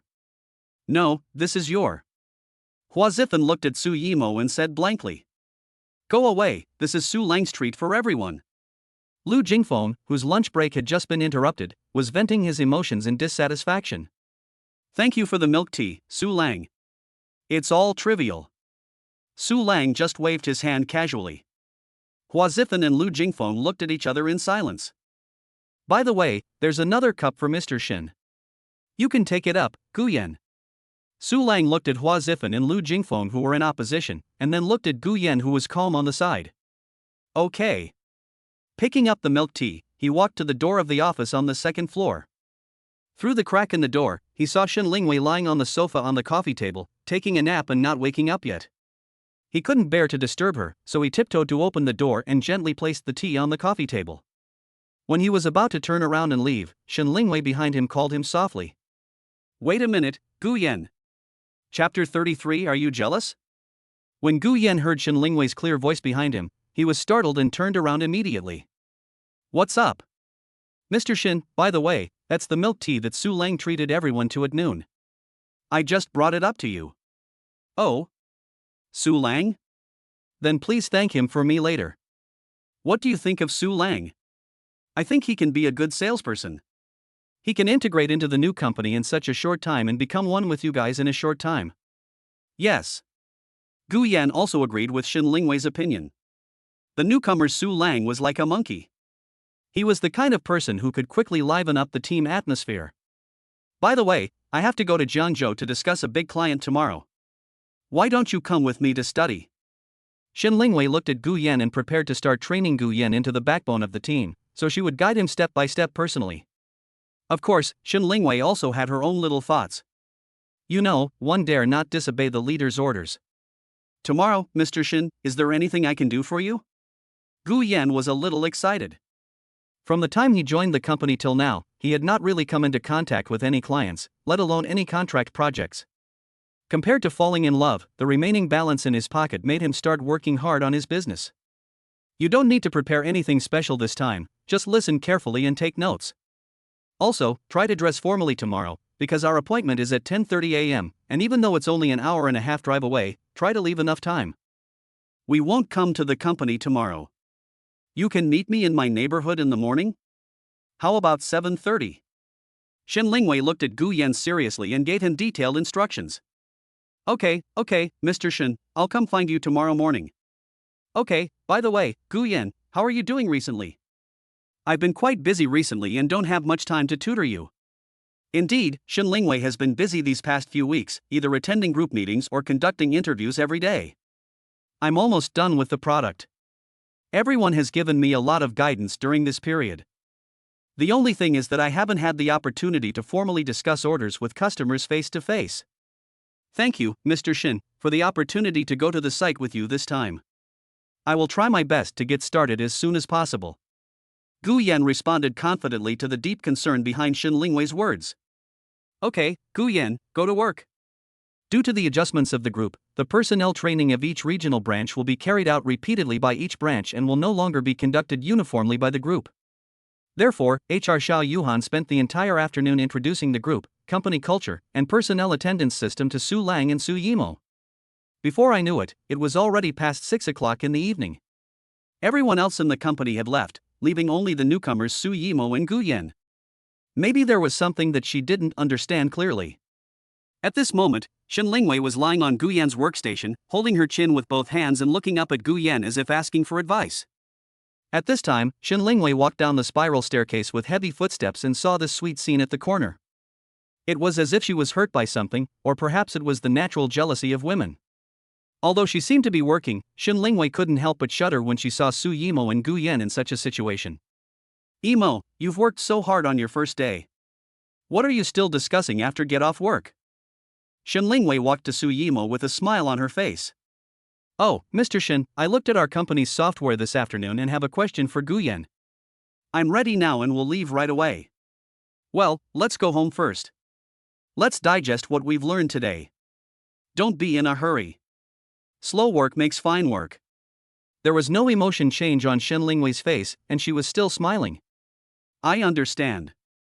Then Mr. Shen, Guyan, I'll leave first. See you tomorrow. After hearing what Shen Lingwei said, Su Yimo stood up and prepared to leave. Guyan, didn't I arrange for Zhou Jing to take care of Yimo? Has she ever communicated with Zhou Jing? Shen Lingwei was a little confused. No, I saw them chatting all afternoon. They must have had a good conversation. It must be a problem that they thought of after get off work. After Zhou Jing left, she came to ask me for a solution. Seeing the subtle change in Shen Lingwei's expression, Gu Yan immediately resolved it skillfully. Oh. By the way, Gu Yan, where do you live? I don't think I've asked you yet. So, do you want me to take you home? I live in the talent apartment near the company. It's very close to here, Mr. Shen. I can just walk back by myself. Gu Yan tactfully explained the reason to Shen Lingwei. Then how about I treat you to a meal? I'm hungry too, so we can just grab a bite at the restaurant next door and talk about tomorrow's client. After hearing what Shen Lingwei said, although he pretended to be a little reluctant on the surface, he was very excited in his heart. To be precise, this was the first time he had dinner with Shen Lingwei alone. Gu Yan was looking forward to it and was very excited at the same time. Oh, sure. Trying to hide his inner excitement, Gu Yan followed Shen Lingwei and drove to a nearby food stall. I often come here to eat. The crayfish here is really delicious. If you don't believe me, try it later. Shen Lingwei pointed at the brightly lit food stall in front of her. It was already crowded with people and the sound of street singing could be heard from time to time.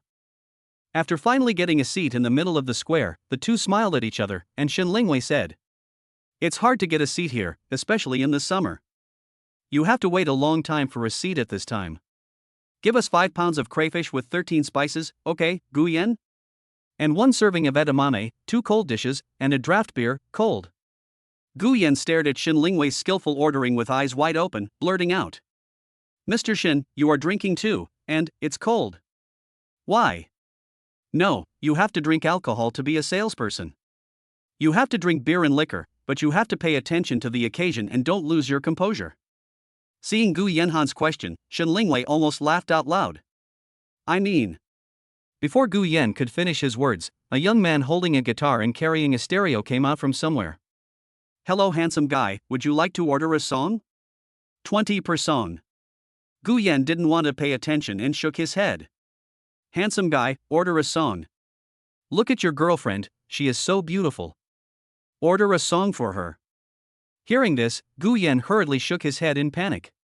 "She's not. He's my old." The more panicked you are in a hurry, the easier it is to make mistakes. You should order a song for your wife, so that everyone can see how romantic you are to your wife. Ha ha ha. Hearing the young man's one mistake after another, Shen Lingwei kept twisting her body and laughing. Gu Yan also looked embarrassed and kept signaling to the young man not to talk nonsense. Okay, let's order. Then you can sing a song called A Little Touched. Can you sing it? Shen Lingwei generously asked the other party to sing this song. I don't know whether it was intentional or unintentional, but Shen Lingwei chose this song. Of course, please enjoy it. Accompanied by a beautiful prelude, a moving song burst out from the young man's mouth. After the song was over, Shen Lingwei clapped her hands with satisfaction and directly transferred 100 yuan to the young man by scanning the payment code. You sing really high and beautifully, and the extra words are a token of my recognition of you. The young man looked at the payment announcement on his phone and immediately bowed 90 degrees to Shen Lingwei to express his gratitude. Thank you both handsome men and beautiful women, I wish you two will always have a lasting love and live together till old age. He said happily and waved his hand and left. At this moment, Gu Yan's face was full of embarrassment and he felt it was difficult to face his leader. However, Shen Lingwei did not look unhappy at all. Instead, she was still immersed in the nonsensical words of the young man just now. Puff. Apparently she couldn't hold it in any longer and Shen Lingwei couldn't control herself and burst out laughing again. It was also the first time that Gu Yan saw Shen Lingwei had such a cute and lively side. He first said we were boyfriend and girlfriend, then he said we were husband and wife. Tell me, is that funny? Ha ha. Shen Lingwei smiled and gently patted the table with her left hand. I didn't explain it clearly. I'm sorry, Mr. Shen. Do we look like a couple? Shen Lingwei tested Gu Yandao half seriously and half jokingly. I shouldn't look like. Seeing Gu Yan's dazed look, Shen Lingwei chose not to make things difficult for him anymore. The dishes are all here, let's eat first. Try this lobster, it tastes really good. As he spoke, he peeled a lobster and placed it on the plate in front of Gu Yan. Gu Yan was also muttering in his heart at this time. Chapter 34 Lovely Person. This does look like an intimate act between lovers. Well, it's really delicious. Mr. Shen, you can try it too. Tomorrow we will go to see the #1 dental group in Jiangzhou, which has 12 outpatient clinics and 2 dental specialty hospitals in Jiangzhou City. Although their hospital is relatively large, their daily customer acquisition, customer management, and customer marketing are too traditional. We need to sort out these pain points for customers and analyze the trends of the entire consumer medical market, comparisons of competing products, customer cases, and the value of cooperation to highlight the advantages of our products. If you can't remember it tomorrow, you can record it on your phone. This is a rare opportunity. Let's try to get it tomorrow. Cheers. Shen Lingwei raised her glass while carefully analyzing for Guyan the client she was going to meet tomorrow. Okay, Mr. Shen, I will study hard tomorrow. Mr. Shen will definitely take it down tomorrow if he personally takes action. Cheers. I have heard for a long time that this young female boss has sales ability and courage that makes countless peers in the sales industry tremble in fear. It only took her 5 years to go from frontline sales to sales director of a large internet company. During this period, she has achieved countless victories, big and small, and rarely failed. It was precisely because of Shen Lingwei's unique abilities that the group company spared no expense to recruit her to take charge of Shanghai Company. After Gu Yan came to Lingxi Jitsa, he may still know very little about this beautiful female president. At the same time, he was also looking forward to how Shen Lingwei would debate with the scholars tomorrow. Shen Lingwei raised her head and drank the whole glass of beer in one breath. Gu Yan was stunned for a moment, and not wanting to be outdone, he quickly drank the beer in the glass. However, 2 minutes later his face began to turn red. Gu Yan, you can't drink much. Your face turned red after just 1 glass of beer. What if I take you to the drinking party in the morning? Shen Lingwei looked at Gu Yan's face, which suddenly turned red like an apple, and said jokingly. I get red easily when I drink. No matter what kind of wine it is, my face turns red after 1 glass. It seems like it's natural. Gu Yan explained embarrassedly. There are 2 types of situations like yours. One is that you can't drink, and your face gets red when you drink. The other is that you are a good drinker, and people don't know how much you can drink when they drink with you. Which type are you? Shen Lingwei joked without hesitation. I don't think you can drink much, so we just need to drink this 1 cup today. That's about 3 cups per person. Beer is fine. Besides, there's no way I can't drink better than a girl. Gu Yan looked at the empty cup in his hand and immediately filled it for himself. I toast to you, Mr. Shen. Thank you for giving me the opportunity to join Lingxi Jitsa and meet so many lovely colleagues. Everyone is so nice, especially Mr. Shen, who takes such good care of me and gives me the opportunity to grow faster. Come on, I'm counting on you. This track is actually very simple. If you find the right method and direction, you'll be able to master it in no time. Cheers! Cheers! As they toasted each other, they had already finished a pitcher of beer. Shen Lingwei didn't feel anything, but Gu Yan was indeed a little dazed. No way, Gu Yan, I just drank 3 glasses of beer, how can you get drunk? Looking at Gu Yan's drunken and blurry eyes, Shen Lingwei gently waved her hand in front of Gu Yan. It's okay, Mr. Shen, I'm just a little blurry, I'm not drunk. Gu Yan had begun to speak insincerely, so Shen Lingwei asked the waiter to bring 2 glasses of hot milk. Hurry up and drink the milk.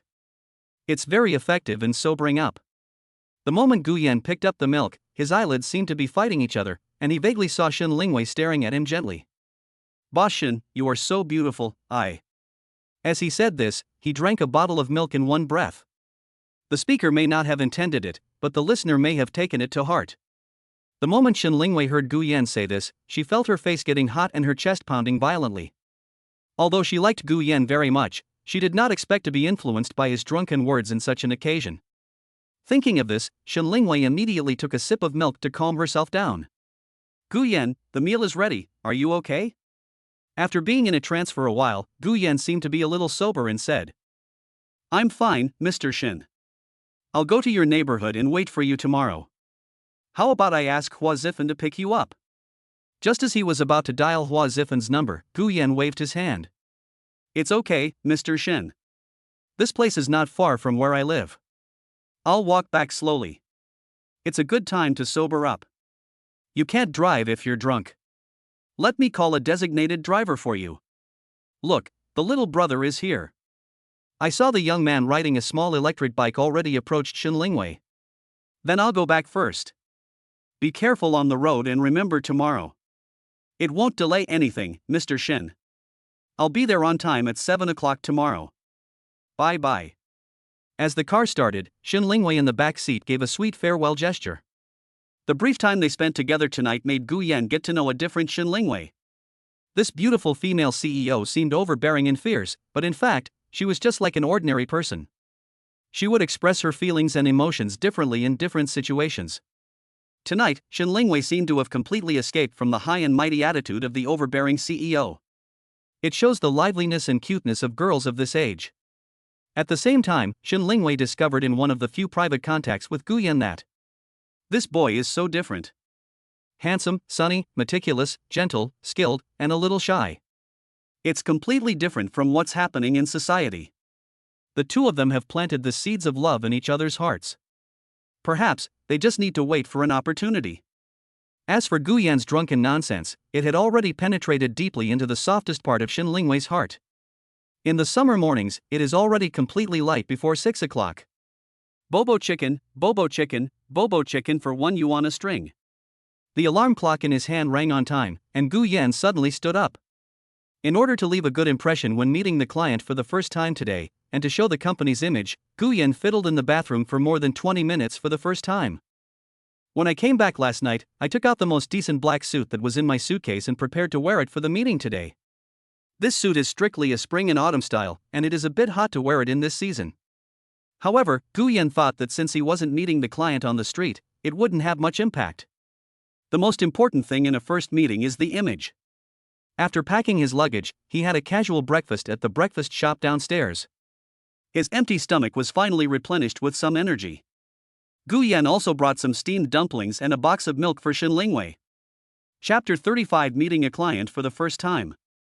Before he even sat down in the car, he had already arrived at the gate of Fengqiao Villa where Shin Lingwei lived. There were still 5 minutes until 7 o'clock, and several luxury cars had already come out of the community one after another. The guards on both sides of the gate were still saluting back and forth politely as always. As expected, no one's money comes out of nothing, not to mention that the rich people all go to work early, so what reason do we who are penniless have to lie down? Guyan looked around the gate of the villa, looked up and down at the luxury cars coming in and out, and asked himself. After a while, he strode towards number 118, Area A, where Shin Lingwei lived. When he arrived at the entrance of the villa, he found that the courtyard door and the main door were closed. Guyan thought that Shin Lingwei might not have gotten up yet, so he immediately pressed the doorbell on the wall continuously. Ding ling ling ling ling. After a while, the door opened, and as expected, Shin Lingwei, who had just woken up, came over and greeted them in pink pajamas, yawning. You're here so early, Guyan. Please sit down and wait for me for a while. I'll be there soon. You look so handsome today, aren't you hot?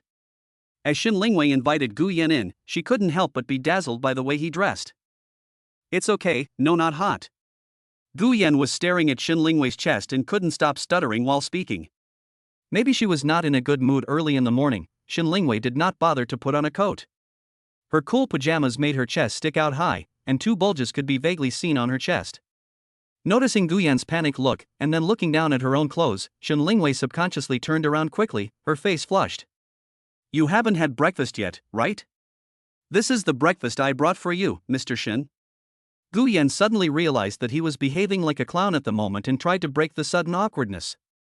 Then you sit for a while, I'll go upstairs and change my clothes and then leave. Perhaps because of the way Guyan was staring at her, Shin Lingwei felt like she was naked and could be seen naked by others. The young and inexperienced girl felt nervous and ashamed at the moment. While waiting, Guyan felt uncomfortable. His fingernails had already made white crescents on his palms. He didn't know how to face Shin Lingwei in a while. After a long time, Shen Lingwei, wearing a business white suit, a pair of white high heels, 2 crystal pendants on her ears sparkling, titanium alloy thin-rimmed frameless glasses that seemed to add a filter to her big black eyes, and her short hair that fell over her shoulders was fluffy and textured, walked down the stairs leisurely. "Thank you for breakfast, Guyan, let's go." It was as if nothing had happened just now. Shen Lingwei's super business style and unique aura of a strong woman completely conquered Guyan. "Okay, you drive, I'll get in the car and sleep for a while. I slept a little late last night. Wake me up 15 minutes before we get there, okay?" "Aha." Shen Lingwei handed the key to Gu Yan and yawned loudly. It was unclear whether she was really sleepy or just avoiding the embarrassment that had just happened. "It's okay, then you have a good rest, I'll call you when I get there." Soon, the car arrived at the Pujiang Expressway toll gate. According to the navigation, the car would reach the customer's place before 10 o'clock. Shen Lingwei sat on the right rear side of the driver's seat with her head leaning against the window. The morning sunlight filtered in through the window, shining on half of Shen Lingwei's face. The person reflected in the rearview mirror was incredibly beautiful. Although it was still early, there was a constant stream of cars on the highway. This is the most developed region in China, where cities are almost connected to each other. The manufacturing factories everywhere have brought a large population to the surrounding cities. In China, in many remote areas, urban industries are not concentrated, and it is almost difficult to find a city of considerable size from one place to another. This is the case with Jiangzhou, which is only 100 kilometers away from Shanghai. It can basically be regarded as the back garden of Shanghai. It is a typical industrial city. Its GDP ranks among the top 10 in the country, even surpassing many provincial capitals. After only driving for an hour and a half, the navigation indicated that we had arrived at the Jiangzhou Expressway toll gate. Mr. Shen, the car has entered Jiangzhou and will arrive at the destination in 20 minutes. Aha, so soon?" Glancing at the gray high-end women's watch on her wrist, Shen Lingwei simply adjusted her sitting position and fiddled with something on her mobile phone. "Guyan, you should talk less and listen more. Mainly listen to how I talk to clients. If I introduce you, just say you are my assistant." Seeing that the customer was about to arrive, Shen Lingwei also gave Gu Yan a slight reminder. "Okay, I understand." 15 minutes later, it was 3 minutes to 10. The car slowly stopped in the square in front of the Jiangzhou Pioneer Dental Group building. Is this entire building owned by the client? Looking at the high-end and classy 15-story building in front of him, Gu Yan was filled with disbelief. It should be. Isn't this Pioneer building? The client is Pioneer Dental Group. Let's go up to the 8th floor. The two walked into the first floor of the building one after the other. The walls on both sides of the first floor were covered with introductions to Pioneer Dental Group as experts in corporate culture propaganda. Before entering the door, Shen Lingwei straightened her clothes slightly, took a deep breath, and walked straight to the front desk. "Hello, we have an appointment with Mr. Jiang for a meeting at 10:30. "Okay, may I ask the name of your company and your name?" "I'll register it." Shanghai Lingxi's wisdom, Shen Lingwei. "Okay, both of you please move to the conference room and wait." Seeing that Gu Yan seemed a little stuffy and a little nervous, Shen Lingwei smiled and said, "You can take off your coat. You can wear this shirt in the summer. Don't be nervous. It's okay, it will be fine in a moment." Gu Yan nodded carefully. After a while, a lot of footsteps were heard coming from far away, as if there were quite a few people. The moment the other party entered the door, Shen Lingwei walked forward with a smile and shook the leader's hand with a smile. "Hello, Mr. Jiang. Mr. Shen, you're here so early? Sorry for keeping me waiting. Please take a seat." The person who came was Jiang Bin, the general manager of Pioneer Dental Group. He looked young, less than 40 years old, and a pair of gold-rimmed glasses made him look elegant and steady. "Boss Shen, this is my assistant Gu Yan." Gu Yan stood up politely and greeted General Manager Jiang and the management. "Mr. Shen, our management team is basically here for today's meeting. This is our operations director, this is the marketing director, this is the planning and new media director, and the consulting director. Let's all sit down together to look at the feasibility of this project. If you are ready, you can talk about the plan first, and then we can discuss it. How about that?" As the general manager, Jiang Bin gave Shen Lingwei a brief opening speech. Chapter 36 Strong Woman. "Well, first of all, I would like to thank Mr. Jiang and all the directors for their high attention to this exchange meeting. I will then give you a detailed introduction to the overall project plan for our Pioneer Dental Medical Group. If you have any questions after the end, you can ask them at any time and I will answer them. I will project the screen first, please wait. Watching Shin Lingwei's skilled opening remarks and capable workplace aura, Guan silently opened his notepad beside her. At the same time, Shin Lingwei also smiled knowingly at Guyan. Our group company was established in the capital in 2008 and has been deeply involved in the consumer medical sector for a long time. Linksys is a regional branch company that the group just established in Shanghai at the beginning of this year. It is mainly responsible for the business cooperation in Shanghai and its surrounding areas. I understand that although Dioxianfeng Dental is a leading dental institution in Jiangzhou, it is still traditional in terms of customer acquisition, marketing, and management. As you all know, the medical market is changing rapidly, especially consumer medicine, so how we manage our customers is particularly important. We not only have a mature system, but also a professional back-end team. Please see, this is a successful customer case of our company's cooperation in various places. This is our leading dental hospital in Beijing. After using our system, customer feedback has been effectively managed, such as labeling new customers, repeat purchases from old customers, awakening silent customers, etc. These data can be specifically reflected in the system, allowing managers to have a clear idea of what is going on. We not only have a customer management and marketing system, but also, in response to the current situation of consumer healthcare, a large number of bosses have begun to try new ways to acquire customers, that is, private domain live broadcasts, which are different from public domain live broadcasts by internet celebrities, so we have built-in live broadcast modules in our system. We have a professional and mature back-end team, and we have currently served thousands of customers. Shin Lingwei expounded the perfection of the product in an orderly and fluent manner. She was not giving guidance, nor was she frequently looking at President Jiang and other senior executives, trying to gain the upper hand. I didn't expect that the shy girl in the morning would be so domineering and strong in the business negotiations at the workplace. The aura of a strong woman embodied in her made all the directors and Mr. Jiang nod frequently. Shin Lingwei gave a fully focused and in-depth explanation of the 50-page PPT for an hour and a half. I have almost finished talking about the plan. Now let's see if Mr. Jiang and the directors have any questions. While explaining continuously, Shin Lingwei picked up the cup and gulped down half a cup of water. I have a question, Mr. Shin.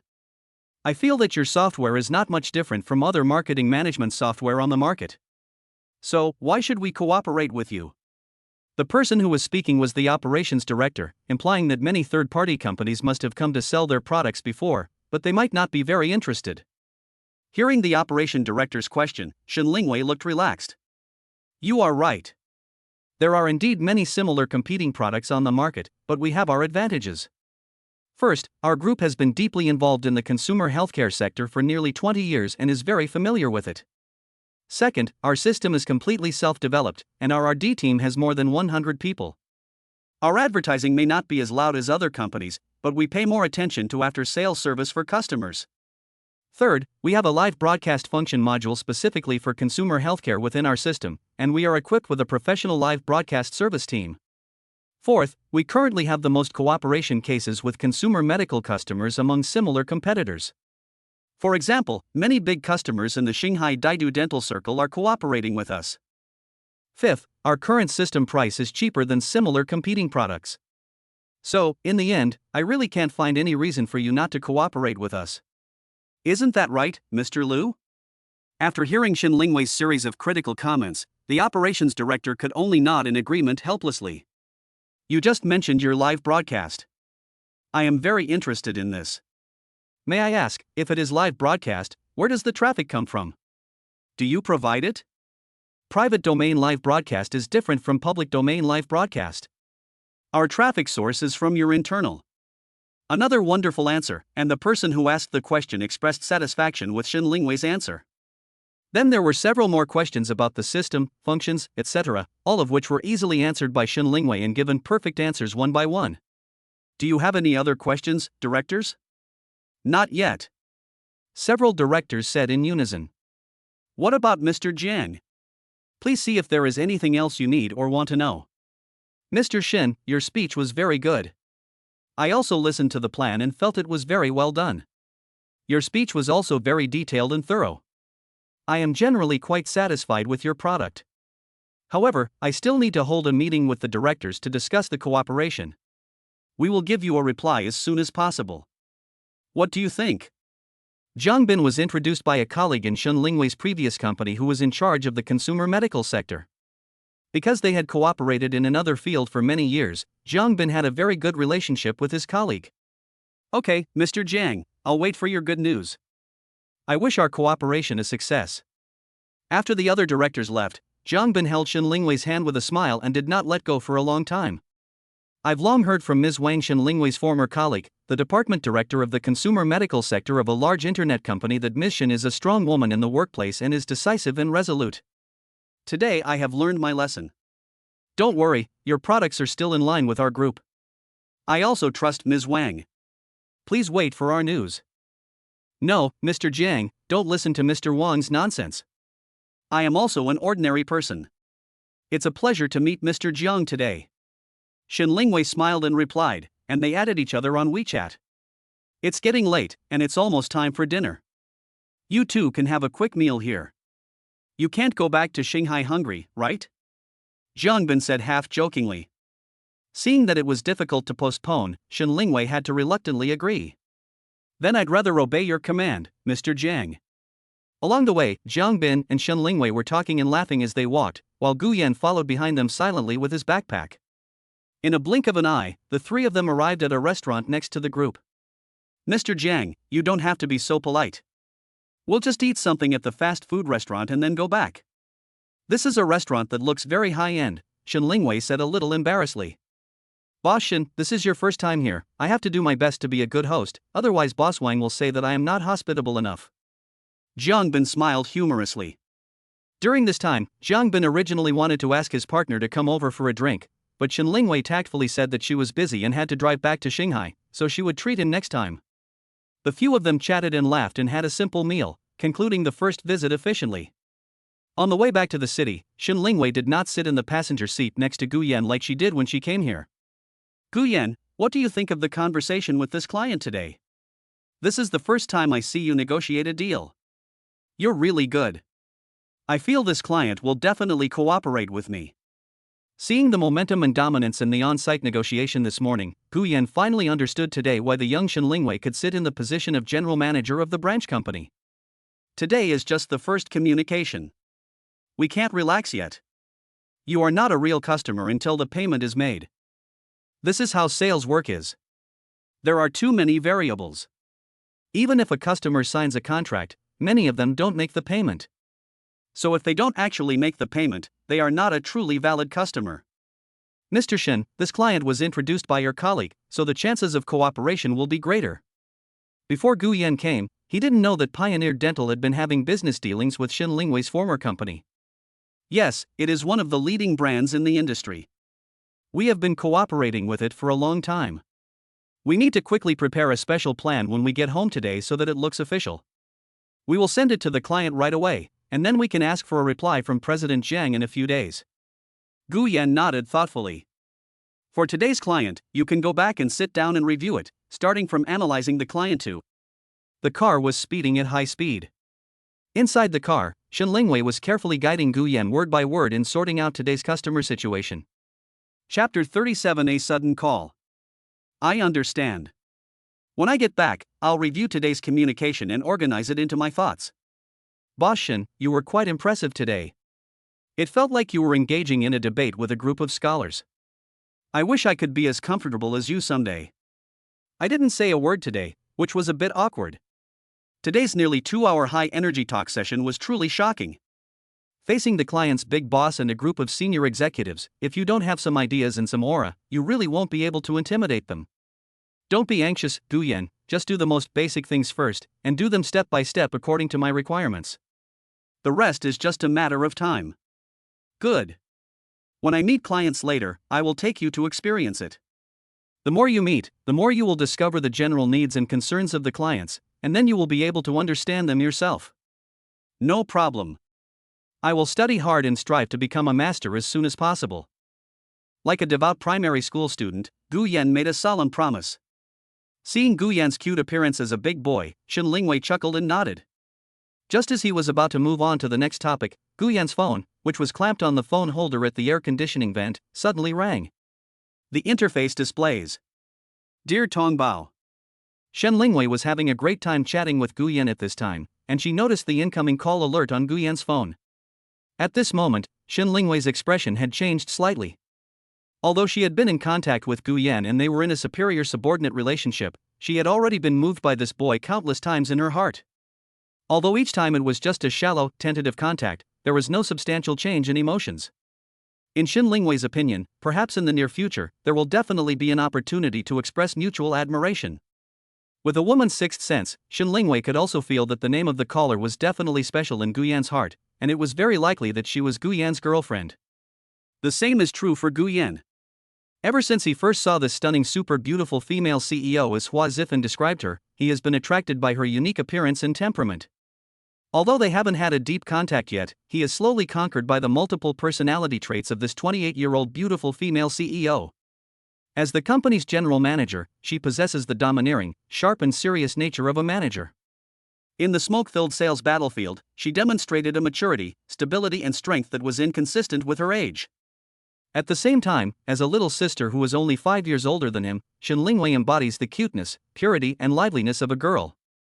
They both said they rejected office romances, or maybe it was because of their age, but both of them were covered by an invisible film and so far there has been no chance to break it. Your phone keeps ringing, answer it. Although she could guess about 80% of the situation in her heart, Shen Lingwei felt mixed emotions at this moment, but her face remained as calm as ever. When Gu Yan saw the incoming call reminder popping up, his brows began to frown. The last time I left Nanjiang, I blocked Lin Yutong on WeChat, but the affectionate name for Lin Yutong in my phone was not changed. Gu Yan began to show a strange expression on his face. He began to regret not changing his name. Now that it was seen by the person he loved, Gu Yan's heart dropped to freezing point. He guessed that Shen Lingwei had probably already figured out the relationship between him and Lin Yutong. Men usually seem to want to prove their innocence at this time, but they are helpless. In Gu Yan's opinion, his love for Shen Lingwei may just be unrequited, and the two of them have not yet reached the point of mutual admiration. He even thinks that Shen Lingwei would never fall in love with a poor loser like him. So, when this scene happened in front of the person I liked, I wanted to die. At this point, there was no better solution, so he had no choice but to answer the call. Gu Yan, what are you doing? I miss you so much. Can I go find you? Last time you were not there. What was even more unexpected was that to make matters worse, before Shanghai set out for Jiangzhou, Gu Yan connected his mobile phone to the Bluetooth of Shen Lingwei's car. This time, the first sentence of the call was automatically broadcast through the car stereo. It seemed that her guess had been verified, and Shen Lingwei kept rubbing her nails with both hands. He looked out the window from time to time, as if he was deliberately avoiding something. Hearing this, Gu Yan immediately hung up the phone in panic. In their hearts, the five people were silently angry at Lin Yutong. It's all over now. I may never have any relationship with Shen Lingwei in this life. After all, even if Shen Lingwei has something against me, who would date someone with whom they have an unclear relationship? Gu Yan thought that the last time he went to Nanjiang, he had completely resolved the grudge between him and Lin Yutong, but he didn't expect that Lin Yutong was still emotionally entangled with him.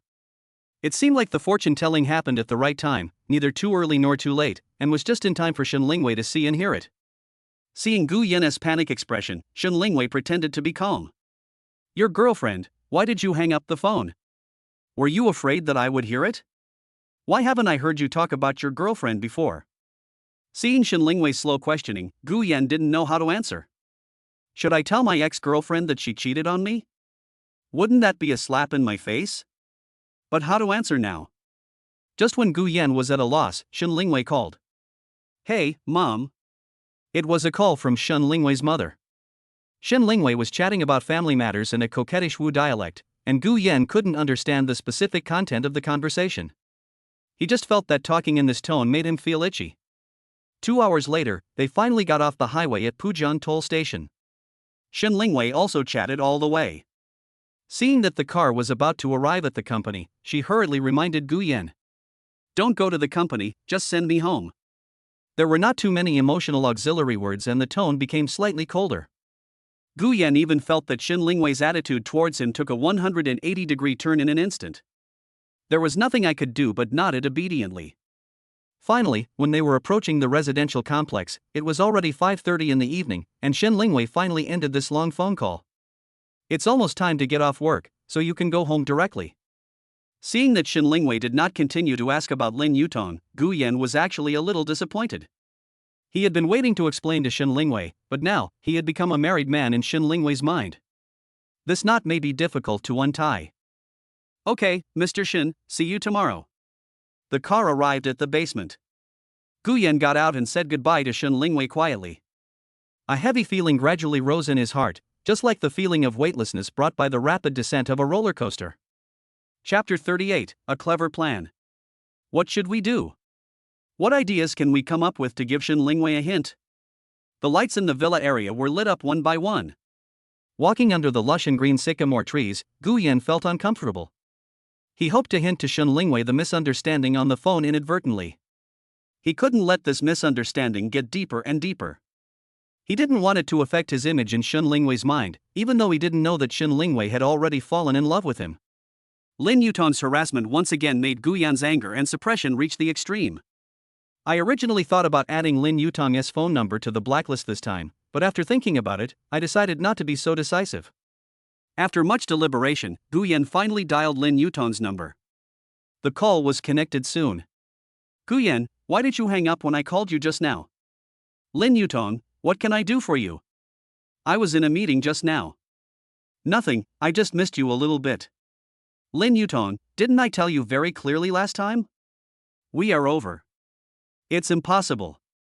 If you continue like this, we can't even be ordinary friends. I tell you. Gu Yan was a little moved and said excitedly. Last time you said you were going to the train station, where are you? Aren't you in Nanjiang? Can I add you back on WeChat? I'm not in Nanjiang. I don't think I need to tell you where I am. And I hope you can stop bothering me. I have my own life, okay? Gu Yan cleared his throat and spoke righteously. Perhaps after a long period of reflection and repentance, Lin Yutong feels that there is still a chance to save this once beautiful relationship and win back Gu Yan's heart. So time and time again, Lin Yutong tried to regain the lost emotions. But, after all, she thought too simply. There are probably very few people in this world who can forgive someone if they catch him herself in bed with another man. If there is, it is not a human being, it is a saint. It is obvious that Gu Yan is just an ordinary person. After a moment of silence, Lin Yutong's calm voice came from the other end of the phone. I am sorry for this matter, Gu Yan, I understand, don't worry, I will never bother you again in the future. After he finished speaking, the phone beeped. Finally, Gu Yan slowly raised his head, looked at the yellow light on the leaves, and sighed. At this moment, this relationship was finally officially over. Next is Shin Lingwei's turn. How should we proceed? Suddenly, an idea flashed in his mind, and Gu Yan came up with a brilliant idea that didn't seem deliberate, but could also cleverly hint that he was still single, giving him a perfect opportunity to explain himself. Just do it. The next day, Gu Yan rushed to the company early in the morning. 10 minutes before work, with the sound of car doors closing and locking outside the window, Gu Yan realized that Shin Lingwei had gotten out of the car. God help me. Seeing Shin Lingwei taking out 2 boxes of mineral water from the trunk with difficulty, Gu Yan muttered to himself. Without saying a word, Gu Yan immediately decided to go and help fetch water. Boss Shin, why did you bring 2 boxes of water? Doesn't the company have water? He said and lifted it up easily. Oh, I'm used to it. Thank you. The tone still sounds rather cold. After putting it on the second floor, the moment Gu Yan was about to go downstairs, his cell phone suddenly rang. Mom, I'm at work, so don't worry about my boyfriend. You and my dad shouldn't keep introducing me to other people. I don't want to date anyone yet. I'll call you after get off work tonight. Gu Yan deliberately lowered his voice, but Shin Lingwei still heard it. That's the effect we want. Gu Yan smiled secretly in his heart. In fact, it was not his mother who called to introduce him to a date, but when he saw Shin Lingwei carrying the mineral water, he thought of this as a once-in-a-lifetime opportunity and set the alarm on his phone in advance. It was really too cunning, but Shin Lingwei seemed to be really frightened. She hesitated and asked. Your mother is introducing you to someone. Don't you have a girlfriend? Oh, Mr. Shin, where can I find a girlfriend? Who would want someone like me? This is exactly what I wanted, Gu Yan said awkwardly. Then when you came back yesterday afternoon, the girl on your phone wasn't. Obviously a little stunned, Shin Lingwei wanted to figure out what was going on. Oh, it's my college girlfriend, but... Shen Lingwei's face was full of questions, and then Gu Yan continued to organize his thoughts, wanting to make it clear completely. She is no longer my girlfriend. We broke up a long time ago. I don't have a girlfriend like that. Although it was almost time to go to work, Shen Lingwei was obviously confused by Gu Yan's indignant words, which made her interested. I heard your phone call yesterday. Wasn't your girlfriend flirting with you? No, it's over a long time ago. You can't expect me to accept a cheating girlfriend, right? Question mark. When Shen Lingwei heard Gu Yan say the eye-catching term cheating, she was obviously a little restless. Cheating? Your girlfriend likes someone else? Just because he likes me, I won't break up with him. Listening to Gu Yan's tone, Shen Lingwei knew that things were not as simple as she had imagined. I caught her in her bed with another man at home. Perhaps he became more and more emotional as he spoke, and after a pause, Gu Yan mustered up the courage to tell Shen Lingwei about what happened between him and Lin Yutong.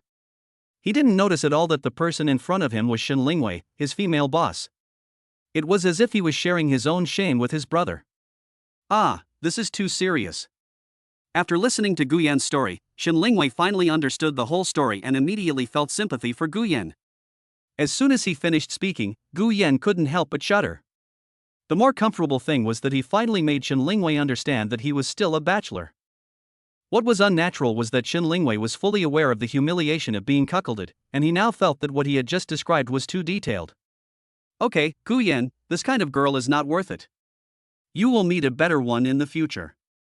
Shen Lingwei said comforting words, thinking about the time when Gu Yan was still alone, and at the same time, her heart was finally at ease. Gu Yan finished speaking in one breath. After Shen Lingwei comforted him, he was no longer as excited as before. He remained silent, just like the obedient subordinate in front of Shen Lingwei before. It's okay, look forward, work hard, there will be a good girl waiting for you in the future. Only after he finished speaking did Gu Yan nod slightly. Well, I'll go downstairs to work first, Mr. Shen. After saying this, Gu Yan was about to go out. Okay, let's summarize yesterday's customer situation. Come on. Hearing Shen Lingwei's encouragement behind him, Gu Yan's heart was filled with excitement. Chapter 39, Overtime is fake, but the investigation is real. After more than a week of intensive follow-up by Shen Lingwei, the big client Jiangzhou Pioneer Dental Group was finally about to be won, and Mr. Jiang Bin finally agreed to cooperate with Lingxi Jitsa. This is the first major customer transaction that Shanghai Company has completed since its establishment, with a total payment of 2 million. The atmosphere in the office was unusually relaxed on Friday night. Shen Lingwei walked with a brisk pace and called everyone together for a sharing session before leaving get off work. I have good news for you all. We have won the dental client that Gu Yan and I met in Jiangzhou last time. We will sign the contract next Monday and get a payment of 2 million. Shen Lingwei said playfully. Wow. Awesome. Mr. Shen is amazing. Everyone complimented him in a few words. The success of this deal was not achieved by me alone. Gu Yan also put in a lot of effort and gave me a lot of advice. So everyone should pay attention to teamwork. The power of a group of people is always much stronger than fighting alone. While commending Gu Yan, we did not forget to encourage the team building of Shanghai Company. Although Gu Yan himself didn't know how this client's transaction had anything to do with him, Shen Lingwei affirmed his abilities in front of the team. After we sign the contract on Monday, I'll treat everyone to a meal. There was another round of enthusiastic applause. By the way, Su Lang and Su Yimo, how are you two doing lately? He looked at the two newcomers, then at Zhou Jing and Lao Gue. They have almost learned everything. They have already started looking for clients. Maybe they are just not very proficient in sales talk yet. Lao Gue looked around and quickly took over the conversation. Well, Su Lang and Su Yimo, if you two don't understand anything, please ask me. I've been quite busy recently. After I'm done with these few days, I'll find time to give you two a comprehensive training. Okay, Mr. Shen. Su Lang and Su Yimo answered in unison. After saying that, Shen Lingwei dismissed the meeting and signaled everyone to go home. And came to Gu Yan alone. Gu Yan, tomorrow is the weekend, and the contract needs to be signed next Monday. Stay overtime today to revise and organize the contract and send it to me later. Okay, Mr. Shen. After all the friends left one by one, Gu Yan was the only one left on the first floor of the office. Since the customer had seen the original contract before, an internal legal review found that many clauses needed to be revised and also raised many new issues, so we tried our best to meet the customer's requirements within a reasonable range. Therefore, the contract terms had to be re-edited. 2 hours later, it was almost 9 o'clock, and Shen Lingwei was also attending the group's weekly Friday summary meeting. Looking at the densely packed contract clauses, Gu Yan also felt a headache. After all, he was not a professional law student, and this was his first time dealing with this contract. After 2 hours, he still had no idea whether he did a good job or not. As I was carefully checking the revised first version, I heard the creaking sound of a door opening from upstairs. Gu Yan, are you done? Send it to me. Okay, Mr. Shen, I'll send it to you right away. Never mind. Even if I give myself 2 more hours, I still may not be able to fix it. I said that and sent it to Shen Lingwei without thinking twice. A moment later, a few large words from Shen Lingwei appeared on WeChat. Gu Yan, come up for a moment. With a nervous mood and taking small steps, Gu Yan knocked on the door of the general manager's office as if he was relaxed. Mr. Shen, you're looking for me. Well, come here for a moment. Shen Lingwei looked at the contract on the computer and then asked a soul-searching question. Have you finished editing this? Is this what you edited? Well, I don't understand either, Mr. Shen. I don't know if the change is good or not. There was no other way. He couldn't call a mule a horse, so Gu Yan told the truth. Take a look at these. Shen Lingwei stood up from her chair and half leaned on the desk in front of the computer, supporting her chin with one hand. The perky curve of her hips and the roundness of her chest looked extremely dazzling under the office lights. Gu Yan swallowed lightly. It was obvious that he couldn't hear what Shen Lingwei was saying. She just kept saying You must pay attention to this part. Don't write like this next time. It will be risky. Shen Lingwei found the fatal risk point in the contract. Okay, Mr. Shen, I'll pay attention. It's okay, take your time. It doesn't matter if it doesn't work. I've already written it and sent it to the client. Shen Lingwei looked at Gu Yan standing in front of her stiffly and nodding constantly, and then said comfortingly. So letting me work on this contract is to train me. Mr. Shen really has good intentions. Gu Yan was also wondering in his heart whether Shen Lingwei was interested in him as well.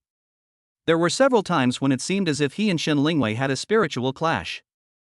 Secondly, as for the physiological reaction, Gu Yan couldn't help but couldn't control himself at all. Boss Shen, have you sent it to the client? A trace of shock flashed across Gu Yan's face. Well, why do I ask you to do this?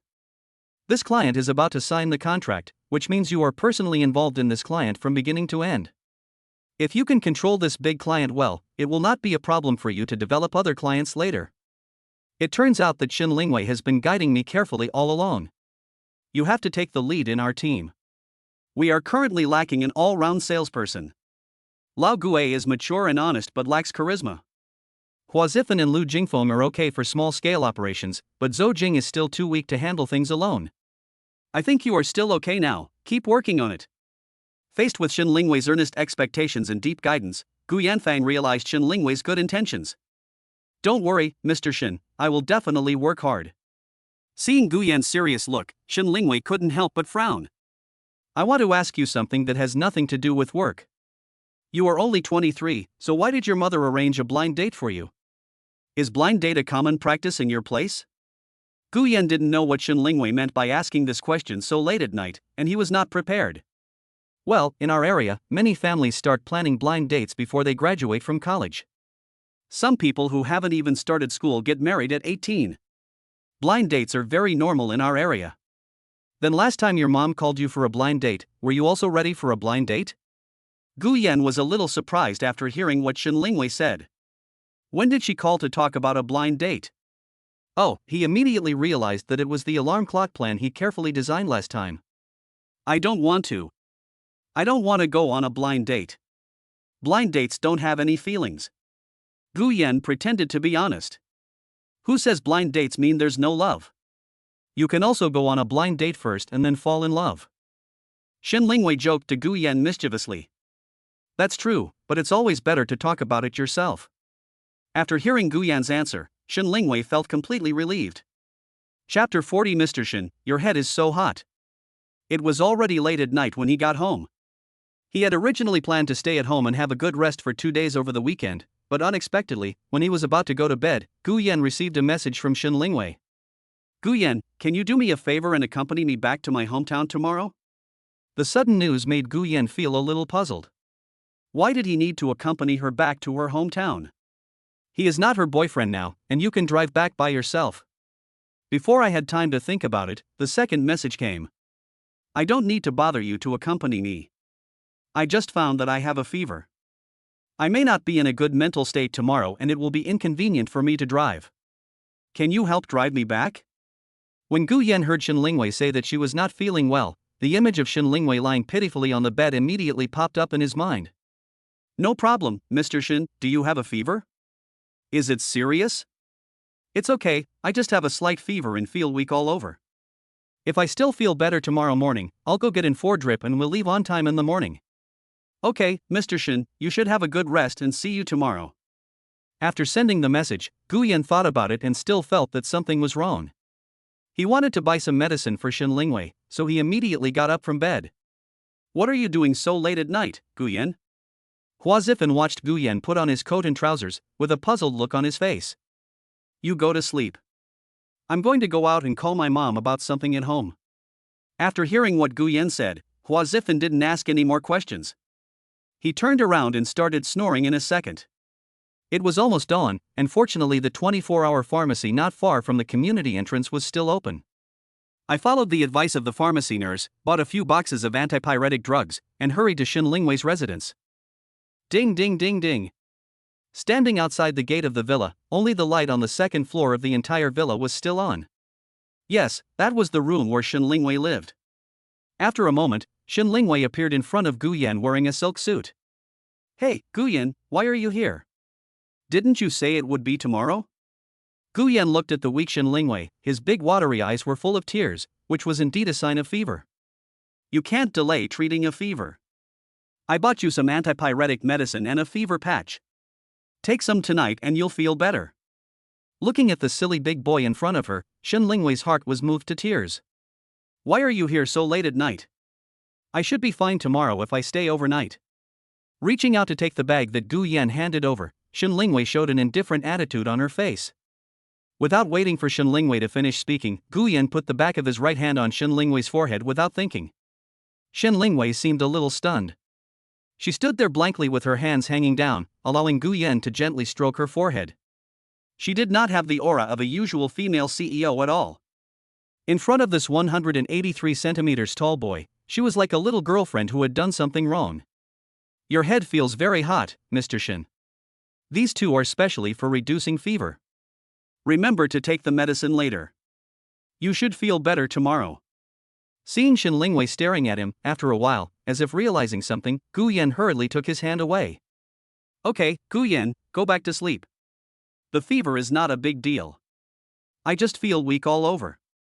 Looking at Guyan's serious and silly look, Shin Lingwei tried her best to restrain her inner excitement. Make sure you take the medicine, Mr. Shin. I'll come back tomorrow morning. After saying this, he turned around and disappeared into the endless night. Looking at Guyan's leaving back, Shin Lingwei seemed to still be immersed in the subtle feeling of skin-to-skin contact just now. At that moment, in front of Guyan, she was no longer the high and mighty female president of the company, but just a little woman, enjoying the short sweet scene to the fullest. What a fool! Shin Lingwei raised the hand holding the medicine bag above her head, then suddenly put it down and swayed her body cutely. It seemed that she no longer had a fever. As for Guyan, he pedaled very fast on the way back, letting the summer night breeze blow against his cheeks. Thinking back to his involuntarily bold behavior just now, Guyan hammered the bicycle frame hard with his hand, and after making sure it hurt, he still bit his lip in disbelief. A hint of an inexpressible smile flashed across the corners of his raised lips. That night, the two people's hearts seemed to be closer. After tossing and turning all night, it is conceivable that Guyan did not sleep well. With 2 deep bags under his eyes, he came to Shin Lingwei's villa early in the morning and rang the doorbell. Mr. Shin, how do you feel? Are you feeling better? Seeing that the door inside had just opened, Guyan couldn't wait to clear his throat. Much better, thank you Guyan, but I just don't have any strength left. Maybe I'll have to trouble you to drive me back to my hometown today. No problem. Guyan replied simply. You haven't had breakfast yet, have you? You're such a good cook, why don't you make something for me? It happens that I haven't eaten either. As he spoke, he invited Gu Yan into the house. My mother fell at home. She is old and has high blood pressure. If she hadn't been found, she would have been seriously ill. She is still in the hospital. So I was anxious to go back and see her during the weekend. Shen Lingwei said with some concern as she took out breakfast ingredients from the refrigerator. Oh, then we have to go back, Mr. Shen. The health of the elderly is a big deal. Shen Lingwei's hometown is a small town in the south of the Yangtze River, not far from Shanghai, about 200 kilometers away, and just over 2 hours' drive. At present, her mother lives there alone, and she suffers from high blood pressure. The old lady is particularly afraid of falling, so Shen Lingwei seems particularly worried. Soon, Gu Yan made the egg sandwich and served it beautifully to Shen Lingwei. Wow, Gu Yan, you made this. You are a good cook. This is so exquisite.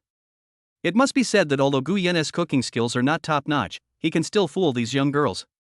No, Mr. Shen, I just tried making it simply by following the instructions on the internet. I don't know if it suits your taste. Although her mouth was burning and she had no appetite, Shen Lingwei still ate all the sandwiches on the plate. I think with your cooking skills, you can open a breakfast shop. Shen Lingwei spoke to Gu Yan with full admiration. After cleaning up the dishes, Gu Yan checked the time. Boss Shen, are you still having a fever? It's still early. Do you want to go to the hospital and get in first? It won't be too late for us to leave later. It's okay, I feel much better. Wait a minute, help me get my things to the trunk. Shen Lingwei brought Gu Yan to the corner of the living room, where large and small healthcare products for the elderly were placed on the floor. Okay, Mr. Shen, is this for Auntie? Chapter 41 accompanying Mr. Shen back to his hometown. Here, Gu Yan, please help me carry it over and put it in the car. Wait for me in the car. I will come down after I change my clothes. Shen Lingwei put the car keys in Gu Yan's hand and prepared to go upstairs. Just as he was checking his phone in the car, Shen Lingwei jumped briskly onto the passenger seat in a casual sports outfit. Unlike her usual serious office outfit, her ponytail caught Gu Yan's eyes. It seemed that she had not yet recovered from the fever, and her little face was flushed, which was very adorable. We can set off now, Gu Yan, follow this location and I'll send it to your phone. Shen Lingwei took the phone and brought it close to Gu Yan, then turned around and sent the location to Gu Yan's phone. Jiaping City, your hometown is Jiaping, Mr. Shen. When Gu Yan saw the city name pop up on his phone, he couldn't help but ask Shen Lingwei curiously. Yeah, why, have you been there? It's not far from here. If we don't gamble, we can get there before lunch. Jiaping City is a typical Jiangnan water town. The quaint Jiaping is also a nationally renowned tourist town, famous for its 4 treasures of the study. The mountains and rivers in the area attract tourists from home and abroad to check in. In particular, the girls from Jiaping all have the gracefulness of the Jiangnan water towns and are well known on the national beauty rankings. Of course, Jiaping is so famous. I went there twice when I was in college. Even if most people have never been to Shen Lingwei's hometown Jiaping, they have learned about it from books on the internet. As for Gu Yan, he is naturally very familiar with it. He went there twice with Lin Yutong to college alone. So, when I saw the word Jiaping appear in front of me on my phone, I still felt a strange sense of familiarity in my heart. Have you been there? Our Jiaping economy is a little bit poor, but the tourism is pretty good. The environment is pretty good, with many mountains and rivers. It's just a pity. I have never really enjoyed the mountains and rivers in my hometown. Shen Lingwei's words were full of sighs. Perhaps she was too busy with study and work to appreciate the beauty of her hometown. It's okay. There will be plenty of opportunities in the future. So will you live comfortably and alone in Jiaping? Gu Yan blurted out words to comfort Shen Lingwei, and immediately changed the subject. Well, my mom usually lives alone, and my brother would go to see her during long vacations. Because she's getting old now, and the doctor said her fall this time was closely related to high blood pressure, so I have to come back to see her right away during the weekend. Well, yes, high blood pressure cannot be neglected, especially since Auntie's blood pressure is so high.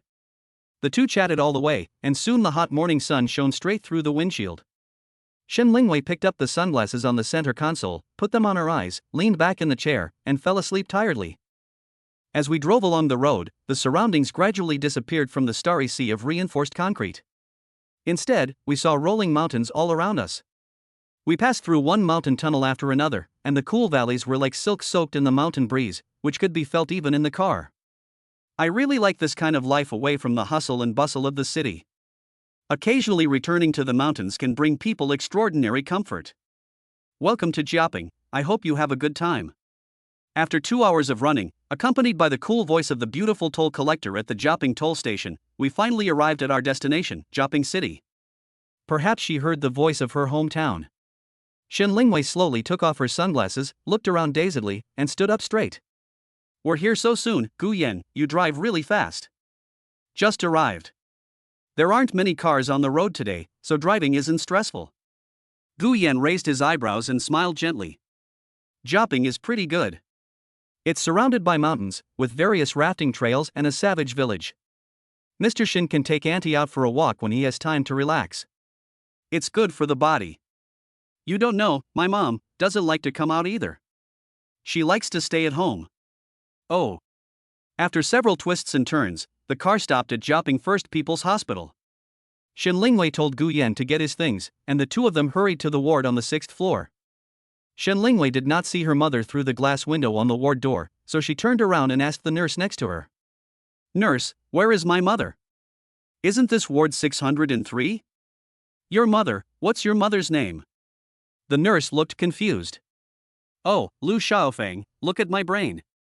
Shenlingwei patted her forehead embarrassedly and looked at the nurse and Guyan embarrassedly.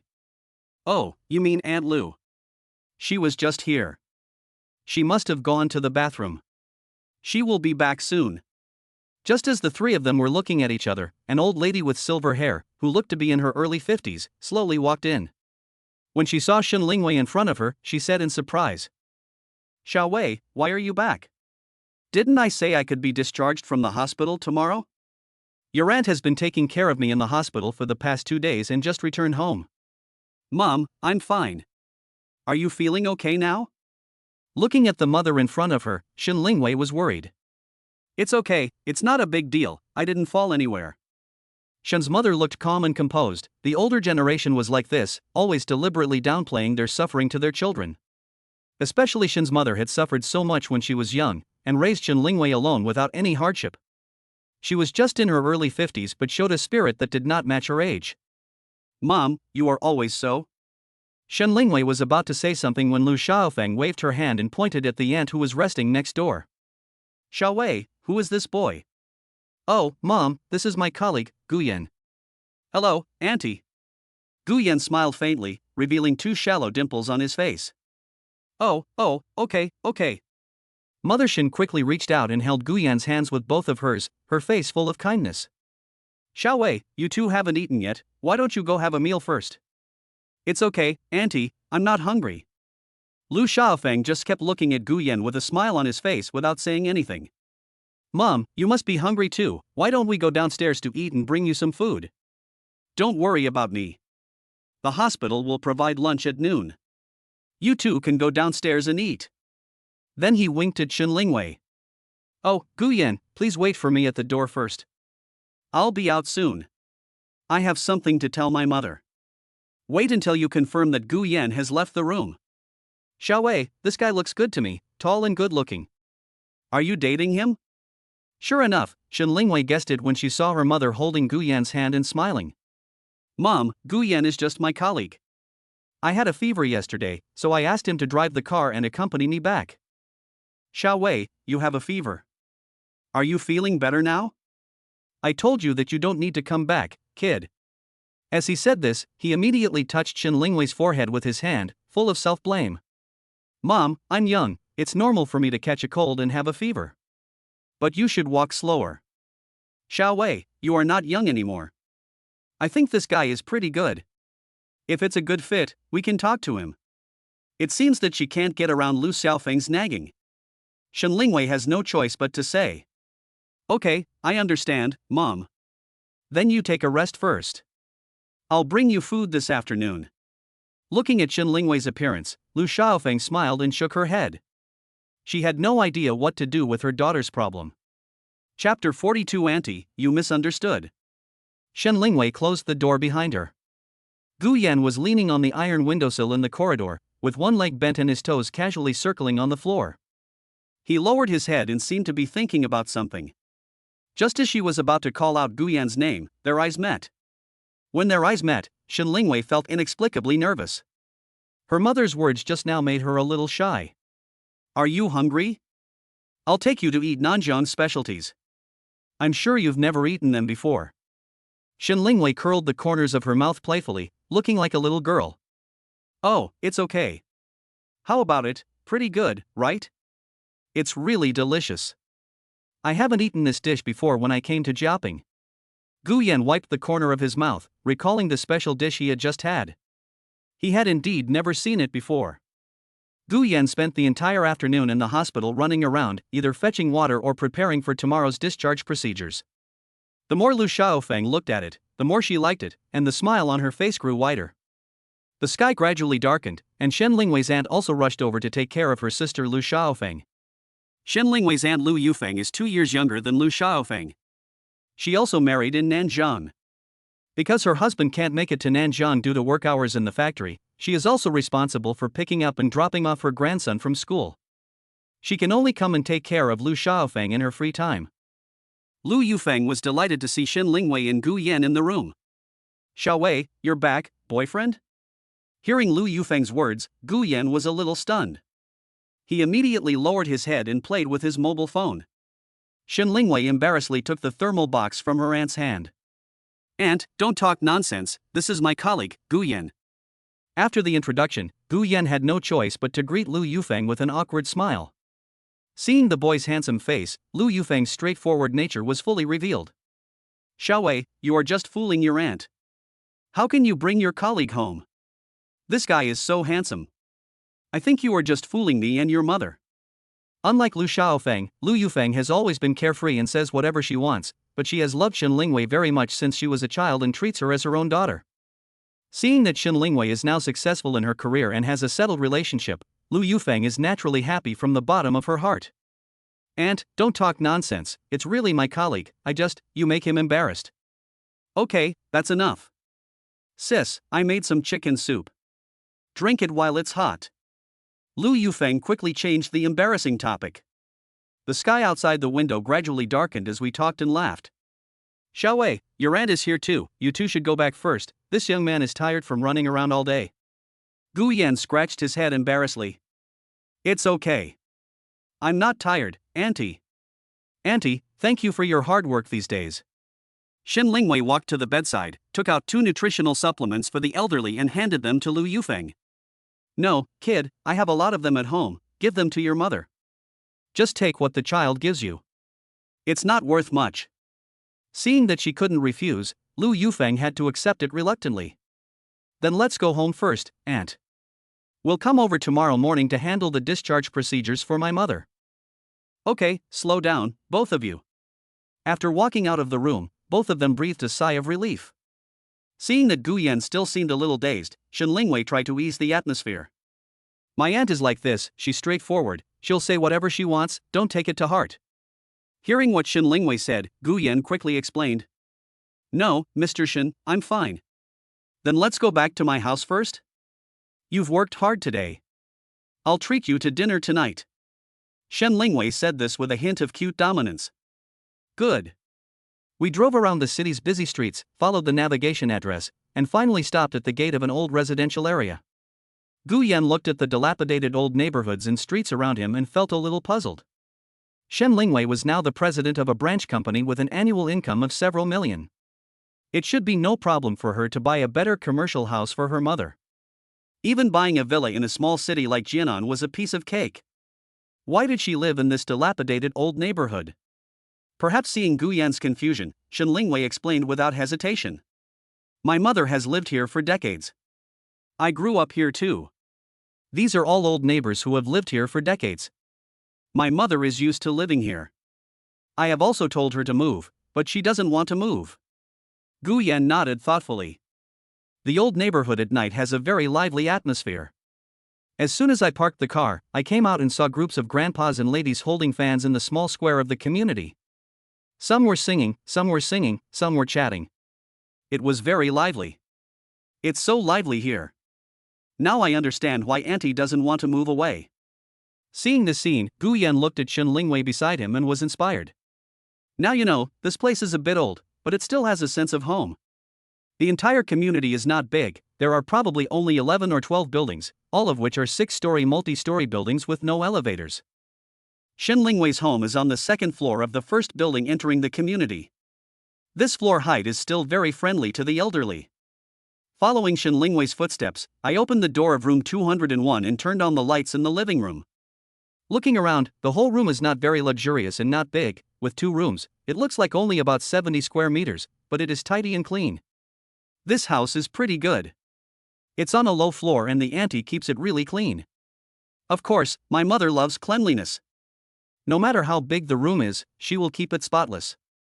Shen Lingwei's tone was a little proud. Boss Shen, where should I sleep at night? How about I open a hotel outside?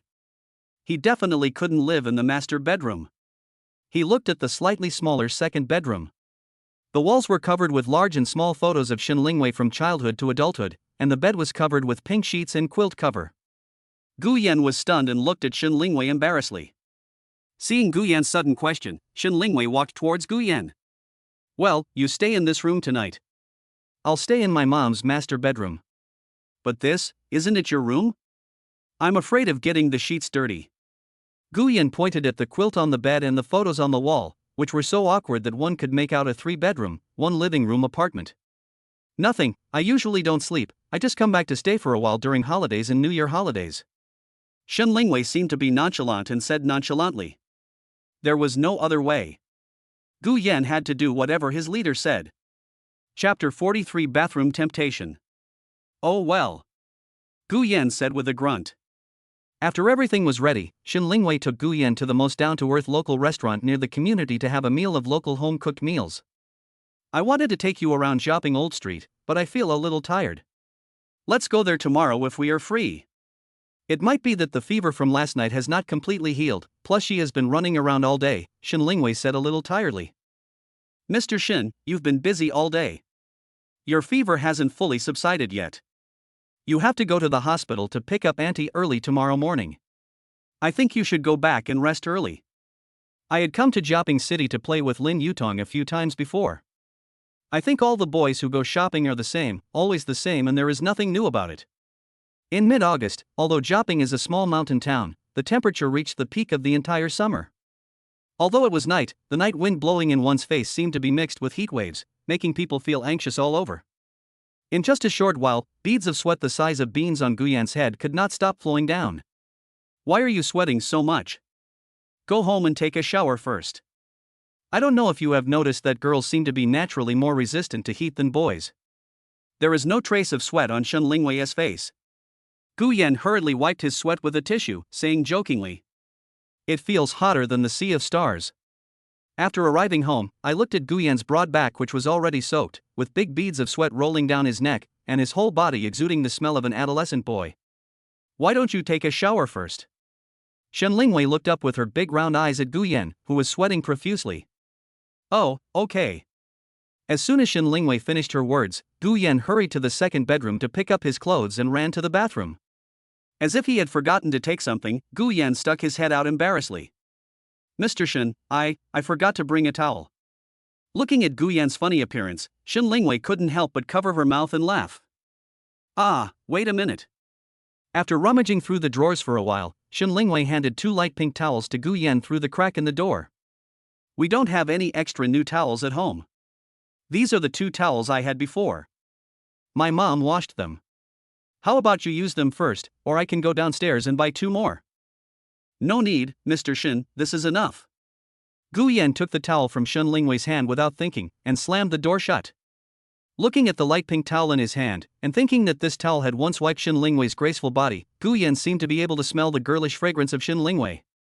Unconsciously, Guyan held the towel in his hand and fell into endless fantasy.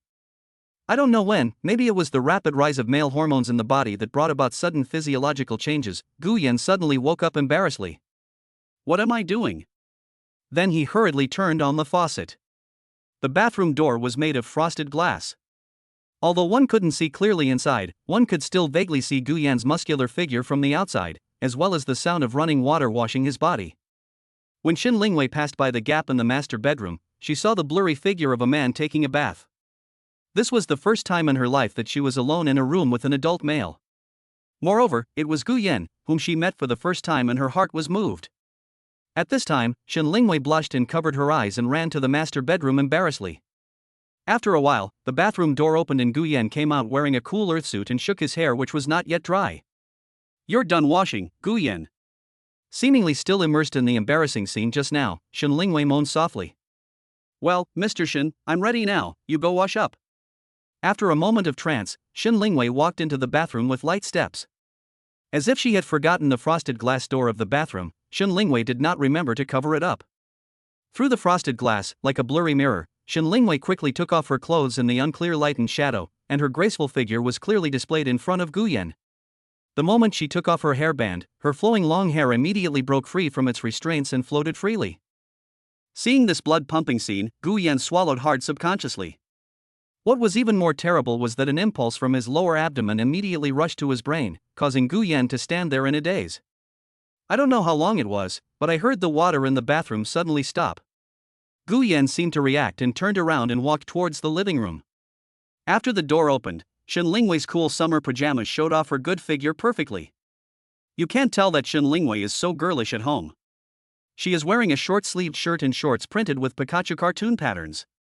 The boxer briefs she wears are not even above the knees. Her long white legs are fully exposed to the air, especially her upper body. I don't know if it's because the short-sleeved shirt is a little tight, but the high and bulging curve of her chest makes Gu Yan stunned. Perhaps seeing Gu Yan's embarrassment, Shin Lingwei subconsciously moved up with her clothes, trying to cover up the embarrassment in front of her. At this time, Shin Lingwei's face couldn't help but feel a little hot. "Gu Yan, do you want to rest now, or let me get you the air conditioner remote control?" "Yeah, it's okay. I'll sit for a while and go to sleep when my hair is dry." "Well, that's fine. Where are your clothes? Do you want me to wash them for you? I also need to do some laundry."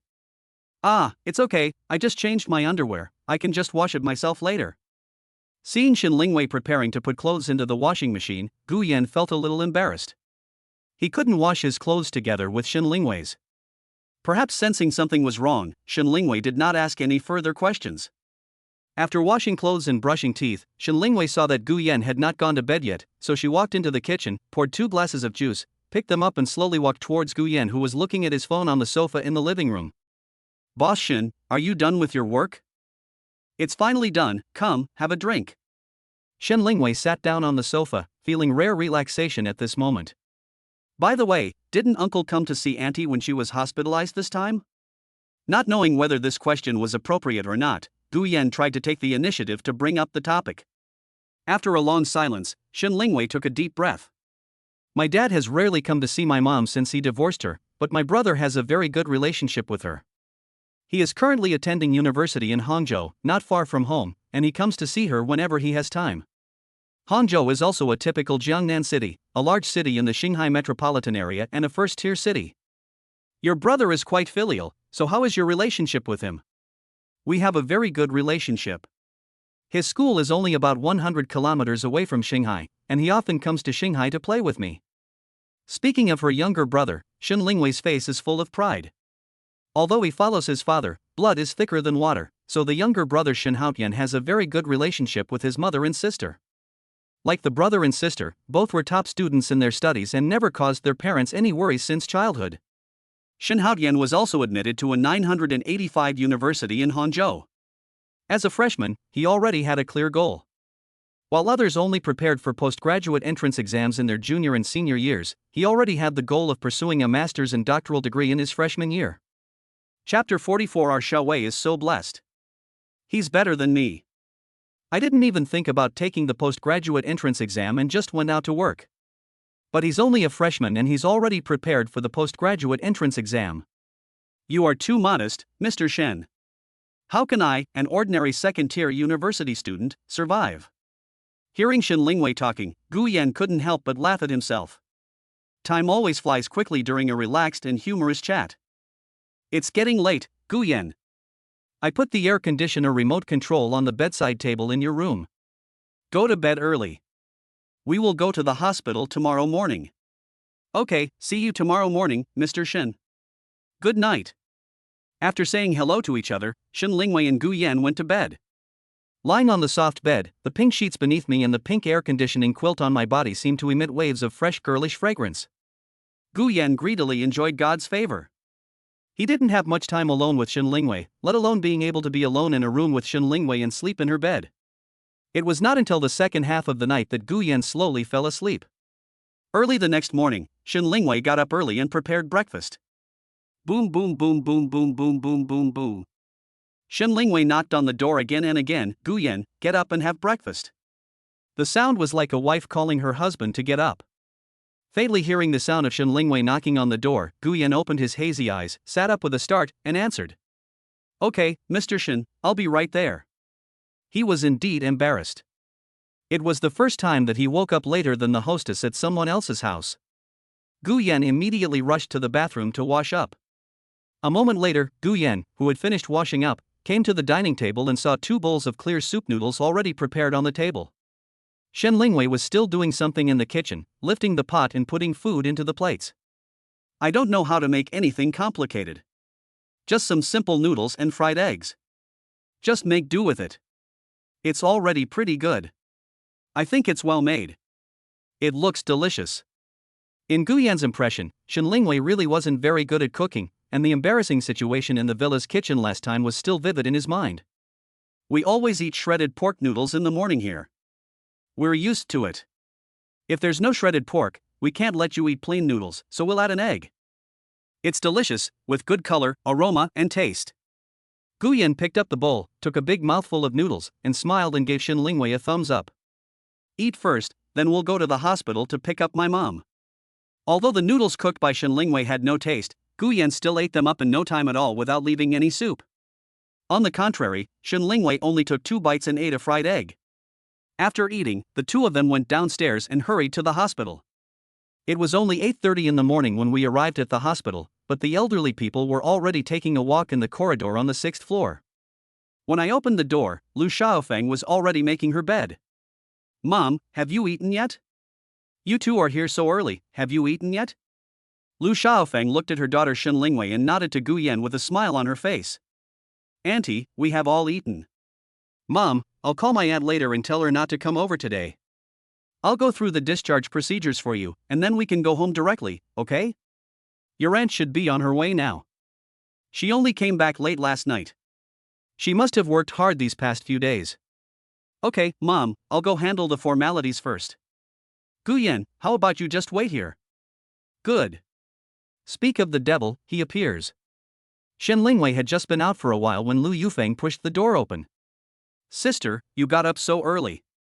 Hey, you're here so early too, young man?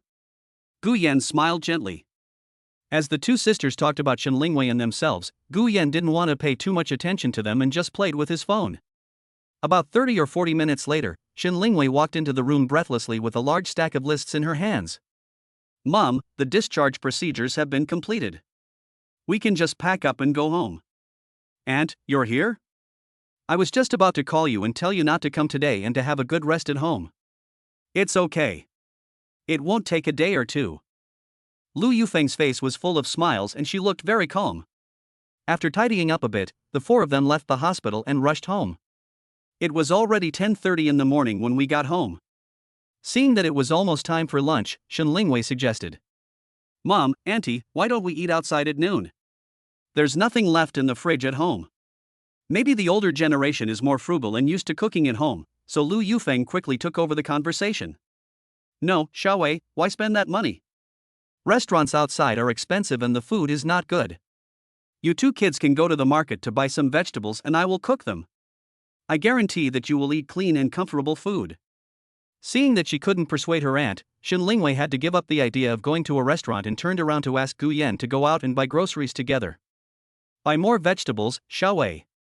Seeing that the 2 were about to go out, Mother Lu Xiaofeng said something behind them, perhaps because she saw Gu Yan coming for the first time, reminding Shen Lingwei. New. Like a girl next door, Shen Lingwei took Gu Yan and ran downstairs quickly. Let's go buy some groceries, and you cook for lunch? Question mark. I do. Listening to what Shen Lingwei said, Gu Yan's face was full of question marks. Mainly because my aunt insisted on cooking at home, and I saw that she was quite tired these past 2 days. Last time I saw her cooking skills were pretty good, so I'll have to trouble you today. Looking at Gu Yan's incredible expression, Shen Lingwei explained calmly. My cooking skills are not good, I just make it casually and it's edible. Don't be so modest. Give me some face. Shen Lingwei chuckled as she spoke. Well, don't blame me if it doesn't taste good. Helplessly, Gu Yan had to agree. After all, since the lovely beautiful CEO had spoken, he dared not disobey. It only took a few minutes to get to the central vegetable market. Although it was noon, there were still many elderly people buying vegetables in the market. What food should I buy for lunch? For lunch. Even though Gu Yan is a delicious cook, he has never been to the vegetable market to buy vegetables. The rows of dazzling vegetables make people dizzy. It's up to you. I don't know. There are only 4 of us eating. I think vegetables, fish, meat, and a soup will be enough. Shen Lingwei has been like a little princess since she was young. No matter how hard life was, her mother Lu Shaofeng never let her do any heavy work. She was afraid that she would melt if she held her in her mouth, and afraid that she would fall if she held her in her hands. After wandering around a dozen stalls for about half an hour, he finally followed Shen Lingwei's advice, bought a fish, 2 pounds of beef, a pound of pork, and some vegetables, and went home. Why are you only buying these few vegetables? This is Xiaogu's first time visiting our house. Lu Shaofeng felt a little resentful. That's enough, auntie. It's so hot that we can't eat too much. Xiaogu was still good at talking. Shen Lingwei rolled her eyes. Mom, auntie, let Gu Yan cook for lunch. He's a good cook. Kid, how can you ask guests to cook when they come to your house? Lu Shaofeng glanced at Shen Lingwei and said with a hint of accusation. It's okay, auntie. I took the initiative to ask for it. Please forgive me if the food doesn't taste good after a while. Looking at the enthusiastic big boy, the 2 aunts' eyes were full of admiration. Sister, you take a rest, young man, and I'll help you. Lu Yufeng said this as she rolled up her sleeves and picked up the vegetables on the ground. Lu Yufeng washed the vegetables neatly and efficiently in less than 10 minutes, and arranged them on the plates according to the categories. Okay, Xiaogu, auntie has washed and cut the vegetables for you. Now it's up to you. Okay, auntie, just go to the living room and rest and wait. I'll be there soon. Well, this kitchen isn't very spacious, so auntie will go out and wait. Lu Yufeng walked out of the kitchen with her eyes narrowed and a smile on her face, and walked towards Lu Shaofeng in the living room. Gu Yan, do you need my help? Can you handle this by yourself? Shen Lingwei trotted to the sliding door of the kitchen, poked her head out and asked playfully. It's okay, I can do it by myself. Auntie has already helped me. Mr. Shen, the smoke is too thick here. You can just go out and wait. In an instant, sparks flew in the kitchen. Gu Yan's skillful flipping technique seemed to be perfect, especially in Shen Lingwei's home and in front of the 2 elders. Perhaps she was a little worried that Gu Yan couldn't handle it, so Lu Shaofeng finally got up and walked to the kitchen door. She saw Gu Yan inside, flipping the pot and stirring the wok back and forth in an extremely professional manner. The temperature in the kitchen was too high, and the sweat on Gu Yan's back had wet a large area of his shirt. Lu Shaofeng shouted anxiously. Xiaogu, it's too hot. Let your Aunt Lu do the heating. As they were talking, Lu Yufeng also hurried over. It's okay, auntie, it will be fine soon, you don't have to worry about it. Without time to talk, Gu Yan was busy preparing the last dish of lunch, seaweed egg drop soup. Soon, in less than 40 minutes, the exquisite 3 dishes and a soup were already placed on the table, and the 2 aunts were looking around in surprise. This dish you cooked is so beautiful, Xiaogu, have you ever studied cooking? Just like Shen Lingwei's first reaction, the 2 elders thought that Gu Yan must have studied cooking before. No, auntie, Gu Yan learned it since he was a child. Self-taught? Lu Yufeng and Lu Shaofeng looked at each other and said they found it hard to believe. Seeing Gu Yan standing there sweating profusely, Shen Lingwei quickly called out. Gu Yan, your face is full of sweat, go wash your face quickly, and I'll wait for you to eat. Like a girlfriend, Shen Lingwei sat on a chair at the dining table with her cheeks supported by her hands. After seeing Gu Yan finish washing, the 2 aunts pulled Gu Yan to the table. Xiaogu, please sit down and eat. I'm really sorry that you have to cook for me this first time when you come to our house. Lu Shaofeng said this embarrassedly while serving food to Gu Yan. It's okay, Auntie, these are just small things, just cooking a meal, don't worry about it. Gu Yan was busy interrupting Lu Xiaofeng. Our Xiaowei is so lucky to have found you. Lu Yufeng's words instantly made Shen Lingwei blush, and Gu Yan also became uncomfortable. Aunt, Gu Yan is my colleague, not. Lu Yufeng's words left Shen Lingwei at a loss. Okay, let's eat quickly. Xiao Gu's cooking skills are really good. The fish is cooked really well. Seeing that both of them were embarrassed, Lu Yufeng picked up a piece of fish with chopsticks and brought it to her mouth to take a bite. Xiao Gu, eat more. Xiao Wei, you should eat more too. You look so thin. Lu Xiaofeng followed her sister's instructions and kept putting food into Gu Yan's bowl. That's enough, Auntie, you don't have to help me, I can do it myself, just eat more. During the entire lunchtime, the two elders kept looking at Gu Yan with smiles on their faces, full of satisfaction. Shen Lingwei looked at her mother and aunt like this, and her eyes inadvertently met Gu Yan several times. Her heart was pounding.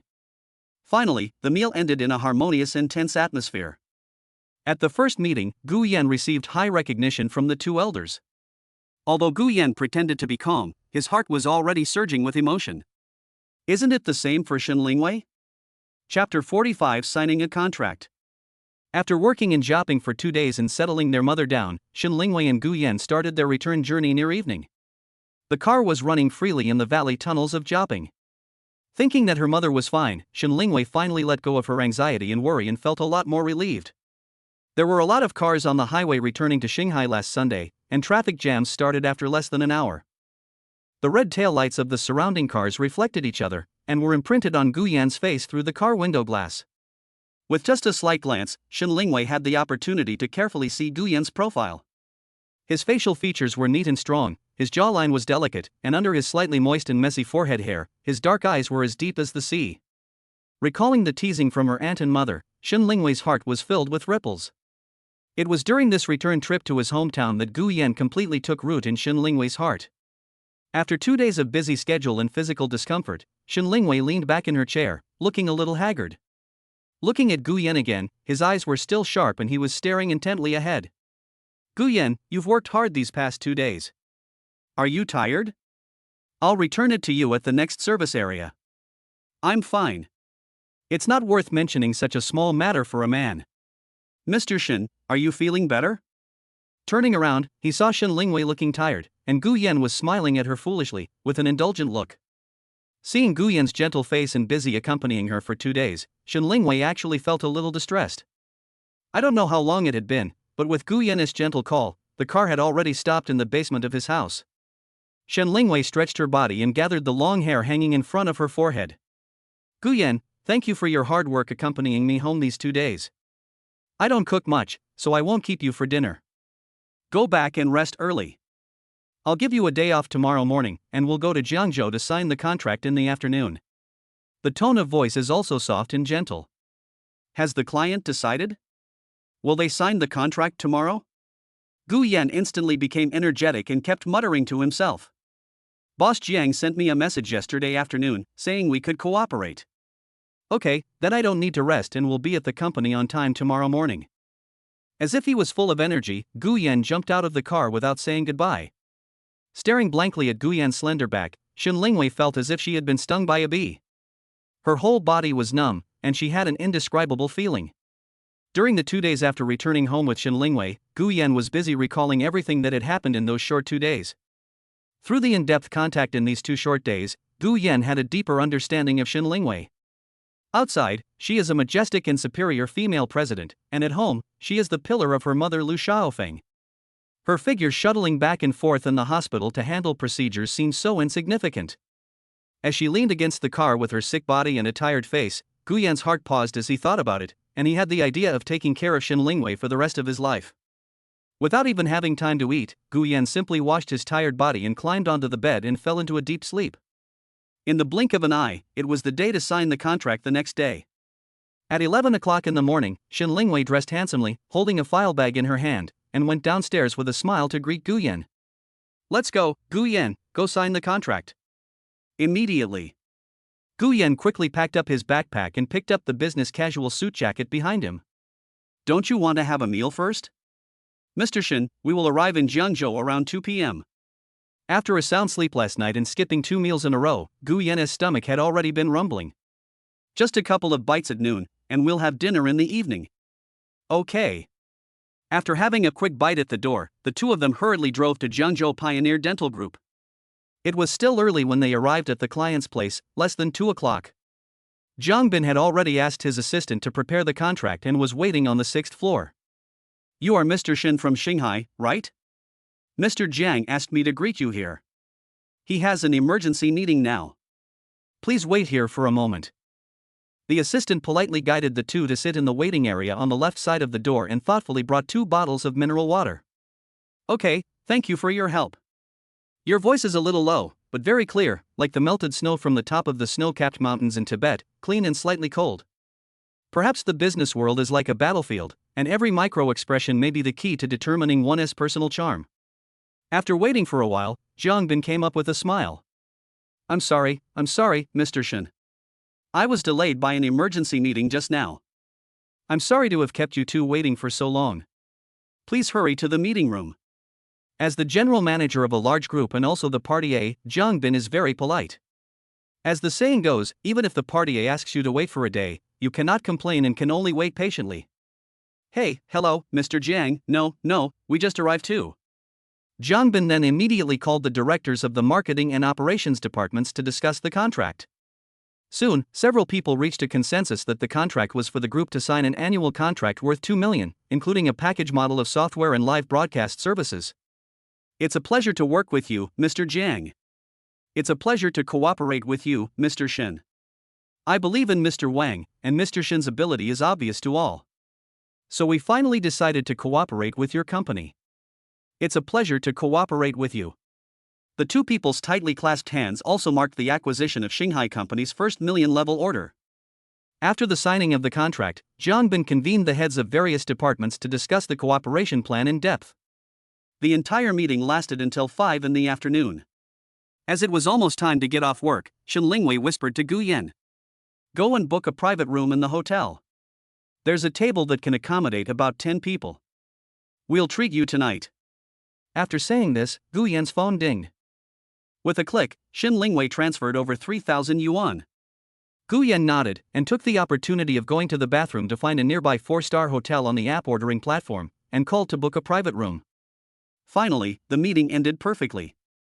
After the closing remarks, Shen Lingwei stopped the leaders who were about to leave. Today, we are able to cooperate with Pioneer Dental. We would like to thank Mr. Jiang and all the directors for their recognition. I have booked a banquet near us so that we can have a deep chat. I hope all the leaders can come tonight to show their faces. It was a very common business rhetoric. Shen Lingwei looked around calmly and Zhang Bin immediately responded with a smile. Mr. Shin, you are too polite. It is unreasonable for you to treat us when you come here. This is what we should do, Mr. Jiang. Besides, don't you remember that you also invited us last time? Ha ha ha ha. Okay, then let's go together after get off work. Zhang Bin looked at the department directors on both sides of the conference table, his eyes narrowed into slits with laughter. Okay then, thank you, Mr. Shin. Please wait here for a moment. I'll go take care of something. Okay, go ahead and do your work, there's no rush. After saying that, President Jiang and all the department directors calmly walked out of the meeting room, leaving Shen Lingwei and Guyan looking at each other in bewilderment. At this time, Shen Lingwei let out a soft laugh. See, Guyan, sign it. Isn't it very simple? Shen Lingwei playfully swayed in front of Guyan's eyes like a little girl, looking very cute. The contract was completed quickly, mainly because of Shen Lingwei's previous relationships, but more importantly, it was due to Shen Lingwei's superb business skills and strong personal charm. It seems easy, but in Guyan's opinion, how much bitterness is behind this that Shen Lingwei has to endure alone? As the saying goes, there is no luck falling from the sky in life, nor any sudden surprises, only the fulfillment of wishes after hard work. Great, Mr. Shin, I need to learn more from you. Chapter 46 Dinner. Listening to Guyan's flattery, Shen Lingwei smiled knowingly, her pair of deep and charming eyes seemed to be able to capture the soul of her admirer. A moment later, Zhang Bin came over briskly with the group's prominent executives, looking very happy. Let's go, Mr. Shin. The group talked and laughed as they walked, and in the time it took to smoke a cigarette, they arrived at the hotel's luxurious private room. Shen Lingwei politely asked everyone to take a seat, then signaled Gu Yan to ask the waiter to serve the food. "Mr. Shen, can you wait a moment? My other partner has wanted to come over to meet Mr. Shen for a long time. He didn't have time to make it last time, but he is on his way now and should be here soon." Zhang Bin adjusted the frame of his glasses, his face full of smiles. Shen Lingwei leaned sideways and asked tentatively, "Oh? Your partner is coming? Why didn't you tell me earlier? It would be my great honor. After all, this is our first cooperation." I told her that when she heard that Mr. Shen is so young and has such outstanding abilities, she wanted to come and see him no matter what. Another round of flattery. At some point, the door of the private room was pushed open, accompanied by the crisp sound of ding dong of high heels, and a middle-aged woman came into view. She was wearing a mint green waist-length dress which was very eye-catching. She looked to be about the same age as Zhang Bin, about 40 years old. Although she had maintained a good figure, the wrinkles on her face were still faintly visible. Seeing that the newcomer had an extraordinary aura, Shen Lingwei took the initiative to move in front of the woman, while Gu Yan followed Shen Lingwei cautiously with a serious face. "Hello, I'm Shen Lingwei, and I'm here to meet you." Before he could finish, Zhang Bin raised his hand with a smile and said, "This is the beautiful and talented lady, Miss Shen Lingwei, whom I told you about. This is my partner, Mr. Ji Ning." "Hello, Mr. Ji, I'm sorry I didn't know your name before. It was my negligence." Shen Lingwei seemed to be a seasoned veteran in the business world. Her words were very precise and she lowered her status very much, which made Ji Ning feel particularly comfortable listening to her. "No, this is my negligence." Zhang Bin hurriedly tried to smooth things over. "Boss Jiang has mentioned this to me several times during this period. It really is as her name suggests. I never thought Boss Shen is so young, smart, capable, and beautiful." Facing Ji Ning's unexpected polite words, Shen Lingwei's facial expression did not change much, and she responded modestly. No, we are able to cooperate with your company this time mainly thanks to President Jiang for giving our company this opportunity. Who is this handsome boy?" After complimenting each other, both of them had smiles on their faces. When Ji Ning noticed the tall and handsome Gu Yan behind Shen Lingwei, his eyes turned and became bright. "Oh, you mean Gu Yan? This is my assistant Gu Yan." Shen Lingwei quickly turned her head and stepped aside to let Gu Yan go forward to greet Ji Ning. "Hello, President Ji." Probably because he had not seen such scenes before, Gu Yan's voice was very low. Seeing that Gu Yan seemed a little nervous, Shen Lingwei gently pulled the hem of Gu Yan's clothes, as if to remind Gu Yan to relax and greet openly. Looking at the tall, handsome, and good-looking face in front of him, as well as the shy look that seemed innocent, Ji Ning was so fascinated that he forgot to speak in response for a moment. Shen Lingwei looked at Ji Ning's eyes. As a woman herself, she immediately understood what was going on. Without waiting for Ji Ning to come to his senses, she gestured to him to take a seat. "Boss Ji, please take a seat quickly. This is your assistant. He's so handsome." It seems that Mr. Shen's company not only has strong business capabilities, but also has handsome men and beautiful women. No wonder our Mr. Jiang chose to sign a contract with you, ha. Ji Ning let out an "oh" and realized her embarrassment. She quickly put down the bag in her hand and sat down slowly. Not to mention Shen Lingwei herself, probably many women of this age would not be confused when seeing such a young man. "You're right. I was shocked when Ms. Shen came here for the first time. I didn't expect that Ms. Shen was so young and beautiful. I was deeply touched by this. What do you think?" Seeing Ji Ning say this, Zhang Bin was about to echo. After hearing what the two leaders said, their eyes turned to Gu Yan and Shen Lingwei, and several executives sitting around the table nodded frequently. "Go ask the waiter to serve the food." Shen Lingwei tilted her head to Gu Yan's ear and whispered softly. "Boss Jiang, Boss Ji, and all the other leaders, let's ask the waiter to serve the food? We can eat and talk at the same time. Also, do you guys drink white wine or? Mr. Ji, can we?" Looking at the only woman on the field besides herself, Shen Lingwei thought Ji Ning would only drink red wine, but she didn't expect to be hit hard. "You don't know this. Our President Ji has a nickname in the liquor market, the swordsman of wine. He can drink 1,000 cups without changing his expression." Zhang Bin's words were like a flash of lightning, and the strong light instantly disintegrated Shen Lingwei. Looking at the group of wine barrels at the table, Shen Lingwei couldn't help but feel nervous. It looks like there's no escape today. The thoughts in my mind popped up at the same time as I glanced at everyone at the table. As soon as Gu Yan pushed the door open, the waiter brought the appetizers one by one. Hello, please serve us a glass of white wine. Including Guan, there are 8 people at the table. If they all drink white wine, Shen Lingwei will simply serve one at a time to see how much you can drink. 1. That might not be enough. Jiang Bin looked at Shen Lingwei, who was on high alert, and said jokingly. Ji Ning kept looking at Guyan, with a sly smile on his lips. After hearing what Jiang Bin said, I didn't know whether he was serious or joking. There were exactly 6 bottles of wine in this case. Even if Guyan and I drank both, each of us would have to drink almost 8 taels. Even a cow couldn't drink that much, right? Shen Lingwei still didn't take it seriously, thinking that he could drink 4 bottles at most. However, he ultimately underestimated the drinking capacity of the people of Jiangzhou and the alcohol capacity of the several wine barrels on the table. We will talk about this later. It's okay, Mr. Jiang, bring one first. If it's not enough, ask the waiter to bring more. Shen Lingwei remained calm and thought to herself, you bastard, drink the wine like it's water. Shen Lingwei glanced at Gu Yan, who was sitting upright next to her.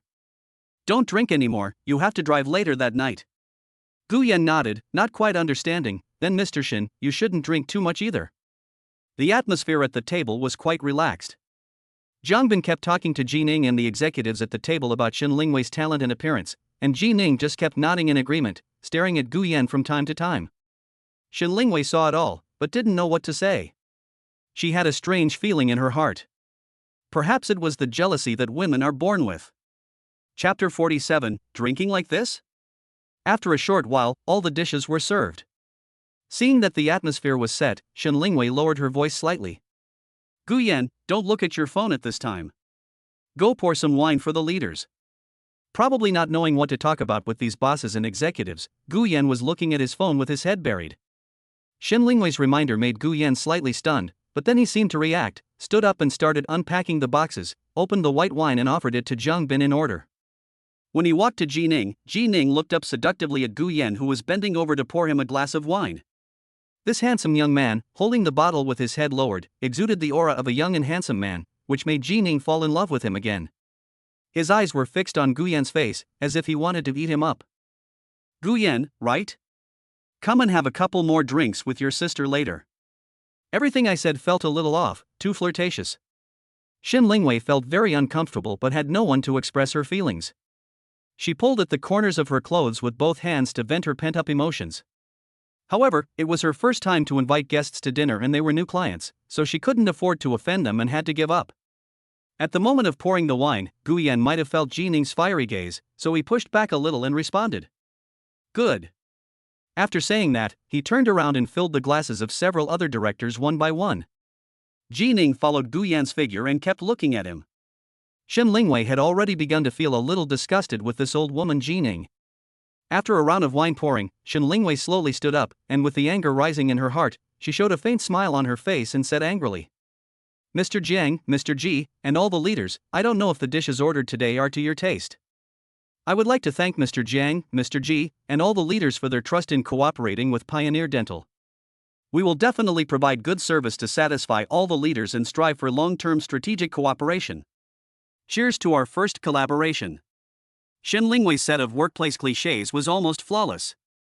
In order to show her sincerity, she rolled up her sleeves without thinking, supported her right hand with her left hand, and drank a large glass of wine in one gulp. A medium-sized wine glass that can hold 1 or 2 glasses of wine. Not only was President Jiang stunned, but Gu Yan next to him was also shocked by Shen Lingwei's amazing operation. I can't help but persuade Shen Lingwei, slow down, Mr. Shen. I didn't expect Mr. Shen to be so good at drinking. I really didn't expect it. What Mr. Wang said is right. Today I have finally seen it. Cheers. Seeing Shen Lingwei being so free and easy, as a man, Jiang Bin thought that he must not fall behind, and immediately gulped down the drink. Boss Ji, although I met you for the first time today, I felt that you have a really good temperament when you came in. You are a strong woman. I hope you and Boss Jiang can come to our Shanghai company to give us some guidance when you have time. He boasted to Ji Ning in the air, and before he could take a bite of the food, he tilted his head back and took another big gulp, and another cup was empty. Jiang Bin, who was bragging about himself just now, looked at Shen Lingwei's drinking momentum and silently looked at Ji Ning beside him. My sister can drink so much, no wonder she can become the CEO at such a young age. If I don't drink it, it would be my fault. As expected, Jining drank the wine in the glass easily. Boss Shen, don't just drink slowly and eat some food first. Looking at Shen Lingwei drinking, Guyan became uneasy. After toasting 2 glasses of wine in a row, Shen Lingwei glanced at Guyan, tidied herself up a little, and sat down. Drink slowly, drink slowly. No hurry, Mr. Shen. Jiang Bin took off his glasses and wiped the sweat from his forehead with a silk scarf. Several other executives echoed the sentiment. After a pause, less than 10 minutes, Shen Lingwei was busy asking Guyan to fill Jiang Bin and Jining's empty wine glasses, while she went to toast the 4 directors beside her one by one. All she said were polite words of thanks, and after a while, Shen Lingwei had already drunk half a bottle. Maybe they had never seen a little girl drinking white wine like this. Everyone's eyes were wide open, and they were praising Shen Lingwei's abilities to each other, especially Jiang Bin, who seemed to be annoyed by the boast he just made. He had just drunk a glass of wine and was looking at Shen Lingwei anxiously. Come slowly, Mr. Shen. Drinking like this makes us a little scared. This is just the beginning, isn't it? Come, let me toast you again.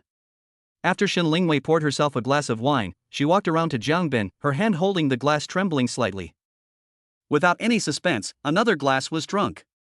Jiang Bin gave a thumbs up, expressed his admiration, and generously toasted Shen Lingwei with a second glass. Mr. Shen, I hope that our cooperation this time will not only be a partnership, but also a friendship. It's been 7 glasses of wine, and in a days, half a bottle of wine has been drunk. Gu Yan, who has just entered the society, has never seen people drinking like this. After having been in contact with Shen Lingwei for such a long time, this is the first time he has seen Shen Lingwei like this. The boy couldn't help but feel shocked in his heart. He didn't know how much he still didn't know about Shen Lingwei. Jining, who had just been boasted by Jiang Bin about her drinking ability, rarely saw such a scene as she had been in the business world for a long time, especially women. There were indeed very few women who drank white wine like this. In this respect, she underestimated Shen Lingwei.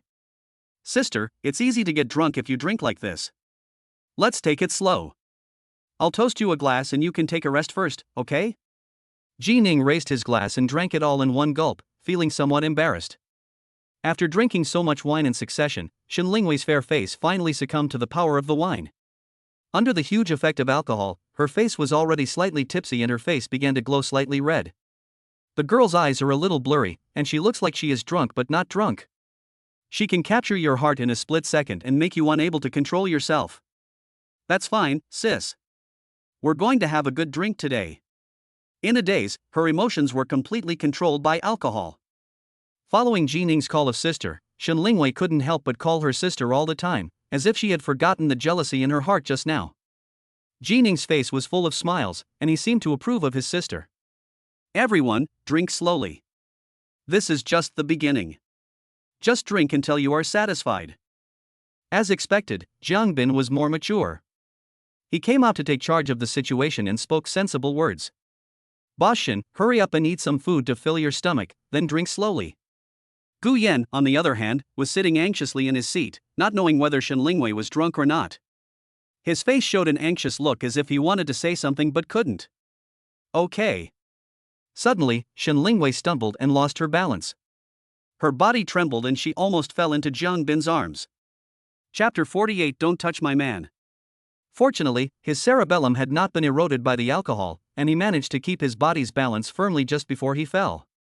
Seeing this, Jiang Bin tried hard to suppress the embarrassment on his face, and murmured as if nothing had happened. Are you okay, Mr. Shen? Go back and eat something to relax. Shen Lingwei frowned slightly, then stood up and said with a charming smile. Boss Jiang, I will definitely drink with you today. Shen Lingwei leaned over to Jiang Bin's ear, which was only about half an inch away. Her face was rosy red, and her ears were red from the ear bones to the earlobes and the sides of her neck. Her little face, which was slightly made up, was flushed as if it had been scalded, making her look even more charming and radiant. Maybe it was because they were too close. The words that came out of her mouth were accompanied by the smell of alcohol, which made Jiang Bin, a mature middle-aged man, unable to control himself at the moment. He stared at Shen Lingwei for a long time without blinking. That was probably a lot. Shen Lingwei didn't notice Jiang Bin's focused eyes and walked to her seat in a leisurely manner. You drank too much, Mr. Shen. Seeing Shen Lingwei's charming look, Gu Yan poured a glass of juice without hesitation and handed it to Shen Lingwei's lips. Drink some juice to sober you up. With an almost commanding tone, Shen Lingwei took the juice and took a small sip. Gu Yan felt a little distressed when he saw that the strong woman who was successful in the business world could work so hard to entertain clients. The dinner was halfway through. Gu Yan was whispering something to Shen Lingwei. Maybe they hadn't drunk enough. Then a deep middle-aged female voice came. Gu Yan, young man, come and have a couple of drinks. I see you haven't moved. I originally thought I had nothing to do today, but I didn't expect that what was coming would come sooner or later. Mr. G, I'm not very good at drinking, so I'll just drink juice instead of wine. I'll drink it, you can do whatever you want. Standing up slightly, raising his chin, and half bending his body, Gu Yan and Jining faced each other in the air. Oh, no, there's no man who doesn't drink. Besides, it's not presentable if you don't drink. Look at your Miss Shen, a girl, drinking so freely. Are you not giving face to your sister? The experienced Jining's words were very sharp. How could a young man like Gu Yan, who had just entered the society, be his opponent? Don't look at Shen Lingwei's intention. Who knew that Shen Lingwei was pressing her hands against her temples to buffer the drunkenness in her head? After a few seconds of ideological struggle, Gu Yan, who seldom drank liquor, pinched his nose and drank the wine in the glass in one trembling breath. Okay, sister likes it. Jining showed a satisfied smile on his face, and his 2 rows of teeth were clearly visible. In less than a minute, Gu Yan's face turned red like an apple, and the redness even spread to his arms. This is true. Perhaps due to a genetic problem, Gu Yan has been unable to drink alcohol since he was a child. He is allergic to alcohol and his face would turn red immediately after even a glass of beer. Maybe I remembered something, my head was a little dizzy and I actually forgot something.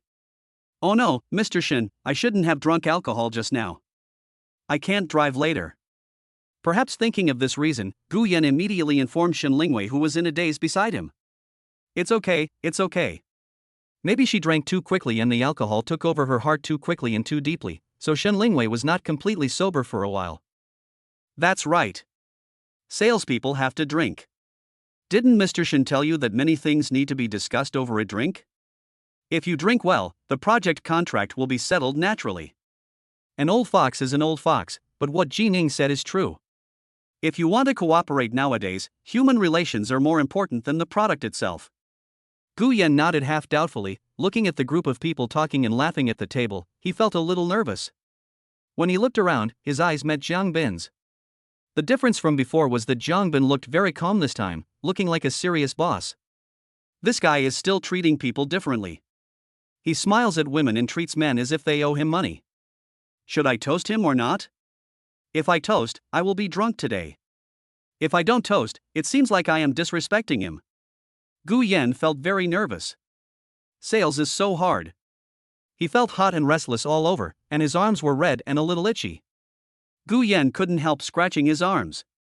Unable to control the thoughts in his mind, Gu Yan poured himself a full glass of wine, raised the glass, and the corners of his mouth curled slightly. Mr. Jiang, I'll toast you a glass. Please take care of me in the future. I really didn't know what I wanted to say. After all, for Jiang Bin, he had always been following behind Shen Lingwei, and they had almost no communication. Seeing Gu Yan toasting him, a smile soon appeared on his slightly serious face. Well, young man, sit down and drink. The response seemed very polite and generous. Jiang Bin raised the wine glass with his right hand and beat rhythm with his left hand, palm facing down, motioning Gu Yan to sit down. That's what I was saying. You can drink a lot. Generally speaking, people who blush when drinking have a high alcohol tolerance, because others can see how much you can drink. Seeing Gu Yan drink another glass of wine, Jining couldn't help but curl the corners of his mouth and said with a smile. Hearing this, Gu Yan just felt like dying. This woman was afraid that he would not die. Guessing her thoughts, Gu Yan shook his body slightly, his handsome face turned pale, and then smiled lightly. No, I'm allergic, Mr. G. It's okay. I don't drink it every day. I'm not allergic to it either. It's just grain essence. The more I drink, the younger I feel. I thought Jining would calm down after I said that, but he became even more outrageous. There was nothing I could do, so Gu Yan could only smile awkwardly. Suddenly I felt dizzy and sat down uncontrollably, swaying. As his eyes were blurred, Gu Yan vaguely felt that a figure was approaching. That is right, it was Jining, this graceful and charming middle-aged woman, who was holding a wineglass in her left hand and walking towards her slowly and seductively, twisting her big butt. With a slightly teasing tone in his voice, Jining leaned against the table. Brother, sister is here to toast you. As he spoke, he picked up the bottle of white wine next to him and filled it up for Guyan. I just felt uncomfortable all over and had goosebumps. After all, in today's situation, there was obviously no reason to refuse the favor from party A. Guyan raised his head, his eyes red, and said hesitantly, "Thank you, Mr. Ji and Mr. Jiang. I did it." I looked up and drank another cup. The moment it went down my throat, I felt a little nauseous. At this point, a man who seldom drinks seems a little overwhelmed after drinking 3 or 2 bottles of liquor at a time.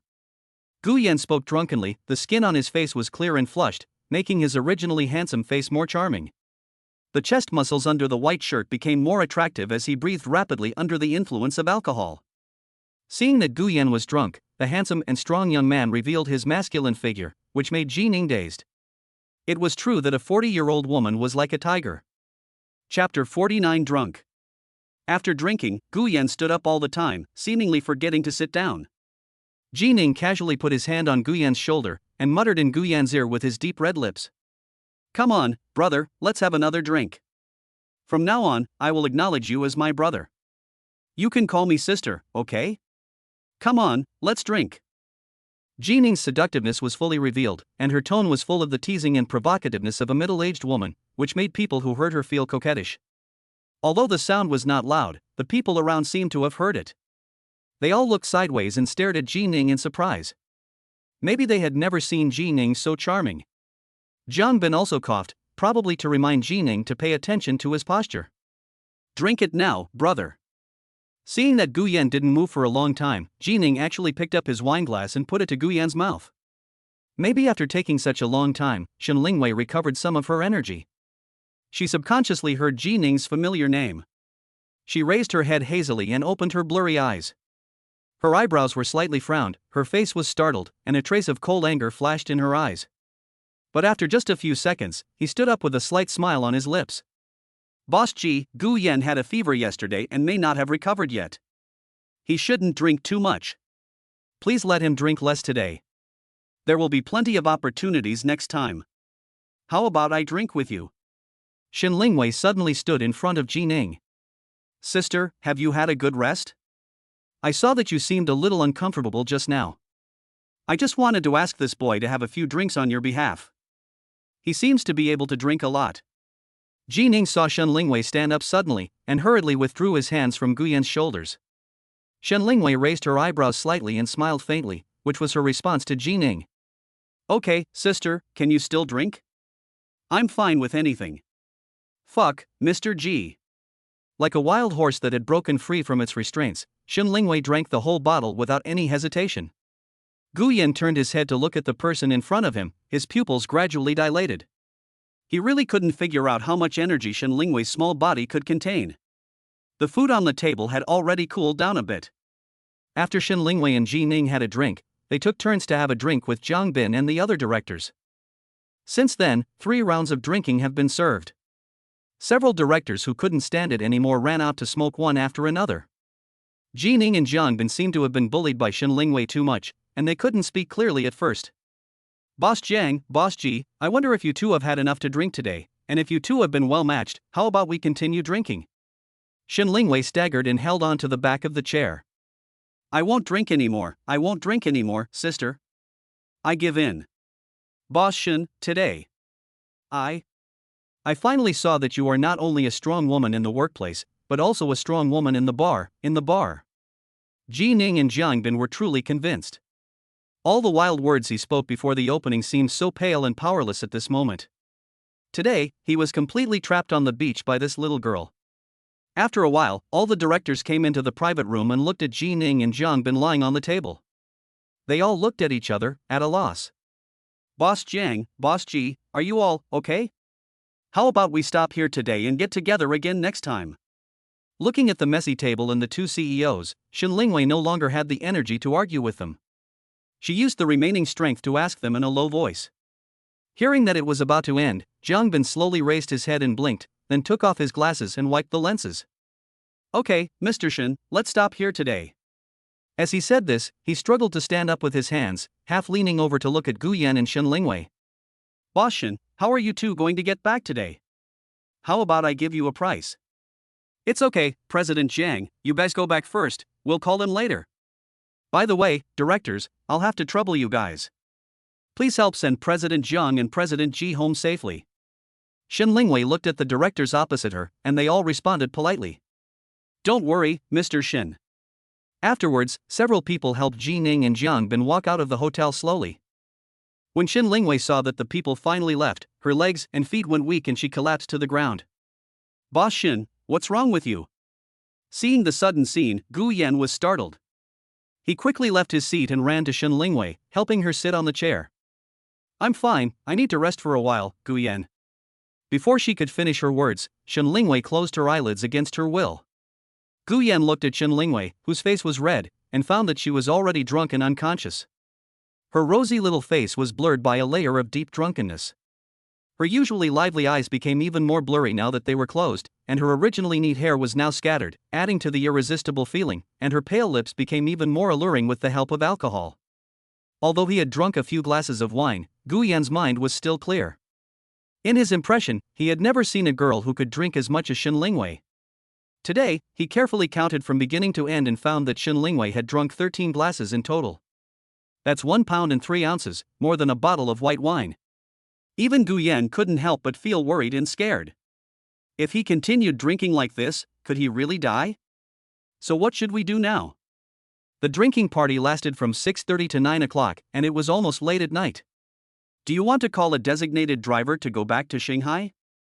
Besides, a cross-city driver's fare late at night would cost at least several hundred yuan. Looking at the balance of less than 400 yuan on his phone, Gu Yan frowned. Or should we book 2 rooms in Jiangzhou and go back tomorrow morning?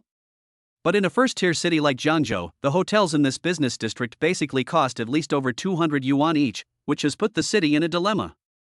Boss Shin, Boss Shin. Gu Yan tried to wake up the drunk Shin Lingwei and seek the advice of his leader. Shin Lingwei, who had drunk so much alcohol, fell into a deep sleep and had no reaction at all. Gu Yan couldn't help but get angry on the spot.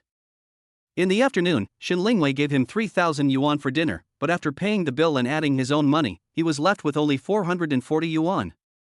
Gu Yan spent several minutes using his phone to look through hotels within a radius of 200 meters. The prices ranged from 300 to 900 yuan. Seeing that Shin Lingwei would not wake up for a while, it was not realistic to ask a designated driver to go back to Shanghai. After thinking it over, Gu Yan finally gritted his teeth and booked a king-size bedroom online for 350 yuan. At worst, I can let Mr. Shin sleep on the bed, and I'll spend the whole night on the floor. Gu Yan muttered to himself. Without hesitation, Gu Yan packed Shin Lingwei in his own bag, called an online taxi on his mobile phone, and then carried Shin Lingwei downstairs to the hotel. Chapter 50 Hotel Manager, is this your wife? After a while, a black New Energy online hailing car produced in Jiangzhou slowly stopped in front of the hotel's revolving door with a slight friction sound. Master, let's go to the hotel. After opening the car door and gently placing Shin Lingwei on the back seat, Gu Yan lowered his head, slightly raised his hand to wipe the sweat from his forehead, his pupils slightly shrank. He just drank 3 glasses of wine, not even half of Shin Lingwei's. Gu Yan, who was already feeling hot all over, stumbled all the way while holding Shin Lingwei in his arms. As soon as he sat down, his head felt like it was about to explode, and his eyelids opened and closed uncontrollably. The driver gave a weird smile, as if he understood what was going on, as if this kind of thing was commonplace. In just 10 minutes, the car arrived at the curb in front of the hotel. Here we are, handsome. Just like before getting in the car, the driver looked at Shin Lingwei, who was intoxicated in Gu Yan's arms, gave her a sly look, and left in a chic manner with the sound of the car engine. I don't know whose cell phone in the bag kept beeping. It seemed that he felt a little dizzy and had no energy to look for the phone. Gu Yan rushed into the hotel holding Shin Lingwei. Hello, I have already booked a room online. The waitress at the front desk was a girl of about 18 or 19 years old. Seeing that Gu Yan was drunk, he was holding a beautiful girl in his arms, whom he had picked up from somewhere. The girl quietly ran into the small room behind the bar. After a while, a woman who looked like a manager came out, looking a little more stable. Sir, what is this? Nowadays, hotels are conducting strict inspections. They are strictly checking the accommodation of people with unclear origins and identities. Especially when you see a drunk man holding a beautiful woman in his arms, you have to find out more. The woman glanced at Guan with a look that seemed to be neither angry nor angry. The little girl next to her shrank slightly and stood beside the woman. From the expressions of the two, it seemed that they thought Guan was not a good person. That's true. It was the late night and he was so drunk that he was unconscious. Could he be picking up a corpse in the bar? Seeing that Guan didn't reply for a long time, the woman said sternly, "Sir, please show me your purchase record, thank you." Gentlemen. Finally, he couldn't bear it anymore and took a short nap. His two hands in his arms were still consciously holding Shen Lingwei tightly. Hearing the woman's continuous shouting, Guyan suddenly opened his eyes in panic, shook his hair vigorously, and raised his dizzy head. Only then did I finally see Guyan's appearance clearly. His flushed face still couldn't hide his handsome features. Although there were bloodshot red streaks in his eyes, his drunken watery eyes were still so captivating. The little girl behind him seemed to be mesmerized. At the age of falling in love for the first time, she stared at Guyan with eyes as if drawn. Even the woman's tone gradually became gentle. "Handsome guy, please show us your ID cards." Oh, ID card, where is the ID card? Please wait a moment."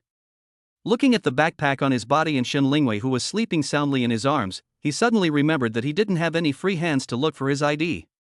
He carried Shen Lingwei to the rest area in front of the bar. He staggered, let out a long sigh, and put Shen Lingwei on the small single sofa. After searching for a while, he finally found Shen Lingwei and his ID card. "Hello, here." I carefully looked at the photo on the ID card and compared the facial features of the two people. "Who is that beautiful lady?" "Oh, it's my old wife." It almost caused a big mistake. The only remaining bit of clarity occupied Guyan's messy brain. Fortunately, he didn't say it was the boss, otherwise, what would these two people think if he stayed in the same room with the boss, and the female boss at that, in the middle of the night? "Your wife? Your wife is 5 years older than you? You got married so young?" The woman had a questioning look on her face, her eyes wide open. Looking at Guyan, who just turned 23, most normal people would be suspicious. Looking at the two people in shock, Guyan slowly raised the corner of his mouth into a faint smile. "Yes, sister-brother relationships are not allowed. By the way, do you want to see the marriage certificate?" When Guyan was about to take something out of his bag, the woman finally relaxed her guard. She didn't ask any more questions and simply completed the check-in procedures. 13th floor, do you need any help? The elevator is over there." Looking at Shen Lingwei in the rest area and the packages of various sizes on the ground, the woman pointed thoughtfully to the corner to the right of the door. "It's okay, no thanks." After completing the formalities and preparing to rush upstairs to the room, the phone in my pocket rang. He took out his cell phone and looked carefully. It was a call from Hua Zifen. Guyan's mind was still not clear at this moment. He felt like vomiting on the way. Now he just wanted to go back to the room and spit out the alcohol and acid reflux that were stuck in his throat. I didn't want to pay any attention to him, but this guy just kept hitting me. "Hello?" There was a sleepy tone in his voice. "Guyan, why aren't you coming back? It's past 10 o'clock. I'm very sleepy now, let's talk about it tomorrow." He hung up the phone without waiting for the other party to react. After a whole night of hard work, everything was finally settled. Although he was 183 centimeters tall and strong, the liquor was too potent. He bent over and tried to pick her up twice, but failed to lift up Shen Lingwei, who weighed only 100 pounds. Gasping for breath, Guyan slapped his right cheek. The pain came over him, but the slap seemed to bring him some energy. He finally picked up Shen Lingwei and walked towards the elevator tremblingly. Drop. I touched the dark wall of the room and inserted the magnetic card smoothly by feel, and the whole room became bright instantly. But this light feels a bit weird, doesn't it? It's the red atmosphere in the alley. Just as I was about to take a step, the round big bed in the middle of the room came into view. Above the bed hung an inverted triangle red mosquito net. I rubbed my eyelids gently and took a closer look. Isn't this the kind of room you'd find in a couple's hotel? I clearly didn't choose this. Guyan subconsciously touched his nose, looked at the atmosphere of deep love in the whole room, and looked at the huge round bed a little embarrassedly. He had only heard of this kind of room, but in reality, Guyan had never lived in such a room. Today, I accidentally met my boss. The room had already been booked and he didn't have the energy to go downstairs to change rooms.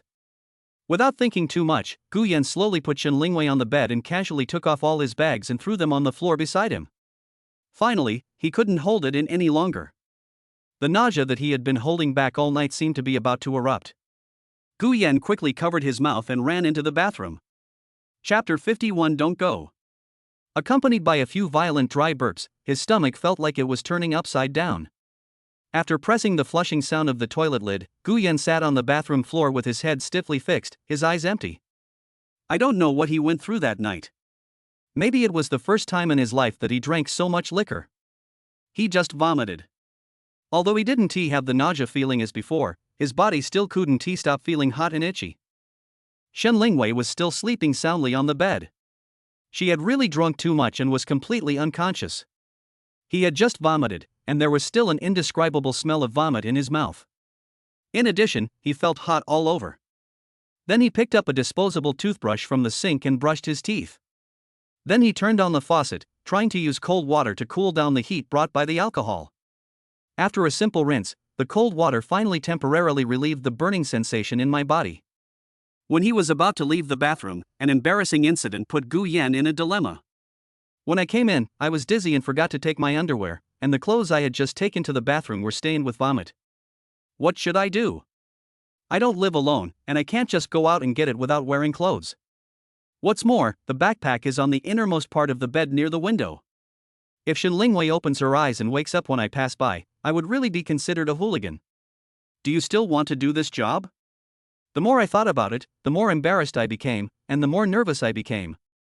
Time passed by little, and he could no longer care about anything else. Guyan felt his way to the bathroom door and stuck his head out to look at Shen Lingwei on the bed. He was still sleeping as usual, without even moving. Deciding to go all the way, Guyan tiptoed carefully and finally walked to the backpack naked. The moment he unzipped the backpack, perhaps because of nervousness or some other reason, the mobile power bank inside fell heavily to the ground. The loud sound startled Shen Lingwei and she pouted. Guyan immediately squatted down. Fortunately, she just let out a simple groan, and Shen Lingwei turned over and fell asleep again with her back to Guyan. Looking at Shen Lingwei's graceful figure from behind, her short black hair was particularly charming under the pink light. The pattern of the suspenders could be faintly seen on the back of her white shirt, and her black hip-hugging leather skirt clearly showed off Shen Lingwei's firm and round buttocks. Seeing this, the alcohol in his body plus the male instinctive reaction caused the body's male hormones to rise rapidly, and Guyan's face turned even redder. He quickly took out his clothes and put them on, then slowly pulled out a cigarette from his bag that he hadn't smoked for several days and puffed happily at the end of the corridor outside the door. Looking at the bright lights and feasting in front of Jiangzhou, and the entire day's entertainment, Guyan once again had a new understanding of Shen Lingwei. After pondering for a while, Guyan could no longer bear the sleepiness and the alcohol still in his blood. His head still felt heavy, and he felt dizzy from time to time. In Jiangzhou in mid-August, even though it was the middle of the night, the temperature was still very high. After entering the room and closing the door, Guyan reached for the remote control on the bedside table and adjusted the temperature to 24 degrees. That's all for today. I'll just spend the night on the floor. Guyan muttered to himself and prepared to turn off the lights. But in an instant, he thought of Shen Lingwei still lying on the bed with her shoes on. Carefully and gently took off the black silk high heels on Shen Lingwei's feet. Noting that it might be cold in the second half of the night, Guyan bent over and knelt on the bed. He reached out his hand from around Shen Lingwei's waist to pull the quilt over and covered her with great care. Almost at the same time, Shen Lingwei, who was lying on her side, suddenly turned over and faced Guyan. Just as he was about to get out of bed, Shen Lingwei hooked her hands around Guyan's neck and pulled him down. The distance between their faces was only 0.01 centimeters. It would be a lie to say that he wasn't nervous, but Guyan remained rational and restrained. After all, he was his boss, and if he took advantage of his boss' misfortune to do something improper, would he still be considered a man? He immediately prepared to pull Shen Lingwei's hands apart. I want. What he could never have imagined was that the two words coming out of Shen Lingwei's mouth while she was breathing hot air made Guyan feel as if he were in a dream. Not believing that he had heard it wrongly, Guyan looked at Shen Lingwei under him. Her rosy lips were slightly parted, and the scent of alcohol and body fragrance that came out of her mouth hit Guyan's face, instantly making him dizzy. The buttons of the pure white shirt were opened at some point, revealing the roundness of her chest without any concealment to Guyan's eyes. The Shin Lingwei in front of him was no longer the experienced career woman at the dinner table during the day. She also lost her usual dominance. She was as docile as a squinting cat, and her red little face was deeply drunk. Gu Yan was stunned for a moment, and his Adam's apple moved up and down uncontrollably. He tried his best to control his inner impulse and prepared to move away. At this time, Shin Lingwei hooked her hands around Gu Yan's neck even more tightly. "Don't go, I want to." Shin Lingwei had a coquettish and charming look on her face. Just this one sentence made Gu Yan's blood boil, not to mention that they were a single man and a single woman, two young bodies in the same bed. No one would believe him if he didn't do something. Looking at the rosy-faced Shin Lingwei, the 28-year-old beautiful CEO, the young, cute, domineering and smart beauty who had attracted his heart at first sight, was now lying in front of him. As Shin Lingwei used more force with both hands, Gu Yan, who had not recovered from his shock, could not hold on to his hands. The hot bodies pressed tightly together, and finally, Gu Yan could no longer control himself. It was also on this night that Shin Lingwei's first time also ceased to exist. Maybe it was because he was too tired yesterday, and because he drank so much white wine for the first time yesterday, Gu Yan was still sleeping soundly until 10 o'clock the next morning. With a shy yawn, Shin Lingwei slowly turned her head left and right, perhaps her head was still a little painful. Her eyes were not open yet, but perhaps she realized that she was holding something in her hand, and she suddenly opened her eyes in surprise. Looking at the scattered clothes on the bed, he lifted the quilt to find himself naked, and then looked at the man next to him. Gu Yan had his back to Shin Lingwei at this time. Shin Lingwei suddenly realized something and cried out. "Who are you and why are you in my bed?" Gu Yan, who was awakened by the shouting, looked at the scene in panic and turned his head. After Shin Lingwei found out that it was Gu Yan, the woman's instinctive sense of self-protection became apparent. "Why are you in my bed?" Shin Lingwei continued crying and her eyes were a little angry. "I don't know, Mr. Shin, I don't know."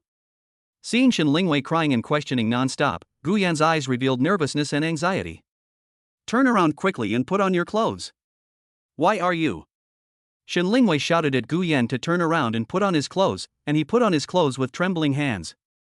After putting on her clothes, Shin Lingwei was still sobbing. Although she really liked Gu Yan, the inexperienced Shin Lingwei still felt scared and frightened. The moment she opened the quilt, she saw the bloodstains on the bed.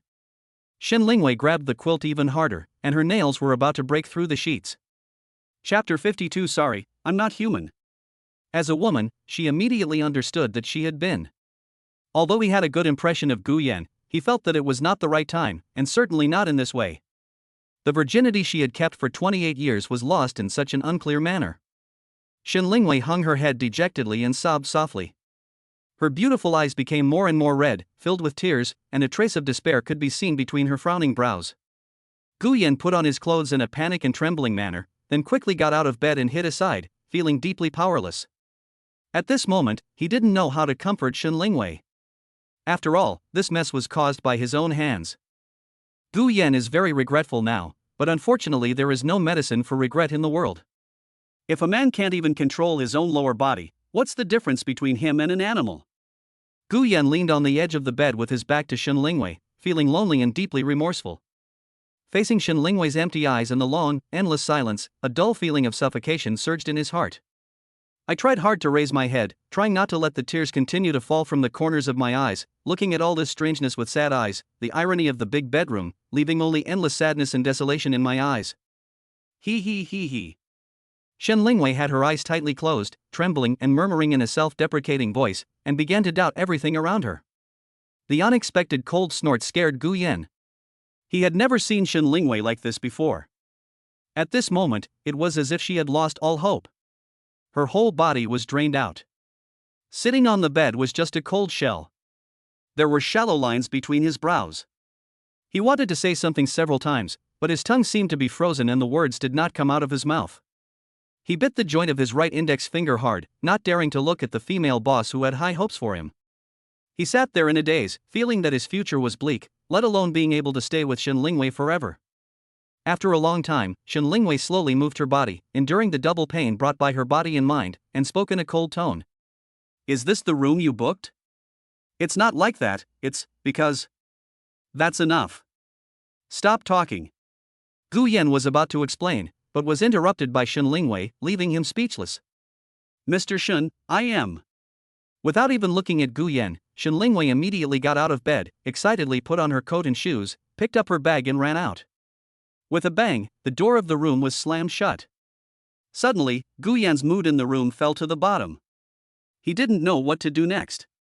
He sat on the ground and pondered for a long time, thinking about Shen Lingwei's confused and passionate appearance after being drunk last night, and looking at the loss of soul and heartbreak just now. Guyan slapped himself loudly. How should he face Shen Lingwei, this beautiful and domineering CEO? Can he stay in Lingxi? One after another, the questions that were about to be faced came one after another. Thinking of this, Guyan wanted to give himself a dose of poison. It's better to die like this. Looking at the devastated room and the numbing smell in the air, it was too late for Guyan to regret. Shen Lingwei resolutely left Guyan and didn't even look at him. The bitterness and grievance in his heart also burst out at the same time. Regret, helplessness, grievance, self-blame and guilt were too much for the young heart to bear, and the big boy couldn't help but shed tears in the corners of his eyes. I stayed alone for a long time. The cleaning lady outside the room knocked on the door and said, "Hello, I'm cleaning the room here. Are you still staying today?" After calming down a bit, Guyan pretended to be calm and replied, "Wait a minute." After a quick wash, he put on his backpack, opened his phone, and looked at the only 50 yuan left in WeChat, and Guyan smiled bitterly with an expressionless face. 50 yuan is not enough for a bus ticket back to Shanghai, let alone the high-speed train. How to return to the Star Sea became a new problem. After a few seconds of silence, Guyan had no choice but to send a WeChat message to Hua Zifen. Within a few seconds, WeChat received the 1,000 yuan transferred by Hua Zifen. "Thank you, Huazi. You and Mr. Shen haven't returned to Shanghai yet?" He did not ask too much why Guyan wanted to borrow money, and Hua Zifen had always been generous and loyal to his brothers. Hua Zifen, who was confused, asked whether Guyan was still in Jiangzhou. "Go to Shanghai this afternoon." After the stiff reply, Guyan immediately bought the earliest high-speed train ticket back to Shanghai in the afternoon. His stomach had been growling with hunger, but he was in no mood to eat. Guyan hailed a taxi and hurried to Jiangzhou South Station. When I arrived at the high-speed rail station, it was almost 2 o'clock in the afternoon. 2 hours had passed, but I still hadn't received any message from Shen Lingwei. Guyan realized that he might have really hurt her deeply. I wandered around the station waiting hall with dull eyes and a lost soul, walking back and forth aimlessly over and over again, not knowing where my final destination was. "Do you still need to go to the company this afternoon? Are you going to the company tomorrow? Why don't you just quit?" Various questions appear in my mind like ghosts. Sometimes he was as dumbfounded as a wooden chicken, and sometimes he was silent as a cicada. It was not until the sound of ticket checking came from the waiting hall that Guyan suddenly came to his senses and jogged to the ticket gate. Sitting on the high-speed train on the way back, I tried again and again to recall the unbearable and impulsive moments of last night. The scene of Shen Lingwei sitting on the bed, sobbing in disappointment and loss, flashed across my mind again and again. Now that things have come to this, how should we deal with it? He deleted the edited message over and over again, his fingers trembling slightly uncontrollably. Finally, he mustered up the courage to edit just 5 short words. He stared at the screen and hesitated for a while. He closed his eyes and pressed the send button. After a while, he turned off the phone screen and anxiously waited for Shen Lingwei's reply. After 40 minutes of speeding, the high-speed train was about to arrive at the station in 5 minutes. Looking at the screen that was still not flashing, Guyan knew everything and did not wait for Shen Lingwei's reply. The high-speed train arrived at Shanghai Station again. The difference from the first time he came to Shanghai was that this time Guyan looked ashen. Looking at the still surging flow of people, his heart was like a stagnant pool of water. Not knowing how he got on the subway, Guyan looked at the crowd around him indifferently. It's only 3 o'clock in the afternoon now, and it may not be 5 o'clock when we arrive in Pujiang. Where is Shen Lingwei now? Has she already arrived in Shanghai? She must not have returned to the company after such a blow, right? After a lot of random thoughts, the exhausted Guyan leaned his head on the seat and couldn't help falling asleep. I don't know when I was awakened by the sound of the crowd. The subway had already reached its terminal. Chapter 53. What? Get out. Things have come to this, and I have to face what I have to face. I have been trembling with fear along the way and have made all kinds of psychological preparations, thinking about how I should face Shen Lingwei when I arrive at the company. As he approached the company's gate, he could vaguely see Hua Zifen greeting him from his seat through the glass door. Standing at the door, Guyan looked up and glanced at the window on the second floor, but did not find anything unusual. He slowly raised his foot to the sensor door. With a ding sound, the door slowly moved to both sides, attracting everyone's attention. TSK, Guyan, you're back, have you signed the contract? Hua Zifan was awakened by the sound of the door. He found out it was Guyan, so he was the first to run to the door, patting Guyan's shoulder and asking. Signed. Just 2 simple words, Guyan replied nonchalantly in a heavy voice. Seeing that Guyan seemed unhappy, Zhou Jing came up and asked softly. What's wrong, Guyan? Didn't Mr. Shin come back with you? After hearing what Zhou Jing said, Guyan's guess was confirmed that Shin Lingwei might have driven directly back home. Oh, Miss Shin said she had something to do, so I'll go back to the company first. Fuck. Mr. Shin is really awesome. He got a $2 million order right away. That's awesome. Lu Jingfeng kept giving thumbs up and boasting. Hearing that Shin Lingwei was not there for the time being, Guyan breathed a sigh of relief, walked quietly to his seat, lay down and fell asleep. Everyone looked at each other and saw that there was something wrong with Guyan's face, but they didn't know what was wrong. What's wrong with you, Guyan? You look a little strange? Hua Zifan bowed his head beside Guyan, vowing to get to the bottom of the matter. No, I'm too tired. I'll take a rest first. There was no sun outside the window, and it was almost time to get off work, but Shin Lingwei was nowhere to be seen in the office, and there was no reply to her messages on her phone. There was no other way, so Guyan had to punch out in disappointment. For several days, Guyan went to get off work and back home as usual with great fear and trepidation, but he did not see Shin Lingwei until Friday afternoon. No one in the office knew what was going on, nor had Shin Lingwei told him about it in advance. Only Guyan knew that he had hurt her deeply this time. Finally, at 9:30 on Monday morning, Shin Lingwei appeared in everyone's sight. When I entered the door, Guyan was sitting with his head down, looking a little scared. Morning, Mr. Shen. Boss Shin, are you here? After not seeing each other for several days, everyone greeted Shin Lingwei warmly when she came in. Well, good morning, everyone. With a faint smile on her face, Shin Lingwei responded mechanically. When Guyan heard the familiar voice behind him, his body began to tremble unconsciously. Shin Lingwei didn't even look at Guyan and went straight upstairs. After a while, the weekly Monday meeting went on as usual, and Shin Lingwei was still shouting on the second floor. Everyone come up to the meeting. Unable to hear what Shin Lingwei was saying, Guyan stood at the end of the line, blushing and not daring to look up. During this time, Shin Lingwei also reported the situation of Jiangzhou customers to everyone, but she did not mention Guyan at all. She did not even look at Guyan at the end of the morning meeting. At this moment, Guyan was like an eggplant hit by frost, wilted and unable to lift his head. That's indeed the case. Who could be so outrageous as to fire their boss when he's drunk and still be able to stay in the company? How confident do they think they are? After returning to his seat, Guyan was still uneasy for a long time. Shin Lingwei's attitude had plummeted, and Guyan could even feel resentment in her eyes. Maybe Shin Lingwei was waiting for him to resign voluntarily. All these signs made Guyan feel uneasy and he had the urge to quit. When I returned to my seat and took out the charger from my bag, an ID card fell to the ground. I picked it up and saw that it was Shin Lingwei's ID card. I found it when I checked in at the hotel that day and forgot to put it in Shin Lingwei's bag, so I put it in my own bag. Isn't this a golden opportunity? At least it can provide some relief. Shin Lingwei must be getting extremely anxious as she hasn't seen her ID card for several days. During the lunch break, Guyan, who had never known how to write an apology letter, sincerely wrote a 2,000-word apology letter. Looking at the time, thinking that Shin Lingwei should be asleep by now, he folded the apology letter and put it together with his ID card, and went upstairs with a nervous mood. It seems that the general manager's door was not closed tightly, leaving a gap. Guyan struggled fiercely at the door for a long time, wondering whether he should go in or not. Ever since that incident, he had been inexplicably afraid of Shin Lingwei. He gently touched the crack of the door, sighed, and looked inside cautiously, and found Shin Lingwei lying on the boss chair with her back to the desk and her head tilted back. He was almost sweating all over, and for fear of waking up Shin Lingwei who was resting, he moved slowly and gently placed the apology letter and ID card on the desk. Just as she was about to leave without anyone noticing, as if it was God's will, she accidentally bumped into the reception chair under her feet when she turned around. The loud noise stimulated the sleeping Shin Lingwei, and when she turned around, she bumped into Guyan, who was standing straight and trembling slightly. Not noticing the ID card in front of her, Shin Lingwei's eyes widened in anger.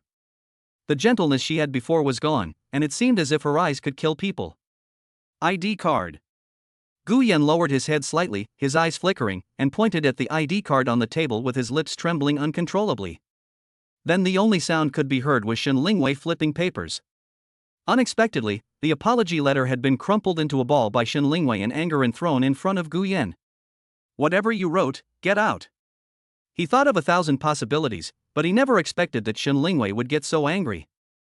Not only did she not take the apology letter he spent the whole afternoon writing seriously, but the tone of her voice instantly made Guyan's face turn red all the way to his ears. The already depressing atmosphere became even more suffocating due to Shen Lingwei's anger. My palms, which were originally pressed against the edges of my trouser legs, were clenched into fists in the sudden tense atmosphere.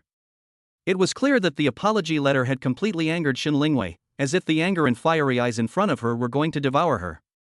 Being verbally humiliated by Shen Lingwei, Guyan no longer had the desire to stay, so he quickly ran down the stairs without any hesitation. Shen Lingwei stood there, breathing heavily. It seemed as if she never wanted to see the man in front of her again. After being scolded by Shen Lingwei, Guyan suffered a huge blow physically and mentally. He could no longer stay still. He turned around and disappeared in the heat wave of 38 degrees Celsius. Huazifan behind him looked at Guyan, who was trying hard to hold back his tears. He didn't know what had happened and was about to call out to Guyan, but he disappeared before he could say anything.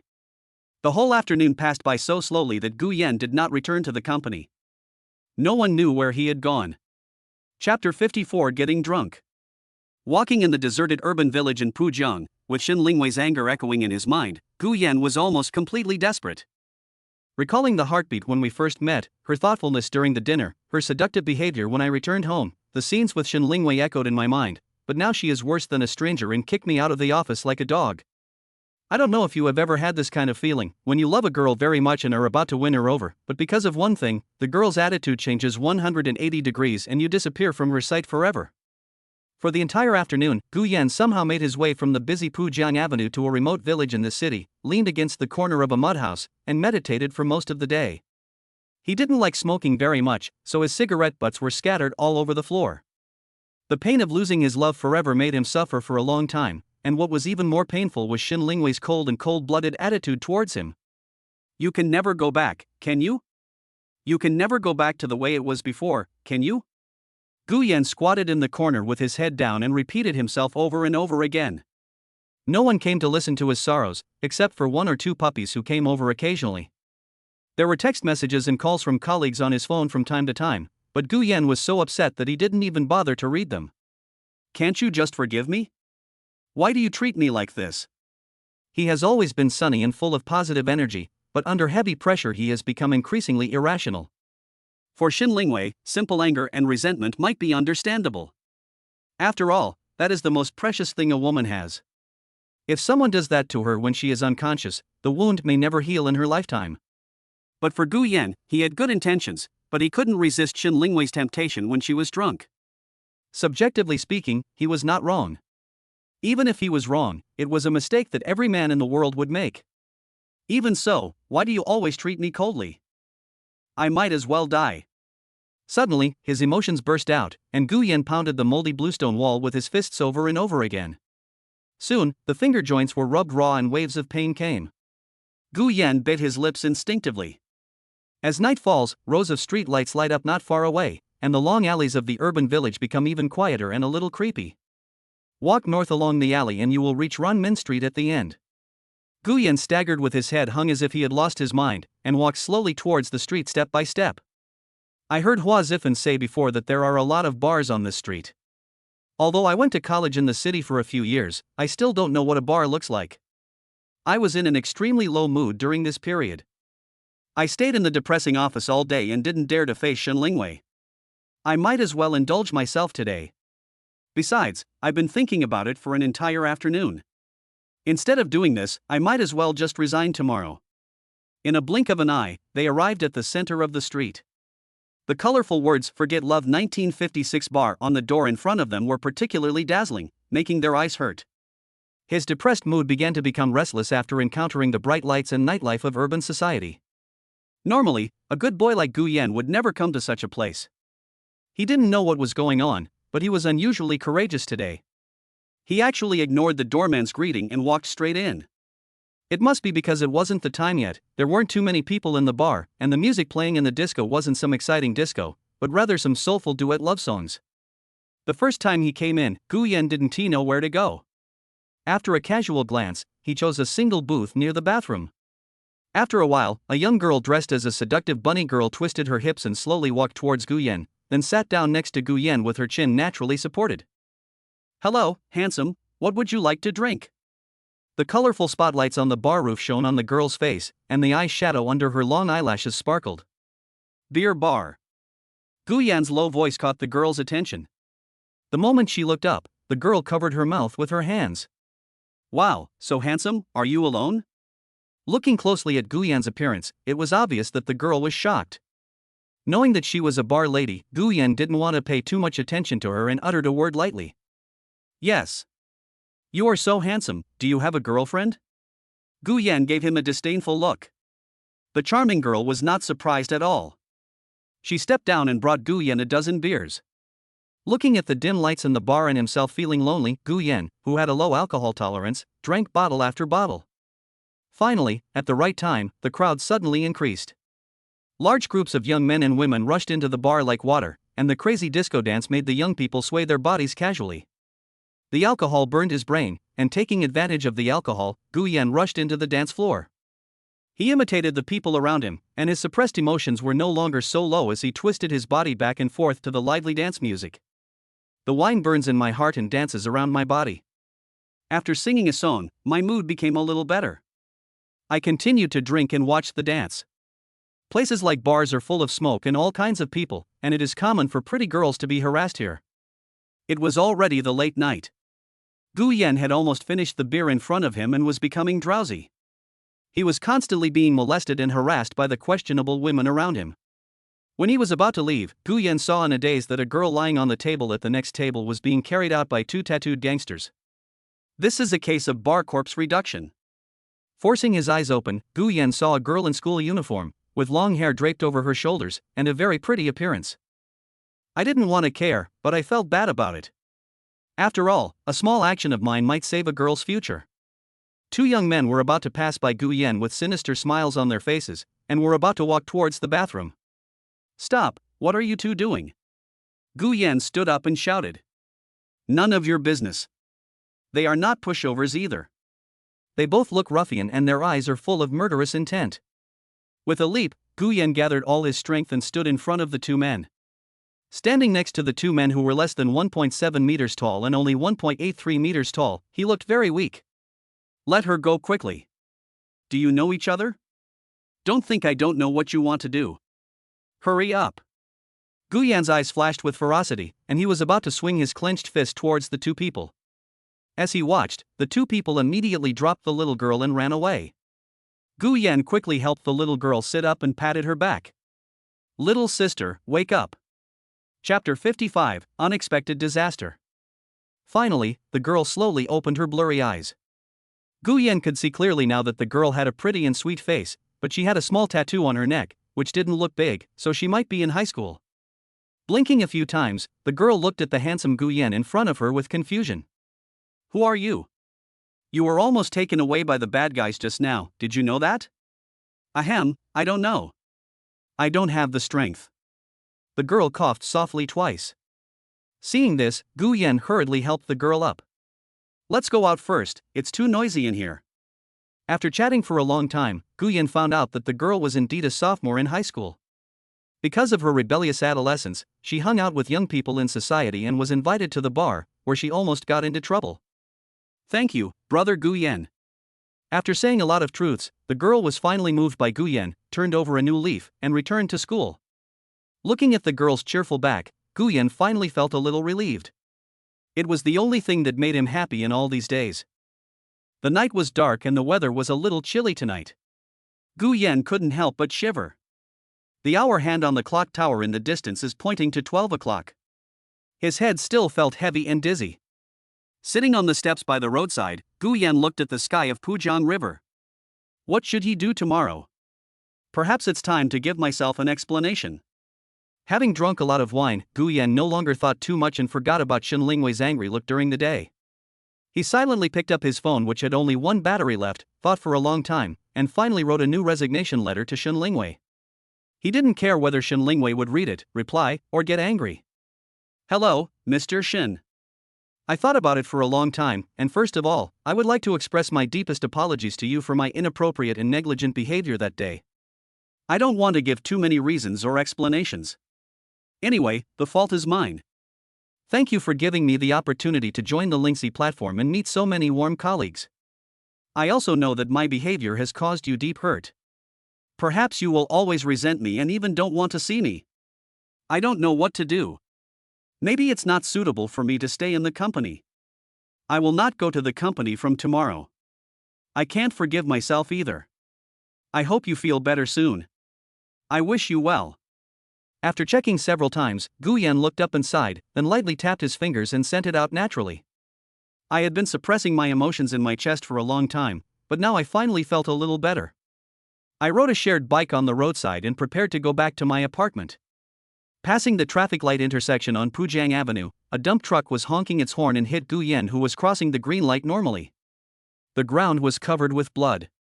Soon after, police cars and ambulances came roaring in, and a yellow cordon was set up around the area.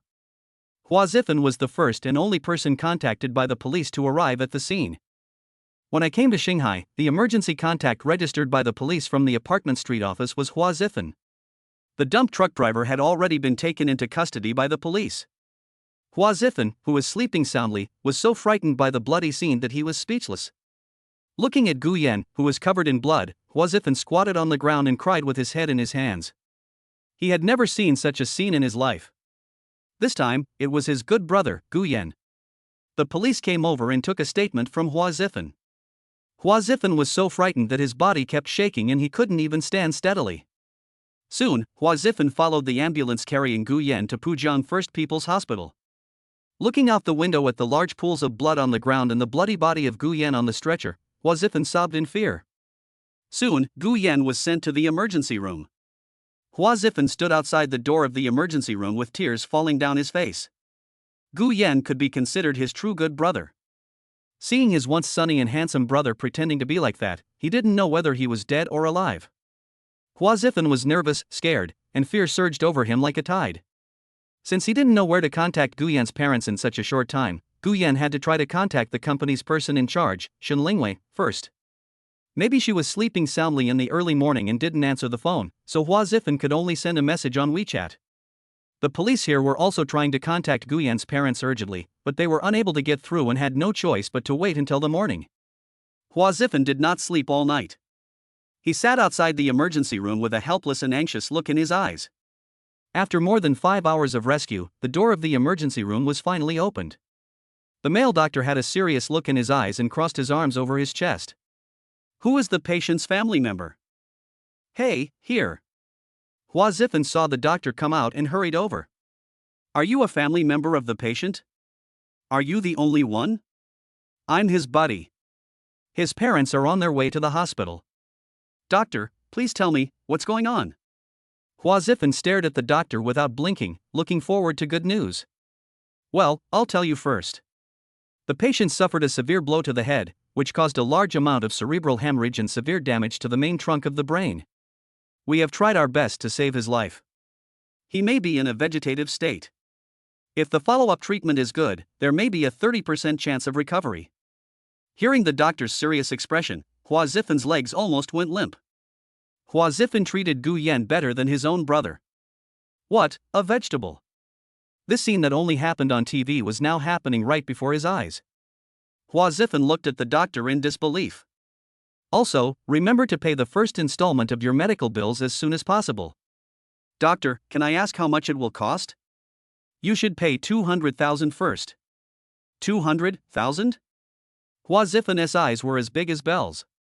This is just the initial cost, and follow-up treatment will require more. The doctor said this and walked out of the emergency room. Hua Zifan stood on the ground, not knowing what to do. Just after 6 o'clock, the police came to the hospital and had a brief negotiation with Hua Zifan. Guyan's parents were already on the way and would arrive at the hospital in the afternoon. Thinking of the two old men rushing to Shanghai in a hurry, Hua Zifan felt inexplicably uncomfortable. It was not until 8 o'clock in the morning that Shen Lingwei finally appeared at the door of the ward.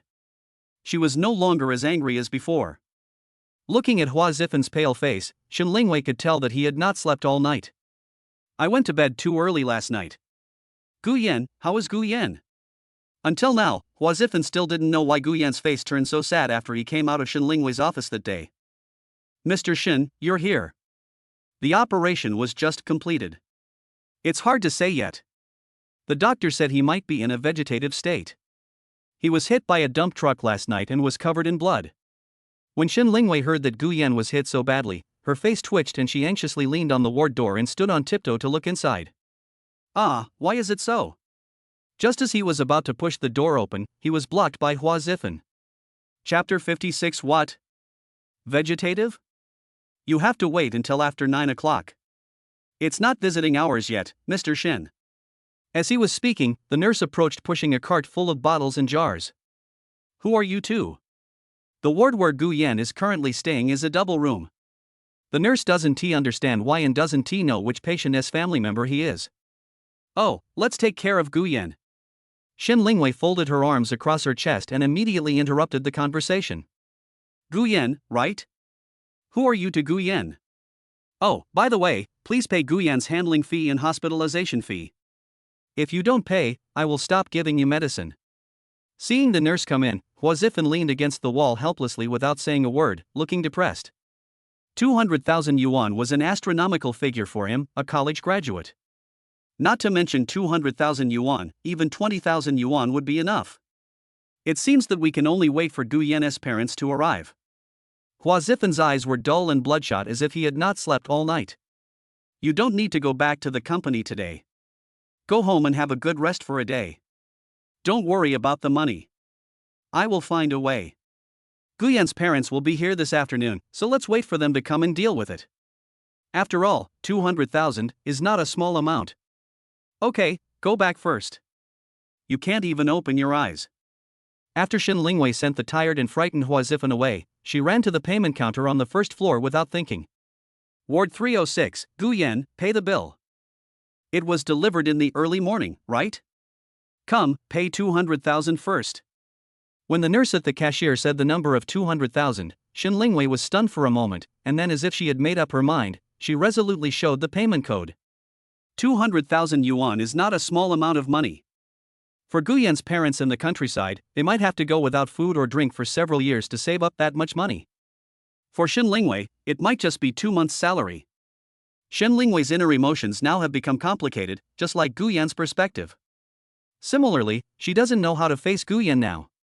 Indeed, I was moved indeed, I felt resentful. But seeing Gu Yan, who had just experienced the gates of hell, all the resentment became so insignificant. After all, when Shen Lingwei saw the message Gu Yan sent last night in the morning, she actually felt a little reluctant in her heart, but she had to pretend to ignore it. After getting the receipt, Shen Lingwei immediately ran to the nurse's station and asked for details about Gu Yan's condition. After learning that Gu Yan's injuries were so serious, and thinking about his cold attitude towards Gu Yan during this period, a strong sense of guilt instantly surged in his heart. If it wasn't for my fault, Gu Yan probably wouldn't have been hit. Shen Lingwei stood at the nurse's station, her eyes instantly dull. Visiting hours are after 9 o'clock, but the patient has just undergone major surgery, so don't get too excited and try not to be too loud. Oh, okay. After saying this, Shen Lingwei recalled the heartfelt apology letter that Gu Yan wrote yesterday afternoon. She didn't even look at it and threw it at Gu Yan with a resentful look on her face. Thinking of this, she felt as if she had been stung hard and her whole body went numb. As for what the nurse said afterwards, she could no longer hear clearly. Shen Lingwei only felt a buzzing in her ears, as if something had covered her hearing. After the numbness, she became dazed. There was still an hour until 9 o'clock. After completing the formalities, it was still early, so Shen Lingwei sat down quietly on the bench outside the ward. Ever since that night, she didn't know why she was so cold to Gu Yan, even though she clearly had feelings for him. Is it just because of my own arrogance? Is it just because Gu Yan took advantage of someone else's misfortune? I can't say why, maybe I don't want to make myself look so cheap. Just like a dream, when I was lost in thought, the door of the ward. It opened with a creak. Gu Yan's family members can come in to visit. The sweet voice of the nurse startled Shen Lingwei for a moment. She stood up and walked gently towards the bed by the window. If Guyan's name hadn't been written on the label on the bed frame, Shin Lingwei would never have been able to tell that the person lying on the hospital bed was the tall, sunny, and handsome Guyan. Guyan's entire head was completely wrapped in white cloth. The only visible part was his nose, which was covered by the ventilator mask. His body was full of tubes, his legs and feet were covered in bruises and blood, and there was not a single healthy spot on his body. The only thing that showed that Guyan was still alive was the electrocardiograph on the bedside table, which was still beating regularly. The image of the sunny and handsome boy is no longer there. Guyan lying in front of her makes Shin Lingwei feel as if her heart is being cut by a knife. Seeing this, crystal tears unconsciously fall from her fair face, like pearls that have broken off the string, rolling down her cheeks, and her heart feels as if she is drinking vinegar. The pain, despair, anger, resentment, and everything that had accumulated in my heart during this period of time all dissipated into the air as my tears fell drop by drop. Guyan lay there motionless. Shin Lingwei seemed to have lost something. Her face turned pale.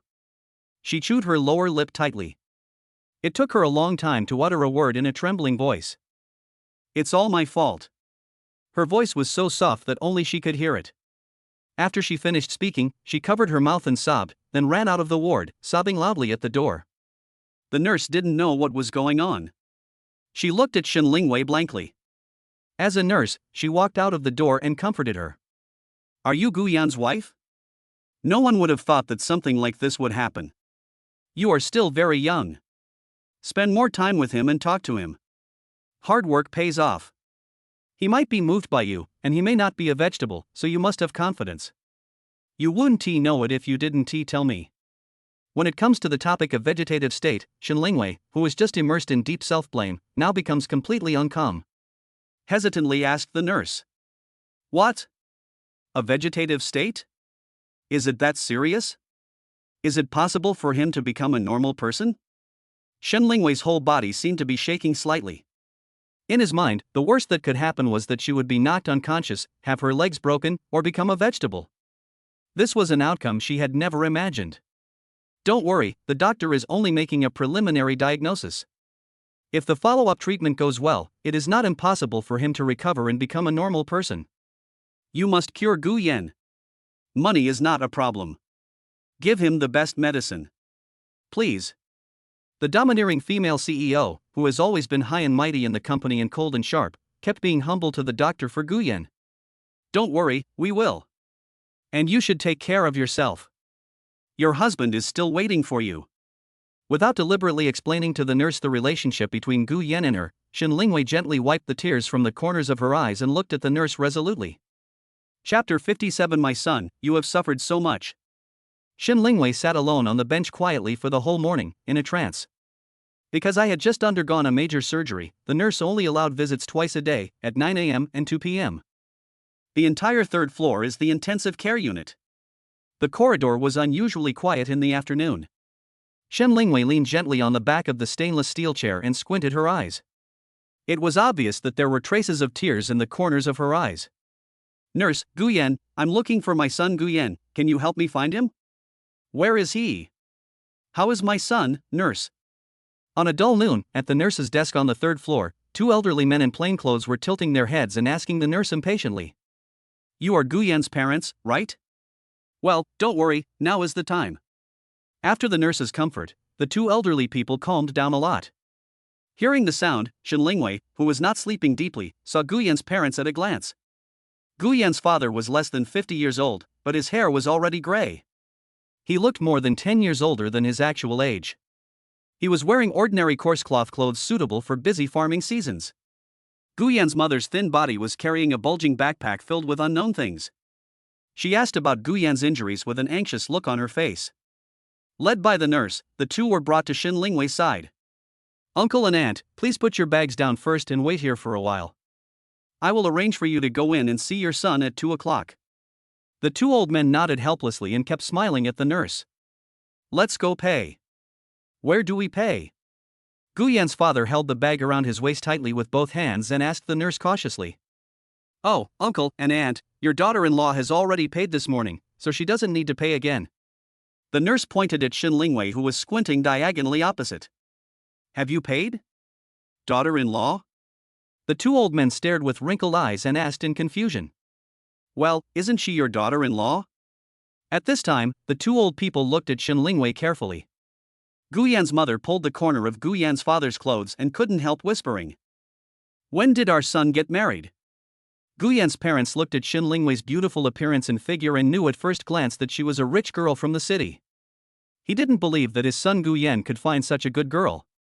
Seeing what the nurse said, Shen Lingwei could only open her eyes and gently greet Guyan's parents after listening to the entire conversation.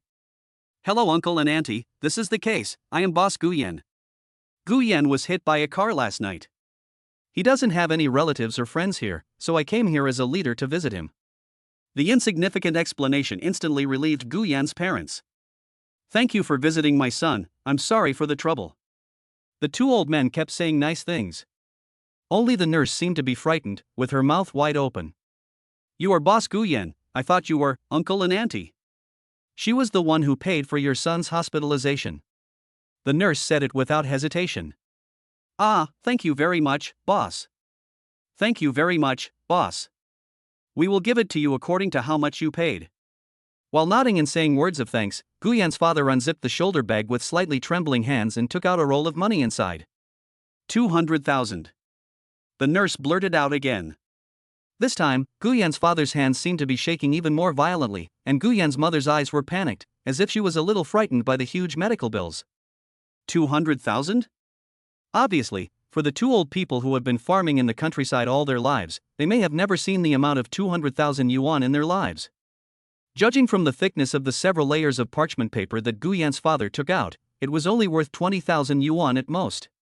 Perhaps this is the best the elderly can do, or perhaps they feel that 20,000 yuan is enough to pay for Guyan's medical expenses. Little did they know that Guyan's injuries were much more serious than they imagined. "Girl, oh no, boss, I'm so sorry, I know it costs so much money, I only brought 35,000 yuan today. Please take this money first. I will call and collect the money and give it to you right away." Guyan's father said this embarrassedly, his eyes filled with helplessness and panic. As he spoke, he forced all the money he had on Shen Lingwei. Looking at the two honest old men, Shen Lingwei felt uncomfortable. Her calloused hands seemed extremely great at this moment.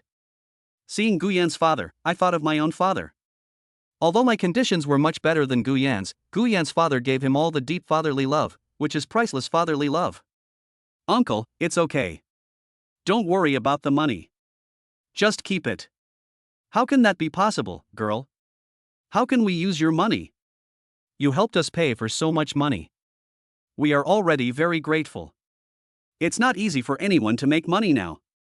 Guyan's mother continued with Guyan's father's words, revealing deep gratitude towards Shen Lingwei in her eyes. Seeing the two old men pushing each other, Shen Lingwei simply said, "Uncle and aunt, please stop pushing it back and forth. Guyan's work here will be considered as an advance of 2 years' salary from me. How can I do that?" "Boss, just take it first, and I'll give you the rest later." After saying that, Guyan's father stuffed all the money he had into Shen Lingwei's hands. Seeing Guyan's parents' firm attitude, Shen Lingwei didn't know what to say and had to put it away. "Girl, I don't know your name yet." "Thanks to you for taking care of my son today." "Thank you. Auntie, my name is Shen Lingwei." "Oh, boss Shen. Just call me Xiaoshen, auntie." The three of them chatted with each other, and before they knew it, it was 2 o'clock. After a while, a nurse pushed a bottle of medicine past them. "You can come in now." When the two elderly people heard what the nurse said, the lonely parents, who had long wanted to see their son, almost ran over and followed the nurse, looking so at a loss. There is a saying that goes, when you were a child, your father was your strict mountain. When you grow up, you realize that you have become your father's mountain. The nurse was changing the medicine for Guyan. Guyan's mother looked at her son lying tightly on the bed and couldn't help but burst into tears. "My son, you have suffered so much." Tears kept falling down, and the sleeved elbows kept wiping the red eyes. Seeing his always handsome son now lying quietly and motionless on the hospital bed, Guyan's father, this thin man, began to have tears in his eyes and his lips trembled slightly. He wanted to say something but hesitated. Chapter 58 Mission, don't dare to spend any more money. The two old people were extremely sad. As the old saying goes, mother and child are connected by heart. Guyan's mother couldn't stand the soreness in her legs and feet and fell to the floor and fainted. The two old people only had one son, Guyan. They watched their once well-behaved and sensible son lying motionless on the cold, pure white sheets. There seemed to be no good place on his body. he lay there lifeless, as if dead. Guyan's father's red eyes also became unnatural at this time. He bent his body and hugged Guyan's mother, putting her on the nearest chair, and kept shouting in a low voice. Minji, Minji. The nurse and Shin Lingwei saw this unexpected scene and quickly put down the work in their hands. Nurse, is Auntie okay? The corners of Shin Lingwei's mouth trembled unnaturally. Auntie, this is a sudden coma caused by stimulation. You will be fine after a rest. Having seen many such emergencies, the nurse frowned slightly and comforted Guyan's father and Shin Lingwei. By the way, you can leave after the visiting hours. There are fixed visiting hours in the first week. If the patient's condition improves a little next week, you can take care of him all day. Guyan's parents can't do that either? The patient was seriously injured and had just undergone a major surgery this morning. Hospital regulations do not allow this. Please understand. The nurse's routine template dialogue left Shin Lingwei speechless and she had to accept it silently. After a short period of recovery, when Minji Guyan's mother's name slowly opened her wrinkled double eyelids, heard the nurse talking to the two of them, and suddenly stood up with the help of a chair. What happened to my son, doctor? Why is his face bandaged? When Minji mistook the nurse for a doctor and was worried about his son's condition, so he had to get to the bottom of it. Seeing Guyan's mother's expectant and anxious eyes, the nurse's heart couldn't help but skip a beat. All mothers in the world are the same. Their sons are the apple of their mother's eye. Fearing that the two elderly people would not be able to accept it for a while, Shin Lingwei glanced at the nurse. The nurse immediately understood what she meant, pursed her lips slightly with a little hesitation, and said half comfortably. It's nothing serious, Auntie, don't worry, it will be fine after a while. Then when will my son be fine? He is motionless, my son. As she spoke, when Minji couldn't control her sadness and sobbed softly. The sound she made was heartbreaking. Auntie, you have to trust us, it will be fine after a while, don't get too excited. The nurse patiently comforted him, pointed at Guyan on the bed and the patient in the next bed, and signaled when Minji to speak in a low voice. Oh, sorry, I won't say it. Under the nurse's strong persuasion, Shin Lingwei and Guyan's father helped when Minji out of the ward. Seeing that Guyan's mother was still in grief and it was getting dark soon, and the hospital did not allow patients to stay with the patient, there was no place to sleep at night. It was a problem where the two elders would sleep at night, and they could not sleep in the hospital corridor. Uncle and aunt, it's getting dark soon. You can't stay with me now. There's no need for you to stay here. You can stay here with me next week when Guyan's condition gets better. Uncle, you and aunt haven't had lunch yet, I'll take you to eat something to fill your stomach first. For a moment, Shin Lingwei didn't know how to arrange for Guyan's parents. The two elderly people might not have eaten all day. Shin Lingwei wanted to take them out for a meal first. Boss Shin, thank you. I don't want to go anywhere. I just want to stay here with my son. When Minji's trembling body became more and more out of control, Shin Lingwei only felt the fear in her heart and the worry about her son's injury. There are nurses here who will take good care of you, don't worry, Auntie. Let's go eat first and come up later, okay, Uncle? After all, he is a man, and Guyan's father seems much calmer than Guyan's mother. Okay, just listen to Boss Shin and let's not make things more complicated. This sentence made when Minji say nothing more. He just sat weakly on the bench in the corridor, sighing with his head down. Uncle and aunt, you should just call me Xiao Shun. Hearing the two old men calling Boss Shin all the time, Shin Lingwei just felt weird in her heart. The three of them stood there quietly for quite some time. The sun had already set, and Shin Lingwei was so hungry that she could not hold back any longer. Leading the two elderly people, driving at the traffic light on Pujiang Avenue, Shin Lingwei looked at the red light outside the car window, her eyes turning red. The same position, her mind quickly flashed back to the first time Guyan drove her home. It was also at this position that Guyan almost hit someone. Guyan's panicked and cute appearance appeared in front of her. Fearing that the elderly might not be accustomed to the food, Shin Lingwei deliberately chose a restaurant that looked relatively high-end and ordered 6 dishes at once, which caused the two elderly people to wave their hands repeatedly. Boss Shin, no, Xiao Shin, we can just eat whatever we want. You ordered too much.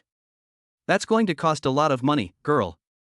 Looking at the table full of dishes, the simple old man kept saying thank you and seemed embarrassed. Uncle and aunt, it's not much money. You haven't eaten for a day, come and eat quickly. Shin Lingwei spoke lightly while considerately putting food into Guyan's parents' bowls. The two old men picked at the rice in their bowls cautiously and stiffly, and said they were full after a short while. Looking at the dishes on the table that were hardly touched, Shen Lingwei had a hint of helplessness on her face. Uncle and Aunt, it's getting late. Let's not go back to the hospital. We'll go there together tomorrow morning. I'll book a hotel for you next to the hospital tonight. You can have a good rest first. When Gu Yan's father heard Shen Lingwei say that she wanted to book a hotel, he immediately interrupted Shen Lingwei and said firmly, "Girl, don't spend money recklessly anymore. You paid so much for Uncle's hospitalization and treated Uncle and Aunt to dinner. We are already very grateful. I dare not let you spend money anymore. Yes, Miss Shen, we are not related at all. We feel bad that you are helping us so much and spending so much money on us." The simple style of the rural people was fully reflected at this moment. Looking at the apologetic eyes of the two old people, Shen Lingwei didn't know what to do for a moment. A room doesn't cost much, Uncle and Aunt. Miss Shen, we two old men can spend the night anywhere. We really won't go to the hotel. At worst, we can just stay in the hospital corridor. Chapter 59. Uncle and Aunt, please stay at my house. Seeing that she couldn't persuade the two elderly people, Shen Lingwei had to stop mentioning the hotel. But she couldn't really let the two elderly people sleep on the hospital corridor that night. If it really doesn't work, let them live in your own house first. This way it will be more convenient to take care of them. After all, you are also largely responsible for Gu Yan's condition. If Uncle and Aunt don't stay at the hotel, then we won't stay there. How about staying at my place? I live nearby, not far away. No, how can I live in your place? Look at us. Gu Yan's father pointed at the coarse cloth clothes on his body, as if to say, don't let the coarse cloth and tattered clothes made by the countryside dirty your house. Shen Lingwei looked at the gestures of Gu Yan's father and immediately understood the meaning behind his words. It's okay, Uncle and Aunt, I'm Gu Yan's boss. Gu Yan is still in a coma, so I should take care of you. Don't refuse. Just stay with me for the time being. Will it affect you if I get along with his father? Is it convenient? Miss Shen. At this moment, when Mingji was finally not as sad as before, and his tone was not as excited. Don't worry, Uncle and Aunt, come and watch the door. Shen Lingwei carefully helped the two elders open the car door. The car moved slowly along the prosperous avenue of Pujiang. The neon lights outside the window were colorful and the city's bright lights and nightlife flashed by. Gu Yan's parents, who had never been to a big city, didn't seem particularly surprised by all this. Shen Lingwei saw from the rearview mirror that two old people were sitting in the back seat with no expression on their faces. That's true. Their son was so seriously injured and was still unconscious in the hospital. How could they be in the mood to appreciate the beautiful scenery of the city? Not long after, the car arrived at the underground parking lot in the villa area. Uncle and Aunt, we're here, please be careful when you get off the car. The two old people held hands and followed Shen Lingwei carefully. After a while, they arrived at the gate of the villa. Shen Lingwei fumbled for the key and gently opened the door of the villa. Uncle and Aunt, come in. The two old people had no idea that Miss Shen in front of them lived in such a big villa. They thought that she shared a room with someone like Gu Yan. Is this the room you live in, Miss Shen? Without deliberately giving a direct answer, Shen Lingwei hurriedly opened the main door and brought slippers to the two elderly people. Uncle and Aunt, please change into some slippers to make yourself more comfortable. Looking at the brightly lit and exquisite interior of the villa, the huge crystal chandelier hanging in the lofted living room looks particularly grand and solemn.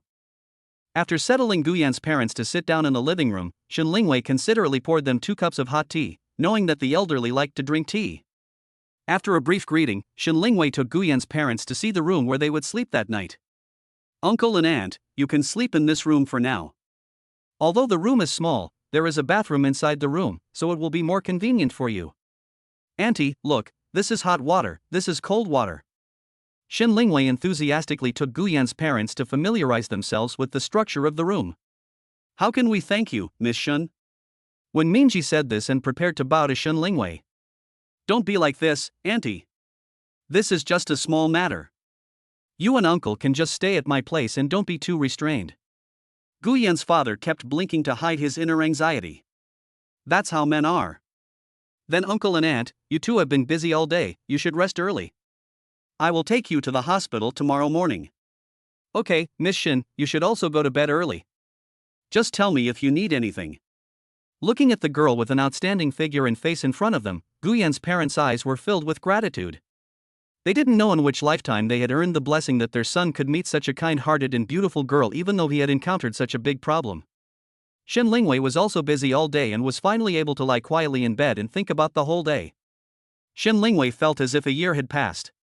Perhaps in order to make up for her guilt towards Guyan, Shen Lingwei took a week off to accompany Guyan's parents and take care of Guyan.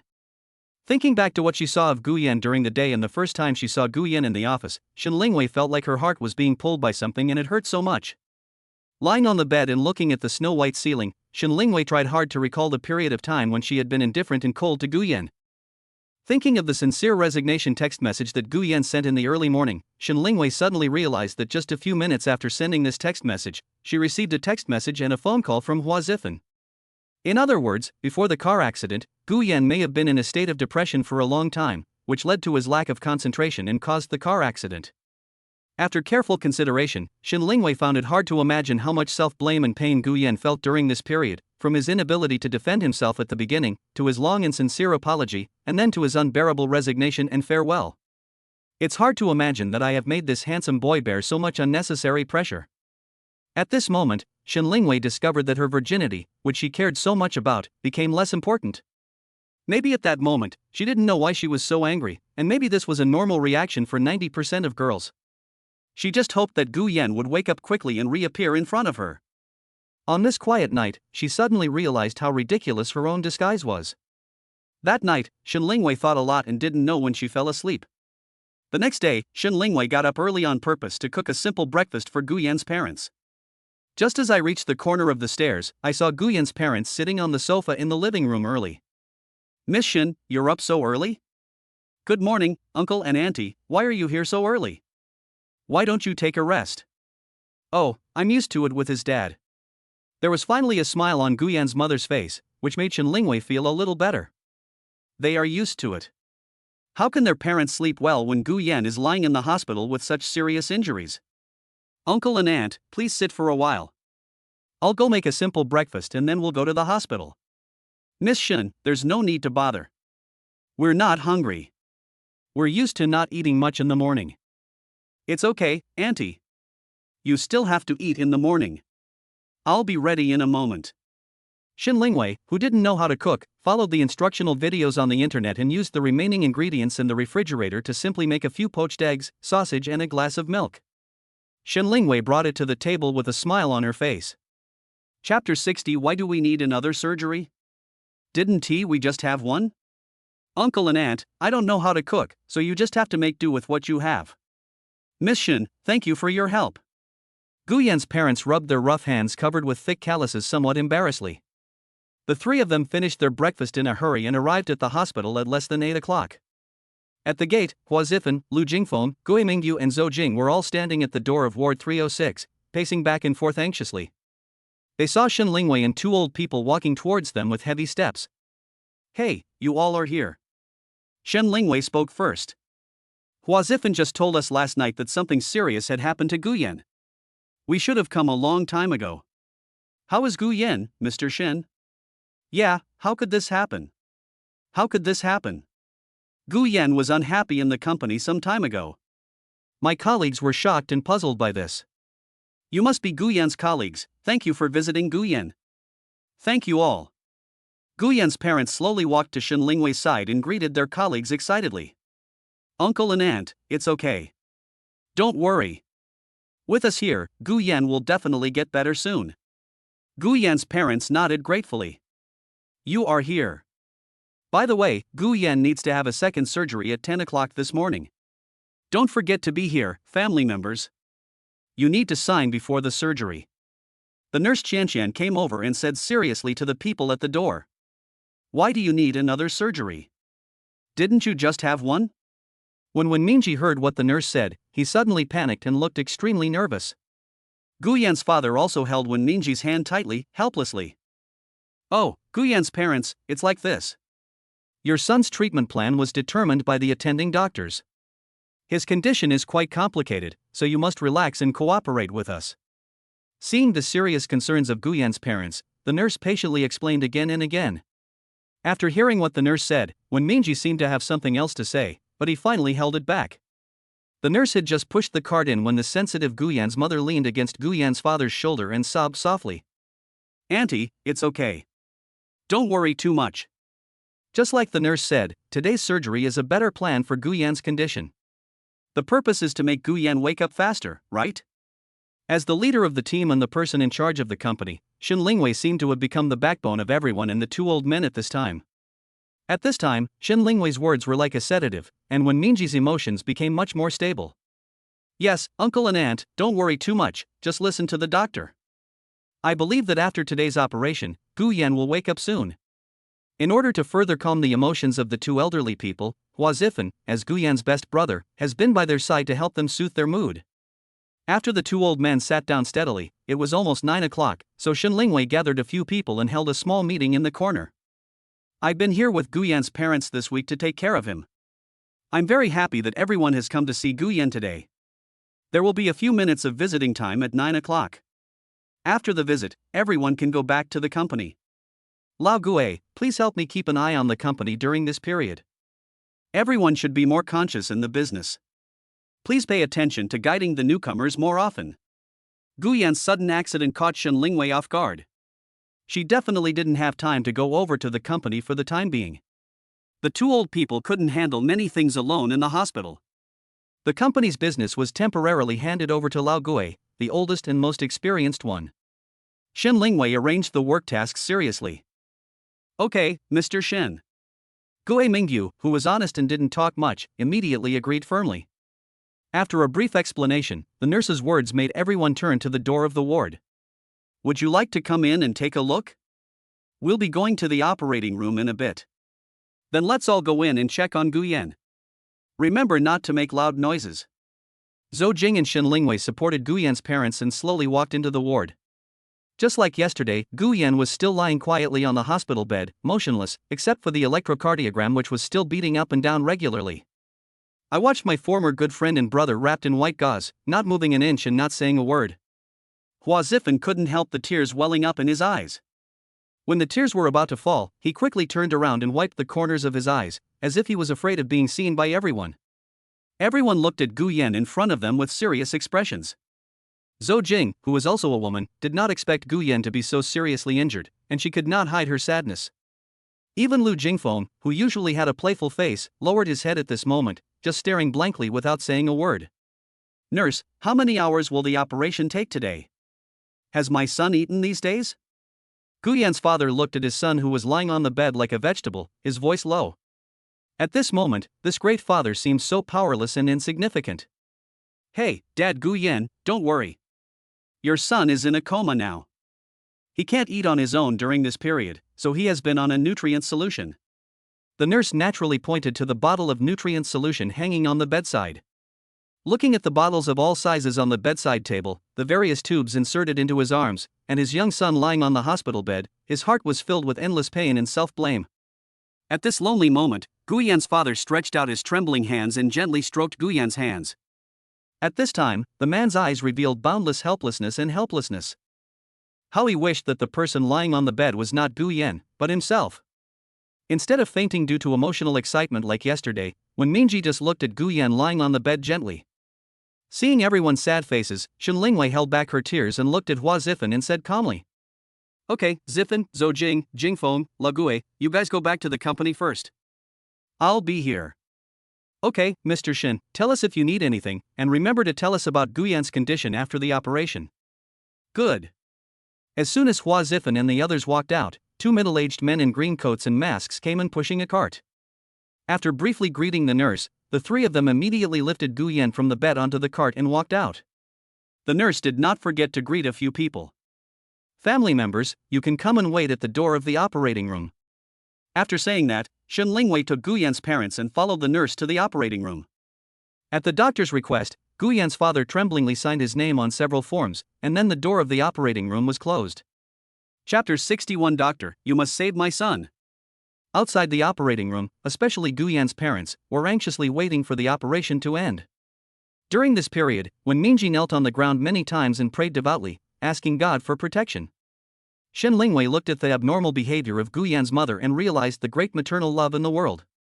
Finally, after another 3 hours of intense surgery, the heavy door of the operating room was slowly opened, and the doctor wearing a mask gently untied the mask. Seeing the operating room door open, Guyan's parents immediately came forward. "Doctor, how is my son?" He looked extremely nervous. "You are the patient's family, right?"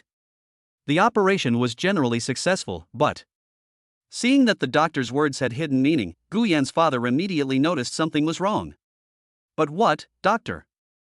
Although the operation was successful, the patient's brain damage was so severe that we cannot rule out the possibility that the patient may remain in a vegetative state for a long time or for life, which is the common vegetative state. However, it is not absolute, and there are also cases of recovery in medicine. The doctor's words were like a bolt from the blue. The two elderly people, including Shen Lingwei, only today realized how serious Guyan's car accident was. When Minji, in particular, almost burst into tears. "Doctor, you must save my son, you must save my son is still so young, please." Guyan's father also seemed to be in a state of dismay, and tears involuntarily flowed from this man's eyes. They couldn't understand why their son had become a vegetable. He had just spoken to them on the phone last week, but now they couldn't even hear his voice. Even Shen Lingwei was completely stunned. Before she heard the real voice of the doctor, she was unwilling to believe that Guyan would really become a vegetable. She was even more unwilling to believe that the tall, handsome and sunny Guyan in her eyes would really become a vegetable. But now the doctor's advice is like the judge's verdict, the truth is before them, and what they have to face is Guyan who may never wake up. Thinking of this, Shen Lingwei felt an endless sense of regret and self-blame in her heart. Perhaps to comfort the excited family members, the doctor then added, "Family members should not be too negative. As long as there is a glimmer of hope, we must persevere. Also, you should accompany the patient as much as possible. Maybe some stimulation can wake the patient up, so everyone should have confidence." The doctor patiently encouraged the three people in front of him. "Okay, thank you, doctor." Shen Lingwei simply said a few words of thanks. Still immersed in sadness, Guyan's parents squatted on the floor numbly, not knowing what to do. The doctor turned around and entered the operating room, and in the blink of an eye, Guyan was pushed out by the nurse. Seeing their son on the cart, Guyan's parents got up from the ground. Son, how are you?" "Son." When Minji looked at Guyan's heart-wrenching cry as he lay motionless, and the nurse in front of him hurriedly gestured with her fingers. "Shu, keep your voice down." Shen Lingwei could no longer control herself. She turned around and ran to the corner. The emotions that she had been suppressing in her chest burst out. She let the tears flow out, and the guilt in her heart grew deeper and deeper. If it weren't for me, Guyan might not have had the car accident. If he hadn't had the car accident, he wouldn't have become like this, let alone become a vegetable. If I really become a vegetable, wouldn't that be equivalent to killing someone in disguise? The more she thought about it, the more she felt that it was all her own fault. Shen Lingwei's chest kept rising and falling. After venting a little of the pent-up emotions in her heart, Shen Lingwei hurriedly caught up with the cart and followed Guyan's parents into the ward. In just 2 days, he underwent 2 major operations in succession. Looking at Guyan lying on the hospital bed, Shen Lingwei felt that Guyan's body had become much thinner. Guyan's parents watched Guyan survive another major operation, and they wished it was them lying in the operating room. "Son, if you become a vegetable, what will your mother do?" "Son, I am sorry for you." "Son, say something to mom and dad." "Mom and dad are here to see you, son." When Minji whispered softly in Guyan's ear with a slightly trembling voice, and his whole body almost collapsed. Guyan's father sat on the chair next to him, held Guyan's left hand and placed it on his chest, looking at his son silently. Guyan's sudden car accident caught the two old people off guard, and the doctor's surgical results once again dashed their hopes. Having the only son become a vegetable is tantamount to a grandfather sending his young son to his grave. The blow was undoubtedly huge. Seeing this tragic scene in the world, Shen Lingwei didn't know how to comfort the two old people at this time. She could only stand by with a gloomy expression and watch quietly. "Mr. Shen, has Guyan had the surgery? What did the doctor say?" The sound of a cell phone message ding woke Shen Lingwei up. She took out her phone and saw that it was a message from Hua Zifen. "I don't know how to reply, so I just didn't reply for now. Miss Shen, thank you for your hard work. You have been here with us all the time. His mother and I will accompany Guyan here. You can go back and have a good rest." Guyan's father was feeling sad as he looked at Shen Lingwei, who was looking dejected. He felt bad seeing the little girl trying her best to help here and there these past 2 days. It's okay, uncle. I'm fine. I'll stay with you. Guyan is in such a big trouble, I should help. After hearing what Shen Lingwei said, Guyan's father said nothing more and just asked Shen Lingwei to sit on the chair and rest. For a long while, the nurse kept coming in and out, constantly taking and replacing various medicines for Guyan and the patient in the next bed. Guyan's father pointed to the white gauze wrapped around Guyan's head and told the nurse. The nurse seemed to understand the meaning immediately and explained. Uncle, this is because of the surgery I had yesterday, so it's wrapped with gauze. It will take about 2 weeks to remove it. Also, today is the same. Visiting hours are about to end. Our patient just had surgery, so it's not advisable for him to stay for too long. Okay, we'll be leaving in a minute. Seeing that Guyan's parents had not yet recovered from their grief, Shen Lingwei hurriedly answered the nurse. Seeing that Guyan's parents were still holding Guyan's hands tightly, Shen Lingwei looked at the time and was reluctant to interrupt the heartwarming interaction between the two old people and their son. Uncle and aunt, our visiting time is over. Let Guyan have a good rest first and come back tomorrow. As soon as he finished speaking, Guyan's father gently put down Guyan's hand and helped Wen Mingji, who was kneeling on the ground. Chapter 62, Miss Shen, you don't know how good my son is. Uncle and aunt, Guyan just finished surgery and can't stay in the hospital today. So, I'll take you back to rest first, and I'll bring you here tomorrow. There was no other way, he had to obey Shen Lingwei's arrangements. Wen Mingji's eyes were red from crying and his face was as gloomy as water. Miss Shen, could you please take me to the train station? Suddenly, Guyan's father stared for a moment with red eyes, and a muffled voice came slowly, as if it came out from the depths of his throat. It was obvious that Shen Lingwei was shocked by Guyan's father's unreasonable words. Uncle, what are you doing at the train station? Let Guyan's mother stay here. I've called my relatives back home. I'll go back and collect some money and bring it over to pay you back first. No need, uncle. Didn't we agree on this? I'll pay for it first. You don't have to worry about the money or go back to raise it. But he couldn't win over Guyan's simple-minded parents. Miss Shen, it's my duty. It's already troublesome enough for you to stay here. I definitely can't let you pay for it. We have already discussed it. Let's send his father to the station first. I looked back at the two honest old men, their faces filled with sorrow. Shen Lingwei took a long breath helplessly and had to send Guyan's father to the train station first. Shen Lingwei felt bad. Guyan's car accident was most likely caused by her. 200,000 yuan was nothing to her, but it would mean a huge debt for Guyan's parents. I couldn't think of any good solution for the time being, and the two old people were too stubborn, so I had no choice but to obey them for the time being. After sending Guyan's father to the station and settling Wen Mingji home, Shen Lingwei sorted out her sadness and drove to the company. The company still has a lot of things to deal with, and the docking work before the launch of the big customer signed some time ago has not yet been prepared. Various things come one after another, making Shen Lingwei look worried and her young body can hardly bear it. Before entering the company gate, Shen Lingwei saw that everyone was doing their work in an orderly manner, and a trace of relief finally appeared on her face. Hua Zifen turned around and saw Shen Lingwei walking in exhausted. He hurried over and said expectantly, "How is it? Mr. Shen, what did the doctor say about Guyan's surgery this morning?" When everyone saw Shen Lingwei return to the company, they immediately came forward, looking at her with wide eyes, eager to know the result. Don't worry, everyone. The operation was very successful. It's just that Guyan may need to stay in the hospital for observation until he wakes up.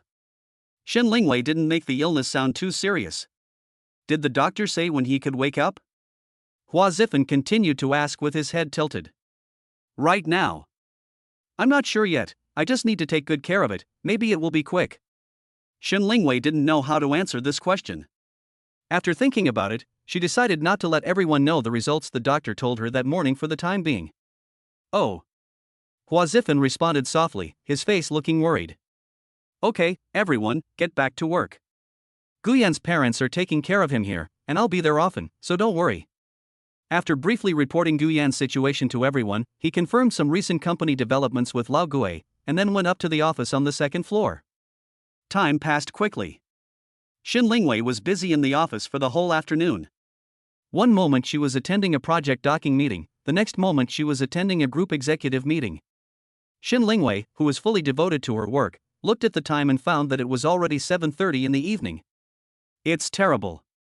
For a moment, he even forgot that Guyan's mother Wenminji was still at home. It was already this late, and he hadn't even had lunch or dinner yet. Shen Lingwei slapped her forehead suddenly and drove home quickly. When I just entered the house and was about to order takeout, I found that several dishes were already placed on the table in the restaurant. Wenminji seemed to have heard the noise and immediately walked out slowly from the bedroom at the back, lightly brushed off her apron, with a faint smile on her face. This might be the first time Shen Lingwei saw Wenminji smile in all these days. "Auntie, what are you doing?" Seeing Wenminji wearing an apron, as if he had just cooked, Shen Lingwei looked puzzled. "Miss Shen, I didn't know when you would be back, so I cooked a few dishes on my own initiative. I don't know if they are to your liking." Wenminji looked at Shen Lingwei and said a little embarrassedly, "No, Auntie, you're still cooking? No need to be so troublesome, I can just order a takeaway. I remember there's no food in the refrigerator. What are you doing?" "I'm really sorry to bother you, Miss Shen, during this period. I want to thank you on behalf of our Guyan. I bought a few side dishes this afternoon when I had nothing to do." "Auntie, it's okay, don't take it to heart, just treat this as your own home." "Okay, thank you Auntie, I'll try your cooking too." Without further ado, Shen Lingwei led Wenminji to sit down. "Auntie, you should eat too, don't just watch me eat." Seeing that Wenminji hadn't moved his chopsticks for a long time and was staring blankly at the table with a serious expression, Shen Lingwei spoke. "Don't worry too much, Auntie. Health is the capital of revolution. Only when your health is good, you will have the strength to take care of Guyan, right? Besides, the technology in hospitals is very good now. I believe Guyan will get better soon." After hearing what Shen Lingwei said, Wenminji's eyes suddenly brightened up. He blinked twice and began to eat in small bites. "Auntie, pick up some food and eat." Seeing that Wenminji was eating rice but not vegetables, Shen Lingwei picked up the plate and put it into Wenminji's bowl. As she ate, Wenminji's fragile maternal nerves became sensitive again. Thinking of her son Guyan lying in the hospital bed, Wenminji choked while chewing. "Miss Shen, you don't know how sensible and filial my son is. When he was in college, he never gave me and his dad a penny for living expenses. At most, he had 3 part-time jobs in school. Others went out to play during the winter and summer vacations, but my Guyan never went out. He always found a part-time job outside to make money, just to reduce the burden on me and his dad. Every time he comes home, he buys me and his dad a lot of clothes and shoes. It's just that we 2 old guys are incompetent." When Minji thought about how sensible and well-behaved her son Guyan had been in the past, while sobbing softly. Her tears began to flow unconsciously and fell into the bowl. Hearing Wenminji's words about how filial and sensible Guyan was, Shen Lingwei's heart tightened and she almost cried. While taking out a wet tissue and handing it to Wenminji, he tried to comfort her. "Auntie, Guyan is indeed a good boy, wipe it quickly." Chapter 63 Nightmare. The meal finally ended after nearly an hour of Wenminji's tears. In Wenminji's words, Guyan is so well-behaved, sensible, filial, sunny, handsome, and positive. It seems that all the beautiful words are not too much to describe Guyan. Shen Lingwei felt that she knew too little about Guyan before. After simply saying good night to Wenminji, Shen Lingwei put aside the tiredness of the day, lay down on the soft Simmons bed, looked up at the chandelier on the ceiling, lost in thought. She forced herself to recall that night in Jiangzhou and wondered if she had misunderstood Guyan. However, apart from drinking with Jiang Bin and Ji Ning and lying naked in bed with Guyan the next morning, she could not remember anything else. Did Guyan really take advantage of someone else's misfortune that night? Could it be that Guyan was also drunk and couldn't help but have sex with me? Or was it that Guyan was simply attracted by her beauty and forced her to do that unspeakable thing? Or maybe Guyan did it on purpose. Then why did he only book one room, the kind with a big round bed for couples, when he knew he was his boss? Shen Lingwei was puzzled and thought of 1,000 possibilities about Guyan, but she just didn't expect that it might be her own problem. But no one expected that Guyan only had 400 yuan in his pocket at the time, which was barely enough to pay for a room. She just didn't expect that it was because she was drunk that she took the initiative to seduce Guyan, who was also drunk, which led to the scene that made Shen Lingwei angry, furious, and resentful. Thinking of this, she didn't know whether she should blame Guyan or not, but from her own long period of contact with Guyan, and from Wenminji's description of Guyan as a filial, sensible, and sunny man, she would never associate Guyan with an ordinary wretched and perverted man. She still doesn't understand why she got so angry with Guyan. Until the day of the accident, she basically ignored and even neglected Guyan's existence for a whole week. Until the accident happened, Guyan changed from a sunny and lively boy to a cold vegetable lying on the hospital bed. I thought of Guyan's long and sincere apology letter and the editor's heart-wrenching resignation letter before the incident. Shen Lingwei's mood became very complicated. Did I really wrongly accuse Guyan? Could it be that my own stubbornness hurt Guyan? That night, Shen Lingwei thought about so much from beginning to end. She felt very guilty for making Guyan bear too much pressure alone for a long time. She was very sad and did not give Guyan a chance to explain. She was very sad that Guyan had changed from a good boy to a cold vegetable. Unconsciously, Shen Lingwei's eyes were filled with tears, which under the illumination of the chandelier and the beautiful eyeshadow formed colorful ripples. Gradually, Shen Lingwei weakly opened her arms and legs, and then slowly closed her eyes. Boss Shen, please listen to my explanation. I didn't mean it. In the dream, Guyan suddenly sat up from the hospital bed, staring at Shen Lingwei with sincere eyes. I've been so sad during this period. Can you forgive me, Mr. Shen? As he spoke, Guyan took out the apology letter from his white shirt pocket. It was the long apology letter he had written the day before. In the afternoon, Shen Lingwei picked it up from the floor and read it carefully several times without missing a word. Aren't you taking advantage of someone's misfortune? Why did you take advantage of me when I was drunk and violated me? Do you know that I am your leader? With the same attitude as before, Shen Lingwei questioned Guyan in a sharp tone. I am. I don't know. I seem to have drunk too much. Mr. Shen, I don't remember what happened afterwards. Guyan still tried hard to explain it clearly. I don't know. Do you think I can forgive you just by saying I don't know? Remember this, I will never forgive you in my life. You are a pervert. I'm not, Mr. Shen, you misunderstood. Guyan almost cried, as if he had a lot of grievances but nowhere to vent. Then tell me, why did you only book one room? Why did you book a king-size bedroom like this? Did you plan this in advance? You are so insidious. Hearing Shen Lingwei's increasingly outrageous words, Guyan in the dream sat on the hospital bed in astonishment, his eyes dull and empty, his mouth open as if trying to defend himself, but the words were on the tip of his tongue and he just couldn't say them out. You destroyed me, you know that? In the dream, Shen Lingwei was even more resentful than in reality, and she glared at Guyan with murderous eyes.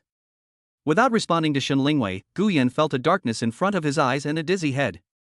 Taking advantage of Shen Lingwei's inattention, he jumped from the bed to the ground and jumped down from the window of the ward. Shen Lingwei was left lying in front of the window in a daze, her eyes full of fear. A scream of awe scared Shen Lingwei awake from her dream. She touched the cold sweat on her forehead and realized it was just a dream. After lying in bed for a long time, Shen Lingwei couldn't fall asleep peacefully. She was very curious why she had such a dream. She didn't understand why she blamed all the faults on Guyan even in her dreams. Shen Lingwei sat on the bed in shock and couldn't fall asleep for a long time. The next morning finally arrived. Shen Lingwei got up early like she did the day before, made a simple breakfast, and after eating with Wenmingji, she hurried to the hospital to visit Guyan. As soon as I arrived at the ward, I saw the nurse changing Guyan's dressing. Nurse, how is my son now? Wenmingji asked worriedly when he saw this. Guyan's mother, it will take time. Guyan is fine. All the data show normal. The gauze can be removed next week. Excuse me, nurse. You're welcome. This is my job, Mom Guyan. After changing the medicine, the nurse pushed the cart out. Auntie, listen to what the nurse just said. All indicators are normal. This means that Guyan will recover soon. Shen Lingwei continued the nurse's words and tried to comfort Wenmingji. I know, Miss Shen, why don't you go to work first and don't delay your work? I'll just take care of Guyan here. Wenmingji looked at Shen Lingwei behind him, his eyes full of gratitude. That's fine, Auntie. You stay here to take care of Guyan in the morning. I'll go back to the company to do some work and come over at noon. Chapter 64, Heavy Fatherly Love. Shen Lingwei felt relieved that Guyan's biological mother was here. Without thinking too much, she simply said a few words and drove to the company. As the Jianzhou Pioneer Dental Client project was progressing slowly, Shen Lingwei stayed in the company to liaise with the client until 2 o'clock in the afternoon. After finishing her work, she rushed to the hospital without stopping depending on the time. I had a quick meal at the fast food restaurant in front of the hospital, packed up a portion and hurried to the ward. Before entering the ward, Shen Lingwei heard voices coming from the room. When he opened the door, he saw Gu Yan's father standing beside Gu Yan's bed. The old man had his shirt buttons unbuttoned and was sweating profusely. He was fanning himself vigorously with a hospital advertising fan. At the head of the bed to the left of Gu Yan's hospital bed, a pretty woman suddenly appeared. She was wearing high height glasses and was about the same age as Gu Yan. She was sitting on a chair with slightly red eyes, looking truly pitiful. The moment the sound of the door being pushed stopped, Gu Yan's father immediately stopped the swaying fan, with a slight smile on his face, raised his head and greeted Shin Lingwei. "Miss Shin, you are here?" Seeing that Gu Yan's father came back so soon, Shin Lingwei asked in surprise. "Uncle, why did you come back so soon? Why didn't you ask me to pick you up?" "Auntie, I'm sorry, I was delayed by work this morning, so I'm a little late." "It's okay, Miss Shin, I'm not hungry." He placed the food in front of Wen Mingji, and while speaking, the girl next to him and Shin Lingwei looked at each other briefly, then turned their heads away. "Oh, it's okay, Miss Shin. I'll just take the subway here to save you the trouble." Seeing this, Shin Lingwei didn't say anything, but pointed at the girl next to her and asked, "Who is this?" "Hello, I'm Xia Qingqing, Gu Yan's friend." Seeing that Shin Lingwei seemed to be asking her, the girl spoke crisply. "Hello, Shin Lingwei." They both smiled faintly. After introducing themselves to each other, Gu Yan's father put down the fan in his hand and whispered something mysteriously to Shin Lingwei. "Miss Shin, come here for a moment." Shin Lingwei was totally confused and had no idea what the old man wanted to say in secret, so she could only follow him to the corner of the corridor outside the ward door. "Uncle, just tell me if you have anything to say." "It's okay." The old man didn't say anything. With trembling hands, he took out a thick stack of cash wrapped in several layers of leather paper from the bag on his waist and placed it heavily in front of Shin Lingwei. His lips couldn't help but tremble slightly. "Miss Shin, I'm so sorry to ask you to advance our medical expenses and hospitalization fees. Here is 170,000 yuan. Please count it." As he spoke cautiously, he stuffed it into Shin Lingwei's hand. Shin Lingwei was shocked. She didn't expect that the old man hurried home yesterday to return her money. "Uncle, didn't I tell you that there's no rush for this money? At worst, you can just deduct it from Gu Yan's salary when he gets better. You don't have to rush to give it to me. I'm not short of money now." Shin Lingwei looked at the old man returning home exhausted, and saw his hands, which were still covered with thick calluses in the summer, trembling as they were raised in front of her. Shin Lingwei felt a heart-wrenching pain in her heart. The unwillingness to owe favors to others may be a rural gene that Gu Yan's parents and even many rural elderly people are born with. "This is not a small amount of money. We will feel uneasy if I don't give it to you." Gu Yan's father's eyes were firm at this time. "So, Uncle, are you going back to raise money?" It was all thanks to Uncle Gu Yan, Aunt Gu, and the others who helped out. This money will be returned to them in the future. Seeing what Gu Yan's father said, Shin Lingwei said nothing more and had to reluctantly accept it for the time being. "That's not right, Uncle. I can't charge you more money. Last time you gave me 35,000, and this time 170,000. In total I only paid 200,000. Shin Lingwei took out 5,000 yuan and handed it to Gu Yan's father. "Miss Shun, it's not much. I'm so grateful to you for this period of time.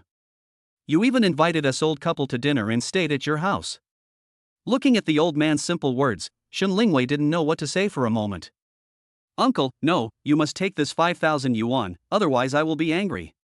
As Gu Yan's boss, this is what I should do. I absolutely cannot accept this money." Ignoring the shove from Gu Yan's father, Shin Lingwei rolled up 5,000 yuan and stuffed it into the old man's crotch bag. Seeing this, Gu Yan's father scratched his head lightly, looking a little uneasy. "Look, this." "Okay, Uncle, I'll take the money first. Keep it with me for now. If you don't have enough money for hospitalization later, you can get it from me. Don't borrow money from relatives anymore." Shin Lingwei's words made Gu Yan's father a little dazed. Seeing this girl who had no relatives or friends in front of him helping his old Gu family like this, the old man's eyes became a little moist.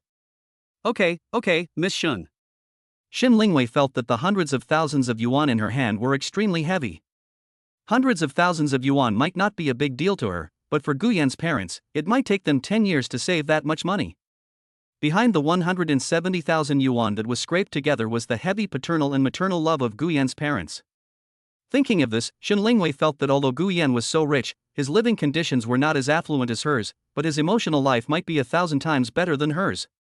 Having grown up without her father's company, she lacked fatherly love in her childhood, adolescence, and youth, and she didn't understand what fatherly love felt like.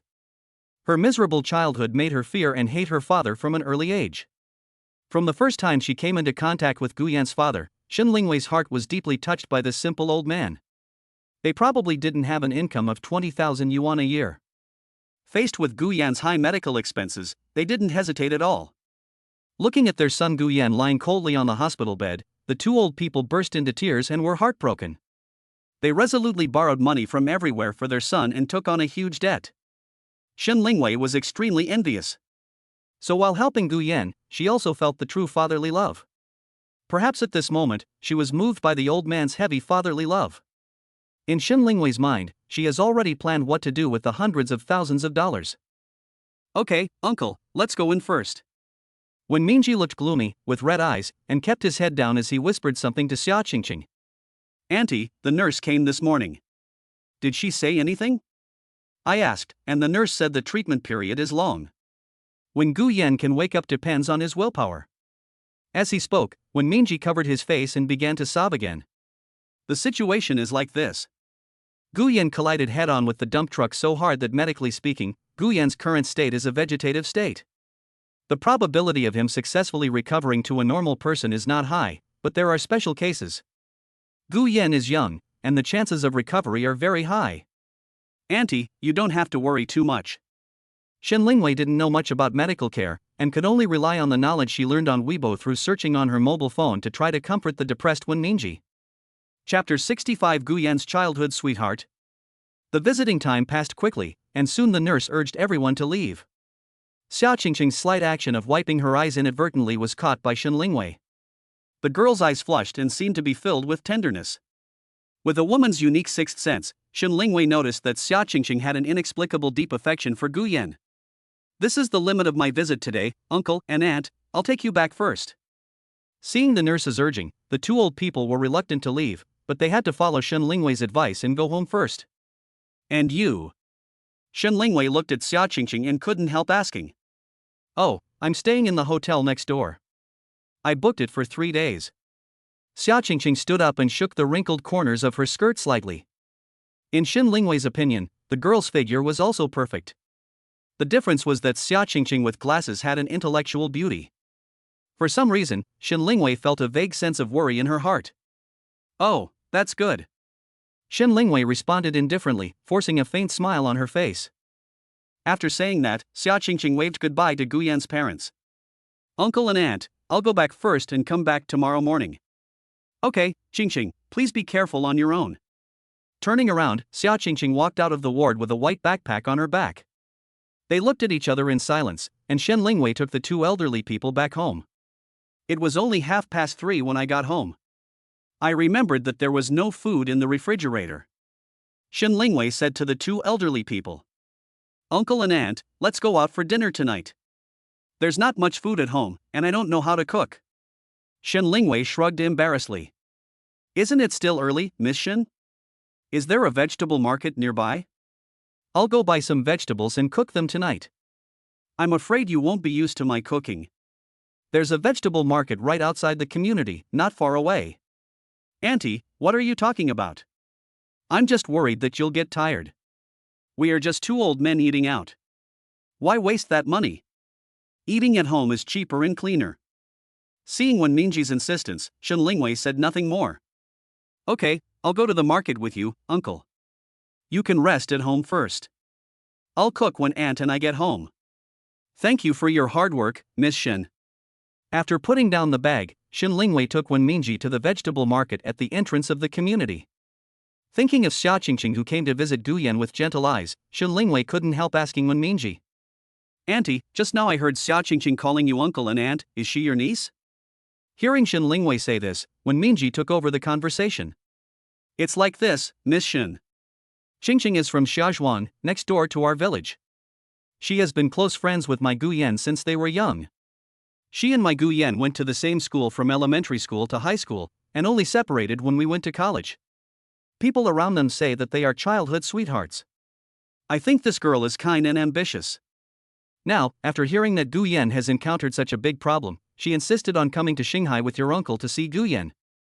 When Shen Lingwei heard what Wen Mingji said, her heart felt like it was twisted hard and she felt a little painful. Oh, so she works in another city? He's not working yet. He's a graduate student, right? This kid has always been at the top of his class. If my Gu Yan had worked harder, maybe he would be studying for a master's degree in the same school as Qingqing. At this point, a gleam of light flashed in Wen Mingji's eyes, and then the corners of his mouth slightly raised. It can be seen that he was also very happy and agreed with the fact that Gu Yan and Xia Qingqing were childhood sweethearts. He didn't notice the strangeness on Shen Lingwei's face beside him. My Gu Yan looks quite big, but he is not good at expressing his feelings. If he was as smooth-talking as Gu Yan's childhood friend from the same village, he would have been with Qingqing a long time ago. Oh, Gu Yan is really good. Shen Lingwei could only answer dully. Qingqing is a pretty good kid. Your uncle told her not to come, but she insisted on coming. Her time for graduate school is tight, and she even took 3 days off. This time, after Gu Yan recovers, your uncle and I are going to talk to the two kids. I think Qingqing still has feelings for my Gu Yan. When Shen Lingwei heard Wen Mingji talk about bringing Gu Yan and Xia Qingqing together, her whole heart was at their side. At this time, she had a very strong desire to possess Gu Yan. When she heard that Xia Qingqing was so deeply in love with him, she even regarded Xia Qingqing as a love rival in her heart and slowly began to be jealous of her. Oh. Feeling uncomfortable from head to toe, Shen Lingwei responded with random. When we were in high school, his dad and I joked that Qingqing, if you keep looking for my Gu Yan, you will have to come and become my daughter-in-law in the future. But now my Gu Yan is in such a situation, I'm afraid. When the love reached its peak, Wen Mingji began to feel sad again. Seeing that Wen Mingji became excited again, Shen Lingwei, who was still confused, had to turn around and comfort Wen Mingji. Auntie, believe Gu Yan, she will definitely get better. Seeing that Wen Mingji's eyes were red again, the two stopped talking and walked towards the vegetable market. Shen Lingwei felt mixed emotions and was a little scared, afraid that she would lose Gu Yan. He was afraid that Xia Qingqing would snatch Gu Yan away from him. I don't know why, but listening to Wen Mingji talking about Xia Qingqing's good points over and over again, and talking about his close student days with Gu Yan, I couldn't help but feel a little nervous. Women are like that, sometimes they don't care. When I lose something, I start to feel afraid and nervous again. Miss Shen, what vegetables do you think we should buy today? Before they knew it, they had arrived at the east gate of the vegetable market. Awakened by Wen Mingji's words, Shen Lingwei calmed down a little. Auntie, you can buy whatever you want. I don't buy vegetables that often. Wen Mingji took Shen Lingwei around the vegetable market twice and bought some meat and vegetables. Miss Shen, today Auntie will make 2 of her signature dishes for you to try. You must have never eaten them before. They are specialties from our place, and Gu Yan likes them very much. Okay, Auntie, I'm in for a treat. Seeing that Wen Mingji's mood had improved a little, Shen Lingwei stood on tiptoe playfully. On the way back, Wen Mingji didn't say anything about Xia Qingqing. And Shen Lingwei unknowingly had a new competitor in her heart. She didn't know whether Xia Qingqing still had her original feelings for Gu Yan, as Wen Mingji said. If that were the case, even Shen Lingwei herself couldn't guarantee whether Gu Yan would be attracted to his childhood sweetheart. Chapter 66 Xia Qingqing, Don't Steal My Gu Yan. Early the next morning, Shen Lingwei got up early and prepared breakfast, but there was no sign of Gu Yan's parents. Usually, the two old people would have been stretching in the yard. Just as they were about to reach Gu Yan's parents' bedroom, Gu Yan's father looked at Shen Lingwei with difficulty. Miss Shen, do you have any cold medicine? Shen Lingwei looked at the old man's anxious face and said slowly. Uncle, what's wrong, do you have a cold? It's not me, it's Gu Yan's mother, my head is a little hot, and the whole person is dizzy. Shen Lingwei immediately ran to Wen Mingji's bedside and wiped Wen Mingji's forehead. Uncle, Auntie does have a fever. Why don't we go to the hospital and get in for drip? After hearing what Shen Lingwei said, Wen Mingji immediately shook his head and said vaguely. It's okay, I just have a minor illness, I just need to sleep at home, no need to go to the hospital. Uncle, I think we should let Aunt go to the hospital. It's not a good idea to delay it like this. Before Gu Yan's father could say anything, Wen Mingji propped himself up and sat on the head of the bed. Miss Shen, it's really okay. I'm used to it. I don't need to go to the hospital. If I go to the hospital, even a small problem will become a big one. You really don't need to worry about me. Seeing Wen Mingji's determined eyes, Shen Lingwei turned around and whispered to Gu Yan's father. Uncle, let's put it this way. Auntie said she doesn't want to go, so she won't go. She will stay at home for a day to observe. If she is still not feeling well tomorrow, she will have to go to the hospital. You don't have to go to the hospital today. Just take good care of Auntie at home. I will go to see Guyan. Well, thank you again, Miss Shun. Leaning against the head of the bed, when Mingji looked at Shen Lingwei's weak response. Don't say that, Auntie. I made a simple breakfast, remember to eat it. The two old people looked at Shen Lingwei's orderly arrangements and showed gratified smiles on their faces. In a blink of an eye, Shen Lingwei drove a BMW to the hospital. Just as she was about to push the door to enter the ward, she saw through the gap that Xia Qingqing, who was sitting in front of the bed, had arrived early. Through the crack in the door, Xia Qingqing fetched a basin of water from somewhere and was carefully lifting Guyan's hand and gently wiping it back and forth. After wiping his left hand, he calmly picked up the basin and slowly began to wipe his right hand, left foot, and right foot. Finally, he gently lifted up Guyan's thin hospital shirt, revealing his flat and strong abdominal muscles and a firm chest. The white gauze towel was dipped in warm boiled water, and the white and tender palms gently rubbed Guyan's well-shaped upper body through the towel. After wiping the front lightly, Xia Qingqing tiptoed and turned Guyan over, lifted his back, wet the towel again, and finally cleaned Guyan's upper body.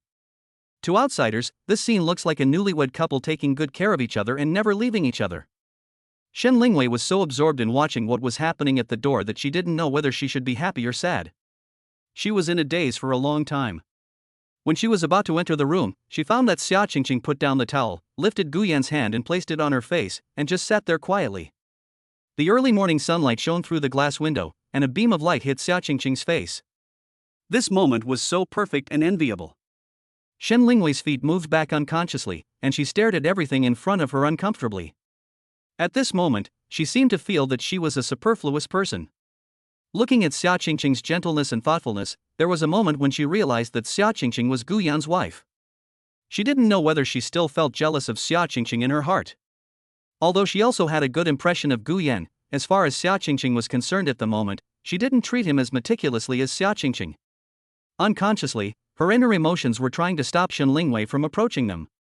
Her legs unconsciously stepped back out of the door, and in that instant, the phone in her hand accidentally fell to the floor. The crisp sound woke Xia Qingqing up. She turned around and saw Shen Lingwei standing behind the door in a daze. She hurriedly put down Guyan's hand that was pressed against her face and said to Shen Lingwei a little embarrassedly, "Sister Lingwei, you're here so early." Through Xia Qingqing's thick glasses, Shen Lingwei could see her blushing eyes. "No, you came earlier than me. Thank you for your hard work." For Guyan. Shen Lingwei looked at the wash basin on the ground, then turned to look at Guyan on the bed. "Oh, just now the nurse said to help Guyan wash his face if possible, so I asked the nurse for a wash basin and washed Guyan's face." Xia Qingqing looked down at Guyan and spoke softly. "Oh, thank you, Qingqing." Seeing Xia Qingqing blatantly snatching her Guyan in front of her eyes, Shen Lingwei felt like a mute swallowing bitter pills, unable to express her pain. How can you blame Xia Qingqing? After all, no one knows that you, Shen Lingwei, also like Guyan. You yourself have not confessed your feelings to Guyan, so there is no need for your childhood sweetheart to look at your face. That's true. I have never truly expressed my true inner thoughts. What right do I have to stand on the moral high ground and selfishly stop others? However, at this moment, Shen Lingwei was feeling an unprecedented sense of crisis quietly rising in her heart. She had just dealt with her ex-girlfriend Lin Yutong, and now there was Xia Qingqing. Shen Lingwei was confused for a moment. "Sister Lingwei, please sit down." Xia Qingqing took the stool beside her and gently placed it under Shen Lingwei's feet. "Sister Lingwei, are you Guyan's boss?" Shen Lingwei replied calmly. "I heard from my uncle and aunt that Guyan was hospitalized for such a long time, and you paid for it, helped with the work, and even let my uncle and aunt live in your house. I would like to thank Sister Lingwei on behalf of Guyan." Xia Qingqing suddenly stood up and bowed to Shen Lingwei, so pious. Shen Lingwei was also full of surprise. Hearing Xia Qingqing say this, she felt as if Xia Qingqing now regarded her as her brother-in-law's fiancé. It was difficult to refute directly, and Shen Lingwei was in great confusion. The feeling now is loss, as if the fruits of victory have been stolen. There is only silent gasping, which is indescribable. "It's okay, don't thank me, this is what I should do." In this situation, Shen Lingwei wanted to give his Guyan to Xia Qingqing in person, but he could only watch helplessly as Xia Qingqing took his Guyan away, walking further and further away. For a long time, Shen Lingwei and Xia Qingqing didn't say a word to each other. Perhaps both of them felt the strong smell of gunpowder lurking in the other. They were silent for a while, then 3 or 5 doctors in white coats came in as usual to make their rounds. How is the patient doing? Any reaction? The older doctor with glasses who was leading the group asked. Everything is normal. Okay, pay attention to the patient's various indicators every day, and tell the attending physician immediately if there are any problems. Then he whispered something to the doctor behind him. Chapter 67: Xia Qingqing's Deep Love. After about 5 minutes, the doctors finished their short rounds and left the ward. For a long time, there was no communication between the two. They looked at Gu Yan, who was motionless on the bed, and then looked at the electrocardiograph on the bedside. Finally, Xia Qingqing frowned slightly, raised her head and glanced at Shen Lingwei, who was concentrating on fiddling with her mobile phone beside her. Sister Lingwei, do you know why I came to see Gu Yan? When Shen Lingwei heard what Xia Qingqing said, she looked confused. Everyone knows that you two were childhood sweethearts. I heard from Auntie that you and Gu Yan have been playing together since childhood, right? Well, Gu Yan and I were in the same school and class from elementary school to high school. We were almost inseparable. Although my score was much higher than Gu Yan's after the college entrance examination, I still wanted to apply to the same university as Gu Yan. If my parents hadn't asked me to apply to my current university, I might have been dating Gu Yan a long time ago. I didn't expect Xia Qingqing to say so much, so Shen Lingwei had to reply politely. Well, Gu Yan is indeed a good boy. Gu Yan also had a girlfriend when he was in college. He often sent me messages, excitedly saying that he had hooked up with the campus beauty.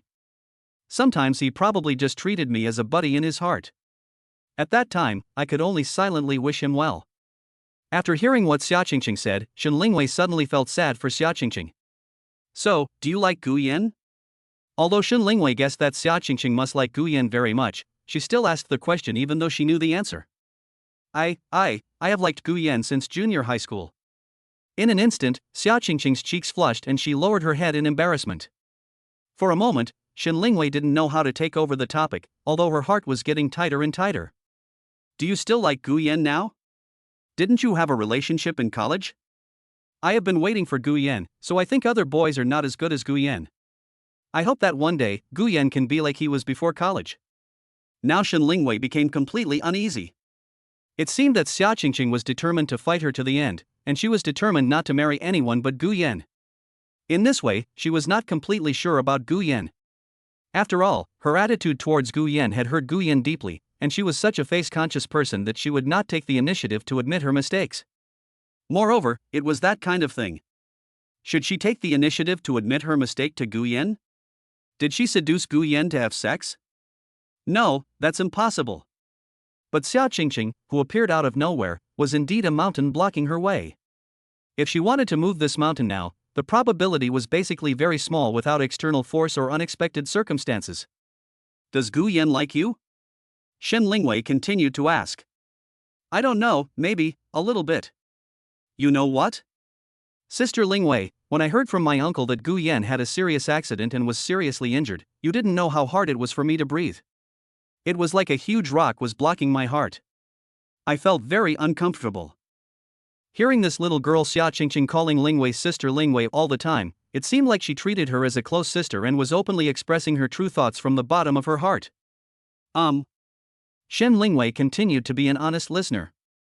Actually, I came here this time, especially because I saw how badly injured Gu Yan was yesterday. I heard the doctor say that Gu Yan might be a vegetable. But I have an idea, Sister Lingwei. If the hospital's treatment is still ineffective, I want to take Gu Yan home. I am willing to take care of Gu Yan for the rest of his life. Hearing this, Shen Lingwei no longer lowered her head. Obviously shocked by Xia Qingqing's words, Shen Lingwei immediately put down the phone in her hand and stared at Xia Qingqing. She didn't expect Xia Qingqing to be so infatuated. This was not just the idea of wanting to be Gu Yan's wife. Isn't this what the novel says? Even if the mountains are gone and the sky and the earth are united, I will never break up with you? You'll take care of Gu Yan for the rest of your life? What if Gu Yan never wakes up? Then I will take care of her until she wakes up. If Gu Yan doesn't wake up, then I will take care of her for the rest of her life. Xia Qingqing adjusted the frame of her glasses, her eyes calm and steady as a tomboy as she answered decisively. Shen Lingwei looked at Xia Qingqing in front of her and suddenly felt cold in her heart. How could she let others have fun with her like this? Now that things have come to this, I can't go back and beg Xia Qingqing for Guyan. What she has said in front of me is very clear, she is completely devoted to Guyan. Soon, the morning visit passed quietly amid Xia Qingqing's crazy display of love.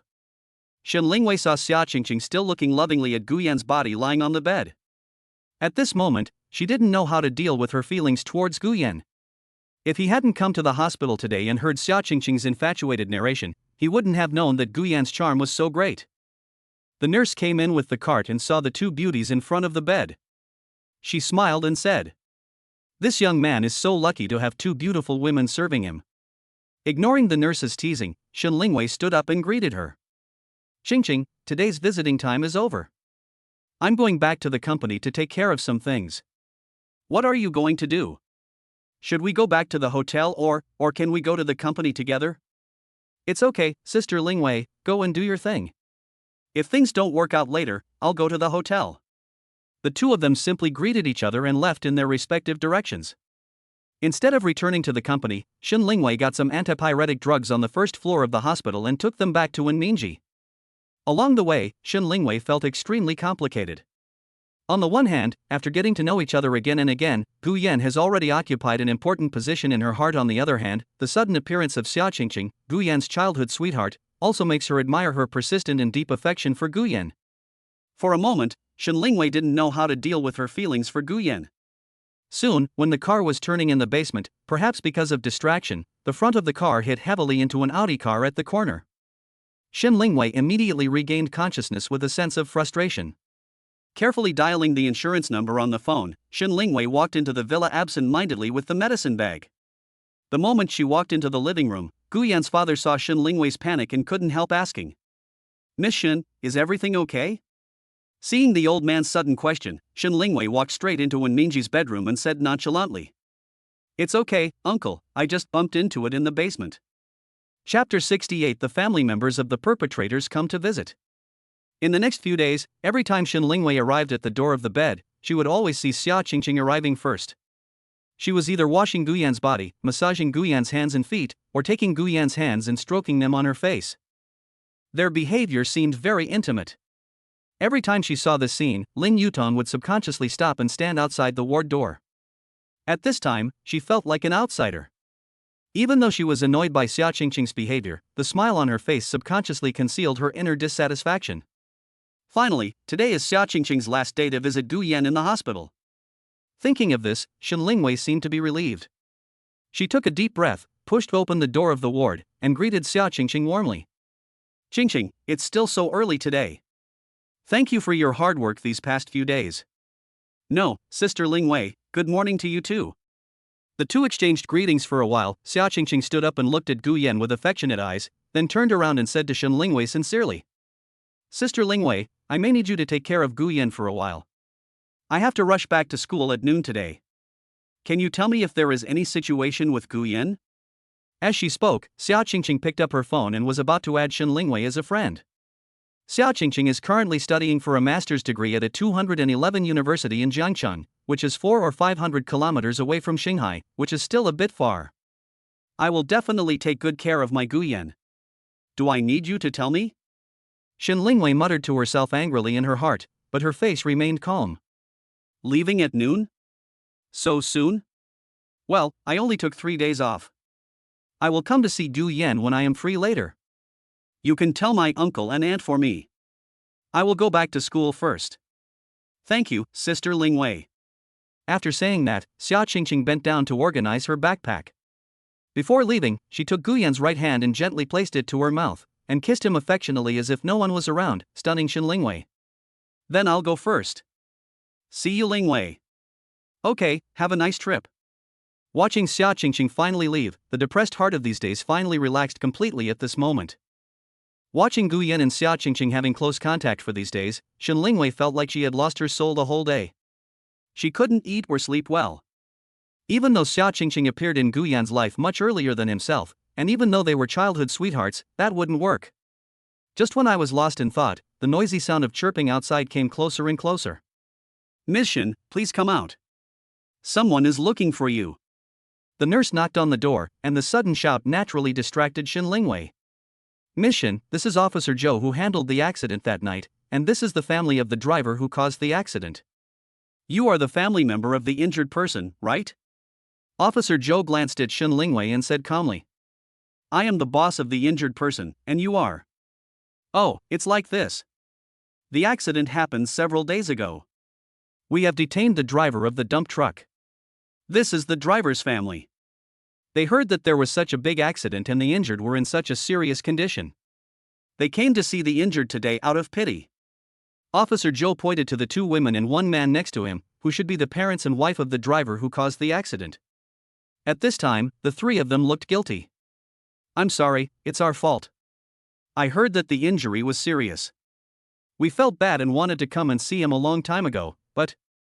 The middle-aged woman said excitedly. It's like this. You don't have to worry about the medical expenses, lost wages, hospitalization fees, and other subsequent expenses for the injured. We have already divided the responsibilities.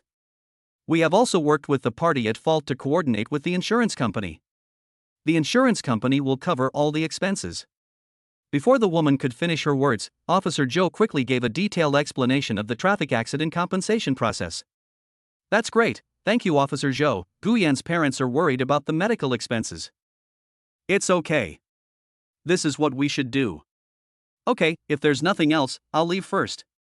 After Officer Joe left, Shin Lingwei enthusiastically invited the family members of the victim into the ward. Seeing Guyan's miserable appearance on the bed, they were deeply moved and kept apologizing for the driver. After seeing off the family members of the victim, visiting hours had passed, so Shin Lingwei hurriedly drove home to tell Guyan's parents the good news. Seeing that there was no one in the room, Shin Lingwei walked straight into Wen Mingji's room and saw Guyan's father walking in with a glass of water. Seeing that Shin Lingwei had also returned, Wen Mingji also got up and sat on the bed. Miss Shin, you're back. How is Guyan today? Compared with yesterday, Wen Mingji looked much better and his complexion was much better. Auntie, you look much better today. Guyan is fine.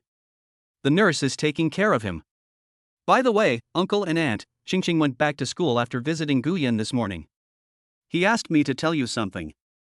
This kid, I knew we should go to the hospital today. It can be seen that Wen Mingji still likes Xia Qingqing very much. By the way, Uncle and Aunt, I have good news to tell you too today.